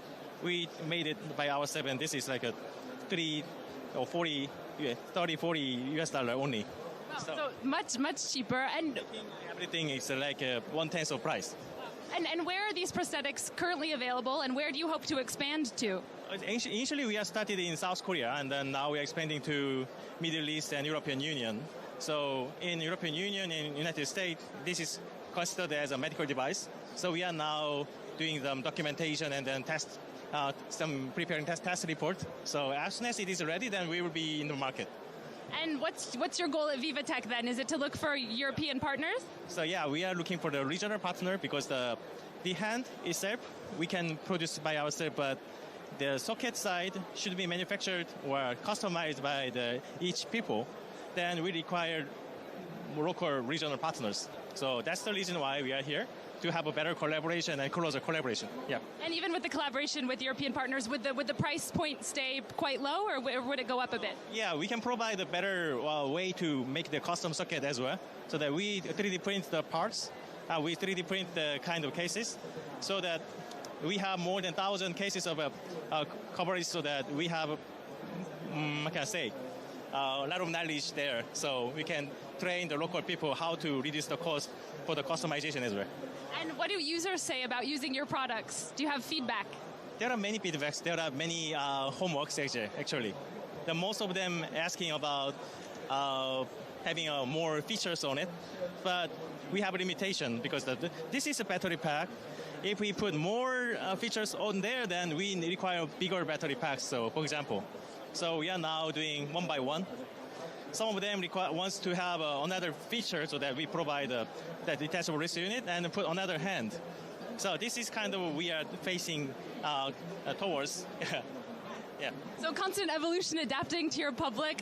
Wonderful service. Songho Yi, thank you so much for sharing your prosthetics with us. Again, thank you so much. That's Songho Yi. He is the CEO and founder of Manned Robotics, making prosthetics affordable. Molly, that's just another one of the very many health technology startups here at VivaTech trying to help people improve their daily lives.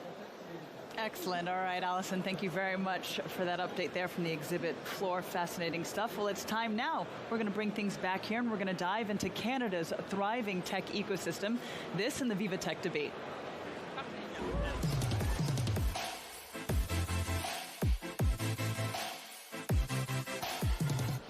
All right, well, now it's VivaTech's Country of the Year, and for very good reason. Well, Canada has become a global leader in AI.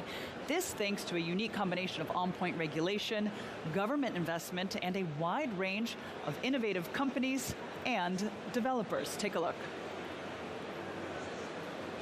AI powerhouse, and then we will home to 10% of the world's top-tier AI researchers and high concentration of tech talent, and also VivaTech's Country of the Year. Canadian venture capital investment hit $7.8 billion in 2024, up 10% from the previous year. This surge has produced 31 unicorns, or startups each valued at over $1 billion. In 2023, Canada ranked 5th in global AI research, development and economy, and 3rd in the G7 nations. The Pan-Canadian AI strategy has invested $125 million into retaining and attracting top AI researchers. The Vector Institute, Mila and Ami have formed a research triangle driving innovation across the country. Canada's world-class research institutes have been bolstered by strong government investment.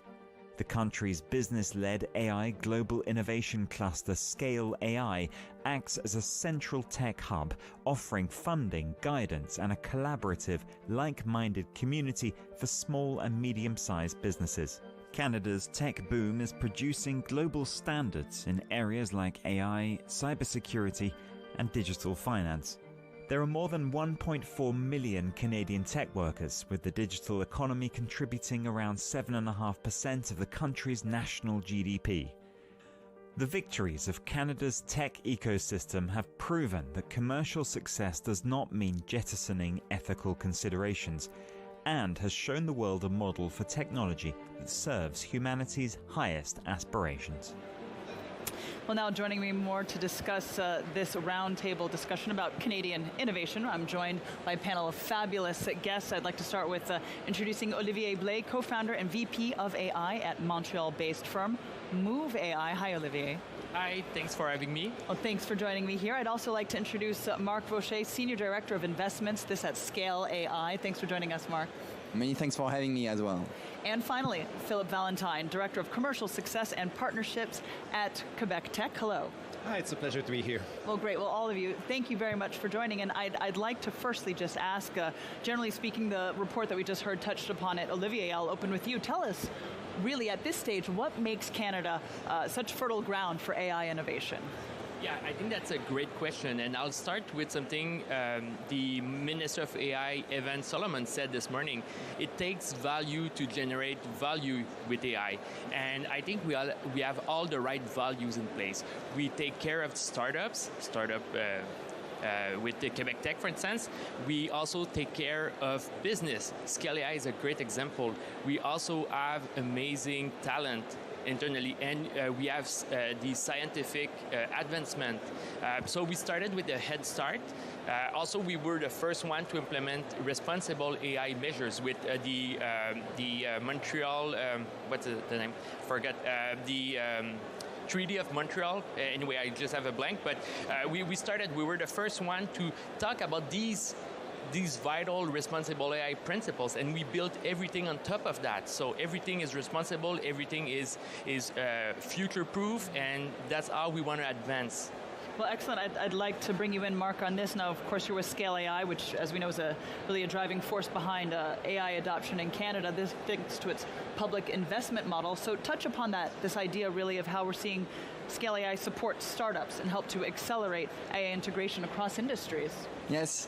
So Scale AI is the Canadian's AI innovation hub, and we help build a first-grade AI ecosystem, bringing together.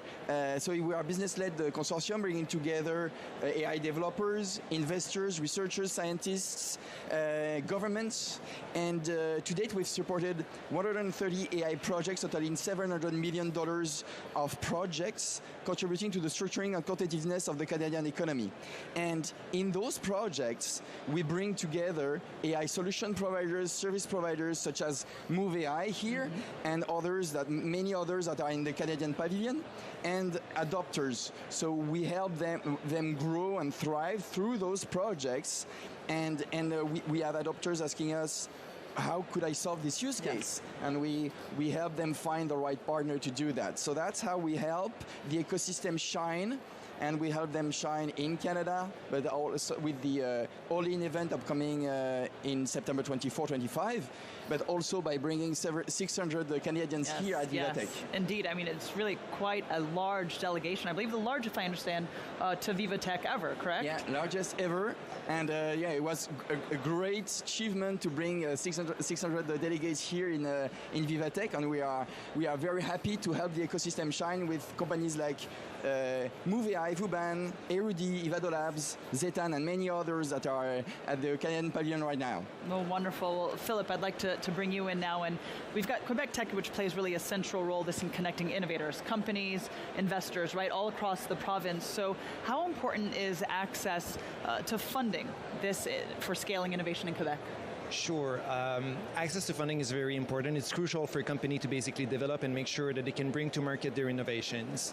What's unique about Quebec, beyond obviously the VC scene and the more traditional financial partners that exist in the market, what we like to promote in Quebec as an ecosystem is the fact that we have a lot of institutional funds. Basically, these are funds which have a public service mandate, meaning they want to make sure that we develop local companies that grow, and these are patient funds, so they're not necessarily ready to exit very fast within the process of financing.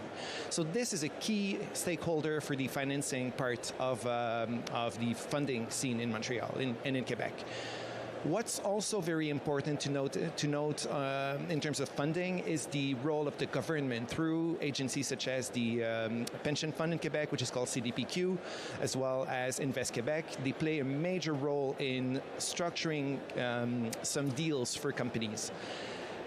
Combined with the fact that there are a lot of incentives focused on innovation and research and development, all these stakeholders and these options for companies make sure that there are options available to all types of business models within the industry and the ecosystem. Well, Olivier, I'd like to bring you back in now in the notion that Move AI, of course, it was recently acquired by Publicis, so I mean, really does show kind of, I could say, a major milestone that reflects essentially, we could say, the global interest in Canadian startups. So tell us a bit about how Move AI positioned itself to really attract the attention. You know, what is it that allowed this to really come to fruition? Yeah, this is great, and we obviously are very happy about this transaction, especially the link between VivaTech and Publicis. I mean, it's a great timing. It's happened a few weeks ago, and so what happened is essentially marketing is transforming, business is transforming. Publicis realize every interaction counts between a brand and its consumers, its clients, and this is why they needed to implement AI solution. They needed to promote AI into these interactions to make them more optimal, to make sure that all the brands were able to benefit from AI. So they had in mind to grow and get a new agency, a new practice brand, and they were looking there. They already thought about Montreal because of the talent, because of the funds, because of the innovative mindset that we do have, and that's why they started to look in Montreal where there were any different type of business in this area, and Move AI was one of the contenders, definitely. Also, something that's a little bit different from what we see in France is that in Montreal, in Canada, we have a lot of AI consulting businesses. Here, it's going to be usually the bigger Capgemini of this world, these bigger the consulting companies, and they do $1 million project. At Move AI, what we do is we create momentum with smaller increments of value, smaller projects, and this is something it was really driving Publicis, because that's how it works. That's how you democratize AI.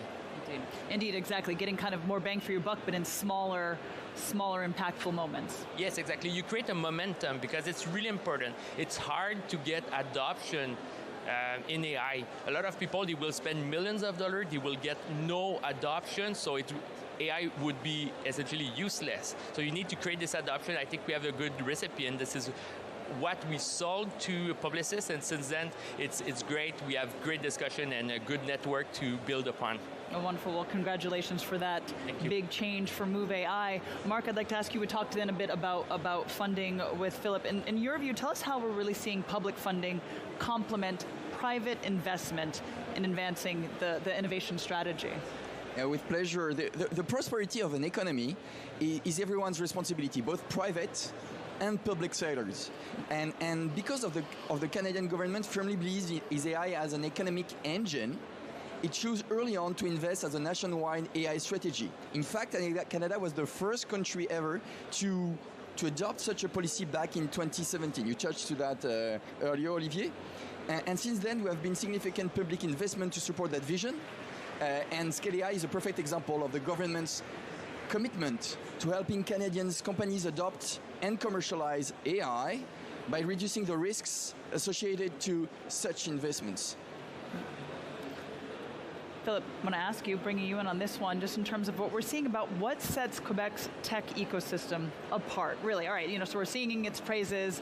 What are you going to say it's about that region, what we're saying that sets it about from the overall broader Canadian and global landscape? So it's quite easy to say that we have amazing companies such as Move AI and the others that were mentioned by Scale AI. We all do, right? Yes. I think what makes Quebec a truly unique destination for companies or entrepreneurs interested into setting up their startups, their companies, especially in fields such as AI, there are two key aspects, in my opinion, that are worth mentioning. The first one is the collaborative spirit, which is quite unique.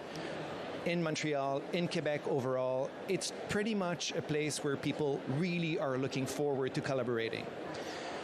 People will get... It's kind of like on what we're seeing. Sorry, I was looking, but I don't know if our view... Can I sure, show? Absolutely, yeah. Sorry, yeah, so this is just, if you can see what we have down here, both in French, Ensemble Propulsons l'IA au Canada, or indeed, Let's Power Canadian AI together. So there we have that notion, right? So there's truly this feeling in Canada where we all want to collaborate on the same topics, on the same issues. Yes. And I think I've been supporting a lot of foreign companies setting up in Montreal over time in my past career, and this is always something that comes up, how collaborative the environment is in Montreal, in Quebec in general. The same for Canada, but I have to say this is a specificity to Quebec. All right. This is the French-speaking part of the country. I want to mention as well the focus on research and innovation. There's a lot of incentives in Canada, especially in Quebec, which are dedicated to supporting companies developing new innovations, both from the universities and the private sector as well. And I think Montreal is a powerhouse when it comes to research, to innovation. There's a lot which is done already, a lot to support companies to commercialize and bring to market their solutions. That's where Quebec Tech comes into play, and other partners as well with whom we work. Loads of incubators and accelerators as well are in Montreal to support the entrepreneurs. So I would say that there's these two factors combined, the collaborative spirit as well as the incentives and the strength of the research and development ecosystem are key for startups to basically develop great technologies out of Montreal, of Quebec, of Canada. And if you let me chime in also, if I was a French person, I would like to, and I would be interested into touching what's the AI ecosystem in Quebec, in Canada. What I would do is go to All In next September, 24-25, because it's the biggest AI event in Canada. We are bringing together AI adopters, AI providers, AI solution and service providers, and we are expecting 6,000 people. 20 countries, so it's a great way to touch what is AI adopted by business and impacting productivity and efficiency all across the Canadian economy. Excellent. All right. Well, now we've got a little change of pace for you all here. I've got a series of questions, and if you could just respond relatively short and sweet. It could be one word, it could be a phrase, but it's just kind of your thoughts on generally what comes up. So firstly, Olivier, just tell us, what's the most underestimated advantage of the Canadian tech ecosystem, you would say? Underestimated. Really what's like under the radar right now? I don't want to steal from you, but I think it's a collaboration. Yeah. Collaboration is key. Nobody can create an AI solution in their backyard without talking to stakeholders. Being able to talk to business and end users and other type of stakeholders is critical to create something that's useful. I think this is our strength. And Olivier, I completely agree. And what we see compared to France is you have much more companies in France that have their own AI team. In Canada, they are much more relying on solution providers, service providers such as Move AI and others to get that knowledge, that experience, that skill set to adopt AI within the companies. Philip, do you have a chime in? Sure. I think something that's underestimated in Canada is the strength of the Canadian market as a market, right? Yes, we always see itself, Canada right? as a gateway to the United States. Indeed. Maybe not so much these days. Right. Let's not do politics here. Put a pin. But you know, Canada is actually a market of 45 million people, right? It's not that small, and there's a key link with Europe. We have a trade agreement with Europe. There are a lot of connections with European partners. So there's a lot of opportunities for companies which want to do cross-border trade between our countries. So I think it's a great fact which is heavily underestimated. Yeah, indeed, just the market itself in of itself. All right, well now then, in one word, what's the key to scaling a startup? One word. Of course, we know there's multiple things in a recipe. If you guys had to create a recipe, each of you gets to put in one ingredient. Well, sorry, one sentence? Oh, okay, all right, fine, if you have to. I heard once, if you are not ashamed the first time you show your product, you waited too long. Oh, yes, indeed. All right, so the notion of get it out there. Yeah. It's not perfect right in the beginning, but it's okay, right? Because that's how you grow. Okay, excellent. Olivier? Yeah, I like this one, but I'll take another one. Focus. There's so much happening right now. It's really important to focus and deliver something out the door, because you can be easily distracted by what's happening out there. It's a key fact which people very often overlook, is to adapt to other cultures and to make sure that your solution and your team is actually aware of cultural differences, because that's a key aspect of having success when you want to go abroad, when you go international. Excellent. All right, well then, what would we, excuse me, getting my words mumbled. What would we say is the biggest myth about AI in business today? It's all about Gen AI. Great. All right. Yeah, let me tell you, I've already said that word plenty of times today, let me tell you, and I know that's our audience has certainly been hearing it, because of course it is everywhere. Okay, interesting. That's a good take on that. Anyone else? The agents cannot do anything and everything. It needs to be we need to work on it. It's not perfect, but a lot of people, they say, agentic, these agents, they can do anything. That's not true. You need to work on them. Yeah, I think, the AI buzzword has been overused a little bit. So sometimes focusing back on what AI actually is will help companies basically explain a bit better how they implement AI.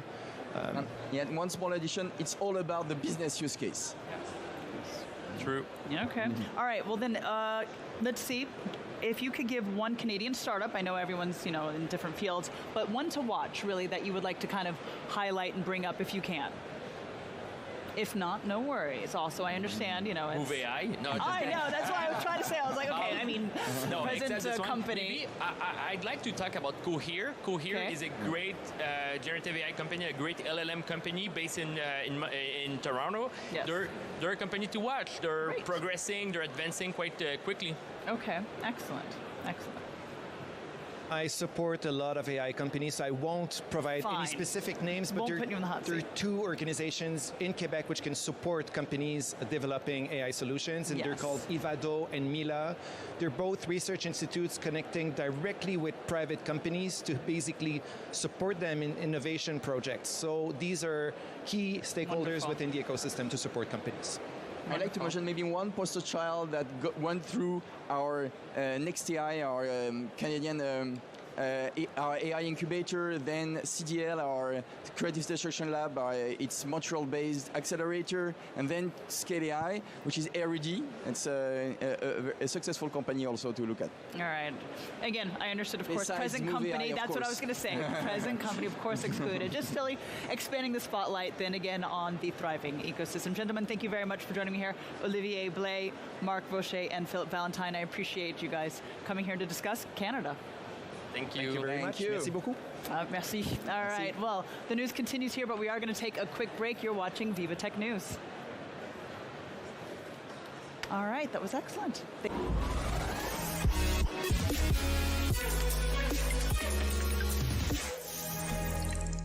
Only the ServiceNow platform puts AI agents to work across your company. They deal with the small stuff that bogs you down. Agents like secret agents? I once played a secret agent. Oh, I missed that one. I heard you were great. I was great.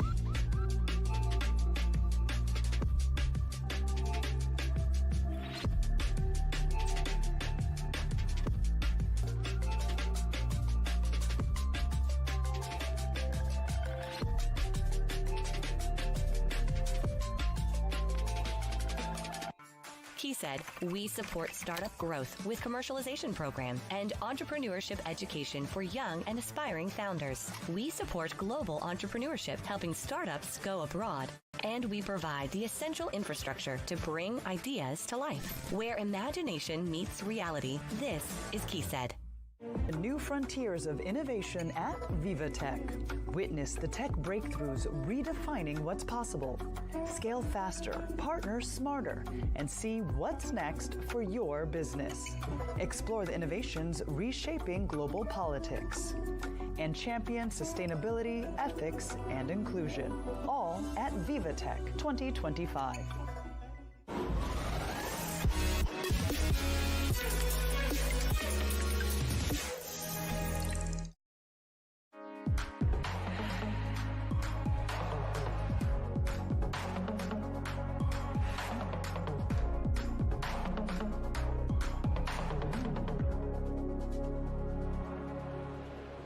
Hello and welcome back to Tech Newsroom, coming to you live from Paris. I'm Molly Hall. Thanks for joining us here. This is for our final half hour here in Tech Newsroom. Well, we have been exploring the new frontiers of innovation, as well as highlights and insights, all from day one at VivaTech 2025, Europe's largest startup and tech event. Because after all, this is indeed the place to be.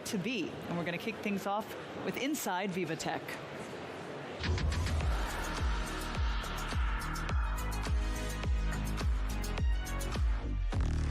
All right, inside VivaTech now, and we're going to hand things over to Will Hildebrandt, who I see is standing by with what it looks like is not one, but two, but I believe three guests standing by. Will, go ahead, take it away. That's right, Molly. Now, one of the things we say is you have to earn trust, you can't buy it, but what if you could scan it? Now, that's the innovative technology of the Vray AI technology. It deals with trying to find counterfeit goods, whatever they may be. I'm joining with the co-founders of Vray AI technology. We're going to begin with you, Hugo. Tell us a little bit about why you started this. So the three of us lived in China for the past 10 years, so we know how terrible the problem can be. And in particular, I have a very close relative whose mother took a counterfeit medicine. Now I can speak freely about it because she has no sequels anymore. But back then it was really terrible. And that was really the wake-up call for us that something had to be done about it. Yeah, this is life-saving technology, potentially. Totally, yeah. Thilo, can you give us a demonstration of how it works? Sure. So the web is very simple. It is a web app, and you just open an app, everybody can download it, and you take a photo of the product. Here we can demonstrate it on Lacoste polo shirts. So I take a photo.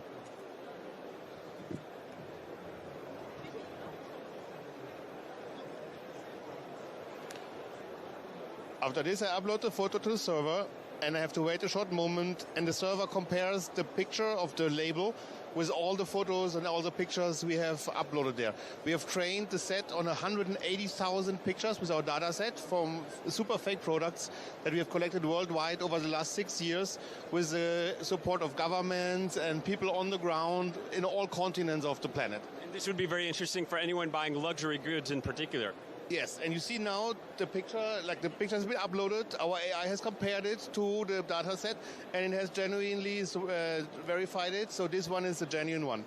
But you can see there's no visible differentiation for you with the human eye between these two, and one is fake and one is real. That's right, we have a real one and we have a fake one. Charles, I'm just wondering about this. When we're dealing with counterfeit medicine, counterfeit fashion, how widespread is the problem?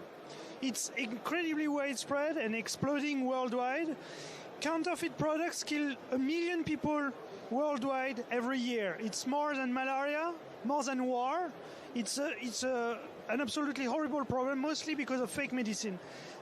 Counterfeit anti-malaria medicine itself kills over 100,000 people per year. This is a problem that we could solve overnight if we could deploy our solution, worldwide. So this is the Vray AI technology, counterfeit goods, counterfeit medicine. It's a way to change the way about the way we see things, because the chances are you and I have already been victims of it and maybe not even known it. Back to you, Molly. Will, thank you very much for that insightful segment there. Will Hildebrandt joining us. We'll be crossing back to you. Maybe not today, we'll see, but certainly tomorrow for day 2. All right, well, back here I'm joined on set by our Tech Trends editor, Rudy Rutenberg. Rudy, now we've got this afternoon at VivaTech featured some of AI leaders on stage. Of course, you've been following what we've had on stage, and this has included Amazon's head of artificial intelligence, Rohit Prasad, as well as Meta's chief AI scientist, Yann LeCun. So who has been critical, really, if we could say, of LLM? So, what are some of the takeaways you got for us? Right, so this is going rather from very applied. We're taking a step back and looking a little bit at some more of the conceptual ideas around artificial intelligence. Now, Rohit Prasad has been hired, or he's put in his position to put together an LLM. So an interesting comparison to LeCun, who's been critical, or at least he sees uses for LLMs, so large language models, but thinks they might be a dead end.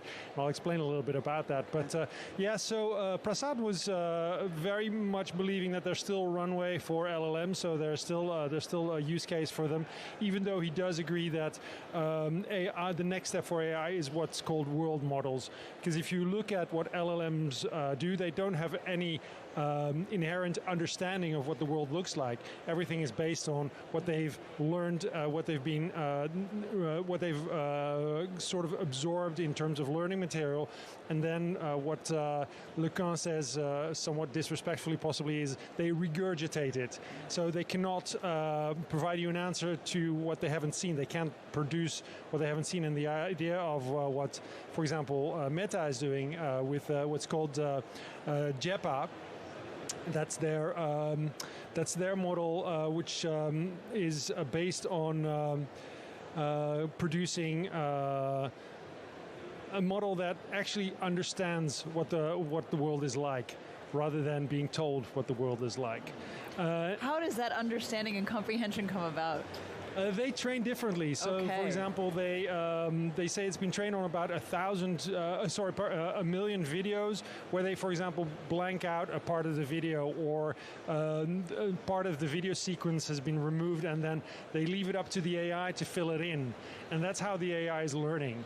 So very different. So the idea is, for example, that if rather than programming a robot arm to grab something in a factory, on a factory floor, the robot will understand what it means, what it is to grab something, and then without being specifically trained, will inherently understand how to grab something. So a very different model. He thinks that within about 3 years, Meta will know whether they're on the right track with this, and that within 5 years, if all goes well, if the planets align, we'll see the first tangible results of this very different world model AI, as it's called. Indeed. Well, I mean, as we see each time, it is shifting sands constantly with seeing how to advance in all of this sector. Definitely. I mean, spatial AI is AI that is placed within space rather than within just the text models. That's definitely a trend. We're seeing some of that this year. Excellent. All right, Rudy. Well, thank you very much for that. I appreciate that analysis there. All right, we're going to cross now to our reporter, Karine de Bach, who's standing by for us on the exhibit floor. Karine, go ahead, take things away. What do you got for us?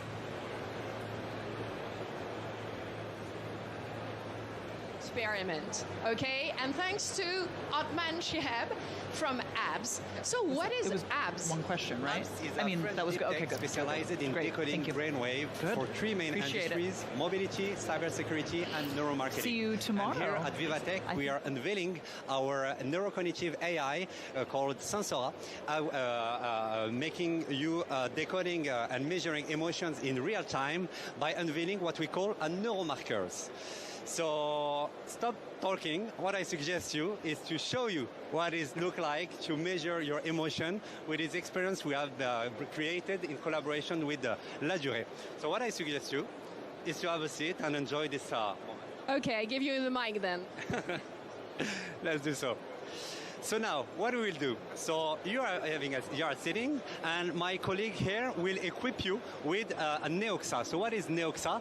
Is our brainwave sensor allowing you to collect your brainwave and also reveal some emotions that we have created on this. So the exercise, it's going to be something really hard to do for you.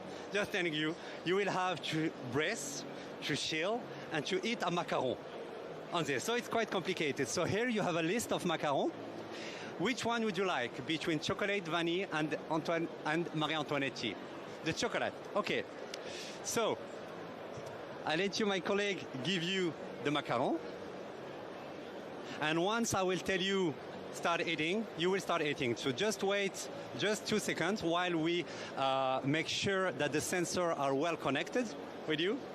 And after that, you will just have to bite it and enjoy the moments. And in live, we will be able, in real time, to measure and reveal the emotions generated. So now, you can eat it.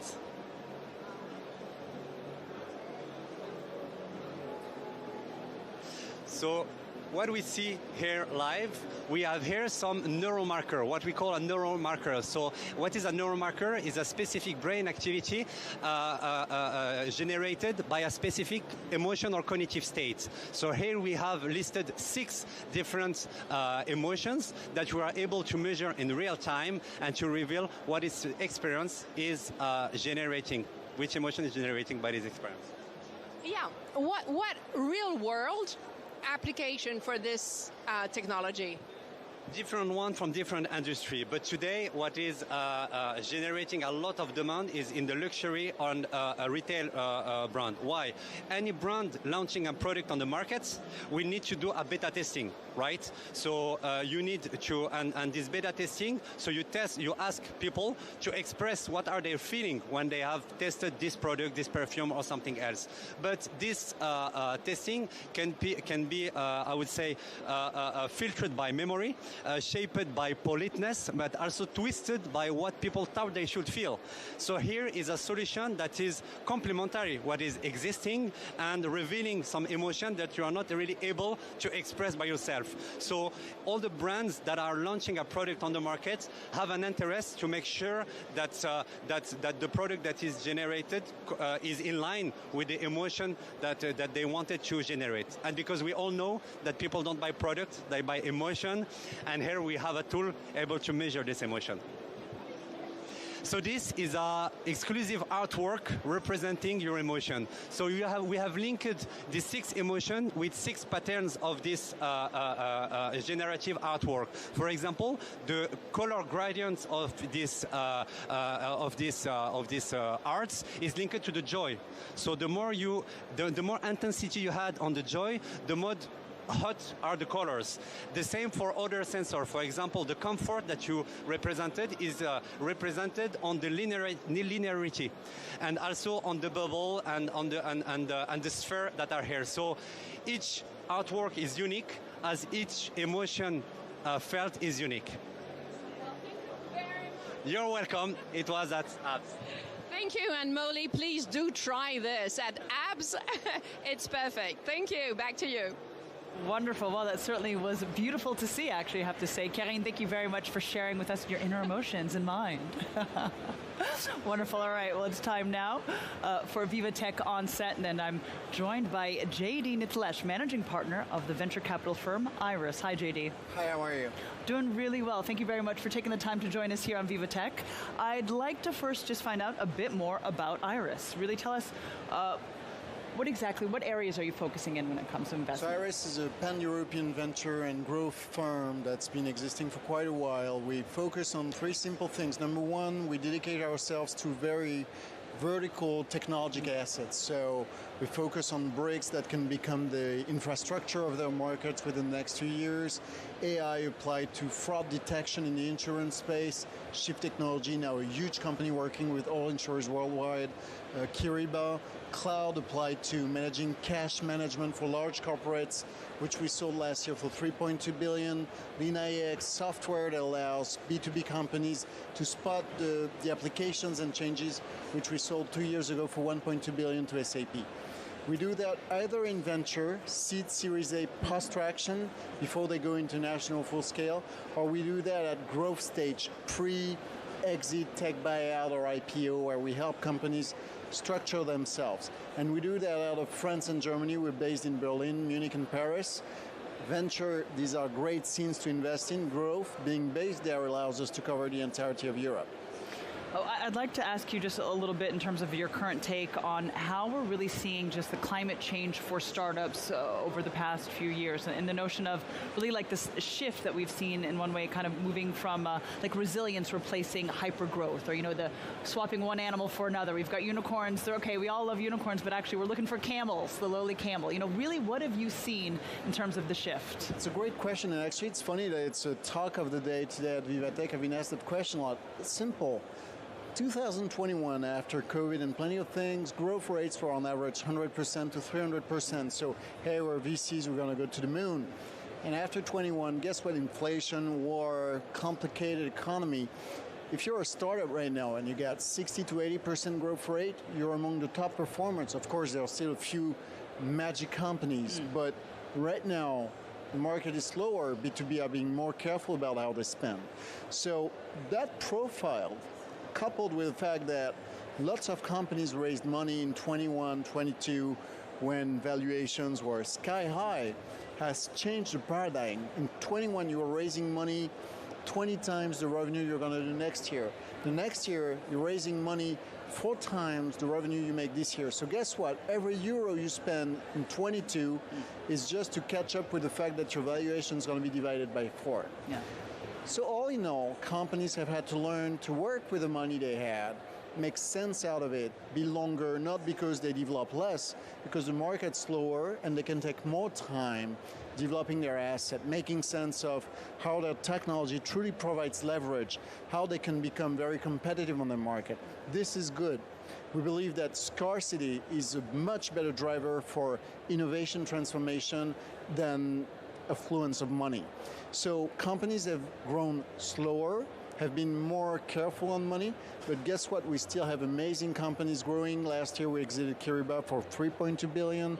Just a week ago we sold SurePay, which we financed in 21, a spin-off for Rabobank to Carlyle, because these are good companies. So tech buyout is very active. Usually it's a consecration that you have a lasting company, and the fact that companies have become more frugal is just the sense that they're trying to be more like companies, making money, being relevant to their investors and customers, as opposed to, hey, we're going to burn money until we're high in the sky. For us, it's just making sense of the market. Indeed, all right, so it's very much this notion of perhaps growing slower, but growing smarter indeed for the long haul. True. So then I'd just like to ask you before I let you go, you're very busy here at VivaTech, you got quite a few things going on with Iris. Tell us, what do you got for your time here? So, I gotta be honest, the nights are very busy because you get a lot of people from around the world. They come here for the show, but after parties, the good time to actually talk about how we develop our companies together, investment opportunities, taking companies international. Throughout the day, what's great is to see the emergence of the next wave of startup. VivaTech's been built by Maurice Levy, whom we are close to, with the idea that corporates and startups needs to be close. So seeing how our corporates right now decide which company, which innovation they put ahead, or how they make sense out of AI and the transformations they want to show is very helpful to understand how they're going to grow, how to serve them better, and how our ecosystem is building consistent and resilient relationships that will make companies successful in the end. All right, so it's not just busy during the day, but certainly as well in the evening. 24 hours. 24 hours. All right, well, we'll take it. We'll take it. You got 4 days packed in here. JD Nitlesh, managing partner of venture capital firm Iris. I appreciate you taking your time. Thank you very much. All right, excellent. Well, now we're going to bring things back here, and we're going to take a look at what we've seen Meta, which has just unveiled a new global model that improves AI's ability to understand and predict physical interactions. Well, this cutting-edge model enables robots and other AI agents to better understand the physical world and anticipate how it will react to their actions. Take a look. AI is a technological challenge as well as a scientific challenge, because we don't know how to build truly intelligent systems yet. It's one of the big scientific questions of our time. What's the universe made of? What is life all about? How does the brain work? Or what is intelligence really?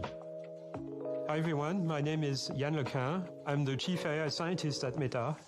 As humans, we think that language is very important for intelligence. But in fact, it's not the case. Imagine a cube floating in the air in front of you, and imagine rotating that cube by 90 degrees. You can sort of picture this in your mind, and this has nothing to do with language. Humans and animals navigate the world by building mental models of reality. What if AI could develop this kind of common sense? An ability to make predictions of what's going to happen in some sort of abstract representation space. We call this concept a world model. Allowing machines to understand the physical world is very different from allowing to understand language. A world model is like an abstract digital twin of reality that an AI can reference to understand the world and predict consequences of its action, and therefore it would be able to plan a course of action to accomplish a given task. It does not need millions of trials to learn something new, because the world model provides a fundamental understanding of how the world works. The impact of AI that can reason and plan using world models would be vast. Imagine assistive technology that helps people with visual impairment. AI agents in mixed reality could provide guidance through complex tasks, making education more personalized. Imagine an AI coding agent that can actually understand how a new line of code will change the state of the variable of the program, the effect on the external world in the context of existing code. And of course, world models are essential for autonomous systems like self-driving cars and robots. In fact, we believe world models will usher a new era for robotics, enabling real-world AI agents to help with chores and physical tasks without needing astronomical amounts of robotic training data.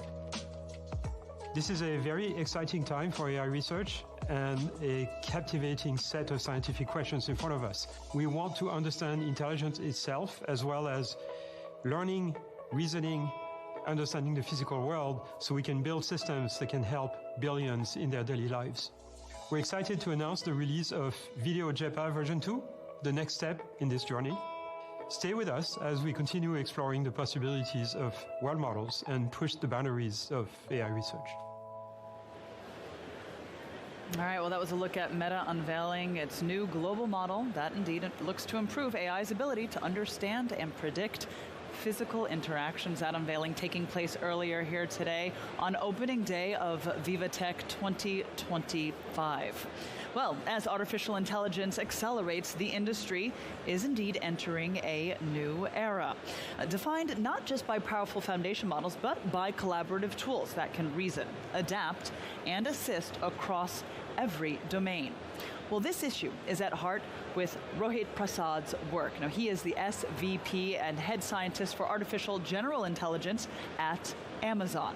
And in his opinion, one big AI model is being replaced by many little models specialized in particular areas. Let's take a listen to what he had to say today. One thing about AGI to me is definitely we will have a more general purpose model. And I think general purpose is also open to interpretation. They are really multi-purpose. They are out of the box, good at multiple things. However, it's very much like us going to universities and learning many different skills. And then we go specialize in every domain as a student. And then essentially you became an excellent journalist. Someone else has become an excellent scientist. Someone has become the world-class mathematician. I do think that we'll be living in this era where there will be a more general purpose or multi-purpose model, but that's spawning many specialist models or specialist agents, which are very skilled at their domain. They can run very efficiently in that domain. They can also spawn a personal agent for myself. I want my Noah, right? So that's the way we can think of, like, in terms of the future, is really going to be many millions and millions of agents. Some are just your own, some are working at an enterprise scale for your own enterprise. And some are these massive consumer agents like Alexa, which can help every customer in the world. So that's the world I think we're going to live in, and there is a place for very specialized agents. All right, well, that was Rohit Prasad speaking earlier today, this on opening day of VivaTech, really giving his opinion on how we're seeing the latest shifts in AI models. Well, preparations really are underway. This for a special session that's going to take place shortly here at the Dome, and it really is quite a juggernaut session. It's going to bring together French President Emmanuel Macron, as well as Jensen Huang, the founder and CEO of Nvidia, as well as Arthur Mensch, the CEO of Mistral AI. Well, the three will be discussing major opportunities for Europe, this with the rise of artificial intelligence. This at a time when Europe, well, its economic competitiveness, technological sovereignty, and democratic values, well, they are all in the spotlight. Now, this session, it's going to consider pathways that can help to increase investment, that can help adapt regulatory environment, and deal with the fragmentation of the European market. And certainly, of course, it's not just Europe that will be the focal point. Of course, French President Emmanuel Macron will want to center it as much as possible on France. And I do believe, indeed, that we can that we can cross over. I believe we're getting some live images, at least of the dome, where we can see as things are setting up over there. If we can dip in, let's see if we can dip in for a moment. Indeed, we've got, of course, the event hosted and moderated by the president of VivaTech, founder of VivaTech, Maurice Levy, welcoming everyone to sit in. Let's see if we can dip in for some sound. He's in the trenches. He's in the booth and making the... All right, we're going to see if we can bring that connection back up in just a moment. I'll see if our production team can bring it up. But of course, indeed, AI, as we mentioned, really is, as has been the case for the past few editions of VivaTech, on everyone's minds and certainly at the center of attention. But it's continuing to shift in really how we're seeing industries impacted and areas grow. We're going to take a look at this report real quick. How to serve humanity's best interests in a world where technology is advancing at such a blistering pace. It's one of the most pressing issues of our age, and political decision makers and regulators face extraordinary challenges in their response to it.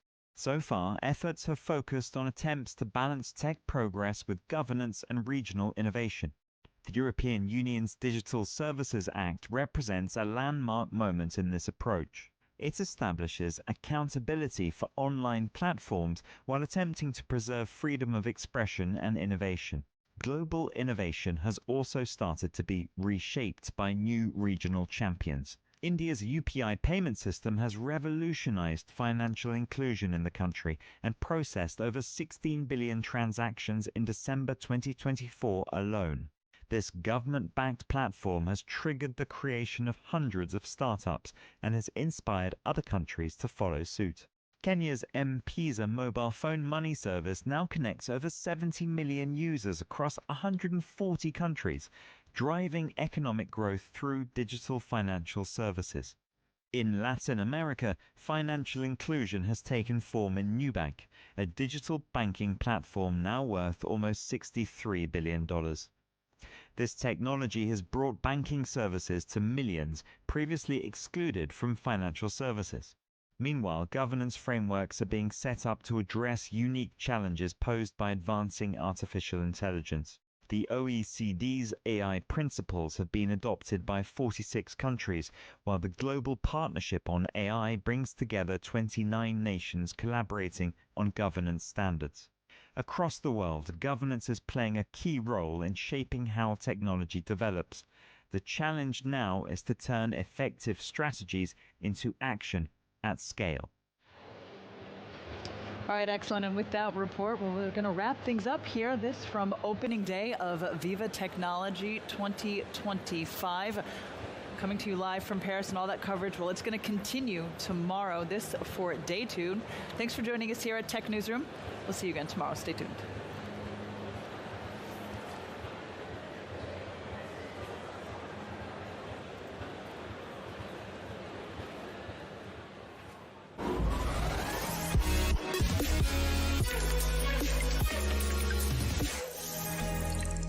If you're neurodivergent, the internet can feel overwhelming. So we created the TD Accessibility Adapter, a free tool for all. It's nice to know that TD cares about something like this because it makes me feel like they care about me.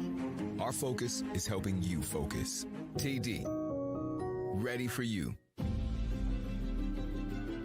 The automotive industry is going through an unprecedented period of change. We have been searching for a strategic partnership with a bank which would also support us in new projects. We've assembled people from both organizations, and we've worked with a true joint venture spirit, and that across 9 countries.